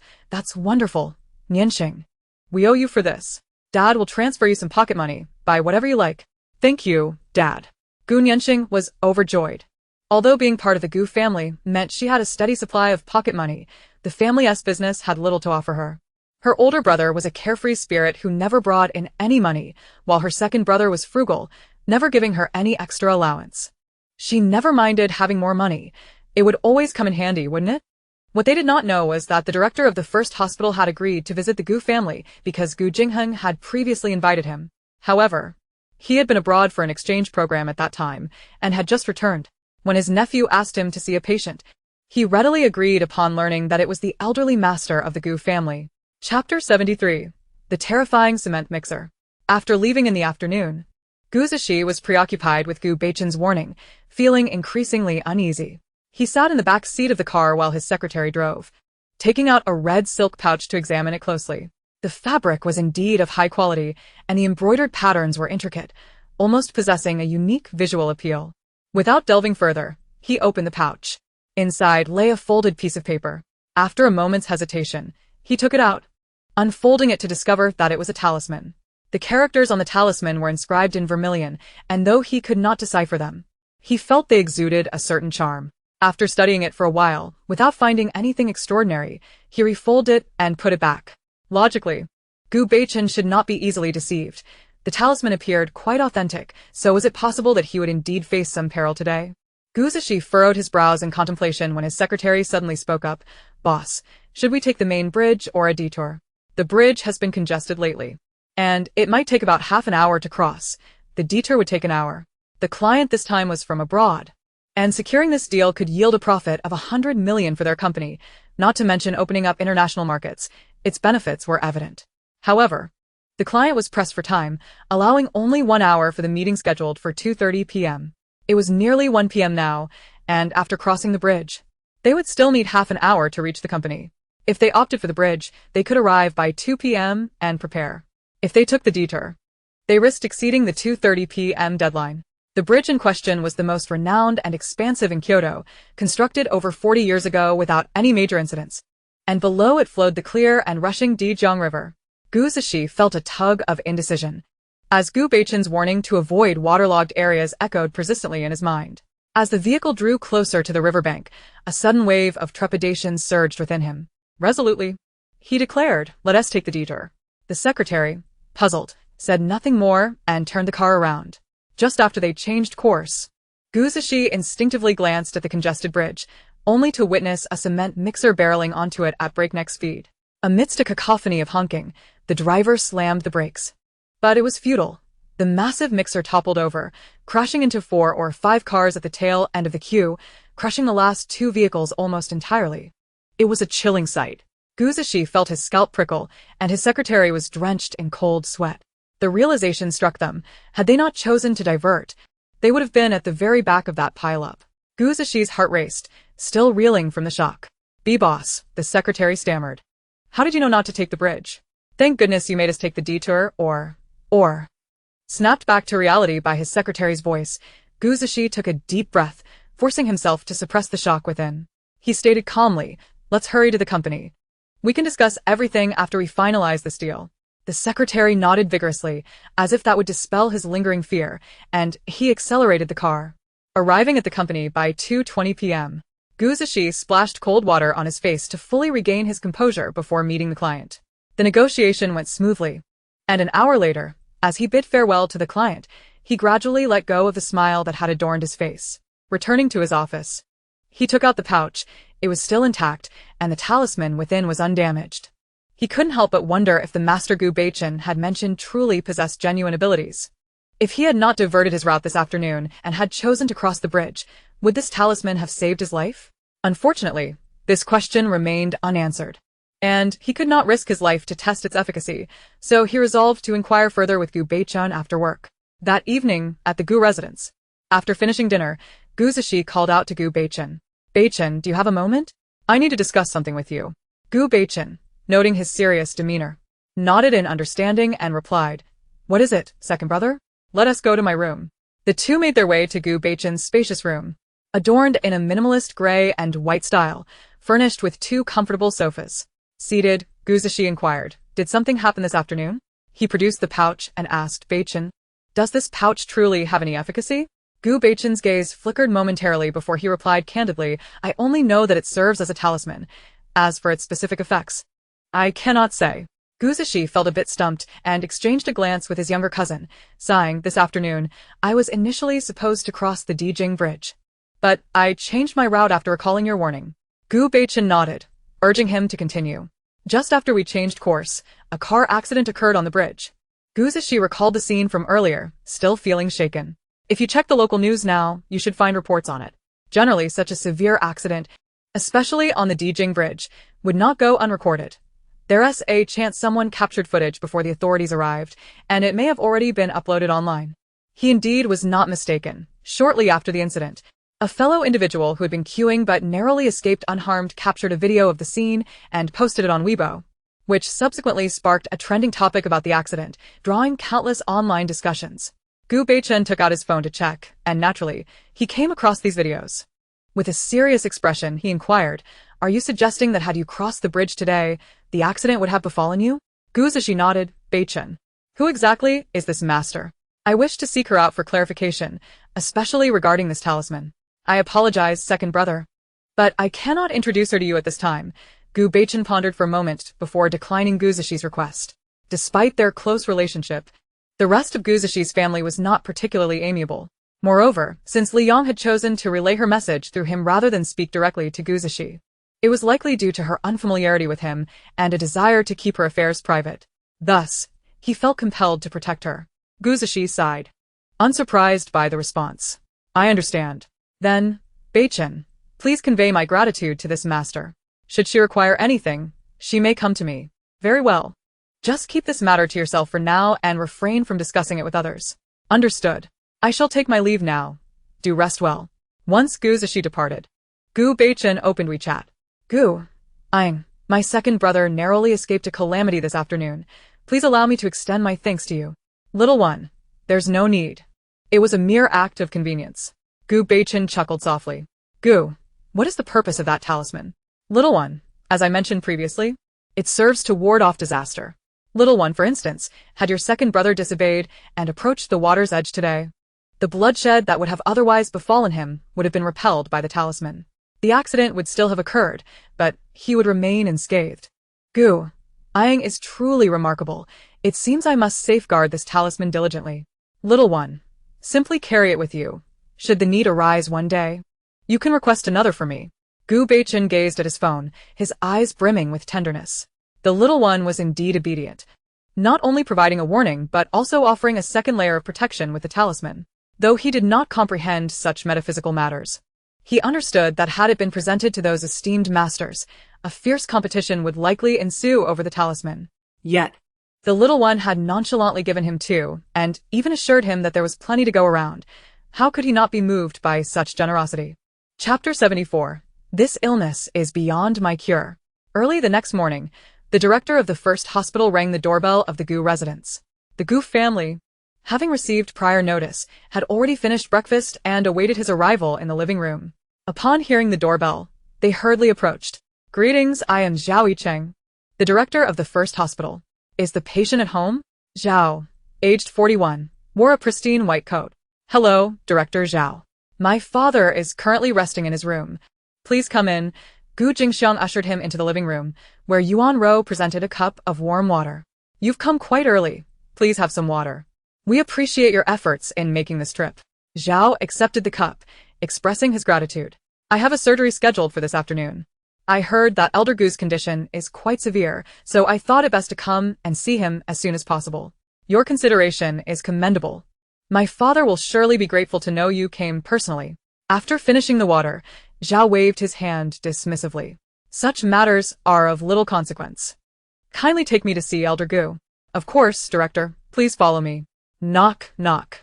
Jingheng went to open the door, and upon seeing Zhao, Gu Jingxiang immediately boasted, "Jingheng, this is Director Zhao of the first hospital, who has come at our invitation to attend to father. Wouldn't he like to greet him?" Yuan Ro beamed with delight behind them, while Gu Nianxing wore a proud expression, thinking, they said they sought out renowned physicians. Yet this most esteemed director, Zhao, came only through my efforts. Upon hearing that it was Zhao, Gu Jingheng quickly turned to look behind him. Spotting the distinguished middle-aged man smiling at him, he stepped aside to usher the others in and addressed Zhao. "Director Zhao, you're back in the country so soon?" "Indeed," Zhao replied as he entered. "I apologize for my previous unavailability. I was abroad and unable to attend to you. This time, my nephew informed me that someone from your family wished to invite me to see you, so I came." Gu Jingheng smiled. "Your words are too kind, Director. We understand the circumstances, and we are grateful for your willingness to come and attend to my father. Such formalities are unnecessary. Had it not been for your family's assistance back then, I might not have returned from abroad." Gu Jingxiang and the others trailed behind, bewildered by their jovial exchange. Unable to refrain from asking, "Jingheng, do you know Director Zhao?" Gu Jingheng shot him a glance. "I met him when I took Beichen to M country for psychological treatment. What, didn't he know, brother? Gu Jingxiang appeared embarrassed. Well, you never mentioned it to us or your sister-in-law. Director Zhao. May I inquire if it was Senior Meng who invited you here? It was I who called Senior Meng yesterday to ask if he could assist in reaching out to you, Gu Nianqing said, somewhat begrudgingly. I had already been contacted by Jingheng earlier, but I was unable to accommodate him at that time. I felt quite guilty about it. Last night, Jiming came to discuss this matter with me. I initially thought Jingheng had reached out to me again. It turns out it was you who sought Jiming's assistance? Nevertheless, it is of no matter.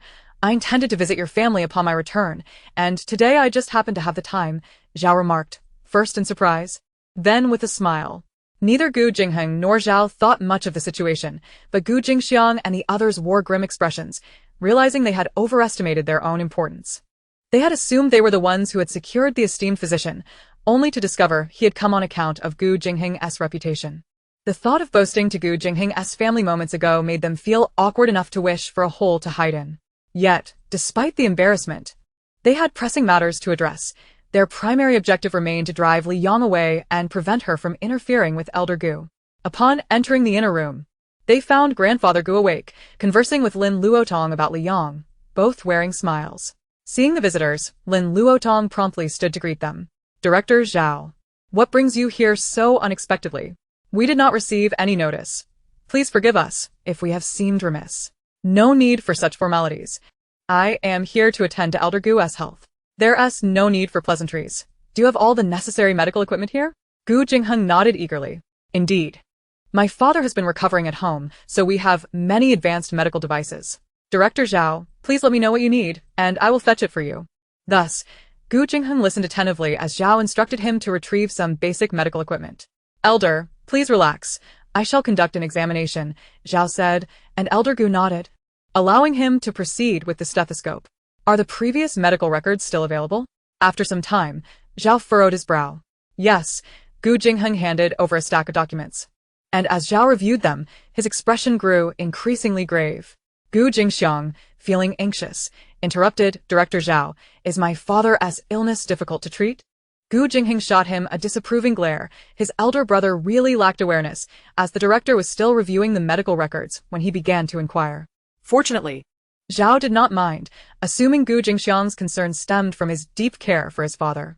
After finishing the records, Zhao stood, sighed, and spoke apologetically. I regret to inform you that I cannot cure Elder Gu's illness. Based on the records, his condition is quite critical. However, my examination just now suggests he is in slightly better shape than the records indicate, but my capabilities are limited. I could perhaps extend his life by 1.5 years at most. How can this be? Gu Jingxiang exclaimed in shock as soon as Zhao finished speaking. Director Zhao, please take another look. You are a titan in the medical field. There must be a way to treat my father's illness. Zhao did not chastise him for his rudeness, but assumed he was merely unable to accept the reality of his father's condition and thus sought to comfort him. I find myself utterly helpless against this ailment. Based on my experience, only the esteemed medical professionals in Country M might possess the capability to provide a potential cure, though hope remains exceedingly faint. Given the current state of medical science, a complete recovery seems nearly impossible. I urge you to prepare yourselves psychologically.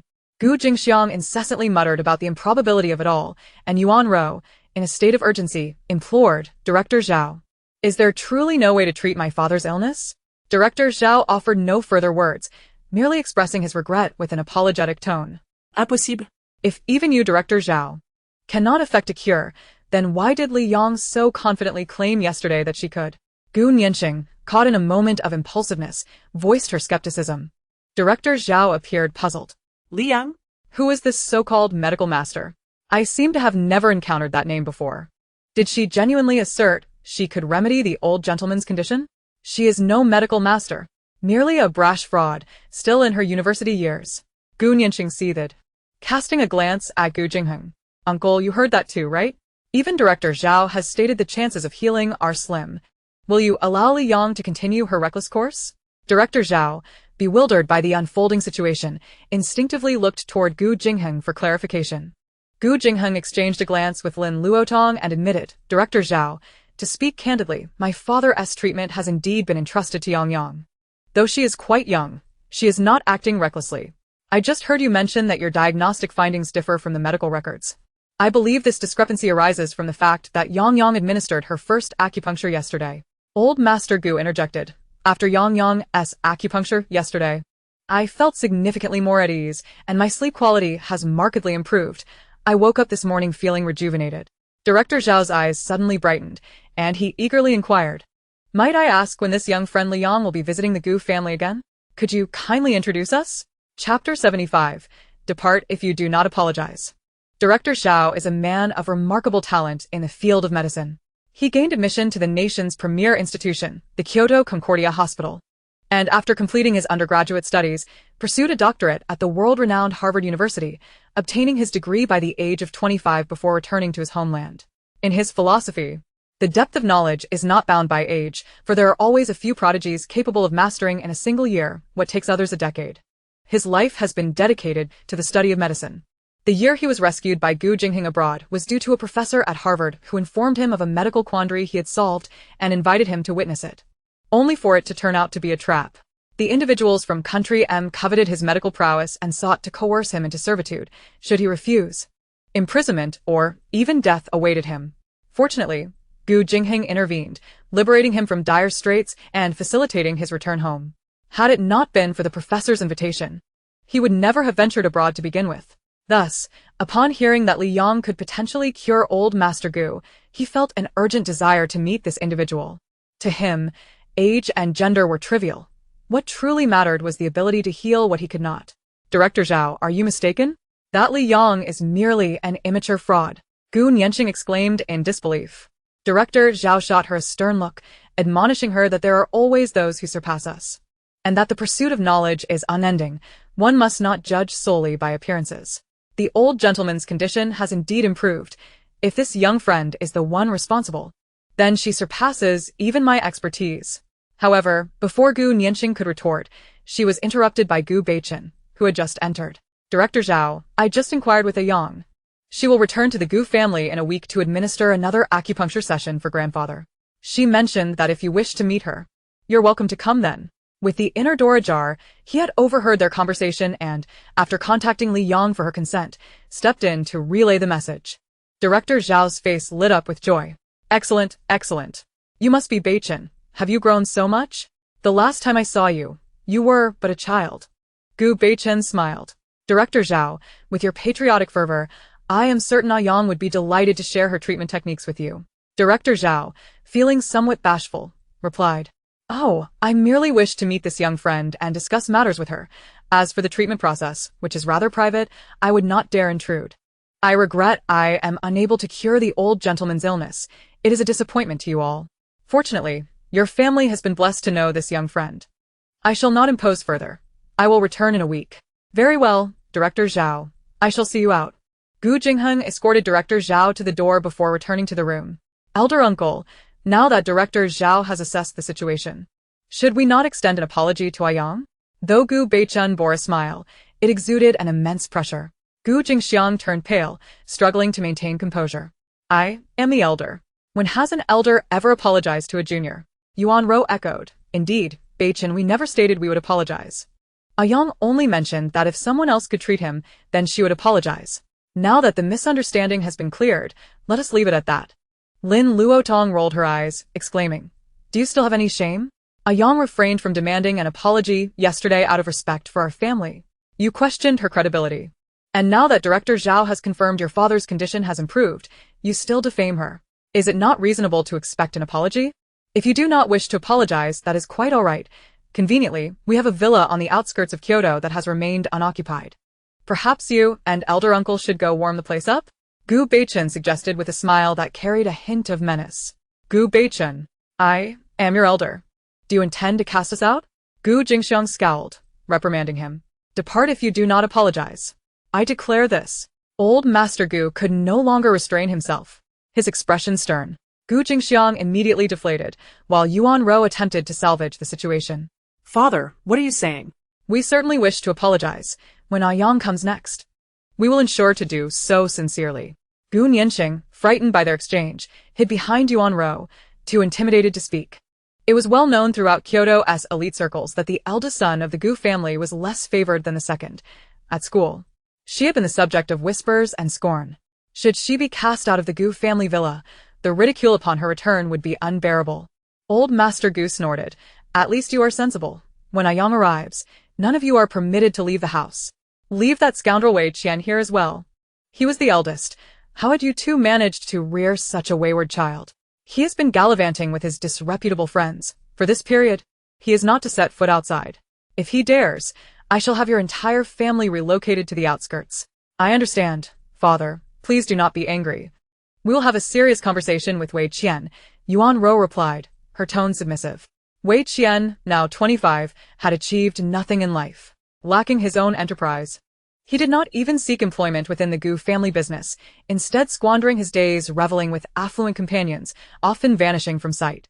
His parents had indulged him excessively in childhood, leading to his current inability to be restrained, yet this time they could no longer afford to ignore his behavior. Enough. You may all leave. Jingheng, stay behind to keep me company. Old Master Gu began to usher everyone out, leaving only Gu Jingheng in the room. Sigh. Your elder brother and his family are truly disappointing. I regret not having raised you and your mother better. For so many years, your family has suffered indignities. Old Master Gu felt a pang of guilt. They were his own children, yet one had strayed so far, nearly causing calamity. This was why he had grown increasingly distant from Gu Jingxiang's family in recent years. Though Gu Jingxiang was indeed his flesh and blood, and should anything happen to him, it would weigh heavily on his heart. He was a man of principles and would not shield wrongdoers simply due to their blood ties. Gu Jingheng understood his father's sentiments and offered comfort. Father, this is not your fault. Elder brother and the others can no longer bully our family. You need not worry excessively. You have always been so sensible, and Beichen too. I now only wish for my health to improve swiftly, so that I may support you for a few more years. Old Master Gu lamented. Father, we merely wish for your happiness. You have labored tirelessly for the better part of your life. Your son only desires for you to enjoy your twilight years in peace. The father and son exchanged heartfelt words, blissfully unaware of the storm brewing within the Gu family. To everyone's astonishment, that Li Yang truly possesses remarkable capabilities, a miscalculation indeed. Gu Jingxiang paced restlessly within the confines of his room. As long as the old man recovers, we shall heed his wishes and apologize to her. Once he regains his health, we can express our filial piety. He cannot truly disregard his eldest son. Yuan Ro spoke calmly. Alas, I fear unforeseen complications may arise. It is premature to dwell on such thoughts now. By the way, quickly call Wei Qian and have him return. Yuan Ro frowned. Gu Jingxiang was equally agitated. This troublesome lad is seldom at home, and I cannot ascertain if his phone is reachable. Even if it is not, I must attempt to contact him. If that fails, I shall dispatch someone to search the usual places he frequents. The old man has spoken. He must comply.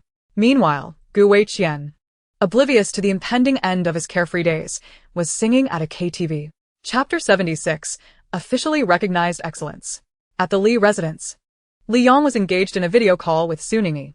She was clad in the plush pajamas gifted by Yun Luoyue, reclining on her bed, her phone capturing her flawless visage, leaving Su Ningyi in utter awe. Su Ningyi, also in her pajamas, sat at her desk, her phone propped up as she conversed with Li Yang.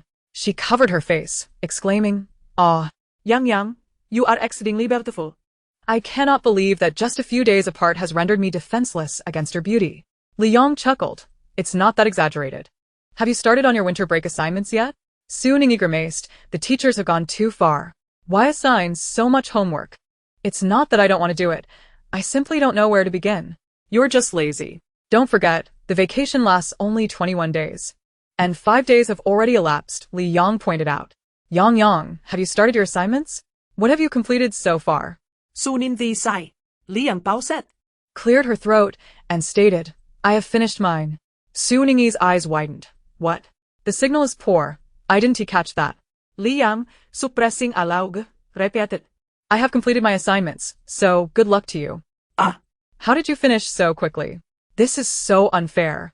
If only I could have a tenth of your brain." Li Yang shook her head.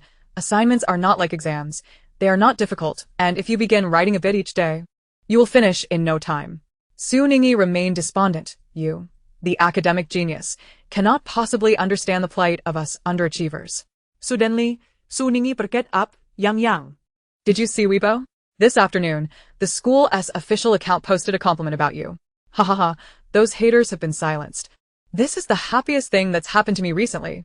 I didn't see it, but the principal asked me for review materials yesterday. I suppose he is studying them. Liang replied nonchalantly. Oh no. You must check it out. Humph, those haters are truly envious. Apart from you, no one in our class has made it into the top 100. We don't even dare mention our scores, and yet we are accused of cheating. It's infuriating. Well, You've only been reviewing for a little over a month. Your progress is already significant, Liang reassured her. You needn't say much. We have already agreed in the class group that anyone who fails to make it into the top 100 next exam will have to do a month of duties. Hehe. I ranked 198 this time. I will definitely make it into the top 100 next time. As they spoke, Su Ningyi became somewhat smug. I can't believe that Ling Yuji actually scored higher than I did. Humph. He must have been studying late into the night. Who knew he could be so competitive? Liang raised an eyebrow, smiling knowingly. That may not necessarily be the case. I have seen him dozing off in class sometimes. Perhaps he does not spend as much time studying as you. Su Ningyi became agitated. Impossible. I will definitely be second in the class next exam. Enough about that. Yang, I am off to do my homework now. I want to be a diligent woman. Be sure to check Weibo, okay? Bye. Su Ningyi hung up day si Siven. Leaving Liang to chuckle to herself as she opened Weibo, the official account of Yuza High School, after discussions among the principal and several elite teachers. It has been determined that the review materials provided by student Liang contain many concise and comprehensible learning methods, particularly suitable for students with weaker foundations. Furthermore, all examinations at our school are monitored, and it has been confirmed that there were no instances of cheating or plagiarism in Class 16 of the senior year. All student scores are authentic and valid. We also extend our gratitude to student Liang for generously providing these materials for the school's arrangement, which we will print and distribute for the reference of more students. Heart. Wow. Is this an official stamp of approval? Woo-woo, what a heavenly school. Defini yang. Let me not say more. Please ensure these materials are printed promptly. I am in urgent need. Tears. Haters, take that. Our yang is truly exceptional. If you can, refrain from using her review materials. Hehe. This is officially stamped review material from Yuza High School. My goodness, Liang is actually this remarkable? So, this material can help someone improve over 200 points in just over a month? Sisters, don't forget, Yuza's exams are notoriously difficult. So, if this were a normal college entrance exam, the score increase would be even greater. Let's crowdfund a function on Weibo to send reminders. I want to urge Yuza to expedite the publication of these materials daily. In addition to these, Liang was astonished to see the Li family's retweet. Li Corporation, the materials provided by the eldest daughter will be printed at the expense of the Li family and distributed free of charge to all who need them. Encouragement. Additionally, the president has stated that those who have insulted the eldest daughter will not receive any copies. Use a high school's official account. Haha, this is so satisfying. Let this incite envy and jealousy. Now you all won't even get to touch them, doghead. However, the Weibo accounts are anonymous. How can we filter them out? Worry. Li Corporation replies. Our technical department has located all accounts that have insulted the eldest daughter, ensuring that no suspicious individuals will be overlooked. Heart. Delightful. This is exhilarating. I hereby declare that from today onward, I am a diehard fan of the Li family. A genuine smile graced Li Yang's lips as she finally set down her phone and drifted off to sleep. With the matter of her grades settled, Li Yang had been enjoying a comfortable few days, and soon it was time for her to visit the Gu family for acupuncture. Chapter 77. Would you like to come to the first hospital? The four members of the Li family watched as Li Yang departed in Gu Beichern's car. Yun Luoyue glanced at the identical poker faces of the three men beside her and could not help but chuckle. All right, let us head inside. There's no need to stand at the door with long faces. Yang has already left. Humph. That young man from the Gu family certainly has ulterior motives towards my daughter. Li Hongya's eyes blazed with fury, as if he wished to catch him and deliver a sound thrashing. Gu Beichun is acting strangely, Li Jingyuan stated seriously. Li Ziming grumblat. He must have had his eye on Yang for a long time. He even deceived me into thinking it was all coincidence and that he had no such intentions. This won't do. From now on, Yang cannot be allowed to be alone with him. Just then, Gu Beichen, who was driving, suddenly sneezed 3 times in a row. Liang shot him a puzzled glance. Are you catching a cold? It's chilly, dress warmly. Gu Beichen rubbed his itchy nose. feeling certain that he was not ill, but rather that some individuals were likely cursing him. You three are being childish. Gu Beichen and Yang Yang have been betrothed since childhood. What is there to prevent them from being alone together? You are merely overthinking it, Yun Luoyue urged, nudging them toward the house. The two younger ones I can understand, but what are you doing joining in? Yun Luoyue legally pataliungi ashulde. Li Hongya wore a reluctant expression. I have yet to spoil my daughter enough. She is about to be taken away by some other boy, and I will not agree. Yun Luoyue cast him a sidelong glance, lifted her cup, and took a sip of warm water. A daughter must eventually marry. One cannot simply prevent Yang Yang from stepping out into the world. Li Hongya, seated upon the sofa, mumbled, not now, certainly. Yang Yang is still underage. And that scoundrel dares to make a move. Oh, you. When you pursued me, Yang Yang was still younger than she is now. Besides, I find Beichen to be quite prudent. He hasn't made any overt declarations and is clearly waiting for Yang Yang.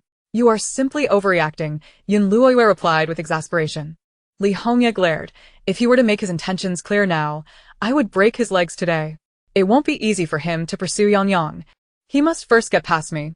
Li Jingyuan and Li Ziming silently aligned themselves with their father, expressing their stance. Yun Luoyue chuckled, all right. This matter ultimately rests with Yang Yang herself. If she is unwilling, Beichen can do nothing. If she is willing, would you truly be heartless enough to thwart their budding romance? They were merely three children grappling with the reality that their precious daughter and sister might elope. Yet, when that day arrives, these three would undoubtedly become Yang Yang's most steadfast refuge, Yun Luoyue mused with a smile. Director Zhao had been waiting at the Gu residence since early morning. Although Li Yang said she would arrive in the afternoon, his impatience drove him to prearrange his work for the entire day and come over after breakfast. Lunch was also shared at the Gu household, where the Gu family maintained their courteous demeanor towards him, recognizing his esteemed position as a medical luminary. Upon seeing Gu Beichen exit, he could no longer remain seated.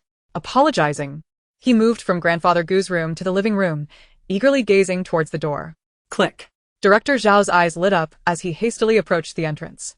I believe it would be better for me to have my meals at home. Yes, it would be more considerate for you. Liang was discussing with Gu Beichen whether she should stay for dinner that evening. As he opened the door, a figure appeared, startling both of them. Upon recognizing who it was, Gu Beichen massaged his temples. Director Zhao, what brings you to the door? Director Zhao peered around him, feigning nonchalance. So, I heard the door opening and thought to take a look. Upon spotting Li Yang, his demeanor instantly shifted. He stepped forward with enthusiasm. You must be the young friend Li Yang. I am Zhao Yicheng. You may call me Director Zhao. Li Yang discerned that he was a man of great merit and, considering his background, inferred that he had saved countless lives over the years. She had always held such individuals in high regard. Thus she composed herself and replied, Hello. Director Zhao, I am Li Yan. Shall we proceed inside to speak? Yes, yes. How forgetful of me. Director Zhao exclaimed as he slapped his forehead, ushering them through the door. You may call me Li Yang or Yang Yang. I am heading to see Grandfather Gu. Would you like to join me, Director Zhao? Director Zhao nodded with a smile. Of course, Yang Yang.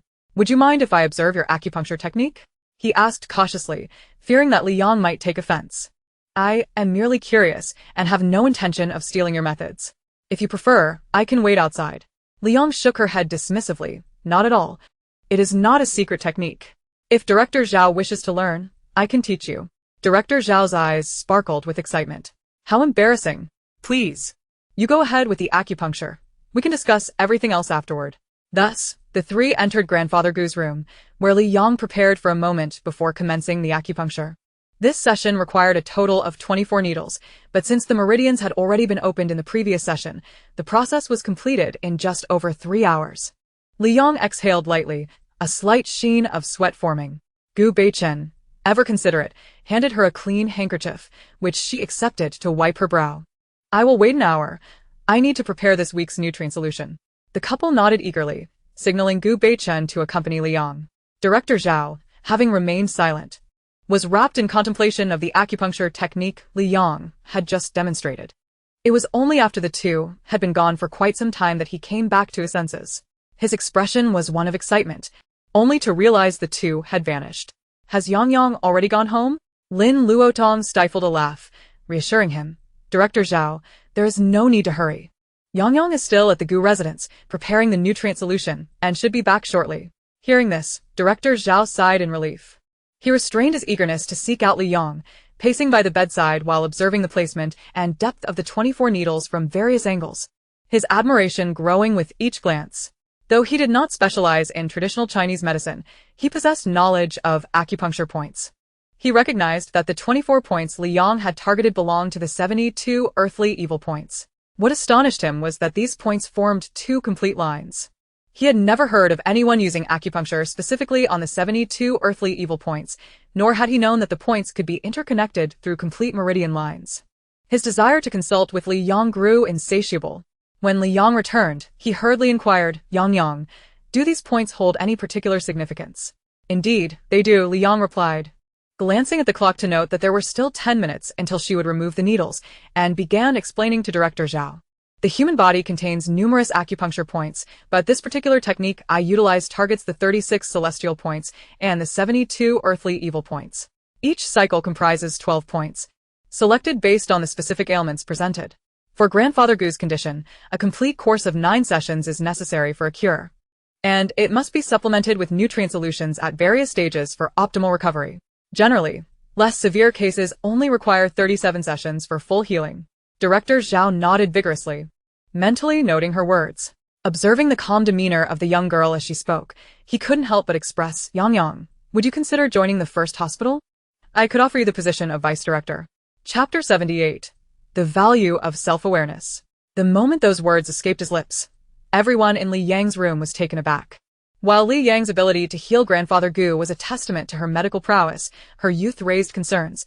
Becoming a physician necessitated possessing a medical license, which Li Yang clearly did not have. Indeed, Li Yang lacked a medical license. To obtain one must either possess a specialized medical degree and complete a 1-year probationary period or study traditional medicine under a mentor for 3 years, supplemented by organizational recommendations and passing assessments at a medical institution. Being a high school senior, her medical knowledge stemmed from inheritance, and if she wished to acquire a medical license, it would have to wait until after university. Director Zhao seemed to perceive their doubts and continued, "If it is a matter of the medical license, that is easily resolved. With my recommendation, the license can be expedited. All you need to do is agree to join the first hospital, and the vice director position is yours." Everyone turned their gaze towards Li Yang, awaiting her response. The first hospital was the finest institution in the country. If Li Yang could join, it would secure her a position for life, and her medical skills would not go to waste. However, Li Yang shook her head in refusal, saying, "I appreciate the offer, Director Zhao, but I currently have no intention of joining the first hospital. Is it a concern for your studies? If that is the case, you could serve as the honorary director of the first hospital without the obligation to attend consultations regularly. You would only need to come in when patients with severe illnesses require assistance." Director Zhao was determined not to let such a prodigious talent slip away. Li Yang felt helpless. Her reluctance stemmed from her simple desire for leisure. She possessed a wealth of knowledge, and if she devoted time to each pursuit, she would soon find herself overwhelmed. She longed to be a carefree spirit, relishing the notion of not having to work daily. Yet, faced with Director Zhao's hopeful gaze, she found it hard to turn him down. The medical profession held a sacred significance, and she understood the impact her skills could have on the world. Not to mention, this particular acupuncture technique alone could save many who were otherwise deemed beyond help. After a moment's hesitation, Li Yang finally relented. "Very well, I shall acquiesce to your request. However, I typically do not make house calls. I can teach you the acupuncture techniques instead." Director Zhao nearly leapt with joy, his face beaming as he replied, "Excellent. I will organize a group of practitioners in traditional Chinese medicine to learn from you. Those with a foundation in acupuncture will surely grasp it more swiftly." Li Yang nodded nonchalantly. "Anyone is welcome, but I will not accept those who delight in causing trouble. Rest assured, I will personally vet them to ensure they are all obedient and intelligent individuals," Director Zhao assured with a smile. "Then let us plan for the next acupuncture session. I shall come by in the morning, and after treating Grandfather Gu, I can instruct them." As she spoke, she glanced at Gu Jingheng. "Uncle Gu, does the Gu family have a medical room or a similar facility? It would be convenient for my teaching. If not, I can make a trip to the first hospital." Lin Luotong interjected eagerly. "Let our dear Yang Yang teach here. There's a medical room in the basement of the villa, fully equipped. Yang Yang can use it freely." Thus, the matter was settled. Li Yong proceeded to remove the golden needles from grandfather Gu and administer a nutrient solution. Once she finished, she stood up to bid farewell. I shall take my leave now. My family awaits my return for dinner. Very well, let Beichen escort you home. Lin Luotong nodded, signaling Gu Beichen to see her off. Gu Beichen smirked. Yang, let us go. I shall accompany you. Li Yong glanced at him, refrained from refusing, and followed behind as they exited the room. However, upon reaching the ground floor, she was suddenly halted by a voice. Oh, cousin, who is this? Quite the attractive one. Isn't she? Li Yong frowned and turned to see a young man lounging on the sofa in the living room. He was indeed handsome, as the Gu family boasted excellent genes, ensuring there were no unattractive members. However, his demeanor was rather poor, a typical freeloader with a penchant for indulgence and vices, having caused no small amount of trouble for young women. Gu Beichen's smile vanished, his gaze turning icy. Cousin, Yang is a guest of the Gu family. You would do well to show her some respect. Gu Weiqian, unconcerned and accustomed to his reckless ways, disregarded Gu Beichen's warning, his eyes unabashedly scanning Li Yong up and down. TSK, girl, which family do you hail from? I've never seen you before. Care to join me for dinner? Hearing his greasy and repulsive tone, Li Yong smirked sarcastically. I've seen many who think highly of themselves, but none quite like you. At first glance, you may seem appealing, but a closer look reveals the truth. Gu Beichen chuckled softly, his low laughter reaching Gu Weiqian's ears and instantly darkening his expression. He rose in anger. What do you mean by that? Do you know the status of the Gu family? I am the eldest son. You should be grateful for my attention. The eldest son of the Gu family? How intriguing. I was unaware of how illustrious that title was, Gu Beichen replied mockingly. In the circles of Kyoto, the title of the Gu family as eldest son was a mere joke. Yet he continued to flaunt it with an air of superiority. Such a deluded individual was indeed pitiable at times. Do not forget, I am your elder brother. Is this how you speak to your brother? Li Yong yawned. Might I suggest you consider whether you are worthy of speaking before you open your mouth, lest you become a source of amusement. Gu Weiqian glared at Li Yong with venomous eyes. What right do you, a lowly wretch, have to judge me? Aren't you women all about pleasing men with your bed skills? What? Are you infatuated with Gu Beichen and looking down on me? Do you think you're worthy? Both Li Yong and Gu Beichen's expressions turned cold. Without needing Li Yong to intervene, Gu Beichen swiftly approached Gu Weiqian and delivered a forceful kick to his abdomen. Caught off guard, Gu Weiqian was knocked to the ground, clutching his pained abdomen and glaring at Gu Beichen, gritting his teeth. You dare strike me? Gu Beichen remained silent, delivering 2 more punches that marred Gu Weiqian's face. Next time your mouth runs so foul, I won't hesitate to remove your teeth one by one. Gu Weiqian was furious, yet utterly powerless to retaliate, enduring the blows passively. As he opened his mouth to retort, he was met with Gu Beichen's chilling glare, causing him to tremble and ultimately refrain from speaking further. Li Yong stepped forward, her tone icy. Before you insult women, remember that you were born of one. You also have a sister. Could you even gaze upon this world without women? Everything you have now is thanks to women. Only those incapable of standing on their own look down upon them. Oh, allow me to offer a kind reminder.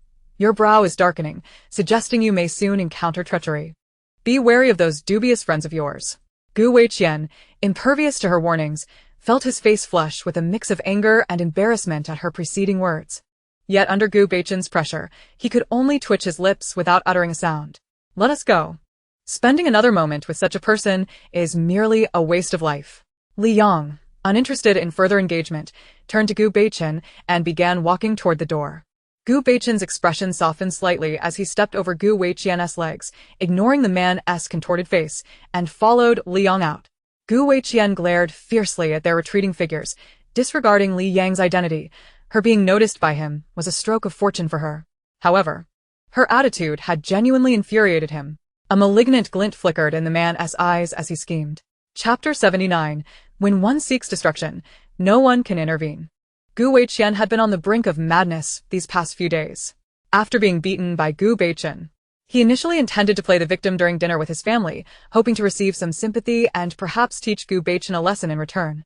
However, to his surprise, when his parents saw his battered face, they were genuinely concerned, but upon learning that it was Gu Beichen who had assaulted him, their attitude shifted immediately to reprimanding him. Weiqian, have you done something to anger your cousin again? As the elder brother, you should be more accommodating, Yuan Rou said with a feigned smile. You little brat deserve a good thrashing. Your mother and I have warned you. Gu Beichen's actions are justified. Gu Jingxiang added, addressing Gu Beichen. Your elder brother has this temperament. You've taught him a lesson, so don't take it to heart. Gu Beichen offered a half-smile, uninterested in detailing what Gu Weiqian had done to provoke his ire. Uncle, I won't dwell on this matter with my cousin, but let me be clear, there's only one chance. If he crosses me again, I believe the villa in the suburbs would welcome you. The couple exchanged awkward glances, realizing that Gu Beichen was not jesting. Stammering, they implored, Beichen, must you be so ruthless? Weiqian is still your cousin. Can't you give him a little face? Lin Luotong, munching on chicken wings while observing the scene, remarked, isn't Beichen being lenient? When has he ever lost his temper, without cause? Beichen hasn't pressed charges for what he did this afternoon. That's quite magnanimous. Don't you think? If he simply refrains from acting foolishly, none of this would happen. It's not as if he is being forced to leave, she continued. The couple fell silent, left to eat in quietude while Gu Weiqian, witnessing his parents' inability to confront him, became increasingly furious. He slammed his chopsticks down and retreated to his room. That evening, he endured over an hour of scolding from his parents, their heartfelt advice turning into an incessant drone in his ears. With growing impatience, he half-heartedly responded until they finally departed. It was then that he learned of Li Yang's true identity, yet this revelation did not deter him from fantasizing about her. The status of the daughter of the Li family was just right, fitting perfectly with his own standing as the eldest son of the Gu family. He pondered how to win her over, when a thought of one of his dubious friends struck him. He immediately pulled out his phone and sent a message. And, upon receiving agreement, a satisfied smile crept onto his face. He had anticipated that he could simply wait for Li Yang to visit again. But little did he know that her warning about encountering treachery was about to manifest. The catalyst was a longtime mistress who reached out to him, seeking financial assistance due to her brother's company facing difficulties. He held quite an affection for this young lover. After all, she was mature and proactive, attending to him with great comfort. She indeed had a brother who ran a business in another province, albeit a modest one, and he had no reason to doubt her. He directly transferred 50 million to her, and amidst her endless expressions of gratitude, he hung up the phone. That 50 million was a significant sum for him, especially since his parents had recently restricted his outings by freezing several of his cards. Had it not been for his recent gambling winnings, he might not even have been able to part with that amount. Little did he expect that, on the third day, she would block him. It was then that he realized he had been deceived, and in a fit of rage, he prepared to confront her, only to discover that both she and her brother had vanished without a trace, and the names she had provided were mere fabrications. Enraged, he shattered a significant portion of the items in his room, lamenting the loss of 50 million. Soon it was time for the third injection. And this time Li Yang went to the Gu family alone. Gu Beichen had gone on a business trip, Li Ziming was occupied with a public appearance, and Li Jingyuan was busy negotiating a deal. Although Li and Mrs. Li were available, she deemed it unnecessary to accompany them and opted to take the family driver to the Gu residence. The butler opened the door, followed by Director Zhao. After administering the injection to Grandfather Gu, Li Yang sighed in relief. Glancing at the time, it was already 11:30. Lin Luotong also noticed the time and called for everyone to head downstairs for lunch.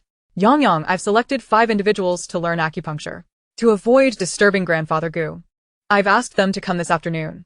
Would 1 p.m. be suitable? Director Zhao inquired. Li Yang calculated the time needed for lunch and the preparation of the nutrient solution, nodding in agreement. As they made their way to the dining room, the Gu family was already seated, and the dishes had been served, awaiting their arrival. Gu Weiqian observed as Li Yang took her anticipated seat, a flicker of intrigue passing through his eyes. Let's eat, Gu Jinghing said, prompting everyone to begin. Li Yang first placed a piece of pure lean braised pork into her bowl, and was about to take a bite when she suddenly sensed something amiss. Furrowing her brow and setting down her chopsticks, Gu Weiqian, who had been secretly observing her, felt a jolt. Had she noticed? Impossible. This drug was colorless and tasteless.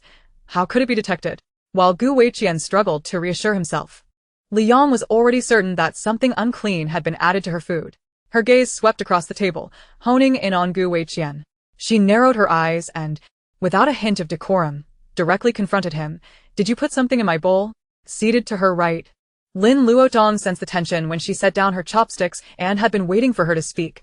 She hadn't anticipated such a weighty revelation. She frowned at the pale-faced Gu Weiqian, asking sternly, what is going on? All paused in their eating, looking bewildered at Li Yang and Gu Weiqian. Gu Weiqian, attempting to maintain a facade, slammed his chopsticks on the table, exclaiming, "Li Yang, are you targeting me? What nonsense about drugs? Are you suffering from a delusion?" Li Yang scoffed coldly, "You're quite clever, choosing a colorless and tasteless sedative that only takes effect 4 hours later. You must have done your homework. Knowing I would be teaching for 2 to 3 hours this afternoon, correct?" Gu Jingheng's heart skipped a beat as he rose abruptly, voice stern. "Gu Weiqian, you actually administered a sedative to a guest? What are you thinking?" Gu Weiqian feigned innocence, "Uncle. This is just her word against mine. Are you really going to trust an outsider? I have no idea what sedative you're talking about. Whether you admit it or not. It doesn't matter. The medical room is equipped with the necessary machines, and identifying the substance will be straightforward," Zhao director affirmed. Gu Weiqian's composure faltered. "Even if a sedative is detected, what does it have to do with me? I had no way of knowing where you would sit. Are you suggesting I drugged every bowl? You only drugged mine. Given that your family was already seated, the remaining 5 spots had 1 vacant. And your aunt and uncle would sit together, it's quite predictable that I would be next to her. Even if I had guessed wrong, it wouldn't matter. As the sedative does no harm, it merely induces sudden drowsiness, and most people wouldn't associate it with a drug. You tried once and failed. When I return to the Gu family, you will attempt again until you succeed. Am I right?" Li Yang articulated clearly, laying bare his intentions. The onlookers, witnessing his pallid face and cold sweat, could no longer be oblivious to the truth. Gu Jingxiang and his wife wished to defend him, but their thoughts were interrupted by Gu Beichen's sudden return. "My dear cousin, it seems my previous words went unheard." Gu Beichen's voice was chillingly cold, shattering Gu Weiqian's psychological defenses. Chapter 80. He deserves it. When a person seeks to exonerate themselves, they can always find justification, but in a moment of panic, their true nature is revealed. Gu Weiqian recalled the pain of being struck by Gu Beichen, and upon seeing him approach, he forgot that although Li Yang spoke with conviction, she had no tangible evidence against him, akin to his father's past actions a decade prior. Yet his father was adept at remaining silent about the matter for 10 years. He, on the other hand, could not contain himself. Upon hearing Gu Beichen's voice, all else faded from his mind, and he snarled, "Weren't you on a business trip? Why are you back so soon?" Ha! "Do you think I fear you? Let me tell you, I acted while you were away. I am the eldest of the Gu family. What do I lack? If I desire her, she should be grateful and immediately beg to marry me. If she doesn't recognize my intentions, what is wrong with using a sedative? Is that your last word?" Gu Beichen replied with a steady tone. Gu Weiqian pushed his chair back and stood, surveying the room. He saw the anger on the faces of Gu Jingheng and his wife, the disbelief on Gu Zishi's face, the worry etched on his parents' and sisters' faces, and the expressionless yet pressure-inducing gazes of Gu Beichen and Li Yang. In a reckless display of defiance, he lifted his chin and declared, "Gu Beichen, this is your limit? I at least have the courage to act when I desire someone, and what about you?" TC. "I may not have succeeded today, but had I would have immediately taken her to my room. With a body like that, even clothed, it's enticing. I can only imagine how alluring she would be without clothes. I would first slap her a few times to take revenge for your beating, then take her by force. Ha ha ha, once I'm done, I wouldn't keep her. I'd let my brothers have a taste as well, and once they're bored, I'd return her to you." He rambled on. But Gu Beichen swiftly delivered a punch, particularly fierce this time, sending him crashing to the ground and causing him to spit out a bloodied tooth. Gu Beichen firmly stepped on his right hand, a smile on his face, but the fury in his eyes was palpable as he stated ominously, "Have you finished speaking?" With forceful pressure, Gu Weiqian cried out in pain, yet remained unrepentant. "Is this what makes you angry? Haha, are you looking to share in the spoils? Fine. I'll have my fun first, and afterward, I'll let you enjoy it too." Gu Beichen withdrew his foot, turning to Gu Jingxiang. "I made myself quite clear yesterday. If he dares provoke me again, your family will move to the outskirts of the city. Clearly you cannot manage your child. So I will take it upon myself to discipline him properly." Without regard for the couple's pale faces, he leaned down and grasped Gu Weiqian by the collar, dragging him toward the exit. Gu Weiqian struggled violently, but received a harsh punch to his abdomen, forcing him into a curled position. Unable to voice his pain as he was pulled along, Gu Jingxiang trembled as he spoke. You let go of Weiqian. He is your cousin. How can you treat him this way in front of me?" Gu Beichen ignored him, and as he neared the villa's exit, Gu Jingxiang turned to Gu Jingheng. "Jingheng, are you just going to watch him treat Weiqian like this? Is this how you raise your son?" Gu Jingheng's anger had yet to dissipate as he coldly scoffed. Elder brother, did you not hear the words spoken by your precious son just now? Lin Luotong retorted angrily, Ba. With his cowardly demeanor, how dare he covet our Yang? Shouldn't he take a moment to reflect on whether he is worthy of her? Gu Jingxiang, speaking without filter, remarked, what is wrong with Wei Qian? By virtue of his status, he is indeed the eldest son of the Gu family. He merely has an affection for a young girl, and after all, our families are close friends with the Li family. What harm is there in having Li Yang marry him? Lin Luotong looked at him as though he were a fool. Elder brother, you need to get a grip. Your son is utterly useless, only ever asking you for money. You can't possibly be unaware of how many people mock him for his so-called status, can you? And who is Yang? She is the cherished little princess of the Li family, adored by all. To suggest she marry Gu Wei Qian? Are you dreaming? Or has the Li family lost their senses? Furthermore, let us not forget that Yang is our father's savior. I do not expect you to shower her with kindness. But, at the very least, can you not show her the respect she deserves? Or is it true that like father, like son? Is your perception of Yang merely a reflection of how you've raised Wei Qian? Gu Wei Qian, flushed with embarrassment from her words, was quickly defended by Yuan Ro, who stepped forward. Sister-in-law, your words are rather harsh. Your elder brother is simply overly concerned for Wei Qian. It is indeed wrong for him to speak thus. And we will ensure he apologizes to Yang. However, since Beichen has taken him away, we cannot know where he has gone. After all, they are cousins. Shouldn't Beichen show a little mercy? At that moment, Gu Zishi, who had been silent until now, suddenly spoke up, his gaze directed at his parents filled with disappointment. Dad, Mom, since you acknowledge that this issue stems from elder brother, then Northchen's actions cannot be faulted. Gu Jingxiang looked at him incredulously. Do you even realize what you're saying? He is your elder brother.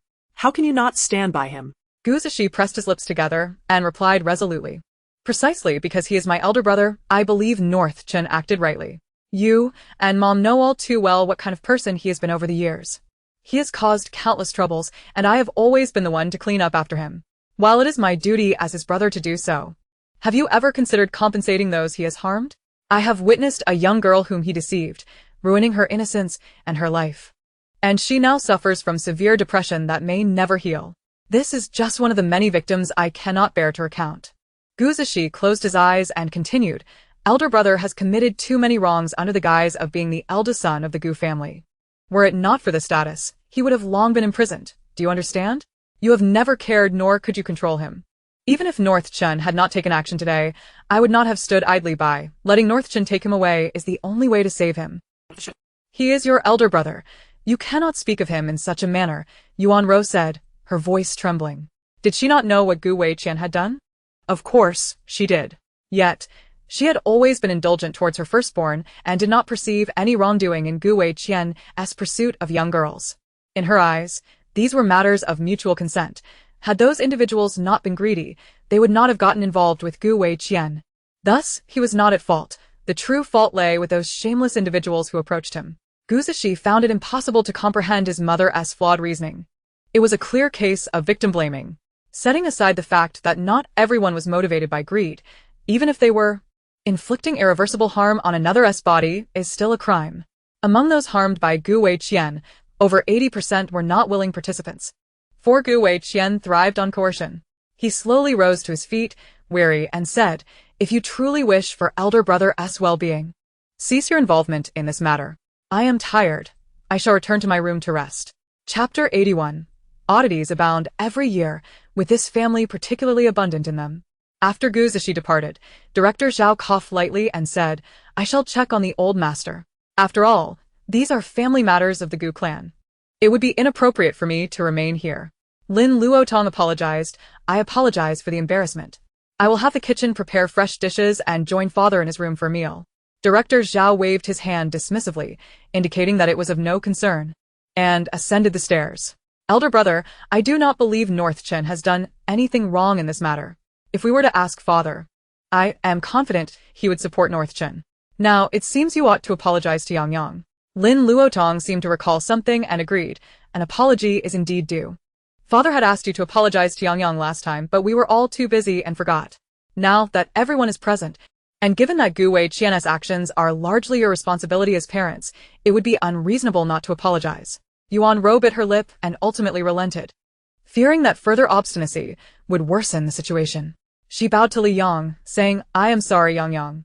It was wrong of us to question your medical skills. As for the words spoken by Wei Qian today, I hope you can overlook them. His administering of drugs to you was indeed wrong. And once North Chin brings him back, we will ensure he apologizes to you. I hope you can find it in your heart to forgive him." She then nudged the sullen Gu Jingxiang, who reluctantly added, "We should not have doubted you. However, Wei Qian certainly does not think as he has expressed. He was merely provoked by North Chen and spoke thoughtlessly. Please do not take it to heart." Gu Nianxing was extremely worried about her family's fate, not because she was concerned for her elder brother, but simply frightened that Gu Beichen might truly expel them from the villa due to Gu Wei Qian's actions. I am sorry, Li Yang. My brother only speaks out of anger. You did not consume that drug, did you? Moreover, it was merely a mild sedative, as you mentioned, harmless to the body. Now that you are fine, could you possibly let my brother off the hook? Since North Chen has a good relationship with you, could you persuade him to return my brother? We will ensure he apologizes to you. Li Yang was indeed indifferent to others' opinions of her. Yet Gu Weiqian was different. He had not only insulted her but also harmed so many innocents, a transgression she could not abide. So because I was not harmed, I should forgive the criminal? Li Yang scoffed. Then I would like to know, if Gu Weiqian had succeeded today, how would you have treated me? But you did not eat that bowl of food, did you? How can you be so heartless? Clearly, you are perfectly fine, yet you refuse to forgive my brother? You also mentioned it was a hypothetical situation. How can you be certain my brother would have acted that way? He simply has feelings for you and desires to win you over. Gu Nianxing's remark stunned Gu Jingheng and his wife, prompting Lin Luotong to exclaim, "Nianxing, where did you learn such thoughts? What do you mean by Yang Yang being perfectly fine? How can you be sure this incident hasn't left her with psychological scars? Do you truly think what your elder brother did was acceptable? Even attempted crimes are still crimes. Had Yang Yang not possessed medical knowledge, your elder brother would have succeeded long ago. Do you not understand what kind of person he is? Did you not hear what your second brother just said? And what is this nonsense about liking? Does one express affection by uttering such vile words? Even if it were affection, he cannot force someone to comply. To drug someone, especially knowing Yang Yang's status, what would he have done if she were an ordinary person? Would he not have simply walked away after his desires were fulfilled? Li Yang found herself speechless at Gu Nianxing's naive assertions. Truly, even Li Kersen could not match her in folly. To desire me because of affection? How unfortunate for me, she sighed, a look of pity on her face. It seems you hold a fondness for your elder brother's character. I can only wish you the best in encountering suitors just like him in the future. I imagine you would willingly accept whatever they do to you, even if it involves insult. A mysterious smile graced Li Yang's lips, her blessings far from mere words. Since Gu Nianxing saw no fault in Gu Weiqian, perhaps it was time for her to experience the consequences firsthand.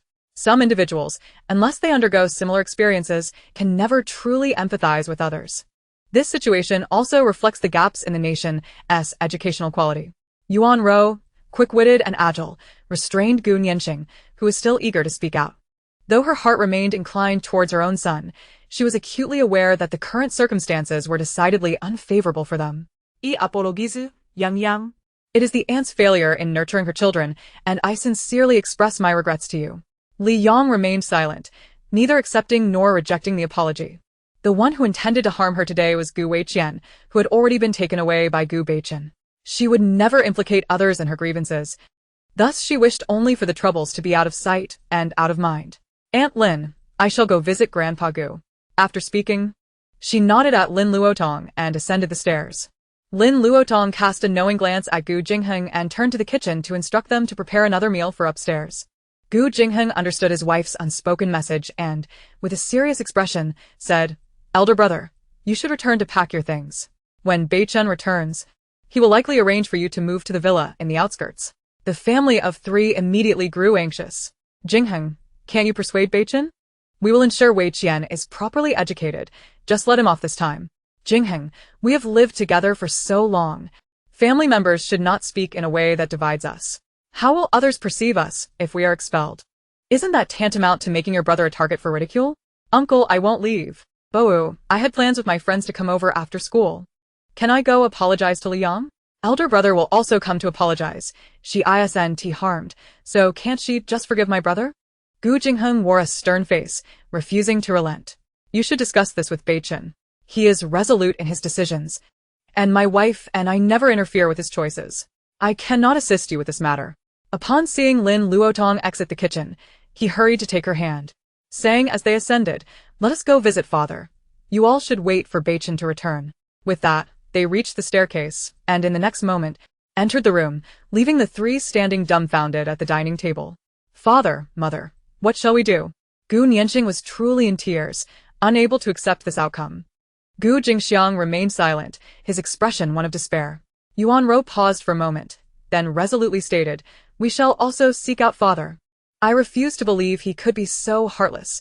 The outskirts are over 3 hours away by car. He cannot truly cast away his own son.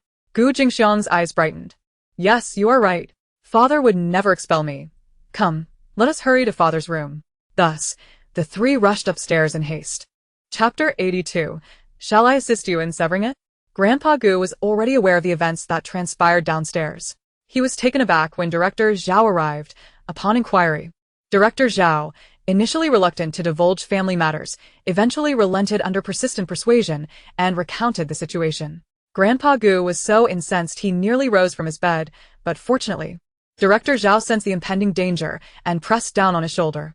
Old sir, you still have a needle in your back. You mustn't move about. If something were to happen, it would create trouble for me, Director Zhao said with a wry smile. Grandpa Gu calmed down but continued to glare, exclaiming, "What a misfortune for the family. The eldest truly does not know how to educate his children. Zaishi truly is a fine bamboo shoot from a bad stock. It is a pity for this child to be burdened with such parents and siblings." Director Zhao remained silent. Discussing such matters would only involve him in others' private affairs. So, he opted to remain a listener. Fortunately, Li Yang arrived shortly thereafter. Grandpa Gu beckoned her to the bedside, sighing, "Alas, Yang Yang. I have heard from Director Zhao about today's events. This entire family is utterly unworthy. I apologize for the grievances you have endured. Grandpa Gu, this is not your fault. Moreover, Gu Beichin has already avenged me, and they will receive their due retribution," Li Yang replied softly as she sat beside the bed. "You are far too understanding. In the future, you must allow Beichin to take care of you, lest one day you find yourself bullied. And it would break Grandpa's heart." Grandpa Gu understood that Li Yang's words signified she was genuinely unbothered by the day's events. And he felt content that she did not harbor resentment towards them. This clear-cut sense of right and wrong in such a young girl was what he cherished most. Before long, Gu Jingheng and his wife entered, but before they could exchange much conversation, there was a knock at the door. The couple exchanged frowns and hesitant glances, unsure whether to answer. Grandpa Gu, still harboring frustration, coldly commanded, "Go open the door and let them in." Gu Jingheng complied and opened the door, ushering the three in. "Grandpa." The trio greeted Grandpa Gu obediently, who did not express any gratitude but rather brusquely asked, "Did you come to see me for a reason?" Gu Jingxiang lowered his gaze and said, "Father, you are aware of today's events, correct? We are here to apologize to Yang Yang." Li Yang raised an eyebrow, refusing to give them face. "Haven't you already apologized? I do not require your repeated apologies. Insincerity is unwelcome." Gu Jingxiang's face stiffened, unable to respond. "Father, can we not let this matter rest?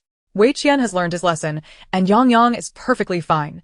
There is no need for this situation to escalate unnecessarily." Yuan Ro, seeing Gu Jingxiang falter, felt compelled to speak up. "Unpleasant? Are you the only ones feeling the discomfort? Is it now that you feel embarrassed? Did I not warn you to keep a close eye on that vile boy, Gu Weiqian? If you cannot control him, then let others teach him a lesson." Grandpa Gu cared little for their dignity. "Furthermore, you must promptly relocate to the outskirts. Cease lingering here and aggravating me, which hinders my recovery." "Father, how can you expel me? I am your own son." Gu Jingxiang found it hard to believe, clenching his fists. Yuan Ro, too, grew anxious. "Father, are you truly so heartless? Just after the new year, you wish to cast us out? How shall we hold our heads high in society afterward?" Gu Nianxing could not contain her tears, wailing, "Grandpa, Nianxing does not wish to leave. I want to stay with Grandpa forever. I do not want to be expelled and face scorn from my classmates." Woo-woo. Grandpa Gu, overwhelmed by the noise, raised his voice. "All of you, be quiet. Now you feel regret? Where was this sentiment earlier? This matter is non-negotiable. Except for Zhe Shi, none of you are permitted to remain in the villa. Gu Jingheng, fearing for Grandpa Gu's health, interjected, elder brother and sister-in-law, you know our father's temperament. Once he makes a decision, it cannot be altered. You should return to pack your belongings. Lingering here will only sour father's mood. The three, pale-faced, wished to protest, but were silenced by Grandpa Gu. If you are dissatisfied with this outcome, then you shall not touch a single cent from the Gu family moving forward. Jingheng, go and freeze their accounts. They are forbidden from accessing anything related to the Gu family henceforth. The trio was genuinely taken aback, ultimately retreating from the room, resigned to the reality of their impending departure. Meanwhile, Gu Weiqian was encountering an even graver situation. Repeat what you said before, Gu Beichen sat lazily in a chair, regarding Gu Weiqian with a mocking smile. They were currently in the interrogation room of the film crew, where Gu Weiqian had been brought and bound in the center of the room. His arms were suspended above his head, forcing him to balance on his toes, with 3 bloodied teeth scattered on the floor and bruises marking his face. It was evident that his mental state was on the verge of collapse, tears streaming uncontrollably, mingling with the blood in his mouth, rendering him a pitiful sight. I was wrong. Let me go, please let me go. I will apologize to Li Yang. I will never provoke her again. Please let me go. His voice trembled with fear and regret. Gu Beichen rested his chin on one hand, lazily stating, weren't you utterly unrepentant at home? I believe I warned you, did I not? If your mouth continues to be filthy, I shall extract your teeth, one by one. Did you not take my words to heart? Gu Weiqian cried, even harder, begging for mercy. I am sorry. I have a filthy mouth, I deserve to be slapped. Please let me go, please. I swear I'll behave from now on, I won't talk nonsense ever again. Gu Beichen let out a soft chuckle and glanced meaningfully between Gu Weiqian's legs. It's not just your mouth that's dirty. There's south another place that's much dirtier than your mouth. What do you say, should I help you take care of it? Feeling that gaze, Gu Weiqian instinctively clamped his legs together, trembling. No, you can't.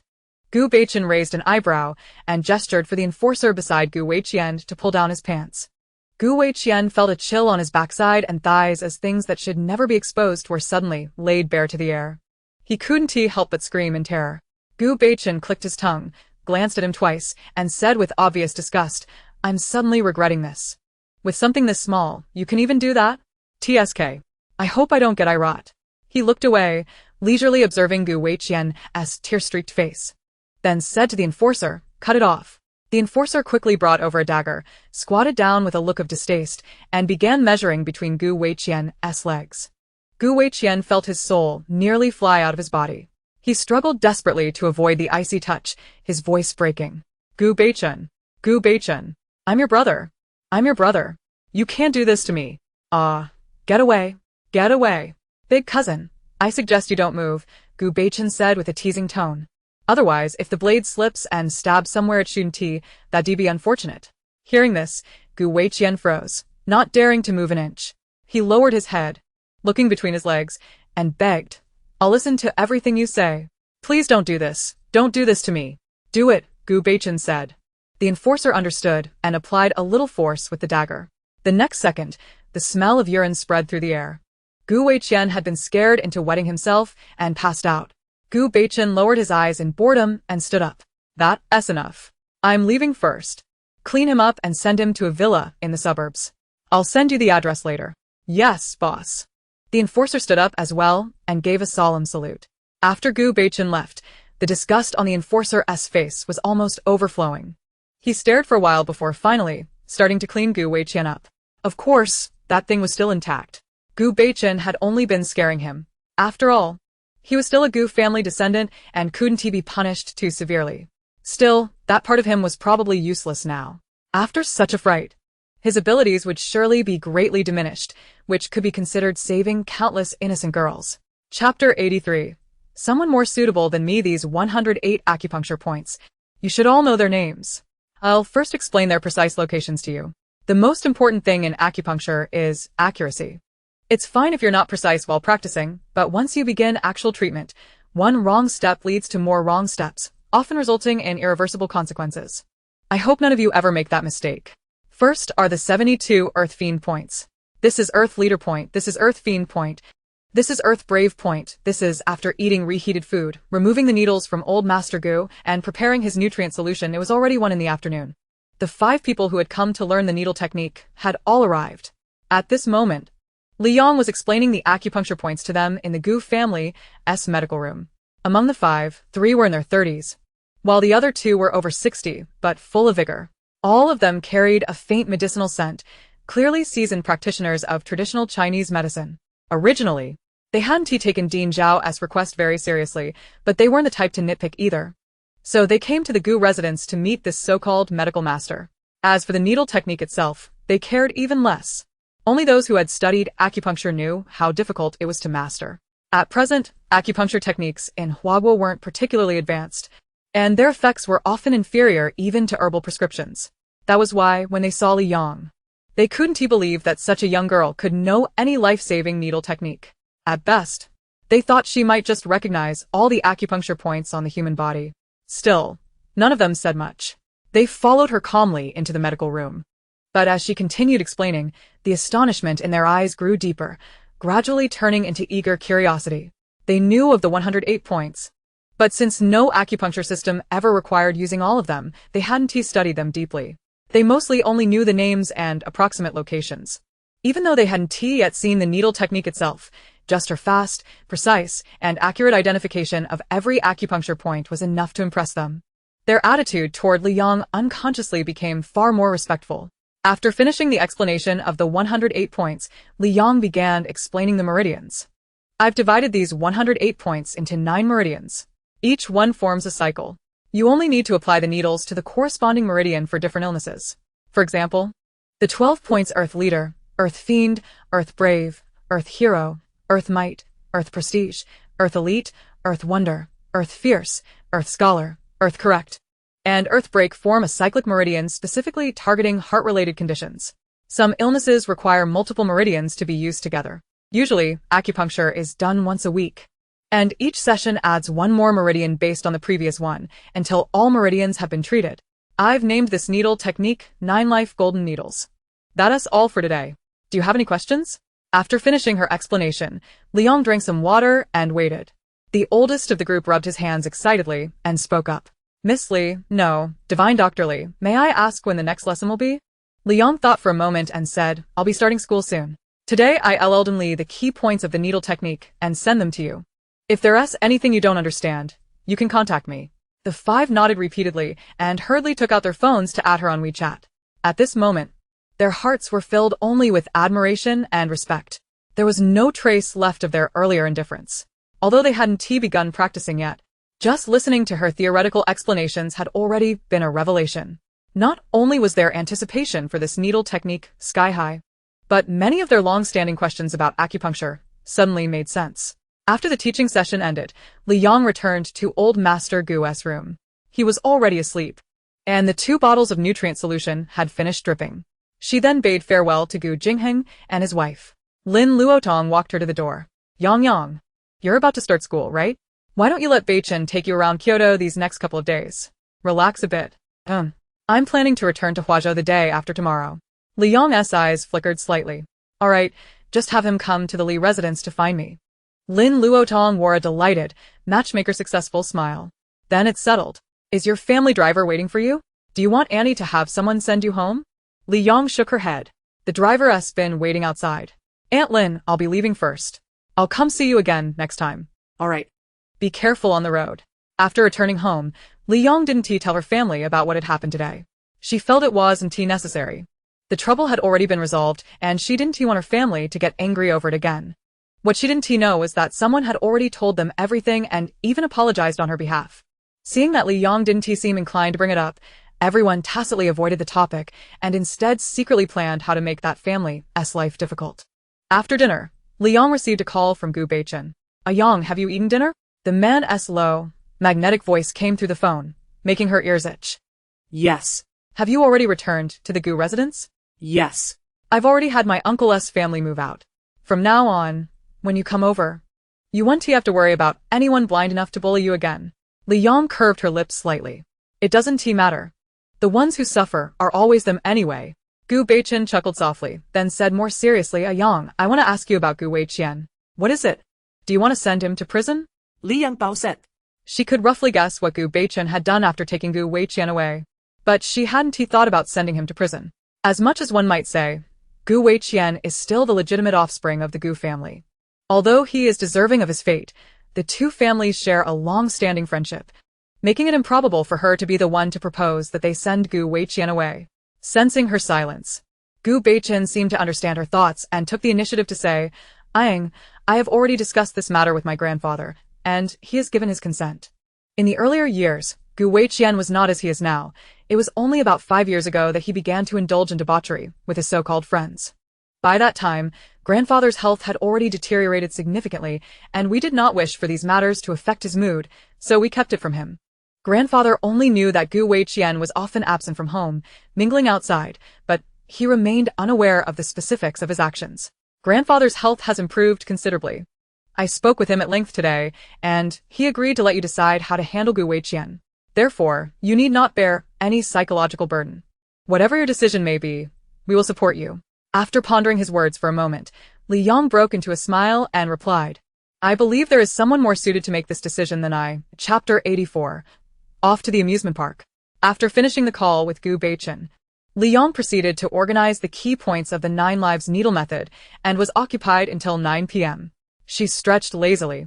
Just as she was about to wash up, there was a knock at the door. Her second brother, Li Ziming, had come to find her. Second brother? What brings you here at such a late hour? Li Yang opened the door to invite him in, but Li Ziming shook his head with a smile and said, I just came to ask you something. Mom and Dad want me and eldest brother to take you around Kyoto these few days. You've hardly stepped outside during this winter break, except for visiting the Gu family, and we thought it would be nice to take you out to relax. Li Yang raised an eyebrow, thinking that her mother and Lin Luotong truly were good friends, sharing such similar thoughts. After a moment's reflection, she asked, Can we bring Gu Beichen along? Aunt Lin asked me about this today. Li Ziming frowned, realizing that his elder brother was reluctant, but recalling their mother's words. He reluctantly agreed. It's getting late. You should hurry and wash up before going to bed. Don't stay up too late. Got it, you two. Good night. After closing the door, Li Yang washed up and then lay on her bed, messaging Gu Beichen. Ly, has Aunt Lin mentioned anything to you? Uncertain whether Gu Beichen was genuinely idle or not, he replied almost instantaneously, as usual. Gu. Is it about taking you out to play? Ly. Yes. Gu. Shall I come find you tomorrow? Li Yang half opened her eyes, her beautifully curled lashes fluttering. Ly. Come over in the morning. My brothers said they would also be going. Gu. All right. Gu. Aang should go to sleep now. Gu.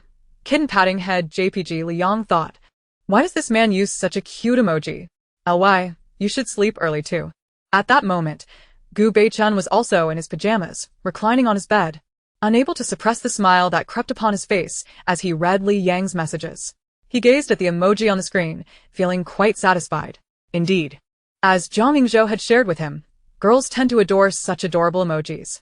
He thought of the friend Li Yang had made, who presumably also had a fondness for cute things.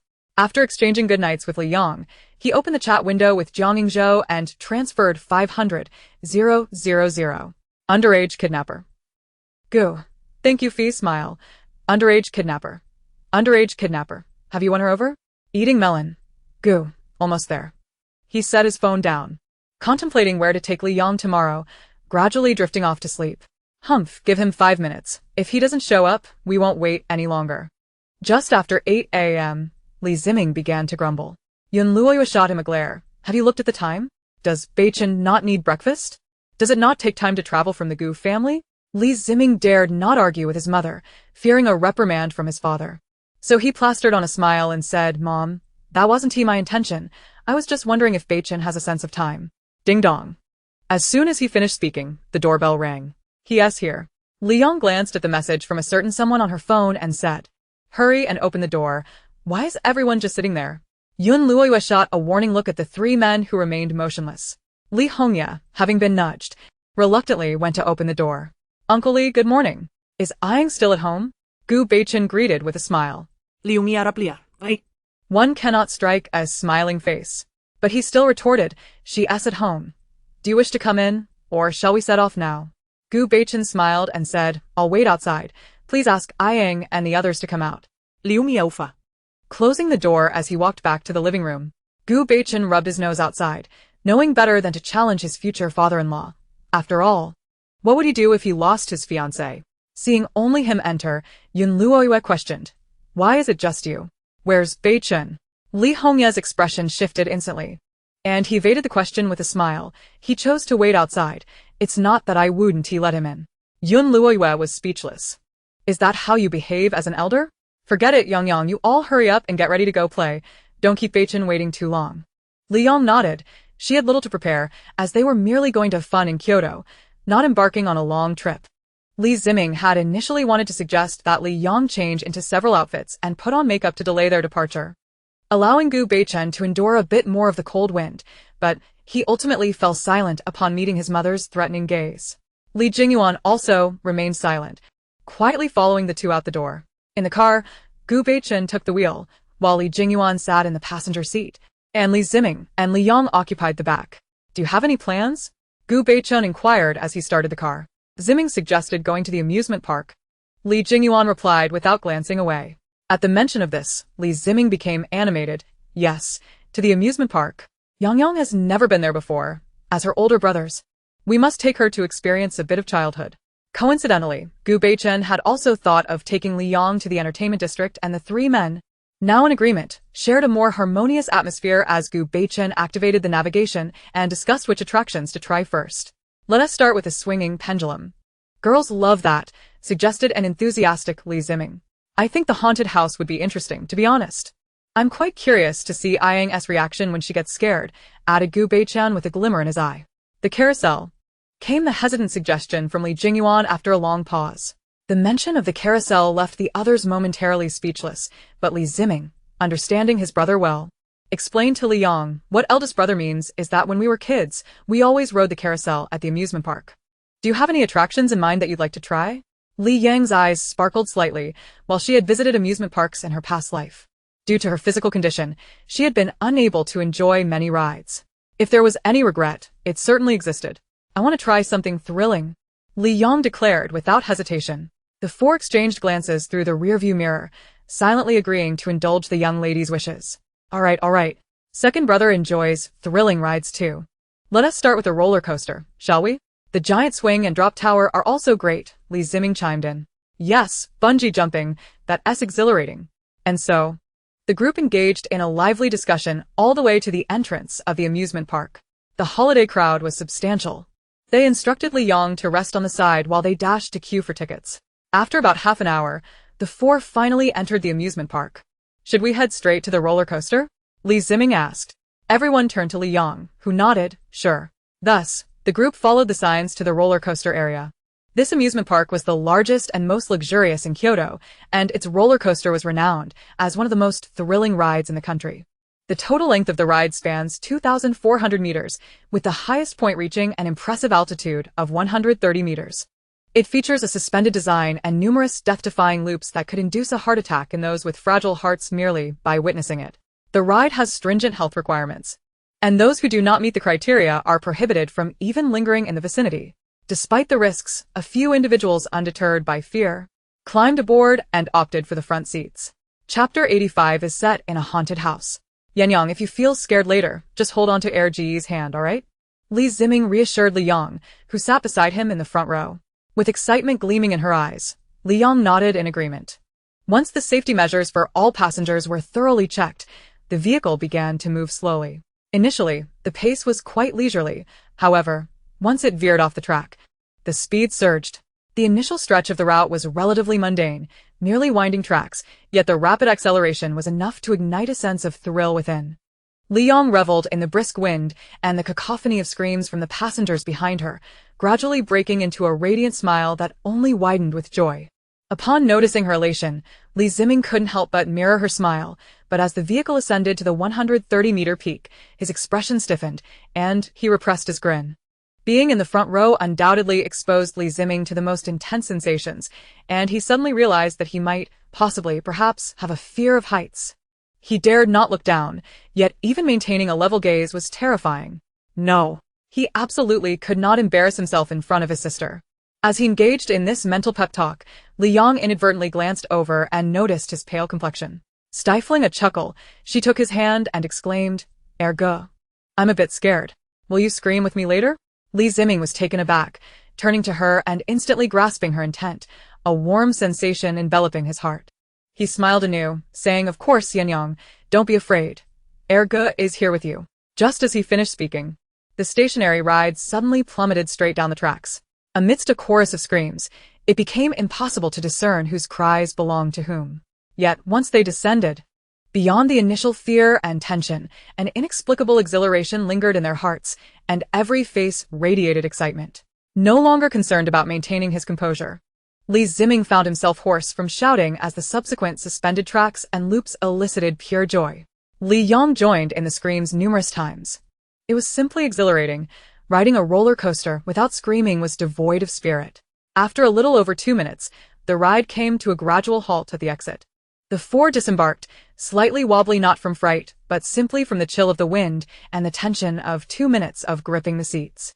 They were among the most composed passengers, as most others required support from friends or family to walk, with some even doubled over beside trash cans, retching uncontrollably. Exchanging glances, they could not help but smile, including Li Jingyuan, before exiting the roller coaster area, ready to embark on their next adventure. After another exhilarating ride on the pendulum swing, it was now midday. They sought out a less crowded restaurant to dine. While enjoying their meal, a commotion erupted from the adjacent table. It was a family of 3, a father and mother, appearing to be in their mid-40s, accompanied by a teenage boy who looked around 16. The first voice to be heard was that of the mother. Haohua, what is wrong? Are these dishes not to your liking? The father chimed in, Haohua. If you don't like it, we can switch restaurants. What do you want to do this afternoon? Your mom and I will take you wherever you wish. The boy, with a pained expression, finally erupted, I don't want to be at the amusement park. Sister hasn't he come home for days? Why aren't you reporting her missing? The mother's smile faltered. Haohua, your sister is 25. She must be busy with work. Even if she isn't working, she has friends. Maybe she is just at a friend's house. The boy, clearly infuriated, retorted, You never cared about sister. Why didn't you let her continue her studies? The father, stern-faced, responded, Haohua, why should your sister, a girl, study so much? If she works early, she can earn money to support you. I don't need my sister to support me. I've seen it. You ask her for money every day, and now that she has gone, you want to even make an effort to find her. Tears welled in the boy's eyes, threatening to spill over.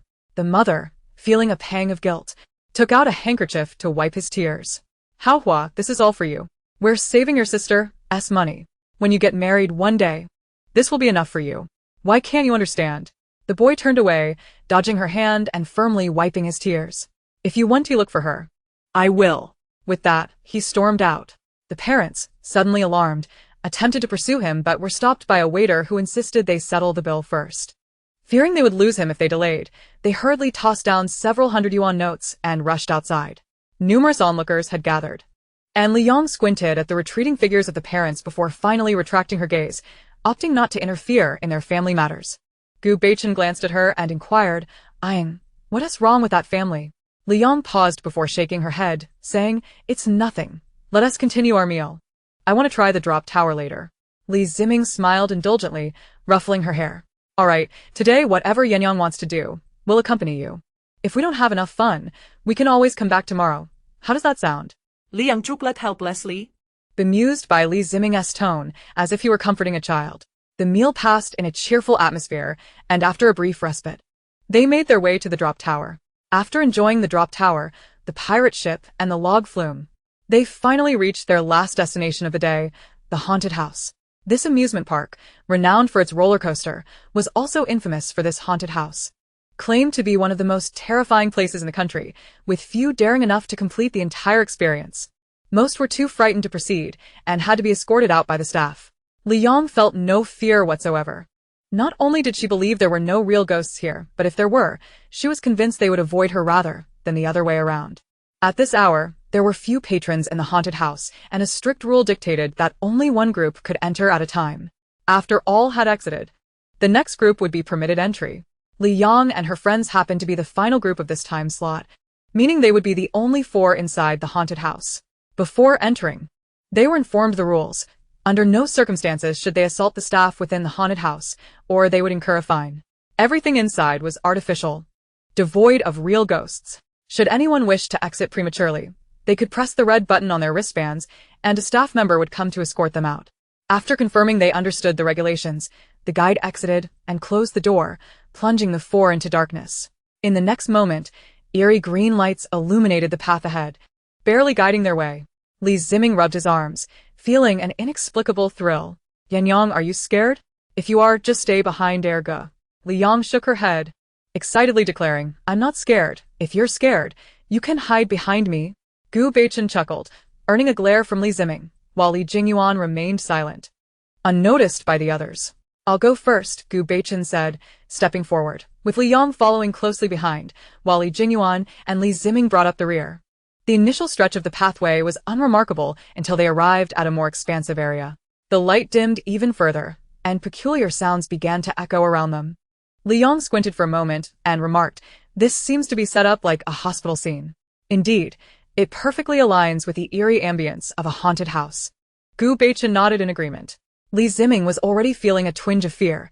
The mere mention of a hospital sent shivers down his spine, prompting him to unconsciously draw closer to the two.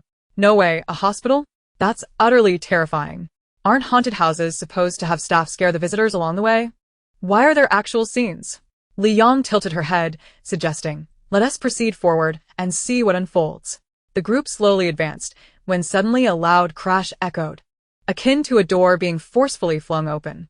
They huddled together, peering into the darkness from whence the sound emanated, but unfortunately, it was too dark to discern anything. Let us go take a look, Li Yang declared, already stepping toward the source of the noise. Li Ziming awkwardly halted his outstretched hand midair, feeling like he was on the verge of tears and could only follow behind. The clattering of footsteps grew increasingly distinct as they approached. Suddenly, a flickering dim light illuminated above them, blinking ominously as if heralding something dreadful. Li Ziming was practically glued to his sister, exclaiming, what is that? Is the light malfunctioning? Something is coming, Li Yang warned. No sooner had she spoken than a shadow emerged ahead, inching closer toward them. Exposed to the light was a figure completely ensconced in bandages, stained with grime and blood. The head was not human but rather a grotesque creation of special effects makeup. Its crimson eyes bore into them, and it abruptly lunged forward in a distorted manner, emitting a terrifying howl. Ah! Li Ziming screamed, gripping Li Yang and sprinting back, only to find a monster had appeared behind them as well. Li Yang kicked open a door to their right, calmly instructing, run this way. A myriad of monsters surged forth along their path, and Li Ziming, utterly exhausted, finally stumbled into a resting area designated for players. He collapsed into a chair, gasping. How long is this haunted house? The makeup skills of these actors are astonishing. I'm certain I won't sleep tonight. Gu Beichen, slightly breathless, replied, it's quite thrilling, indeed. Li Yang, however, was brimming with excitement, but she suddenly noticed that Li Jingyuan appeared somewhat off. Chapter 86, Adorably Charming Brotherly. Li Jingyuan sat obediently on a resting chair, and in the dim light, it was difficult to discern anything unusual about him. Yet, with her keen eyes, Li Yang noticed that he had turned quite pale. He was gripping the protective talisman pouch that she had given them long ago, his fingers whitening from the strain. And upon closer inspection, she could see his knees trembling slightly. Li Yang hesitated, pondering. Her brother seemed quite terrified. She slowly approached, gently poking his shoulder. He jolted in surprise, but upon seeing her, he relaxed. Li Jingyuan managed a strained smile. Yang, what is the matter? Li Yang blinked. Having confirmed her suspicion that her brother was indeed afraid. Brother, are you afraid of ghosts? Hearing her question, the other two approached, curious gazes directed at Li Jingyuan. He resumed his stoic demeanor, attempting to sound serious as he replied, no, I'm merely fatigued from running. Li Ziming, having noted the oddity in his brother's demeanor, suddenly realized, brother, how could I have forgotten? You are indeed afraid of ghosts. Upon hearing his brother's revelation, Li Jingyuan's fear dissipated, his expression darkening as he retorted, I am not afraid. Li Yang smiled faintly, suddenly finding her brother's adorably vulnerable side endearing. Second brother, has something happened to you in the past? Upon hearing his sister's inquiry, Li Ziming perked up, eagerly recounting, Yang, brother has been afraid of ghosts since childhood. I heard from Mom that when he first started talking, he often claimed to see terrifying things. One year, during the Ghost Festival, he had a high fever for 3 days and nights, almost losing his mind. When he woke up, he cried incessantly. But this is all from what Mom told me. You should ask brother for the details. Li Yong nodded, contemplating Li Jingyuan, surmising that he must have been more susceptible to the supernatural as a child, perhaps due to an excess of yin energy, allowing him to perceive what others could not, similar to having an eye for the supernatural. However, this condition would likely fade as he matured, and his yang energy grew stronger. Brother, do you still remember those childhood events? Li Yang asked curiously. As most people typically have little recollection of their early years, usually starting to remember around the ages of 4 or 5. Li Jingyuan realized he no longer needed to feign composure. Surrendering to his sister's inquisitive gaze, he admitted, "Yes, I have always had a good memory. I recall many things." Brother, that's not an issue. Just remember to inform us in advance next time. When a person is deeply afraid of something, there is a chance of misfortune. We would be very worried, Li Yang gently reassured him. Li Jingyuan felt her concern wash over him, instantly overcoming his inner fear. He was the elder brother. It was his duty to protect his sister, and he couldn't allow her to worry for him. When one has something to protect, they can instantly become formidable and unyielding. Li Jingyuan rose, carefully placing the talisman back into his pocket, and gently patted Li Yang's head. "Yes, brother understands. Yang, you need not worry." Gu Beichen jested, "Jingyuan, I never expected you to be afraid of such things. The contrast is quite striking." Indeed, a person who usually appeared composed and serious seemed unlikely to fear such matters. Yet this contrast only rendered him more relatable and endearing. After resting, Li Yang took the initiative to hold Li Jingyuan's hand, leading him onward. As they ran, she inquired, "Brother, do you never watch horror films?" Li Ziming interjected, "Right. I've never seen brother watch a horror film. I once invited him to watch with me, but he solemnly declined, claiming he was busy. Turns out he was too scared to watch." Laughter erupted among them, while Li Jingyuan shyly pressed his lips together. "I'm not afraid anymore. If Yang enjoys them, I'll watch with you." With a new topic to discuss, the journey ahead, which promised to be even more terrifying, felt significantly lighter. Before long, they found the exit. As they stepped out of the haunted house, they exchanged smiles, all satisfied with their experiences of the day. After receiving their completion gifts from the haunted house staff, they prepared to leave the park. Li Ziming squeezed the small monster plushie in his hand, still yearning for more, and asked Yang, "Do you have any places you wish to visit tomorrow? Let us come back and play. There are still many attractions we haven't explored." Li Yang's eyes sparkled with delight, clearly enamored with the amusement park, and the men naturally chose to indulge her. "All right, I'll pick you up tomorrow morning," Gu Beichen cheerfully replied. Li Ziming scoffed, "Why are you so free?" "It's my mother's orders. I dare not disobey," Gu Beichen replied with a sly smile, leaving it ambiguous whether it was due to Lin Luodong's command or his own desire to come. On the way home, Li Yang casually glanced out the window, fortuitously spotting the family that had quarreled in the restaurant at noon. As they merely passed by, she could not discern what the family was currently engaged in, but the abnormal aura emanating from the parents made her frown. Although it was somewhat expected, she thought to herself that if they encountered them again, she would need to intervene, for human life is paramount. Chapter 87, I Know Where She Is. The following day, the group returned to the amusement park. "Let us ride the roller coaster again," Li Yang exclaimed, her eyes sparkling. The three had no objections. Thus their first stop for the day was once more the roller coaster. After the ride, they all felt remarkably uplifted. Li Yang, holding the amusement park map, pondered for a moment and suggested, "Shall we check out the racetrack?" Gu Beichen was taken aback. "Yang, can you drive?" It is no wonder he was astonished. After all, the information he had previously gathered did not indicate that Li Yang could drive, and with just a few months until her coming of age, she was ineligible to obtain a driver's license. Unfazed, Li Yang casually remarked, "I know a bit. I plan to get my license during the summer vacation." Li Ziming felt no sense of incongruity and proudly declared, "No wonder you're my sister. You're exceptional."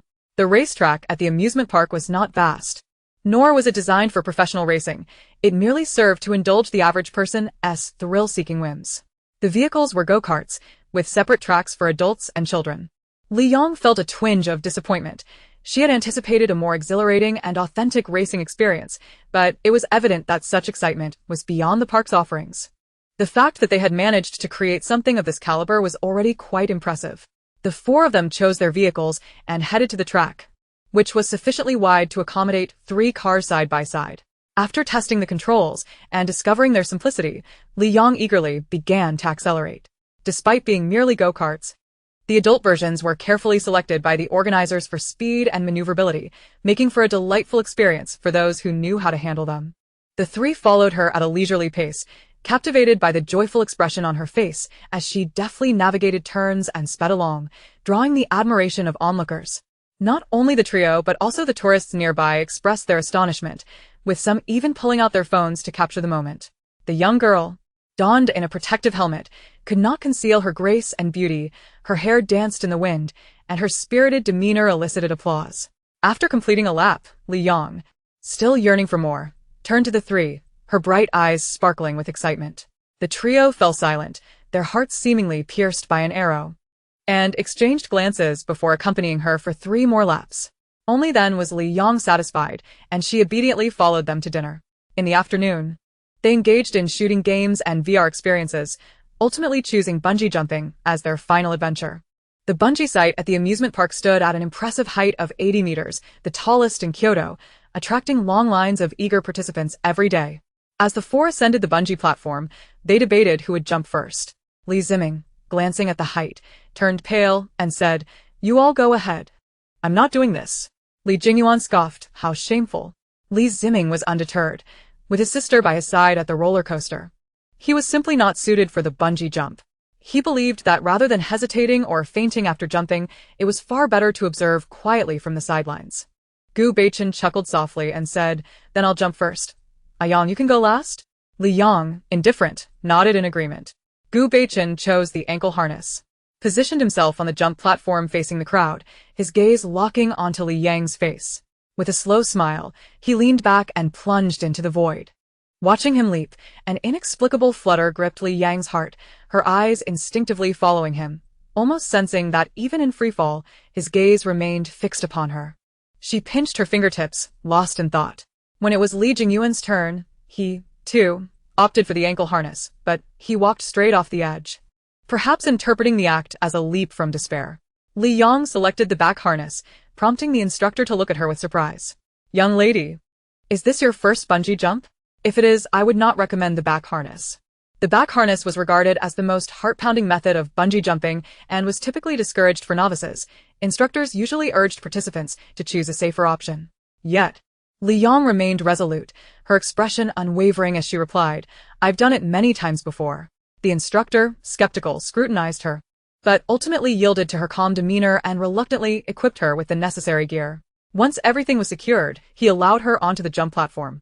Li Yang gazed down at the view below, arms outstretched, and leaped into the abyss. She felt the rush of cool air against her face, her expression alight with exhilaration. Indeed, bungee jumping was a challenge to the heart, yet she relished every moment of it. While she reveled in the thrill, the 3 men nearby were a bundle of nerves. Gu Beichen rubbed his temples in exasperation, muttering, "Indeed a challenge to the heart. But it's us observers who bear the brunt." As he witnessed Li Yang's descent, he almost forgot she was harnessed.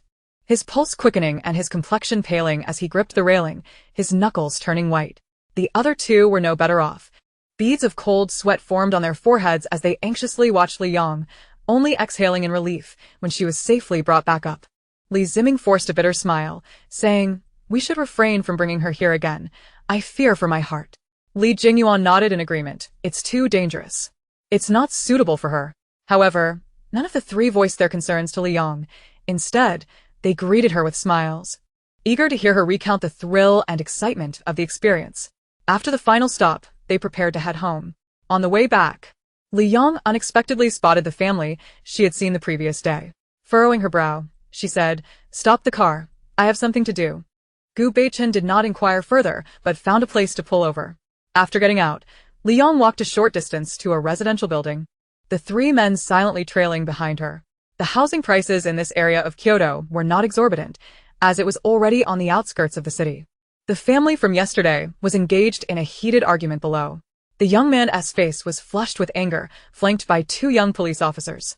"I've asked my sister's friends. No one has seen her in days. We haven't been able to contact her for a week. If you want to report it, I will. Why are you stopping the police from investigating?"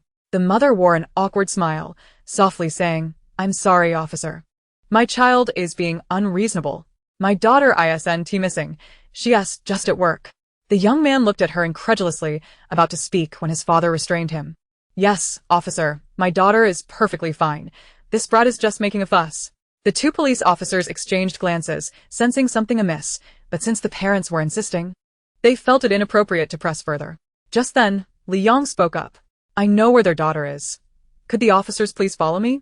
Her words immediately captured everyone's attention. The two officers frowned and asked, Are you her friend? Li Yang shook her head. I don't know her. The mother's anger flared. What business is it of yours? How can you butt into other people's affairs when you don't even know Yan Yan? She's at work. Li Yang's voice turned icy. I might not need to intervene, but whether you and your husband can preserve your lives is another matter entirely. The father, furious, retorted, What nonsense are you spewing? We don't even know you. How can you curse us? Li Ziming, displeased, interjected, What curses? Do you have any proof that your daughter is at work? Before the parents could respond, the young man seemed to realize they meant no harm and were there to help find his sister. He quickly added, Brother, my sister isn't at work at all.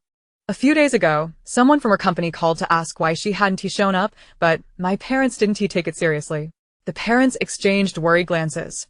The mother shot a reproachful look at the father, blaming him for letting the young man speak. She still had not grasped that her daughter was genuinely missing, believing instead that she was merely in a rebellious phase and didn't want to see them, especially since they had taken all her savings just before her disappearance. As for why they were obstructing the police, it was a matter of pride. They boasted to their neighbors about how obedient and filial their daughter was, and having the police show up would only bring them shame. The officers exchanged serious looks.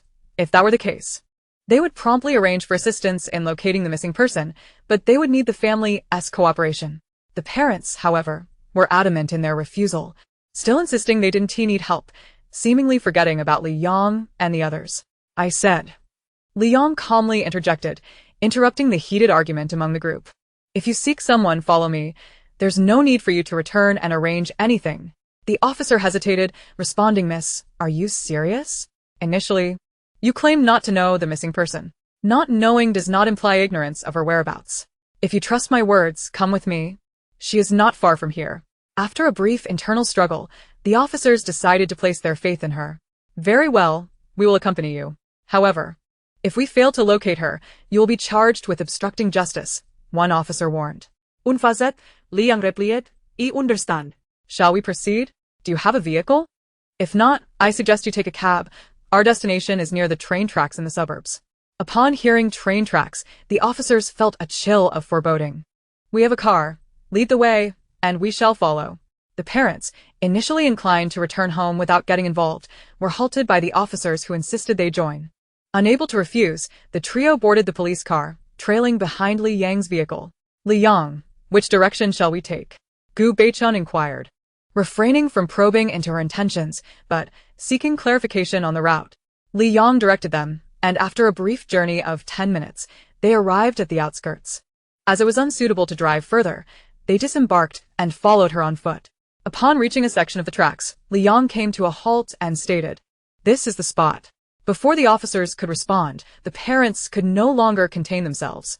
You claim Yan Yan is here? There is no one around. Are you jesting with us? Indeed, you are a pretty girl, yet your thoughts are so sinister. Who else could possibly be here? Li Yang coldly replied. There are no living souls left, but there are the dead. At her words, the officers turned pale, yet they persisted, asking, Are you implying that the missing young lady committed suicide by lying on the tracks? As police officers, they were well versed in various cases, and the setting combined with Li Yang's statement compelled them to entertain this grim possibility. The young boy panicked, exclaiming, Sister would never, ever commit suicide. Just last week during my break, she promised to bring me a gift. The parents, equally incredulous, shouted, How dare you speak such nonsense, girl? You curse our deaths and our daughters. What wickedness is in your heart? Ignoring their outburst, Li Yang sighed, casting a glance at the youth before nodding at the officers. Yes, the suicide location is indeed this stretch of track. Traces of blood should still be visible. She hesitated for a moment, gesturing in a direction, compassionately stating, As for the deceased's remains, only her head remains. You should search the thicket over there. The boy staggered back, tears flowing uncontrollably as he muttered denials. then suddenly dashed toward the direction Li Yang indicated, with the officers unable to stop him. The surrounding grass was tall and sharp, yet he paid it no heed, pushing through the underbrush. Fortunately, winter's thickness protected him, though he suffered a few minor cuts on his hands. After 5 minutes of searching without finding the body, relief washed over him until, in the next moment, he parted the grass and beheld a familiar head. Frozen in shock, he screamed in terror, then broke down into anguished sobs, collapsing to the ground, unable to accept this horrifying reality. Hearing the commotion, the onlookers rushed over, with the parents shouting, How? What is wrong? Don't be afraid. Mom and Dad are here." Li Yang refrained from approaching, already aware of the outcome and unwilling to witness this heart-wrenching scene. Yet she remained, as there were still matters unresolved. As Chapter 89 unfolded, the police swiftly arrived at the boy's location, following his gaze to the need for pixelation over the severed head. They fared better than the boy, though their expressions were grim. "Let us call the station." One officer sighed. The other, casting a sympathetic glance at the still-crying boy, withdrew his phone to report the situation. The parents soon arrived, fixated solely on their son and failing to immediately notice the head on the ground. How, what is wrong? Your hand is bleeding. Come with Mom to get it treated."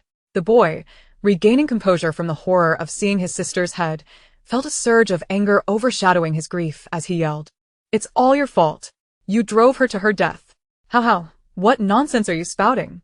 His father scolded, though his eyes caught sight of the severed head, leading him to scream and fall back in shock, trembling and pointing ahead. The mother, startled by his reaction, followed his gaze and gasped, collapsing in horror, their faces draining of color as they wished it were merely a nightmare. The boy, however, wore a look of vindication. "Did you see that?" "That is my sister. The one you insisted was merely at work and not missing." The parents trembled, unable to utter a word, while the police, concerned for the boy's mental state, gently pulled him up, saying, "Our personnel will arrive shortly. Please accept our condolences." The boy cried uncontrollably, flooded with memories of time spent with his sister, unable to believe she had truly taken her own life. After a lengthy ordeal, as dusk approached, the police finally arrived to retrieve the head. 2 officers respectfully acknowledged Li Yang, stating, "Thank you for your assistance, Mississippi. We now need to take your statement at the station. Would that be convenient for you?" Li Yang surveyed the 3 individuals, noting their nods before returning a slight nod of her own, following them to the precinct. The family was also taken along. "Miss Li, may I inquire how you knew the whereabouts of the deceased?" one officer asked diligently. Li Yang responded earnestly, "I calculated it." The officer paused, glancing at her oddly, ahem. "Miss Li, this is a formal statement. Joking is not appropriate." Li Yang feigned innocence. "I truly calculated it. When I saw that family yesterday at noon, I noticed they were shrouded in a thick aura of negativity, and the couple's childbearing area was notably sunken, a clear indication of tragic offspring." She then glanced at the couple being questioned on the other side. "Moreover, their daughter has transformed into a vengeful spirit, tormenting them.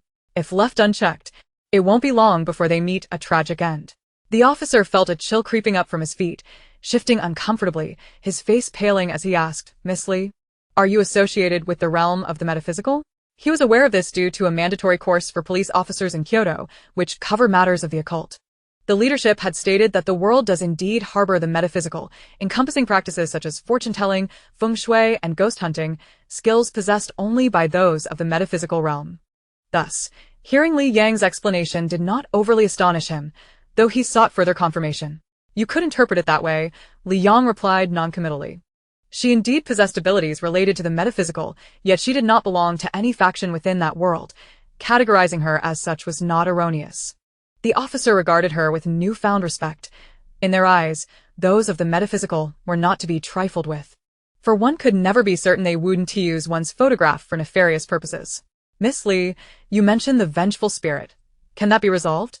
the officer inquired hesitantly. Li Yang nodded, "Yes, but I require a private room to speak with the couple." The officer understood, rising to state, "I will make the necessary arrangements. Please wait here." "Miss Li."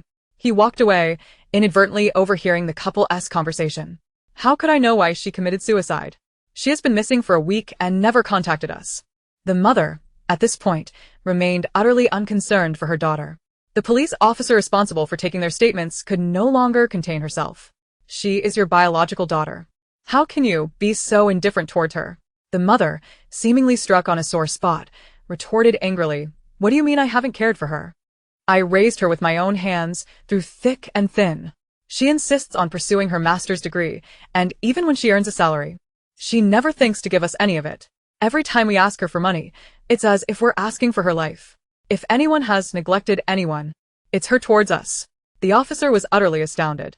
Although the world is filled with all kinds of individuals, including many families that favor sons over daughters, she had never encountered such a bizarre case. How could they speak like this even after their daughter's death? Is this truly the blood of their blood? The father then interjected, Officer, since it has been established that Yan committed suicide by lying on the tracks, this no longer concerns us, correct? I would like to know if her workplace can still release her unpaid salary now that she's deceased. Also, we have been paying insurance every year. Can we collect the insurance money given her situation? The officer could no longer tolerate the conversation and slammed her notebook shut. Suicide does not qualify for insurance payouts. You too should cease your hopes for any financial gain. Furthermore, this is a police station where we are taking statements. I implore you to respond seriously to my inquiries and refrain from letting personal emotions interfere with official proceedings. The couple, fearing the police's ire and hearing that there would be no money coming their way, swiftly softened their demeanor and complied with the statement process. After waiting for them to finish, the officer approached and said, Miss Lee, who discovered the deceased, wishes to speak with you.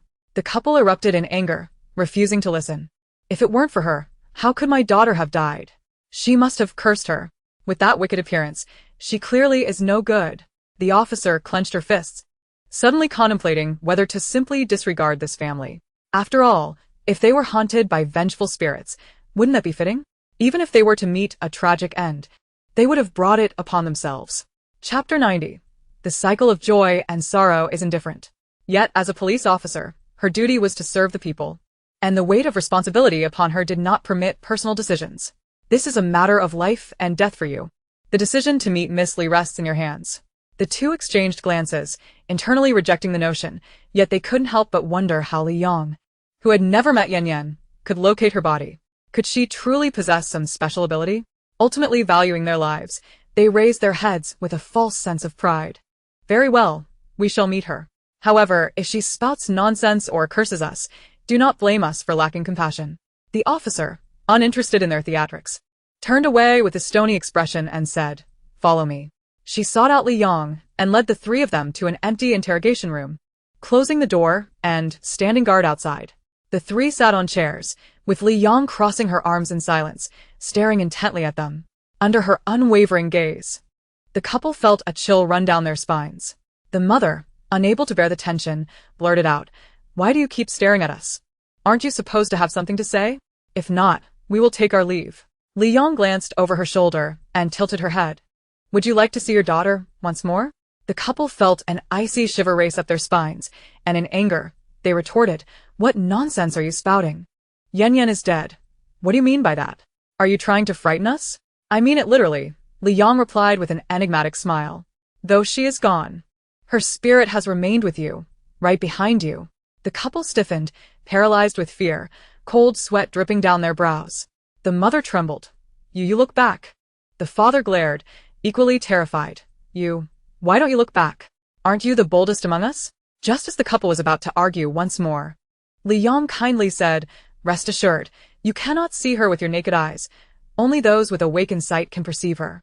Their anger swiftly morphed into embarrassment at her words, believing Li Yang was merely toying with them. The mother abruptly turned around, only to find nothing there, which fueled her fury. She stood up, pointing an accusing finger at Li Yang. You wretched girl, how can you be so cruel? Don't you know it's wrong to frighten people? If anything happens to us, will you take responsibility? Li Yang replied nonchalantly, I did not deceive you. Your daughter transformed into a vengeful spirit last night and has been haunting you since. Did you not spend the night plagued by nightmares? That is one of the symptoms of being tormented by a malevolent spirit. The mother was momentarily taken aback. She had indeed experienced a night filled with nightmares, but had attributed it to the exhausting argument with her son earlier that day. Two voices emerged in her mind, one dismissing Li Yang's words, claiming that ghosts could not possibly exist, while the other, filled with dread, warned her. What if they truly did? Would that not mean her demise? The father seemed to share the same thoughts. Both of them pale, and at a loss for how to react. Li Yong glanced at the time on her phone, eager to expedite the matter. Your daughter died harboring resentment. She relinquished her chance at reincarnation to become a vengeful spirit, seeking vengeance against you. I can assist you in resolving this issue. But you must agree to certain conditions. What conditions? The mother, still caught off guard, followed Li Yang's lead in questioning. Li Yang smirked, her tone calm. First, you must give your daughter a proper burial, visiting her grave sincerely to repent and apologize every year during Qingming, Zhongyuan, Winter Solstice, and Chinese New Year. Second, half of any money you reclaim from her must be donated, while the other half should be deposited into a bank account for your son. Third, you must vow never to mistreat your son's future wife. Otherwise, you shall meet a tragic end within a week. What? Apologize to her? We can treat our own daughter as we please. It's just a bit of money. The mother rejected the idea without a moment's thought. Li Yang scoffed. You have also taken her life.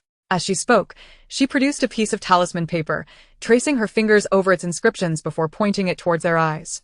Though they were indeed unworthy as parents, did they not realize that sacrificing the chance for reincarnation for such individuals was utterly unjustifiable?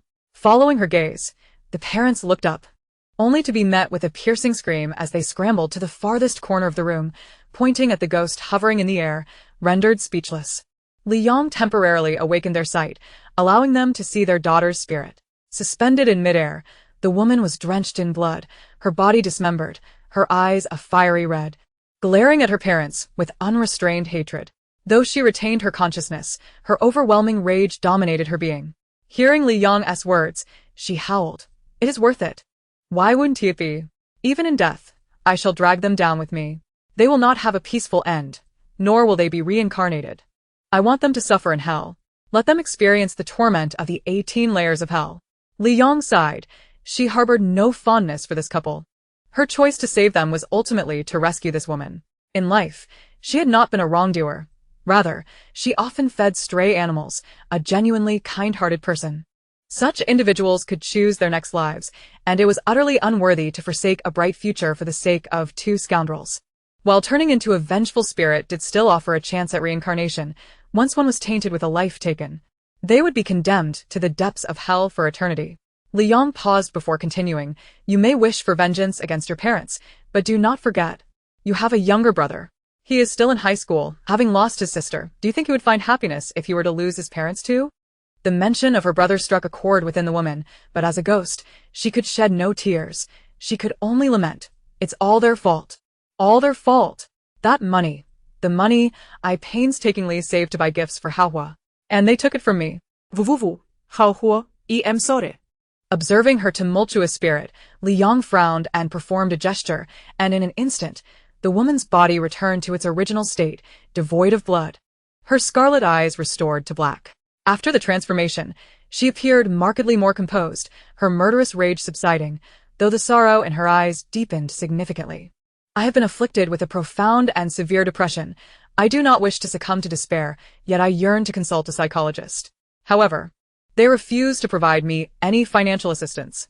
They are aware of my paydays, and each time, they come to claim all my earnings on that very day. I long for recovery, yet I find myself powerless. Just a few days ago, they discovered my secret savings and are unwilling to allow me to keep any of it. I truly cannot endure this any longer. I found myself lying beside the train tracks, fully aware that I should not consider ending my life at this juncture. Yet I feel utterly overwhelmed. The torment is unbearable, with suicidal thoughts enveloping me daily. When the train approached, regret washed over me, but it was too late to escape. I lament deeply, for I have yet to fulfill my promise to Haohua. I am at a loss as to what to do, and I weep silently. Though no tears come forth, only sorrow spills over. Li Yang is uncertain of her own emotions, yet she feels compelled to prevent her own parents from meeting a tragic end. Surely, there must be a better resolution to this dilemma. Chapter 91. Evil is ultimately repaid. Li Yang turned her gaze towards the two individuals standing dumbfounded in the corner, her brow furrowing as she spoke. Your parents' situation cannot be resolved through legal means, yet you cannot resort to taking their lives. Did you hear the conditions I just proposed? If you have any requests, feel free to voice them. You have yet to commit a wrongdoing. I can assist in your rebirth, allowing you to choose a more virtuous family in your next life. The woman wavered, and after regaining her composure, she realized her greatest concern was her younger brother.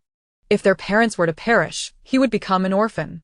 Although the money taken from her would ultimately go to him, familial bonds cannot be substituted by wealth. Her brother is already in high school, and during such a critical period, a series of devastating blows could easily lead him into despair and depression. After all, she herself fell into depression due to relentless hardships. Having come to terms with her thoughts, she exhaled gently and addressed Li Yang. They have wronged me, and I wish for them to receive their rightful punishment after death. I find your 3 conditions to be quite agreeable. I am grateful for your willingness to assist me. Li Yang shook her head, stating that she was merely acting on impulse. Rest assured, such individuals as your parents are destined for hell after their demise. I will ensure that your brother receives attention and support. I hope you find happiness in your next life. The woman nodded, unable to suppress her desire to ask, "May I see how one last time?" Li Yang nodded in agreement, but first, the 2 individuals must be dealt with. She approached them and declared, "You have all heard our conversation. Will you accept the conditions or choose to be killed by your daughter?" "Why you? Are you human or a ghost?" The mother nearly broke down, her understanding of reality shattered by the events of the day. "I am indeed human." Now, Let us not waste any more time. What is your final decision? The parents exchanged glances, their hearts racing with shock and fear. Yet they found it impossible to dismiss the reality of their daughter's spirit standing before them. We agree. Please, take her away." They pleaded with Li Yang. "Then swear it," she instructed. "Do not think that a mere casual promise will suffice. I can make you see ghosts and ensure your oath is fulfilled.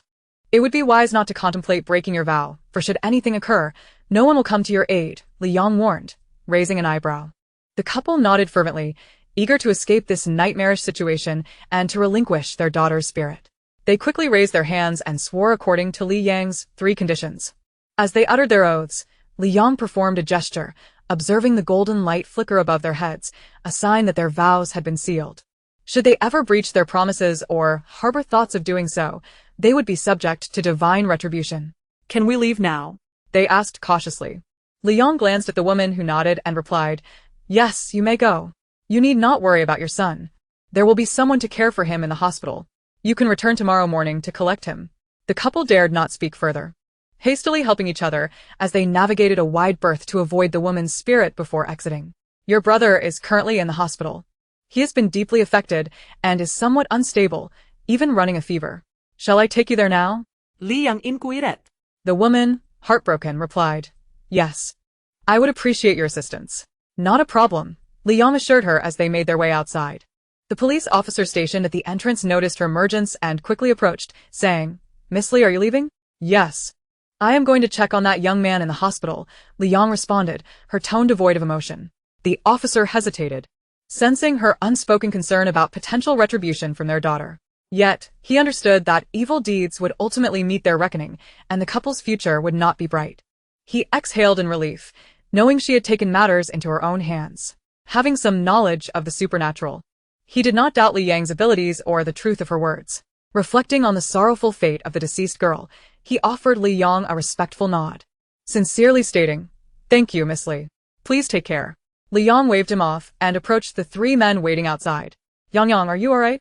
Li Ziming inquired with concern. "I am fine, second brother. However, I would like to visit the hospital. May I?" Li Yang smiled. "Of course. Here, put on this scarf. It's quite cold outside after dark," Li Ziming said, reaching for the scarf from Li Jingyuan, only to be preempted by Li Jingyuan, who carefully wrapped it around Li Yang's neck, expressing satisfaction. "This is perfect. Let me know if you feel cold." Seeing her second brother's frustration at being outdone, Li Yang smiled knowingly. "All right, let us be on our way." Once in the car, Gu Beichen finally spoke. "Young, may I inquire about today's events?" His tone was devoid of interrogation, merely curiosity. Li Yang felt no discomfort in sharing, and thus she explained the situation to them. Gu Beichen seemed relatively unfazed, having been somewhat prepared due to his cousin's prior experiences, but the 2 brothers from the Li family were genuinely astonished. Yang, how did you acquire such abilities?" Li Ziming asked, genuinely intrigued. They had previously regarded the talismans she gifted them as mere tokens, but now they realized their significance. "I encountered a master during my childhood who taught me." Li Yang fabricated a small eye, and the 3 did not question her further. Considering it reasonable for someone from the mystical realm to possess unique skills, such as concealing their whereabouts, they felt pleased, for it indicated that Li Yang was capable of self-defense. Aeyong, keep this matter to yourself, Gu Baichen advised after a moment's contemplation. Li Jingyuan added earnestly, Yang, do not reveal your abilities lightly. Indeed, Yang must protect herself. We cannot allow her to be targeted by those with malintent, they all emphasized. Li Yang nodded in agreement, assuring them, I understand. I have only shared this with you three. The trio nodded in satisfaction as the car soon arrived at the hospital entrance. Shall we accompany you? They asked, having been informed of her intentions. Li Yang shook her head, stating, it would be inconvenient for too many people to witness the conversation between the woman and Hao. I will be out shortly. Very well, we shall wait for you. Remember to call if anything arises, they replied as Li Yang escorted the woman to Hao's hospital room. It was a single-occupancy room where the young boy lay in a daze, receiving an intravenous strip. After ensuring the nurse had left, Li Yang closed the door and approached the bedside. The boy remained lost in thought, still grappling with the reality of his sister's passing. Tears brimmed in his eyes, yet remained unfallen, until he heard a familiar voice tremblingly calling his name, Hao. He froze, disbelief washing over him as he turned towards the source of the voice, fearing it was merely an auditory hallucination. Chapter 92, A Great Calamity Awaits. The moment he laid eyes on the woman, his tears cascaded down his cheeks. The youth rubbed his eyes, feeling as though he were not only hallucinating sounds but also visions. Yet, upon lowering his hands and still perceiving the familiar figure, he could not help but cry out, Sister, is that you? Am I merely imagining this? The woman, filled with tenderness, approached him, wishing to wipe away his tears. But her outstretched hand merely passed through his body. Indeed, she was now a ghost, unable to physically touch the living. Hao, it is me, your sister. I have come to see you one last time. Soon, I must depart. You must be obedient and study well, so that I can rest easy, she said, offering a gentle smile, conversing with him as she always had. The boy reached out, attempting to touch her, but upon realizing he could not, his eyes reddened anew. Sister, why are you so foolish? You must be in so much pain. It's all my fault. If it weren't for me, our parents wouldn't have been so biased against you. She shook her head, smiling softly.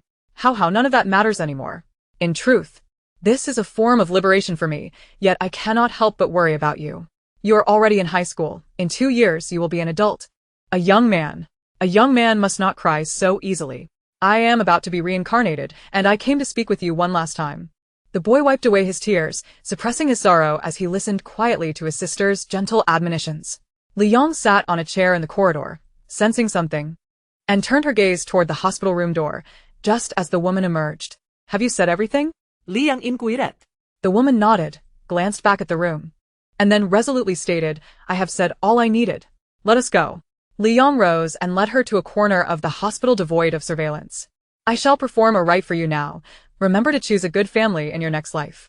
With that, she raised her hands in a solemn gesture, her expression grave, as a radiant white light began to envelop the woman's feet. As the light dissipated, the woman's spirit began to grow transparent. Li Yang pointed out a path. Go in that direction. Since you are being guided to the afterlife, there will be no specters to escort you. The woman nodded, thanked her, and floated toward the direction indicated, entering a suddenly materialized door. Having resolved one matter, Li Yang exhaled softly, a stream of unseen merit flowing into her being. She silently sent her blessings to the spot where the woman had vanished. As for why she urged the couple to donate half of their wealth, it was to conclude the karmic ties. Her intervention not only saved the lives of the two, but also secured the woman's future. That half of the wealth was her fee, but she required none of it, and thus encouraged them to donate it, hoping to accumulate some virtue for the woman's smoother journey in the next life. Do we really have to donate half of the money? The father hesitated upon returning home. The mother shot him a glare, retorting, Donate? This money is meant for Hao to marry. Why should we give it away? But we promised that girl we would donate, and we even swore an oath, the father insisted. Are you losing your mind? It's just an oath. So many people have sworn oaths. Have you ever seen anyone come to a bad end? The mother dismissed. Yet, the father felt that Li Yang was not one to speak lightly. Let us just donate half, shall we? We've saved quite a bit over the years. Donating half is not a big deal. The mother exploded. You will not touch that money. She's gone. What do you fear? Don't even mention donations. I won't even go to her grave. Just find me place to bury Yan tomorrow, and that's it. Suddenly, in the midst of her outburst, The mother clutched her chest and collapsed to the ground, a sharp pain in her heart causing her to writhe. The father was startled and rushed to help her up. "What's wrong?" Ah, "It hurts. My heart," she cried out, consumed by agony, unable to think of anything else. The father was alarmed. His wife had never had heart issues. How could she suddenly suffer from angina? Remembering Li Yang's words, he shuddered and shouted, "Quick! We swear we will donate and visit the grave. We will honor our vow." The mother, hearing this, instinctively apologized into the air, promising she would not think like that again. After a while, the excruciating pain gradually subsided, leaving both of them drenched in cold sweat. The mother, still in shock, was forced to accept the situation. From then on, they would have to adhere to the terms of their oath, without harboring any reluctance, lest such punishment should return at any moment. Before long, the next day arrived, and it was time for Li Yang to return to Hu province. She declined her family's insistence on accompanying her to the airport, opting instead to fly with Li Ziming and Gu Beichen. Settling into first class, she prepared to take a nap, but was suddenly seized by a sensation of palpitations. Startled, she opened her eyes wide, furrowing her brow as she calculated the omens, which foretold a great calamity on this journey. The two, having just stowed their luggage and preparing to sit, looked at Li Yang, who had abruptly stood up, puzzled. Yang, did you forget something?" Li Yang, her expression grave, whispered in a tone only the three of them could hear, "There's something wrong with this plane." They exchanged bewildered glances, observing the other passengers taking their seats, and moved closer to her. Gu Beichen inquired softly, "Are you sure?" Li Yang nodded, her demeanor serious. "I suddenly had a bad feeling, so I consulted the omens, which indicated there is an issue with the left wing of the aircraft." Li Ziming pondered for a moment. "I just noticed that the engines are located beneath the wings. Does that mean the engine is malfunctioning?" Gu Beichen stated gravely, "If there is indeed an issue with the engine, given the size of this aircraft, it would be challenging to land safely. The consequences could be—" He left his sentence hanging, but all three understood the implication. The engine is the heart of the plane, although there are multiple engines. If this larger aircraft relies on just two, the failure of either would make a safe landing impossible, leading to the most dire of outcomes. Realizing this, the three were unable to remain seated. "We need to find the captain," Li Ziming declared, striding toward the cockpit, with the others quickly following. However, they were met with resistance at the cockpit door. A flight attendant, smiling, said, "I'm sorry, but this is the cockpit. Passengers must return to their seats. Outsiders are not allowed in." Li Ziming understood the urgency of the situation. The plane was set to take off in less than 20 minutes. And if they could not resolve the issue by then, they would all perish. Glancing around and seeing only the one flight attendant, he lowered his voice. "We are not trying to cause trouble. The plane's engine has a problem. Please let us speak to the captain." Chapter 93. Flight Cancellation. The flight attendant's demeanor shifted as she regarded the three of them, scrutinizing their youthful, attractive faces, wondering if they were some influencers seeking thrilling content. sorry. "Sir, the cockpit is truly off-limits." She firmly declined their requests, asserting that the plane was not a playground for viral antics. Gu Beichen, sensing her skepticism, glanced at the clock and said, "We're not trying to incite panic. Pre-flight checks are standard. May I ask if this aircraft was inspected today?" The flight attendant looked at him, her attitude softening as she considered his politeness. "We flew in from High Province, and the flight lasted 5 hours. There were no issues during the pre-flight check. However, due to the short turnaround time, we did not conduct an extensive inspection this time." Li Yang frowned. Realizing that just because no problems had arisen previously did not guarantee the aircraft was free of issues. "We can refrain from entering, but please inform the captain. If there is indeed a problem with the engine, the responsibility is not one you can bear." The flight attendant furrowed her brow, contemplating the words of the three individuals. Internally, her mind wavered like a scale. On one side, she harbored doubts about their claims, wondering if they were merely staging a scene for a video, but on the other, she feared the implications if their assertions were indeed true. After a minute of deliberation, she clenched her teeth and made a decision. "Very well, please wait a moment. I shall go inform the captain." As a flight attendant, her foremost desire was to ensure the safety of the aircraft. Thinking of her family waiting for her to return home for their holiday, she ultimately chose to trust the three. Upon seeing her enter the cockpit, the three men exhaled slightly in relief. Shortly thereafter, the flight attendant returned with the captain, a tall and serious young man in his 30s. Upon noticing the trio, he spoke in a grave tone. "So, You're the ones claiming there is an issue with the engine? Gu Beichen stepped forward. Yes. We kindly request that you arrange for an inspection as soon as possible and cancel the flight. This plane cannot take off. The captain frowned, scrutinizing the three of them. Do you understand the consequences if the engine is, in fact, functioning properly? Captain, we are willing to bear any consequences, but this aircraft truly cannot take off. Please. We implore you to notify someone for an inspection, Li Ziming stated earnestly. The captain, his expression stern, appeared deep in thought. Several minutes passed before he finally replied, I can acquiesce to your request, but you must persuade the passengers aboard. The PA system is at your disposal, and I shall contact the staff. The three nodded and followed the flight attendant to the broadcasting room, while the captain stepped aside to power up his phone and reach out to the necessary personnel. This is the broadcasting device.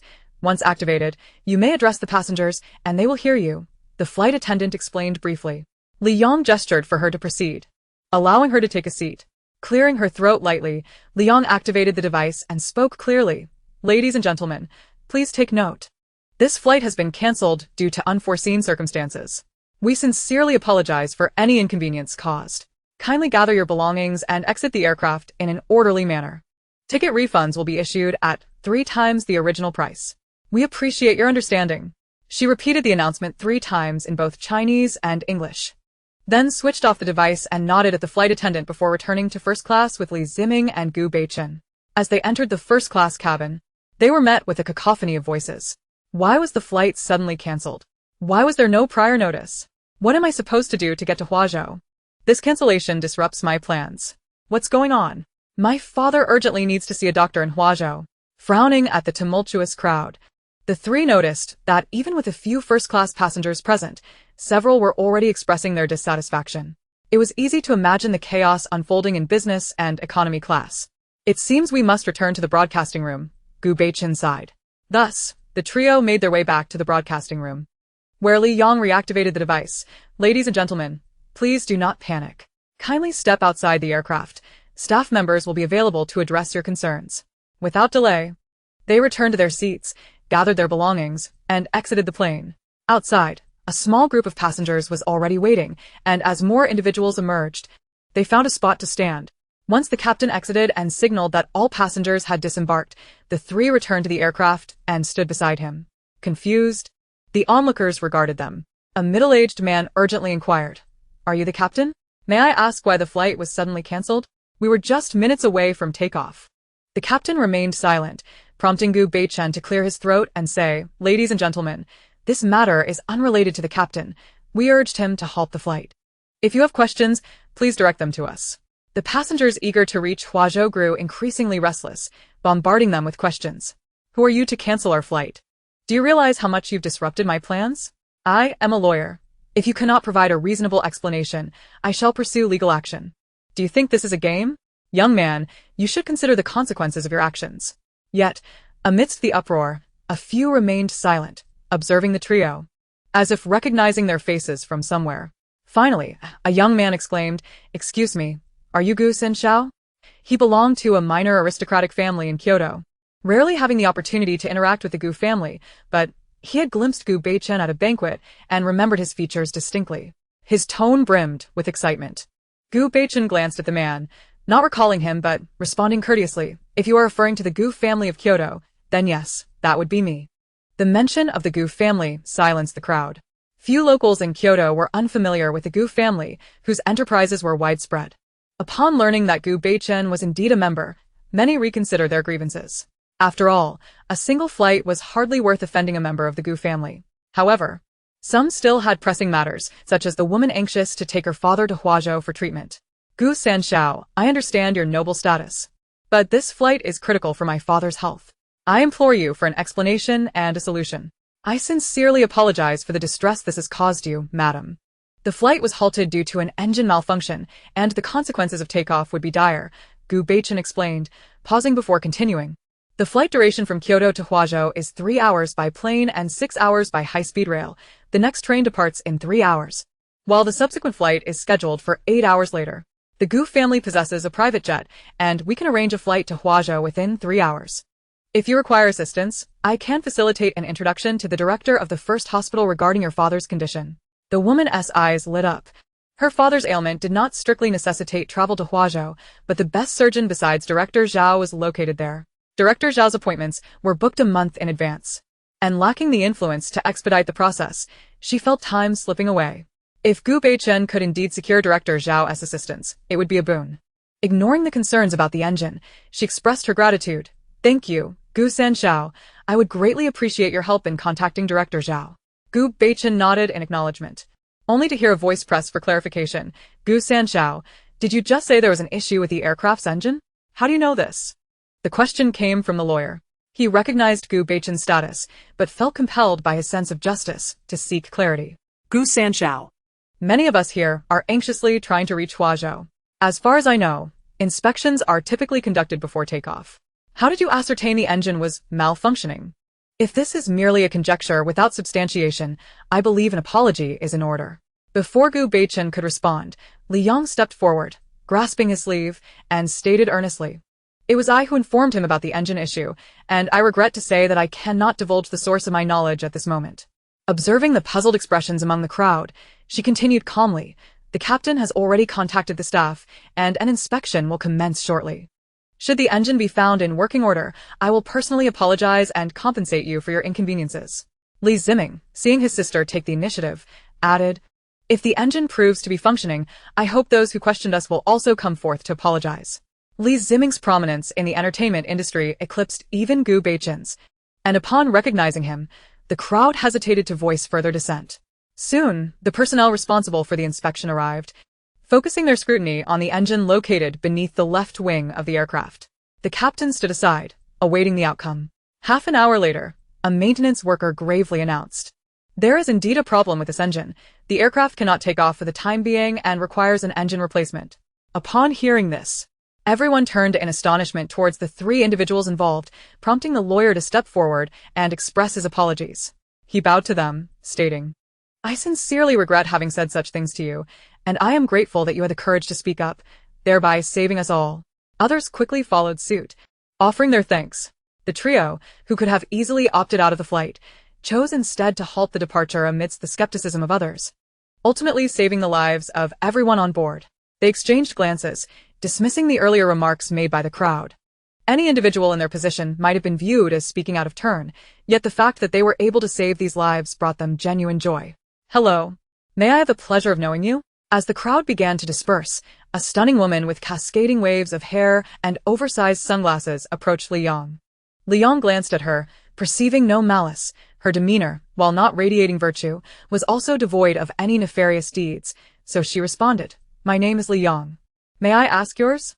The woman removed her sunglasses, a smile gracing her lips, revealing a striking beauty that was indeed impactful.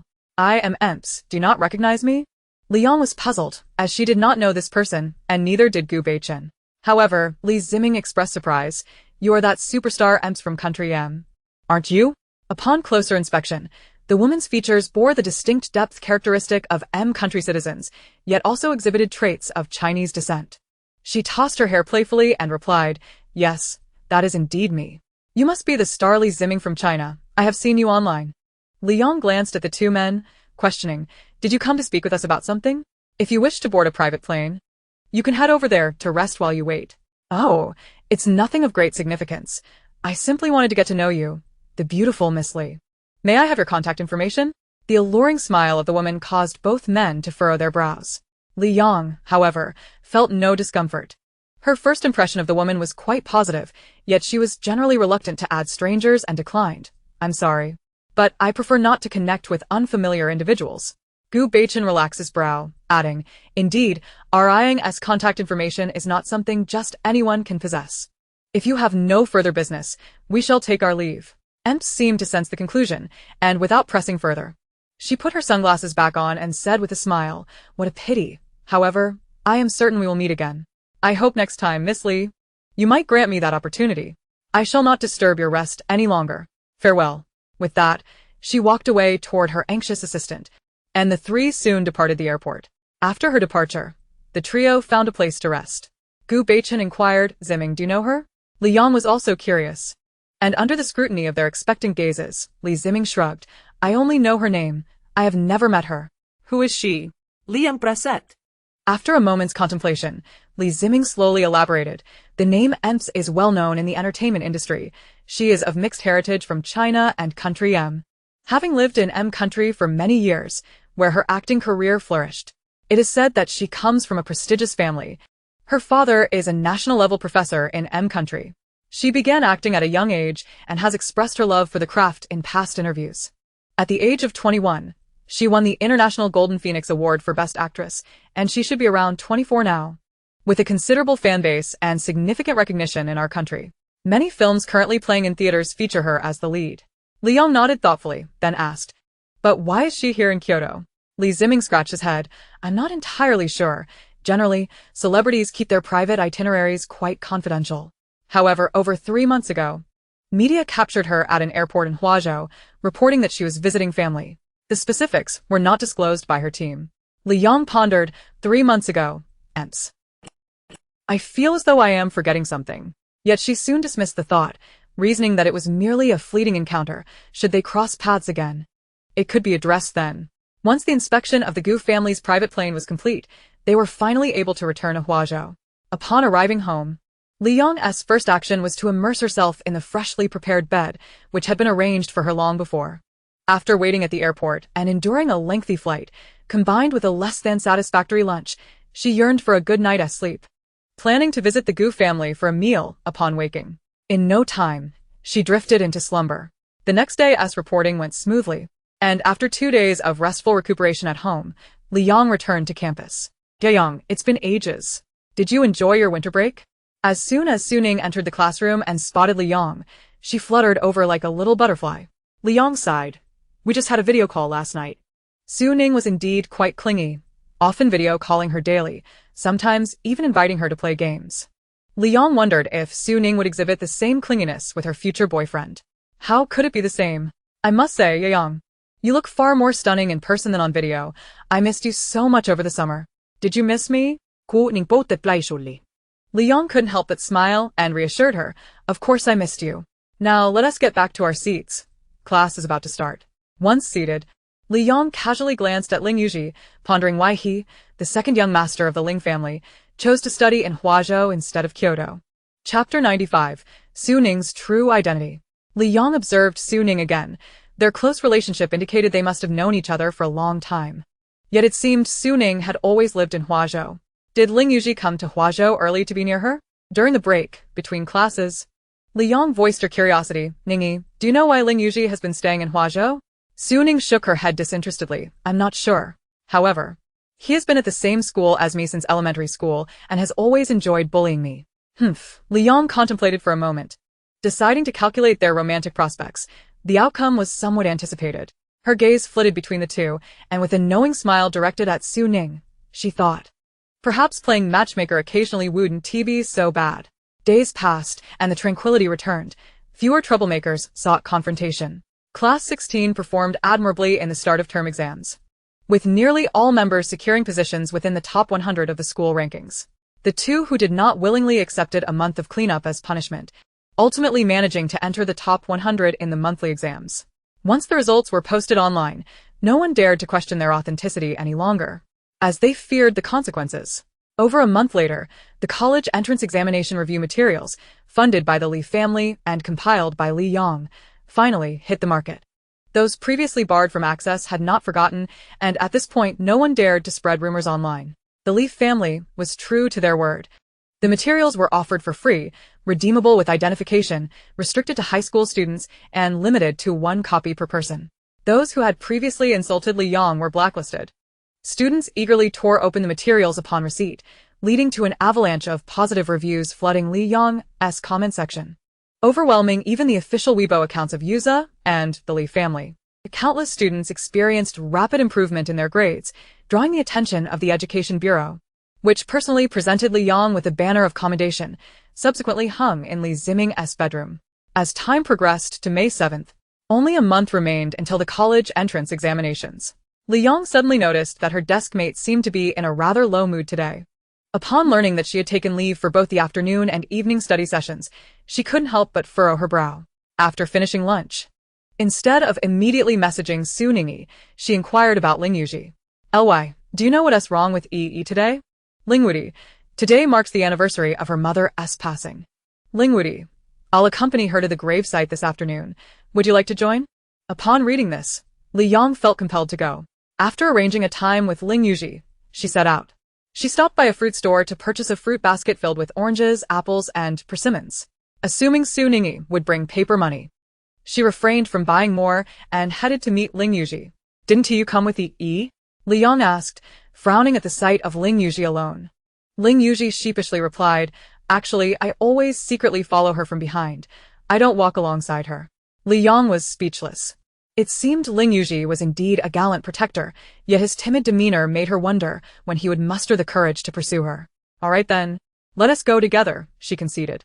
Thus, the two drove to a cemetery, with Li Yang trailing behind Ling Yuji until they gradually spotted Su Ningyi. She was kneeling by a tombstone, wiping away tears and burning paper money, accompanied by a young man in a suit, whose weary face mirrored her sorrow as he also engaged in the ritual. They chose not to intrude and waited until the ceremony concluded before Li Yang gently called out. Yi. Su Ningyi turned in surprise, her eyes still swollen from crying. Upon seeing them, she forced a smile that fell short of cheerful. What brings you here? Aren't you supposed to be in class? Ling Yuji clenched his fist, suppressing the urge to approach and wipe her tears. Li Yang asked if I knew why you took leave, so I brought her along to see you. Though Su Ningyi was feeling down, she shot a glare at Ling Yuji. Have you been trailing me for ages? I always felt like someone was watching me. I thought it was the cemetery's ominous aura. Ling Yuji coughed awkwardly. I was just worried about you. Su Ningyi huffed but said nothing more. Li Yang stepped back forward, placing the fruit basket down and gazing at the photo on the tombstone. The picture depicted a strikingly beautiful young woman, her gentle features bearing a resemblance to Su Ningyi, while the young man beside her shared a likeness as well. Su Ningyi looked at the photo and spoke up. This is my mother, Su Qingxue. She was an incredibly kind person, but misfortune befell her when she encountered a scoundrel. This is my uncle, 6 years younger than my mother. Uncle, these are my classmates, Li Yang and Ling Yuji. The young man glanced at them and nodded. I am Yi's uncle. Thank you for caring for her. It eases my worries knowing you're here. Li Yang shook her head. There's no need for formality, uncle. We are all friends of Yi. It's only natural to look out for one another. The name Su Qingxue stirred a faint familiarity in Li Yang's mind. Yet this was not the appropriate moment to delve into such matters. After assisting with the gravesite rituals, they departed the cemetery. After bidding farewell to Su Xiangyu, Yi's uncle, the three settled into the car for the journey back. Li Yang sat beside Su Ningyi in the back seat, retrieving a small cake from the front passenger seat and handing it to her. Yi, this is your favorite little cake. Eat it and don't be sad anymore.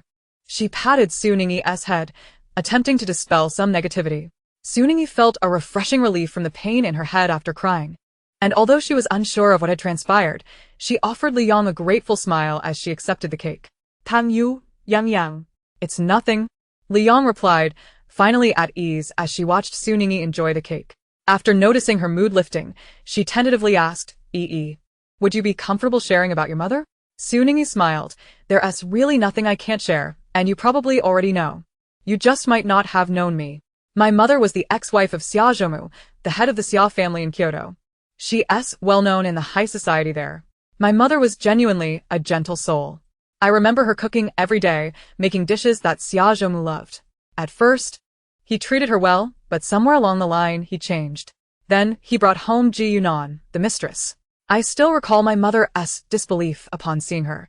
I watched Ji Yunan flaunt her arrogance while turning to my father to complain.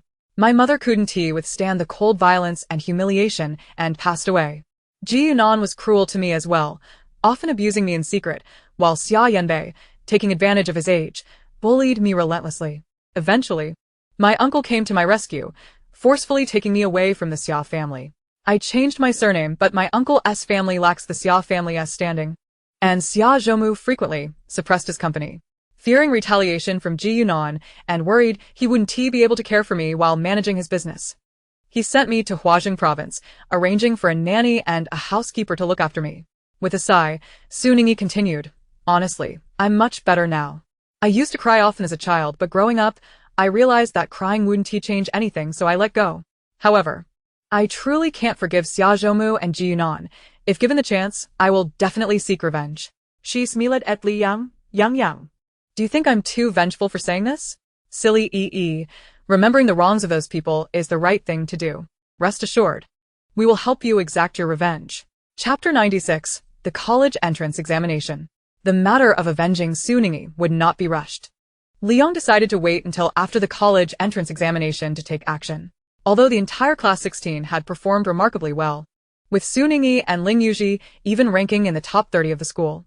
The review materials she had distributed would undoubtedly result in significantly higher admission scores this year than in previous years. Regardless of their identities, Liang maintained that the college entrance examination was of utmost importance. Thus, in the ensuing month, under Li Yang's supervision, both students played fewer games and appeared increasingly drained, yet their grades steadily improved. Time passed swiftly, and on June 6, Li Yang's family arrived in Huazhong province, including Grandpa Gu and Lin Luodong, while Gu Jingheng remained in Kyoto to manage company affairs. 3 months prior, Liang had administered the last injection to Grandpa Gu, although his health required gradual recuperation. He could walk without assistance, and Yun Luoyue had nearly returned to optimal health. Everyone had come to support Liang during her college entrance examination. Yujie was one of the examination venues, and Liang was fortunate to be assigned to her school for the test, where most of class 16 were also present. Yang, don't be nervous. It's alright if you don't do well. Our family doesn't place much importance on this. Just do your best. Yun Luoyue reassured, holding Liang's hand. In reality, Liang felt no anxiety at all. Instead, the expressions of those accompanying her were grave, as if they were the ones taking the exam. She smiled helplessly. Mom, I'm not nervous at all. I'll finish quickly, and then I can return to Kyoto to be with you. Go for it, Yang. After the exam, I'll take you out for a delicious meal, Li Ziming said, ruffling her hair. However, Li Hongye smacked his head, glaring, Shu, you rascal. Don't you know that diet is crucial during the college entrance exam? What if you take your sister out and upset her stomach? You'd better go home and cook properly, or you'll face your father's wrath. Li Ziming grined. Having lost count of how many times he had been smacked since his sister returned, yet he dared not retort and merely swallowed his words. Fine. Cooking for my sister is a joy. I need to think carefully about what dishes to prepare for lunch. After everyone had given Li Yang their encouragement, it was time to enter the examination room. Gu Beichen stepped forward and gently ruffled her hair, his eyes soft as he said, Ion, focus on your exam. I'll prepare your favorite dishes for lunch. The 3 men from the Li family cast deathly glares at him, while Yun Luoyue and Luotong and Grandpa Gu wore expressions of pure joy. Understood. I'm heading in now, Liang replied, clutching her exam supplies as she made her way to the examination hall. It wasn't until her figure disappeared from sight that the others withdrew their gazes.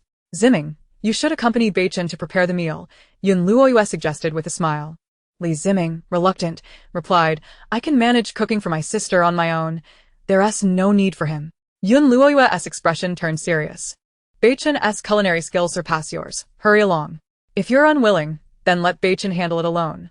With a grimace, Li Ziming followed Beichen to the market to buy ingredients, while Li Jingyuan trailed behind, eager to cook for his sister as well.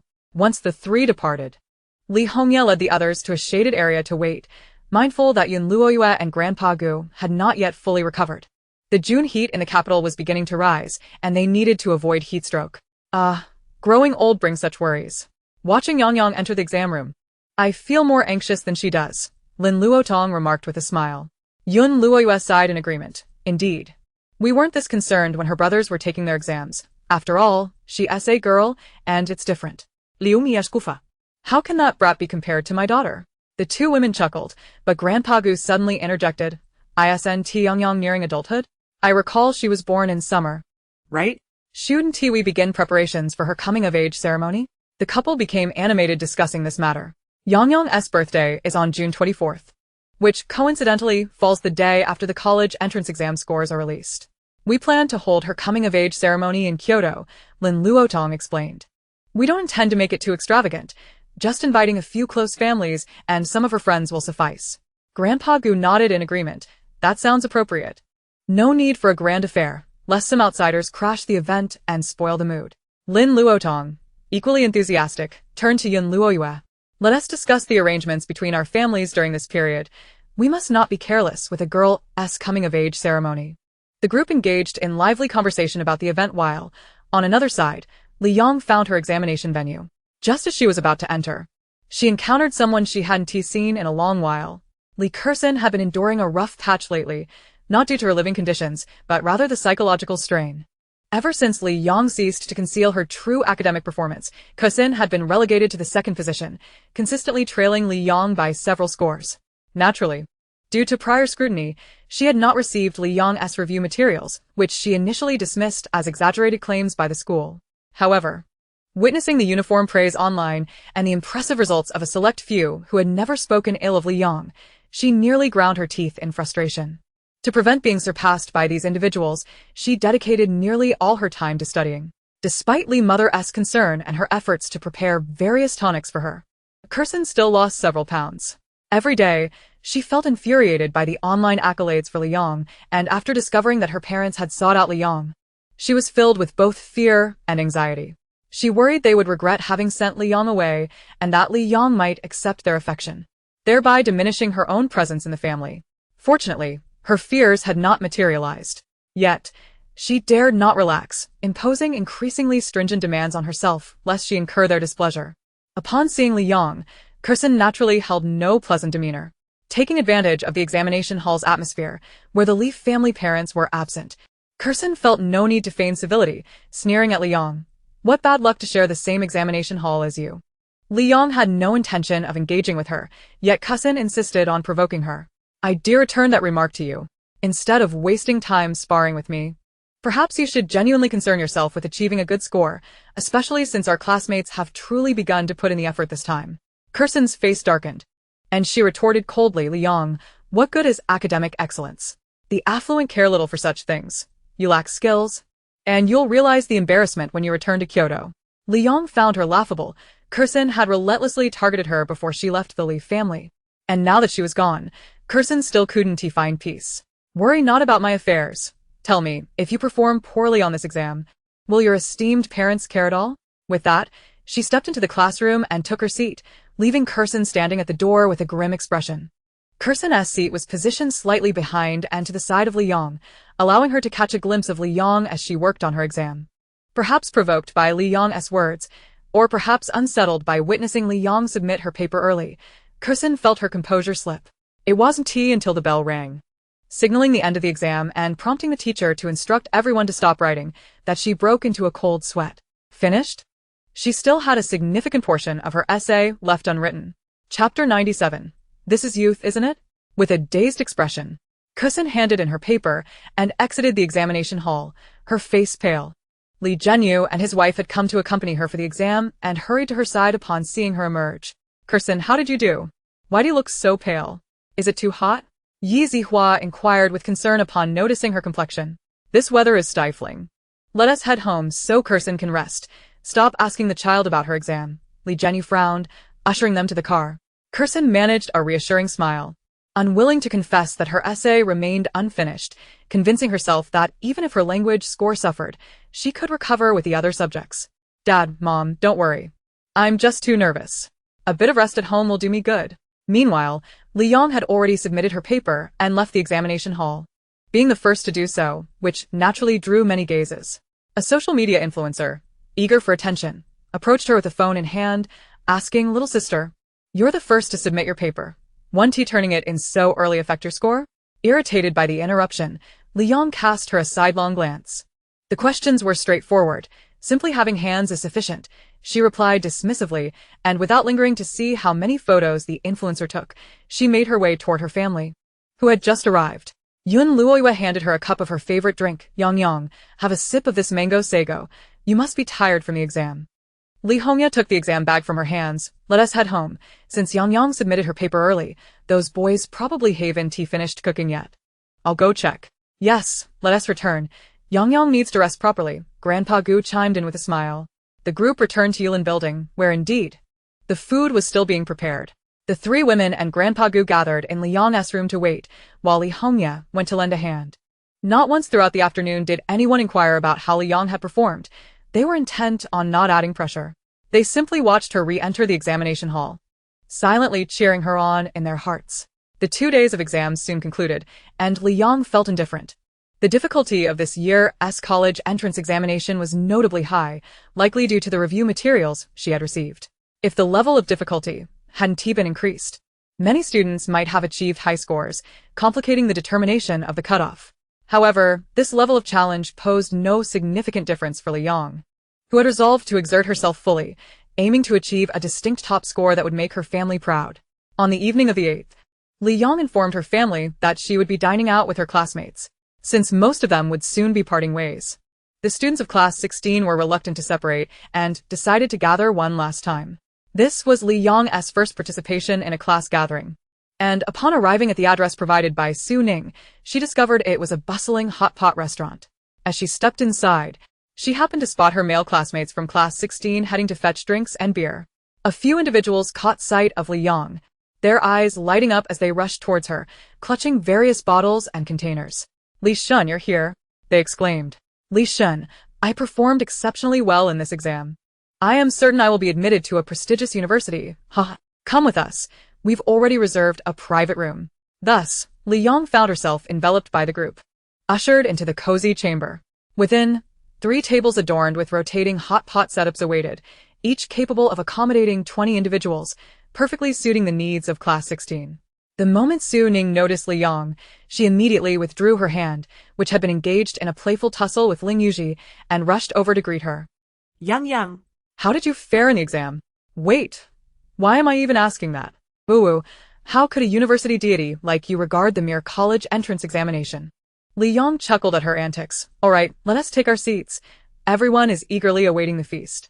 As Su Ning settled between Liang and Ling Yuji, her face flushed with excitement from the meal, Ling Yuji offered her a tissue to wipe away her sweat, but she declined. "Oh, I'm too busy enjoying the food. The ambience of hot pot requires this atmosphere. Why bother with wiping sweat? You, a grown man, are acting like a little girl." Ling Yuji, left speechless, huffed and tossed the tissue aside, grumpily taking a sip of his drink. Liang paid little heed to their banter. The flavors of the hot pot delighted her palate, and before she knew it, she had indulged a tad too much.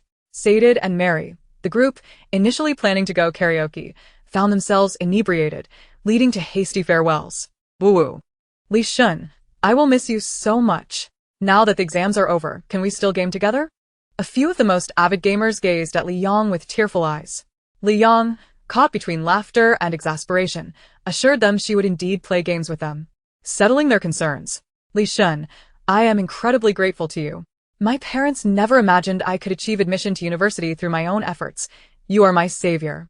One tipsy boy, swaying precariously, insisted on kneeling before Liang, but she gently pressed him back into his seat.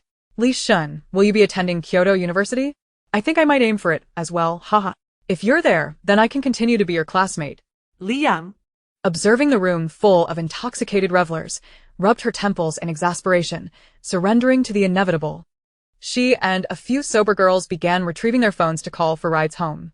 Once they had sent the others off, Liang finally exhaled in relief, leaving only herself, Ling Yuji, and Su Ning in the room. Although the 3 had all consumed alcohol, Liang, with her high tolerance, remained sober, while Su Ning, having only had a few sips, was also fine. As for Ling Yuji, he appeared outwardly composed, yet his demeanor hinted at the effects of intoxication beginning to take hold. Liang glanced at her companions, unconcerned, and then assessed Ling Yuji's state, deciding to play the role of a gentle nudge. "Well then, I shall take my leave. Be cautious on your way home alone. Remember to call if you need anything." Yang, goodbye. "I will come to Kyoto to visit you." Kuning Bamit. Bidding farewell to Liang. After her departure, only Su Ning and Ling Yuji remained. She looked at him, a hint of disdain in her expression. "I need to head home as well. You've had quite a bit to drink. Should I call a cab for you?" Ling Yuji, momentarily dazed, did not respond. Kuning, sensing something amiss, leaned closer to observe his face, only to realize his eyes were misty, unmistakably intoxicated. Haha. It turns out there really are people who appear sober when they're not. Ling Yuji? Big oaf. Ling Era? Can you hear me clearly? Ling Yuji's muddled thoughts were slightly stirred by her bright laughter. He gazed at the girl before him, her laughter bending her form. And an impulsive surge welled up within him. Amidst her laughter, Su Ning suddenly heard him declare, "Su Ning, I like you." The sound of her mirth abruptly ceased, her eyes widening in disbelief as she straightened to face him. "You, what did you say? Did this drunken fool mistakenly call the wrong name?" His voice was hoarse, Yet his gaze bore a resolute intensity she couldn't comprehend. Suning, I like you. I have liked you for a very long time. I came to Huajing University for you. Will you be my girlfriend? Perhaps it was the liquor that emboldened him, as the usually awkward boy boldly voiced his heartfelt emotions. While Li Yang, hidden behind a grand tree, silently cheered for him. Indeed, witnessing others in love is far more entertaining. Chapter 98. Professional League. Now. It was Su Ning who was left speechless. She stared at Ling Yuji's gaze fixed upon her, her face suddenly ablaze. You. You've been stammering for ages without forming a complete sentence. Ling Yuji stepped forward, closing the distance between them, articulating clearly, Su Ning, do you remember our childhood? Perhaps you don't, but we attended the same kindergarten and elementary school in Kyoto. During our kindergarten days, you always brought delightful snacks baked by your mother to share with the other children, yet you never shared with me, simply because you thought I was overweight. To prove otherwise, I reduced my meals by a bowl each day, yet still never received those treats. After your mother passed, Xia Yanbei bullied you every day. And it was I who secretly sought revenge on your behalf, although you were likely unaware of my efforts. I wanted to protect you and show you I was strong. Not merely a chubby child, but before long, you were taken away by your uncle. I pleaded with my family for ages before they agreed to let me come to Huajing to study. You always looked down on me. I know I have a bad temper, but I never took it out on you. Su Ning, at first, it might have been a childish obsession, but gradually, I realized I had developed feelings for you. I adore your laughter, your mischief, and when you are unhappy, it affects my mood as well. I wish to safeguard your smile, avenge your mother, and envision a future with you. Su Ning, I like you. As she listened to his heartfelt confession, memories of their childhood surfaced in Su Ning's mind. Indeed, they had attended the same kindergarten, where the offspring of Kyoto's elite often gathered. Her mother's culinary skills had led her to frequently bring small treats to school. Ling Yuji had indeed been a chubby child. Perhaps it was due to being the youngest, as he had always eaten heartily, being spoiled by his family. Su Ning, however, had always thought that a chubby child was unattractive and unhealthy, hence she never shared her treats with him. When they reached elementary school, Ling Yuji had slimmed down considerably. But tragically, her mother had passed away, and he could no longer savor her delicacies. As for the bullying incident, Su Ning was completely unaware that Ling Yuji had retaliated on her behalf. However, upon hearing this, she couldn't help but flare up. So, it was you who dealt with Xia Yanbei. No wonder every time I was bullied by him, I would end up being beaten by Ji Yunhan the next day. It must be because Xia Yanbei reported me to her. They dared not trouble you, so they came after me. You foolish oaf, you got me into trouble. Despite still being inebriated, Ling Yuji instinctively choked on his drink, realizing that his well-intentioned interference had backfired. Yet, all of that felt trivial. Ling Yuji forcibly shifted the topic. Su Ning, you still haven't answered whether you'll be my girlfriend. Su Ning's voice suddenly faltered, her hands fidgeted behind her back. Fingers intertwining nervously as she lowered her gaze, unable to meet Ling Yuji's eyes. Who wants to be your girlfriend? You're so foolish. What if I catch your stupidity? Ling Yuji smirked, understanding her implication, yet he had no intention of conceding. It doesn't matter if you don't agree. Rest assured. I will be by your side all summer, and when it comes time to fill out university applications, I will ensure we attend the same school. Kunink. You cannot escape me. Su Ning's eyes widened in disbelief, exclaiming, Ling Yuji, are you being unreasonable? Am I left with no choice but to acquiesce to your demands? How absurd. Should you dare to pester me, I shall inform my uncle and have him deal with you. I'm heading home now. You can remain here and enjoy the breeze. With that, she dashed away, hailing a cab and leaving Ling Yuji in a cloud of exhaust fumes. Ling Yuji chuckled, her reaction entirely predictable. Observing the vibrant spirit of the young girl, he couldn't help but clench his fists. Su Ning, in this lifetime, you shall never entertain the thought of falling in love with another. Li Yang, having witnessed the unfolding drama, withdrew her gaze with satisfaction, ambling back. The threads of fate binding the two had become significantly clearer. It was evident they would eventually be together. She began to anticipate attending their wedding. The next day, the group returned to Kyoto. After dinner, Liang opened her computer and accessed the dark web. Ly, please assist me in retrieving information on the Xia family from Kyoto. Huagua. Magician? Magician. Can't you look it up yourself? Magician. Wields knife in threat. Ly, I can't be bothered to lift a finger. Will you help or not? Magician, my apologies. I'll look it up immediately. After assigning the task to the magician, Liang left to freshen up, returning just in time to receive the requested documents. Magician. File. Magician. Has this family crossed you?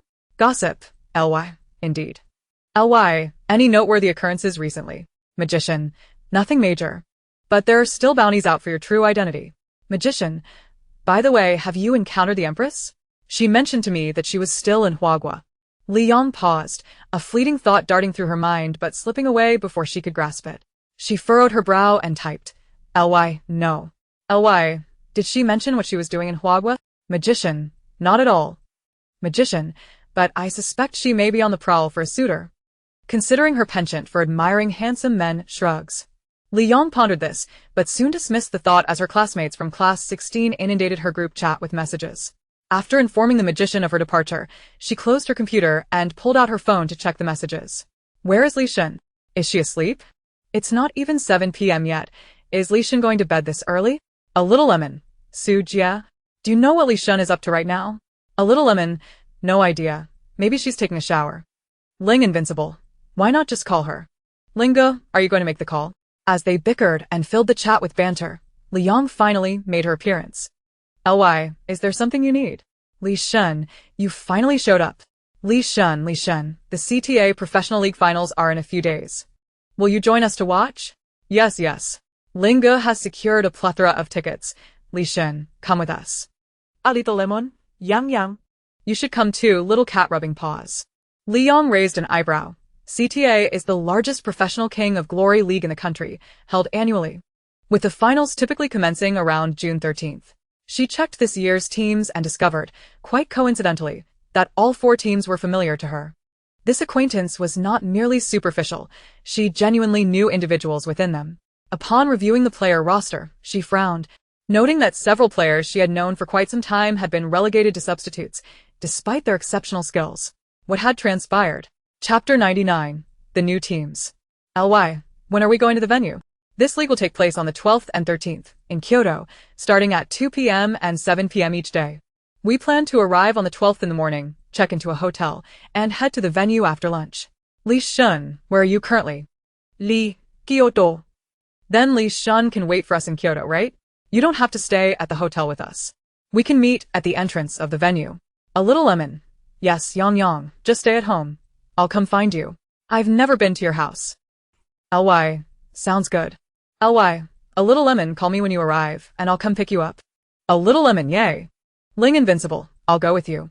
A little lemon, why haven't you returned to Kyoto yet? Who wants to go with you? Liang smirked as she watched the two bicker once more.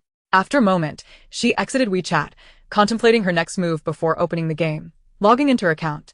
Since Class 16 discovered her true identity, she had not logged into this account, and 2 seasons had passed since.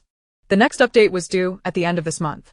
Upon logging in, a plethora of promotional screens appeared, which she patiently dismissed one by one, methodically clearing all the notifications before accessing her friend list.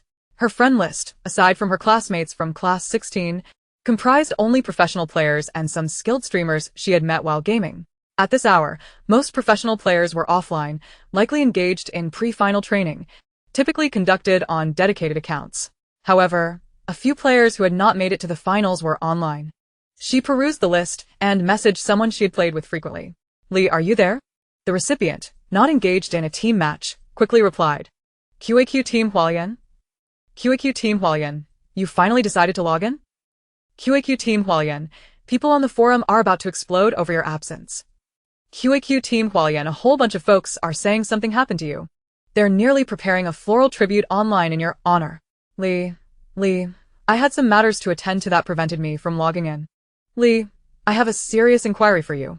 QAQ Team Hualien, what is the matter? Lee, how did Doubao and the others become substitutes? QAQ Team Hualien, I'm not entirely sure how to comment on that. QAQ Team Hualien, their team coach was replaced. And this new coach is rather difficult to deal with. Liang frowned. Lee, both teams made changes? She examined the roster and noted that 4 players she recognized had been relegated to substitutes, despite consistently proving their prowess on the battlefield. These 4 were Doubao and Qinghai from the QQ team, and Wudong and Xia Yi from the QWQ team. QAQ Team Hualien, yes. These two clubs were acquired by a wealthy scion, who directly replaced both coaches. The new coach disapproves of their playstyle, and has been suppressing them. Li, when does their contract expire? QAQ Team Hualien. Contracts are generally for 7 years. They still have 2 years remaining. QAQ Team Hualien. Alas. The peak of a professional player's career is but a few years. QAQ Team Hualien. When their contracts expire, they may find themselves without a team. Li Yang fell silent. Becoming a professional player demands not only technical prowess, but also exceptional reflexes and strategic insight, alongside the necessity of robust health. Hand speed is a crucial factor. Certain heroes reliant on skill are showcased through quick reflexes, and human bodies have peak and decline phases. Why do professional players typically retire within a few years? It is because their hand speed can no longer keep pace. Despite earning prize money for each tournament placement, the profits that actually reach the players from some unscrupulous clubs are minimal at best. Moreover, the penalties for breaching contracts typically surpass a player's savings, thereby rendering a smooth departure from the club a formidable challenge. Consequently, many professional players are left with no option but to endure their circumstances, ultimately exiting the club. But in doing so, they also depart from the professional arena. Li, do you have their contact information? Hualien from QAQ Team. Are you planning to add them? Li, yes. Hualien from QAQ Team, then add me, and I'll send you my contact card. Hualien from QAQ Team, 187.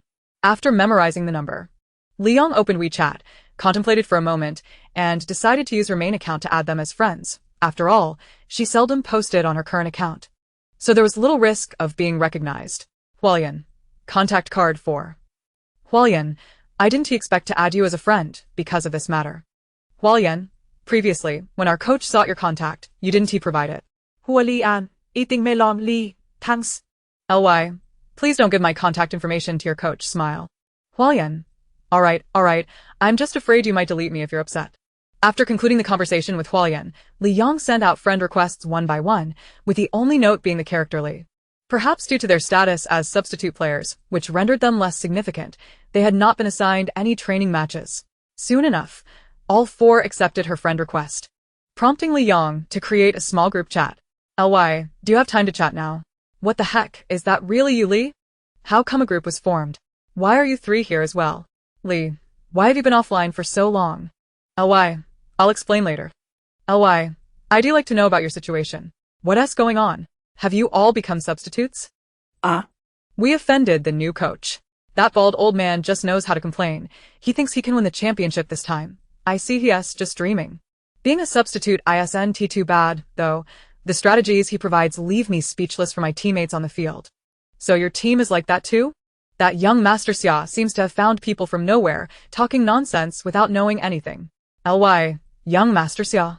Li Yang pondered for a moment. Yes. I think his name is Xia Yantai or something. It sounds terrible. His name is Xia Yanbei. I've heard his family is genuinely affluent. We can't provoke them. If it weren't for my lack of funds, I would have left this wretched team long ago. It's truly a disgrace for QWQ. Ly, do you want to quit? What do you mean, Li? Ly, I can help you exit. Ly, I could even reassemble a team right now for you to compete. The 4 of them collectively expressed confusion, their faces a mixture of bewilderment. Ly, I'm not joking. The official league sends me invitations every year, allowing me to bring a team straight to the finals. Wow. You're amazing. The big shot is indeed a big shot. We professional players can't compare. Offering tea to the big shot. But we have to pay a penalty to leave the team. Ly, don't worry about the money. How much is the penalty? Send your account numbers in the group. We're kneeling to you. After clarifying everyone's penalty fees, Li Yang promptly transferred sufficient funds to each of them and continued typing. Ly, starting today, our new team is officially established. Come up with a team name. QVQ? QXQ? QEQ? QMQ? Ly, can we change the style a bit? Chapter 100. Establishment of NRK Team.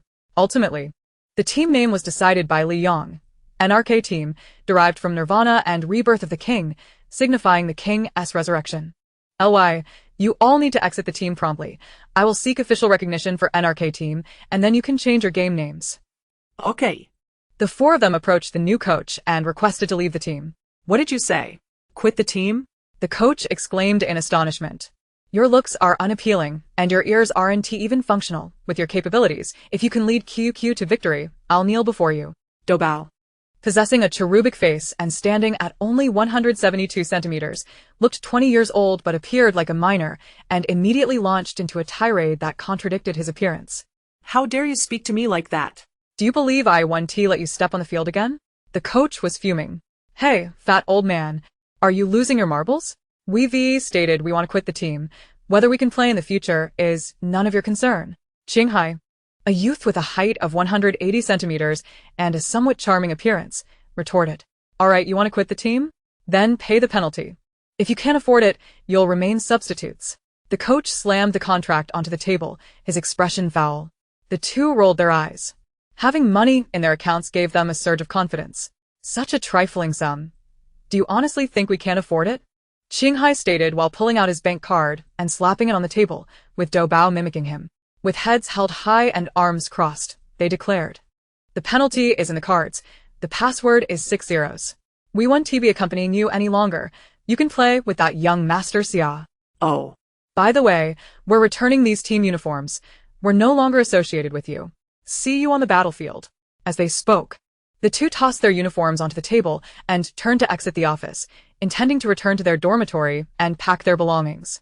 Stop right there. Stop. The coach yelled in frustration, but they paid him no heed. Seething, he snatched up the 2 bank cards, exclaiming, You think you have money? Just wait until I check the balances and blacklist you. Do you still think you can compete? I'll see which team would dare to take you. With that, he stormed out of the base and headed to a nearby bank to check the balances.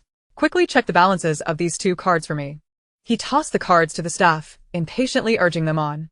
The staff member, momentarily taken aback, quickly regained her professional composure and smiled as she began her task. Sir, please enter the password. The coach entered 6 zeros. Sir, this card has a balance of 20 million yuan. Would you like to withdraw or purchase financial products? The coach, initially impatient, was taken aback, disbelief washing over him. What did you say? This card has 20 million? Yes, sir, the valid balance is indeed 20 million yuan. Now check the other one, the coach demanded, his face darkening. After inputting the password, the staff member's voice rang out again. Sir, this card has a balance of 13 million yuan. The coach was left incredulous. Qinghai had previously played mid lane with a penalty of 20 million, and Dobao, a support player, faced a penalty of 13 million. He had assumed it was impossible for them to possess such wealth, yet here they were. His countenance darkened as he reclaimed the cards, hastening back to the base while calling Xia Yanbei to inform him of the situation. Xia Yanbei brushed it off. He had already received a call from the QWQ team's coach, who mentioned those 2 were exiting the team and had settled their penalties. He couldn't care less where they had acquired the funds, as it didn't affect him. He had already informed the heads of other teams that those leaving would not be able to join another team. Meanwhile, Li Yang had also made contact with the league officials. Hello, this is the owner of the Li account. Yes. I'm here to confirm whether I can bring a team to compete in this finals. Certainly, I will be participating myself. Great. Please assist me in registering the team name, NRK team, consisting of 5 members without substitutes, Dobao, Qinghai, Wudong, Sha Yi, and Li. I would appreciate it if you could assist us in certifying our game accounts. I will add a contact method shortly to share my game ID with you.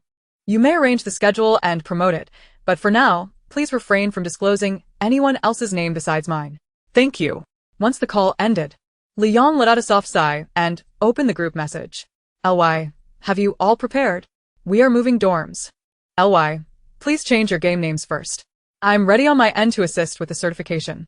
On it. After the certification was completed, Li Yang sent them an address. LY, are you in Kyoto? If so, you can head there now. If not, please find a hotel to stay for the night and come over tomorrow. We are all in Kyoto. Their team's base was indeed located in Kyoto. Did I read that right? Is this a villa? Wow, you're so wealthy. I am in awe. A villa in Kyoto. Please let me cling to your leg. LY, it's a property of mine that is unoccupied. I've arranged for someone to let you in. Please contact me upon your arrival. This villa was one of the gifts her family had bestowed upon her during the previous winter break, and it was the smallest among all the properties she received. Since it was empty anyway, it was a perfect opportunity for them to stay together, familiarize themselves, and strategize during the final 2 days they had left. Once everything was settled, it was nearly 11 p.m. Ly, let us leave it at that for now. I'll come to find you tomorrow. Good night.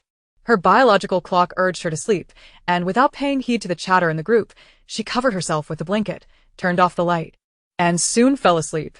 Unbeknownst to her, the league officials were also in a frenzy that night. The young man who received her call, dazed, hung up with a look that begged for silence. His colleague curiously poked him. Hey, what's up? Did you get confused over a phone call? Did a hater insult you? He paused and reconsidered. Wait, that internal call is typically reserved for those in contact with the officials, like major streamers or team coaches. So, whose call did you just take? Why are you still in a daze? Say something. The young man turned to glare at him, which sent chills down his spine.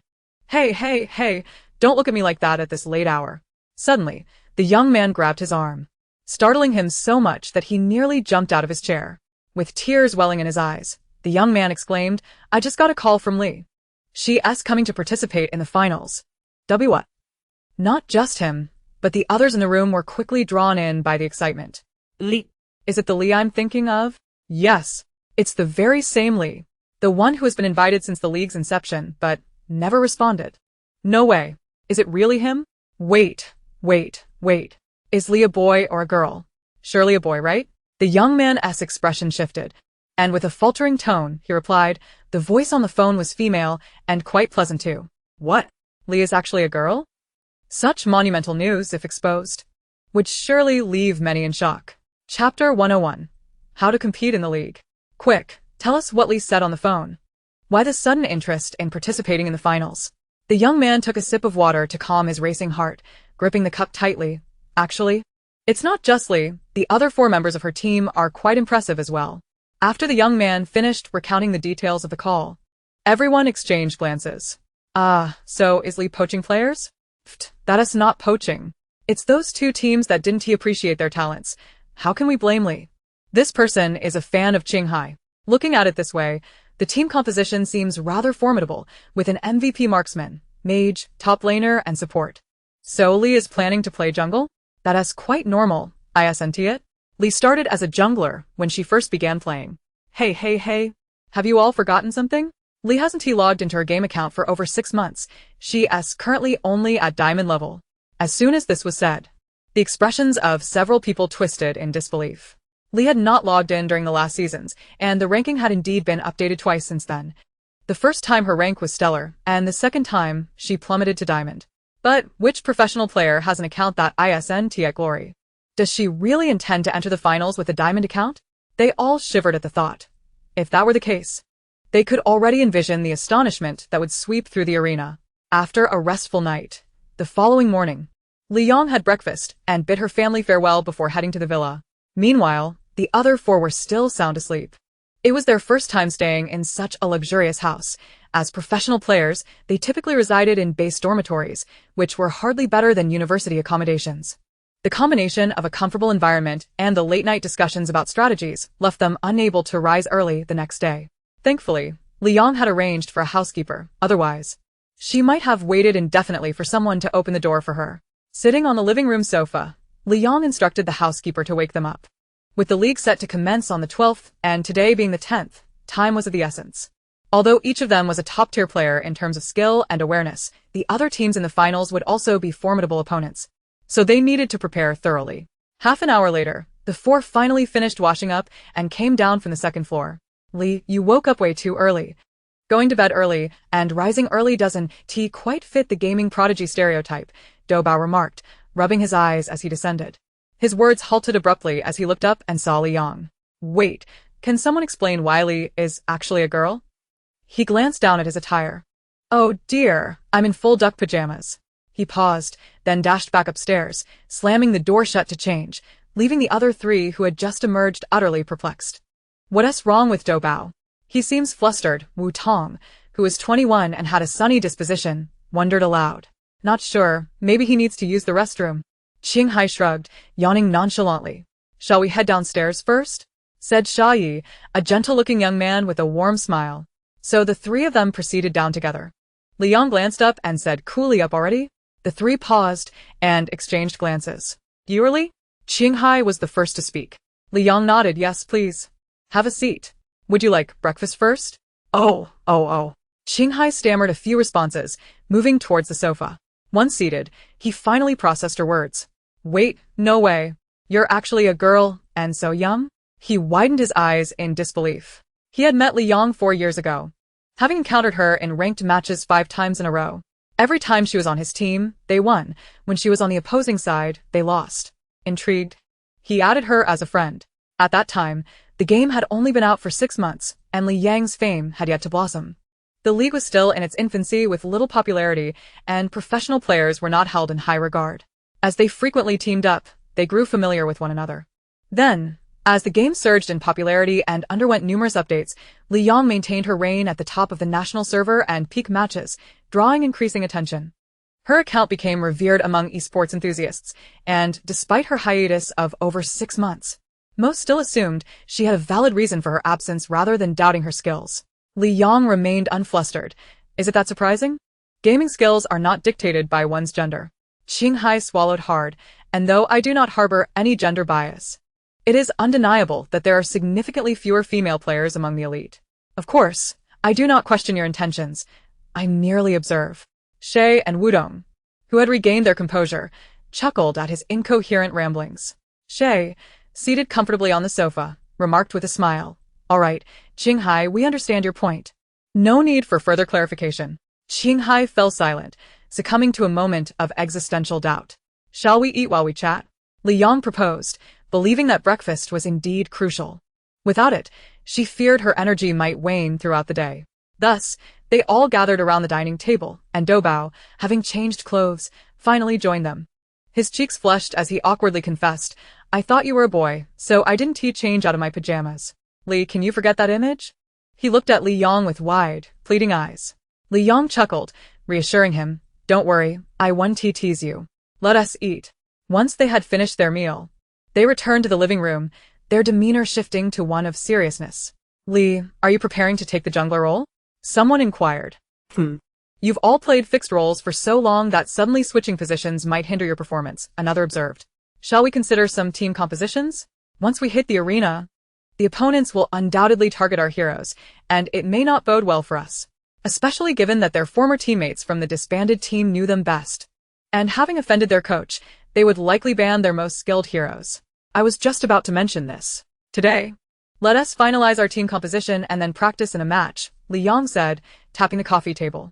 The group then engaged in discussions, working diligently until lunchtime to finalize several fixed formations. Let us eat first. Afterward, we can try some real matches and adjust based on the situation, she suggested. After their meal, each pulled out their phones to log into the game, preparing to face off against AI opponents. Given that a new AI mode had just been released in honor of Kings, many professional players had been defeated by it. Practicing against this would undoubtedly be more beneficial than regular matchmaking. However, when they saw Li Yang's account rank, their composure faltered. Li, I almost forgot. Your account is only diamond. How can we compete in the league? Li Yang remained unfazed, opening the game with a calm demeanor. The league has no rank requirements. We have limited time. There's no need to waste it grinding rank on this account. The four exchanged glances, observing the unruffled Li Yang, and silently dropped the topic. Ultimately, it was not they who would be shocked. They would simply mourn for the fans in advance. Let us proceed with the first composition. Qinghai will take Mozi. Wudong will play Li Xian, Shay will handle Shoyue, Doubao will take Jiangxia, and I will command Li Bai. Li Yang issued her orders with poise. This composition was purely designed to frustrate the opponents, boasting long reach and high damage. If they could master their coordination, the adversaries would struggle to emerge from their base. Upon entering the game, the opposing team's composition was formidable as well. Diao Chan, Han Xian, Niu Mo, Sun Shangxiang, and Lu Bang. The AI particularly enjoys counter-jungling. Should we defend and counterattack or trade blows? Qinghai asked. Li Yang assessed both compositions and concluded that their side was not at a disadvantage early on, with Mozi providing 2 hard controls and Jiangxia offering slowing effects, giving them a high chance of turning the tide. Let us set up in the blue area. Qinghai, you clear the lane first. Doubao, hide in the left bush of mid lane, and Wudong, you face off against their lane opponent. I'll call for you to support. She instructed. Understood, the 4 responded, following her lead. As anticipated, Han Xian, accompanied by Niu Mo and Diao Chan, attempted to invade their blue. Doubao, slow them down. Li Yong commanded while maneuvering Li Bai in for a strike. Qinghai arrived just in time, landing a shot that stunned both Han Xian and Diao Chan. Li Yong swiftly followed up with basic attacks, combining them with Jiang Zia's sustained damage, taking both down in an instant. Seeing the dire situation, Niu Mo retreated from the fray, while Han Xian and Diao Chan fell, resulting in a double kill for Li Yong. The game began with a strong advantage. And with Li Yong's precise commands, even facing the notoriously fearsome AI, they triumphed within 15 minutes. This composition is quite effective. The damage output is impressive, though we lack a frontline. If one of our backliners falls, it could become challenging, Wudong analyzed. Indeed, every composition has its drawbacks. We must first test our synergy and adjust based on the opponent's lineup in the arena, Li Yong replied, initiating another match. They spent the entire afternoon refining their strategies and teamwork. Naturally, not every match went smoothly. They faced several defeats, but their coordination steadily improved. It's getting late. I'll head back now. Please keep an eye on the group messages tonight. I'll create a secondary account to join in ranked play, Li Yong announced. Preparing to return to her home. All right, travel safely, they replied. After returning home and having dinner, Li Yong logged into one of her secondary accounts. A frequently used one for coaching lower-ranked players. With her guidance, they had successfully reached a higher tier. LY. Game link. LY. Come in. Li Yong opened a 5-player room and shared the link in the group. Soon, for players joined. Let us all turn on our microphones, Li Yong stated, activating her game mic and headset. The ranks of her companions were nearing the 100-star mark, and even with her newly ranked account, they would likely face opponents who were either casual players or streamer substitutes, which would still test their teamwork. In the first match, they encountered a team of substitute players, whose coordination and skill were not markedly inferior to professional players. After selecting their heroes as they entered the game, the opposing team immediately began typing messages, imitating professional players' names. Haha, I didn't expect anyone at this rank to use such names. Aren't you embarrassed? Many players in Honor of Kings adopt names similar to professional players, as IDs are unique, often modified with spaces or character changes to make them valid. Aside from Li Yong, the other 4 bore the names of renowned professional players, albeit with different prefixes. Oh, still with the NRK team? What a second-rate team. You couldn't even pick a better team to imitate. There are 4 substitutes and fans, right? Li Yong's expression hardened. Jing, mind your mouth. Are you upset? I'm merely stating facts. They are 4 substitutes. If they were truly capable, why would they be relegated to substitute status? Huh. Li Yong chose not to engage further in the typing duel, as the comforting voices of her teammates resonated in her headset. She was genuinely annoyed. When they had once claimed the MVP title on the professional stage, many had praised them, yet it was those 2 insufferable coaches, along with Xia Yanbei, who nearly derailed their careers and drew the ire of unfair critics. Qinghai, I've taken the mid lane. You can hang back, she instructed. Qinghai was playing a utility character, so lane farming was not a priority. Upon hearing Li Yong's chilling tone, the others understood her intent and reluctantly yet appreciatively complied with her command. Do Bao, stay close to me, she directed, swiftly clearing the jungle and mid lane. Noticing that the enemy could barely reach Shay, she decided to have Do Bao, playing Yao Yao, accompany her. As her economy rapidly built up, Li Yong maneuvered Jing towards the enemy. Do Bao, use your first skill, she commanded. Do Bao promptly executed his skill, stunning the mid-lane opponent, Shangguan Waner. Li Yong swiftly followed with her first skill, landing basic attacks, and with Yao Yao as second stun, she finished her off. It was Shangguan Waner who had just mocked them, and Li Yong targeted her specifically. Do Bao, activate your second skill, she calmly directed. Do Bao complied, and Li Yong aggressively dove onto the tower, utilizing her ultimate to immobilize Waner, executing a series of basic attacks and her second skill, leaving Waner severely wounded. He was so frightened that he used his flash to escape, but Li Yong let out a cold laugh and closed the distance with a swift movement. Instead of eliminating him, she merely stood still, allowing Do Bao to finish him off with his second skill. Damn. Are you out of your mind? 1.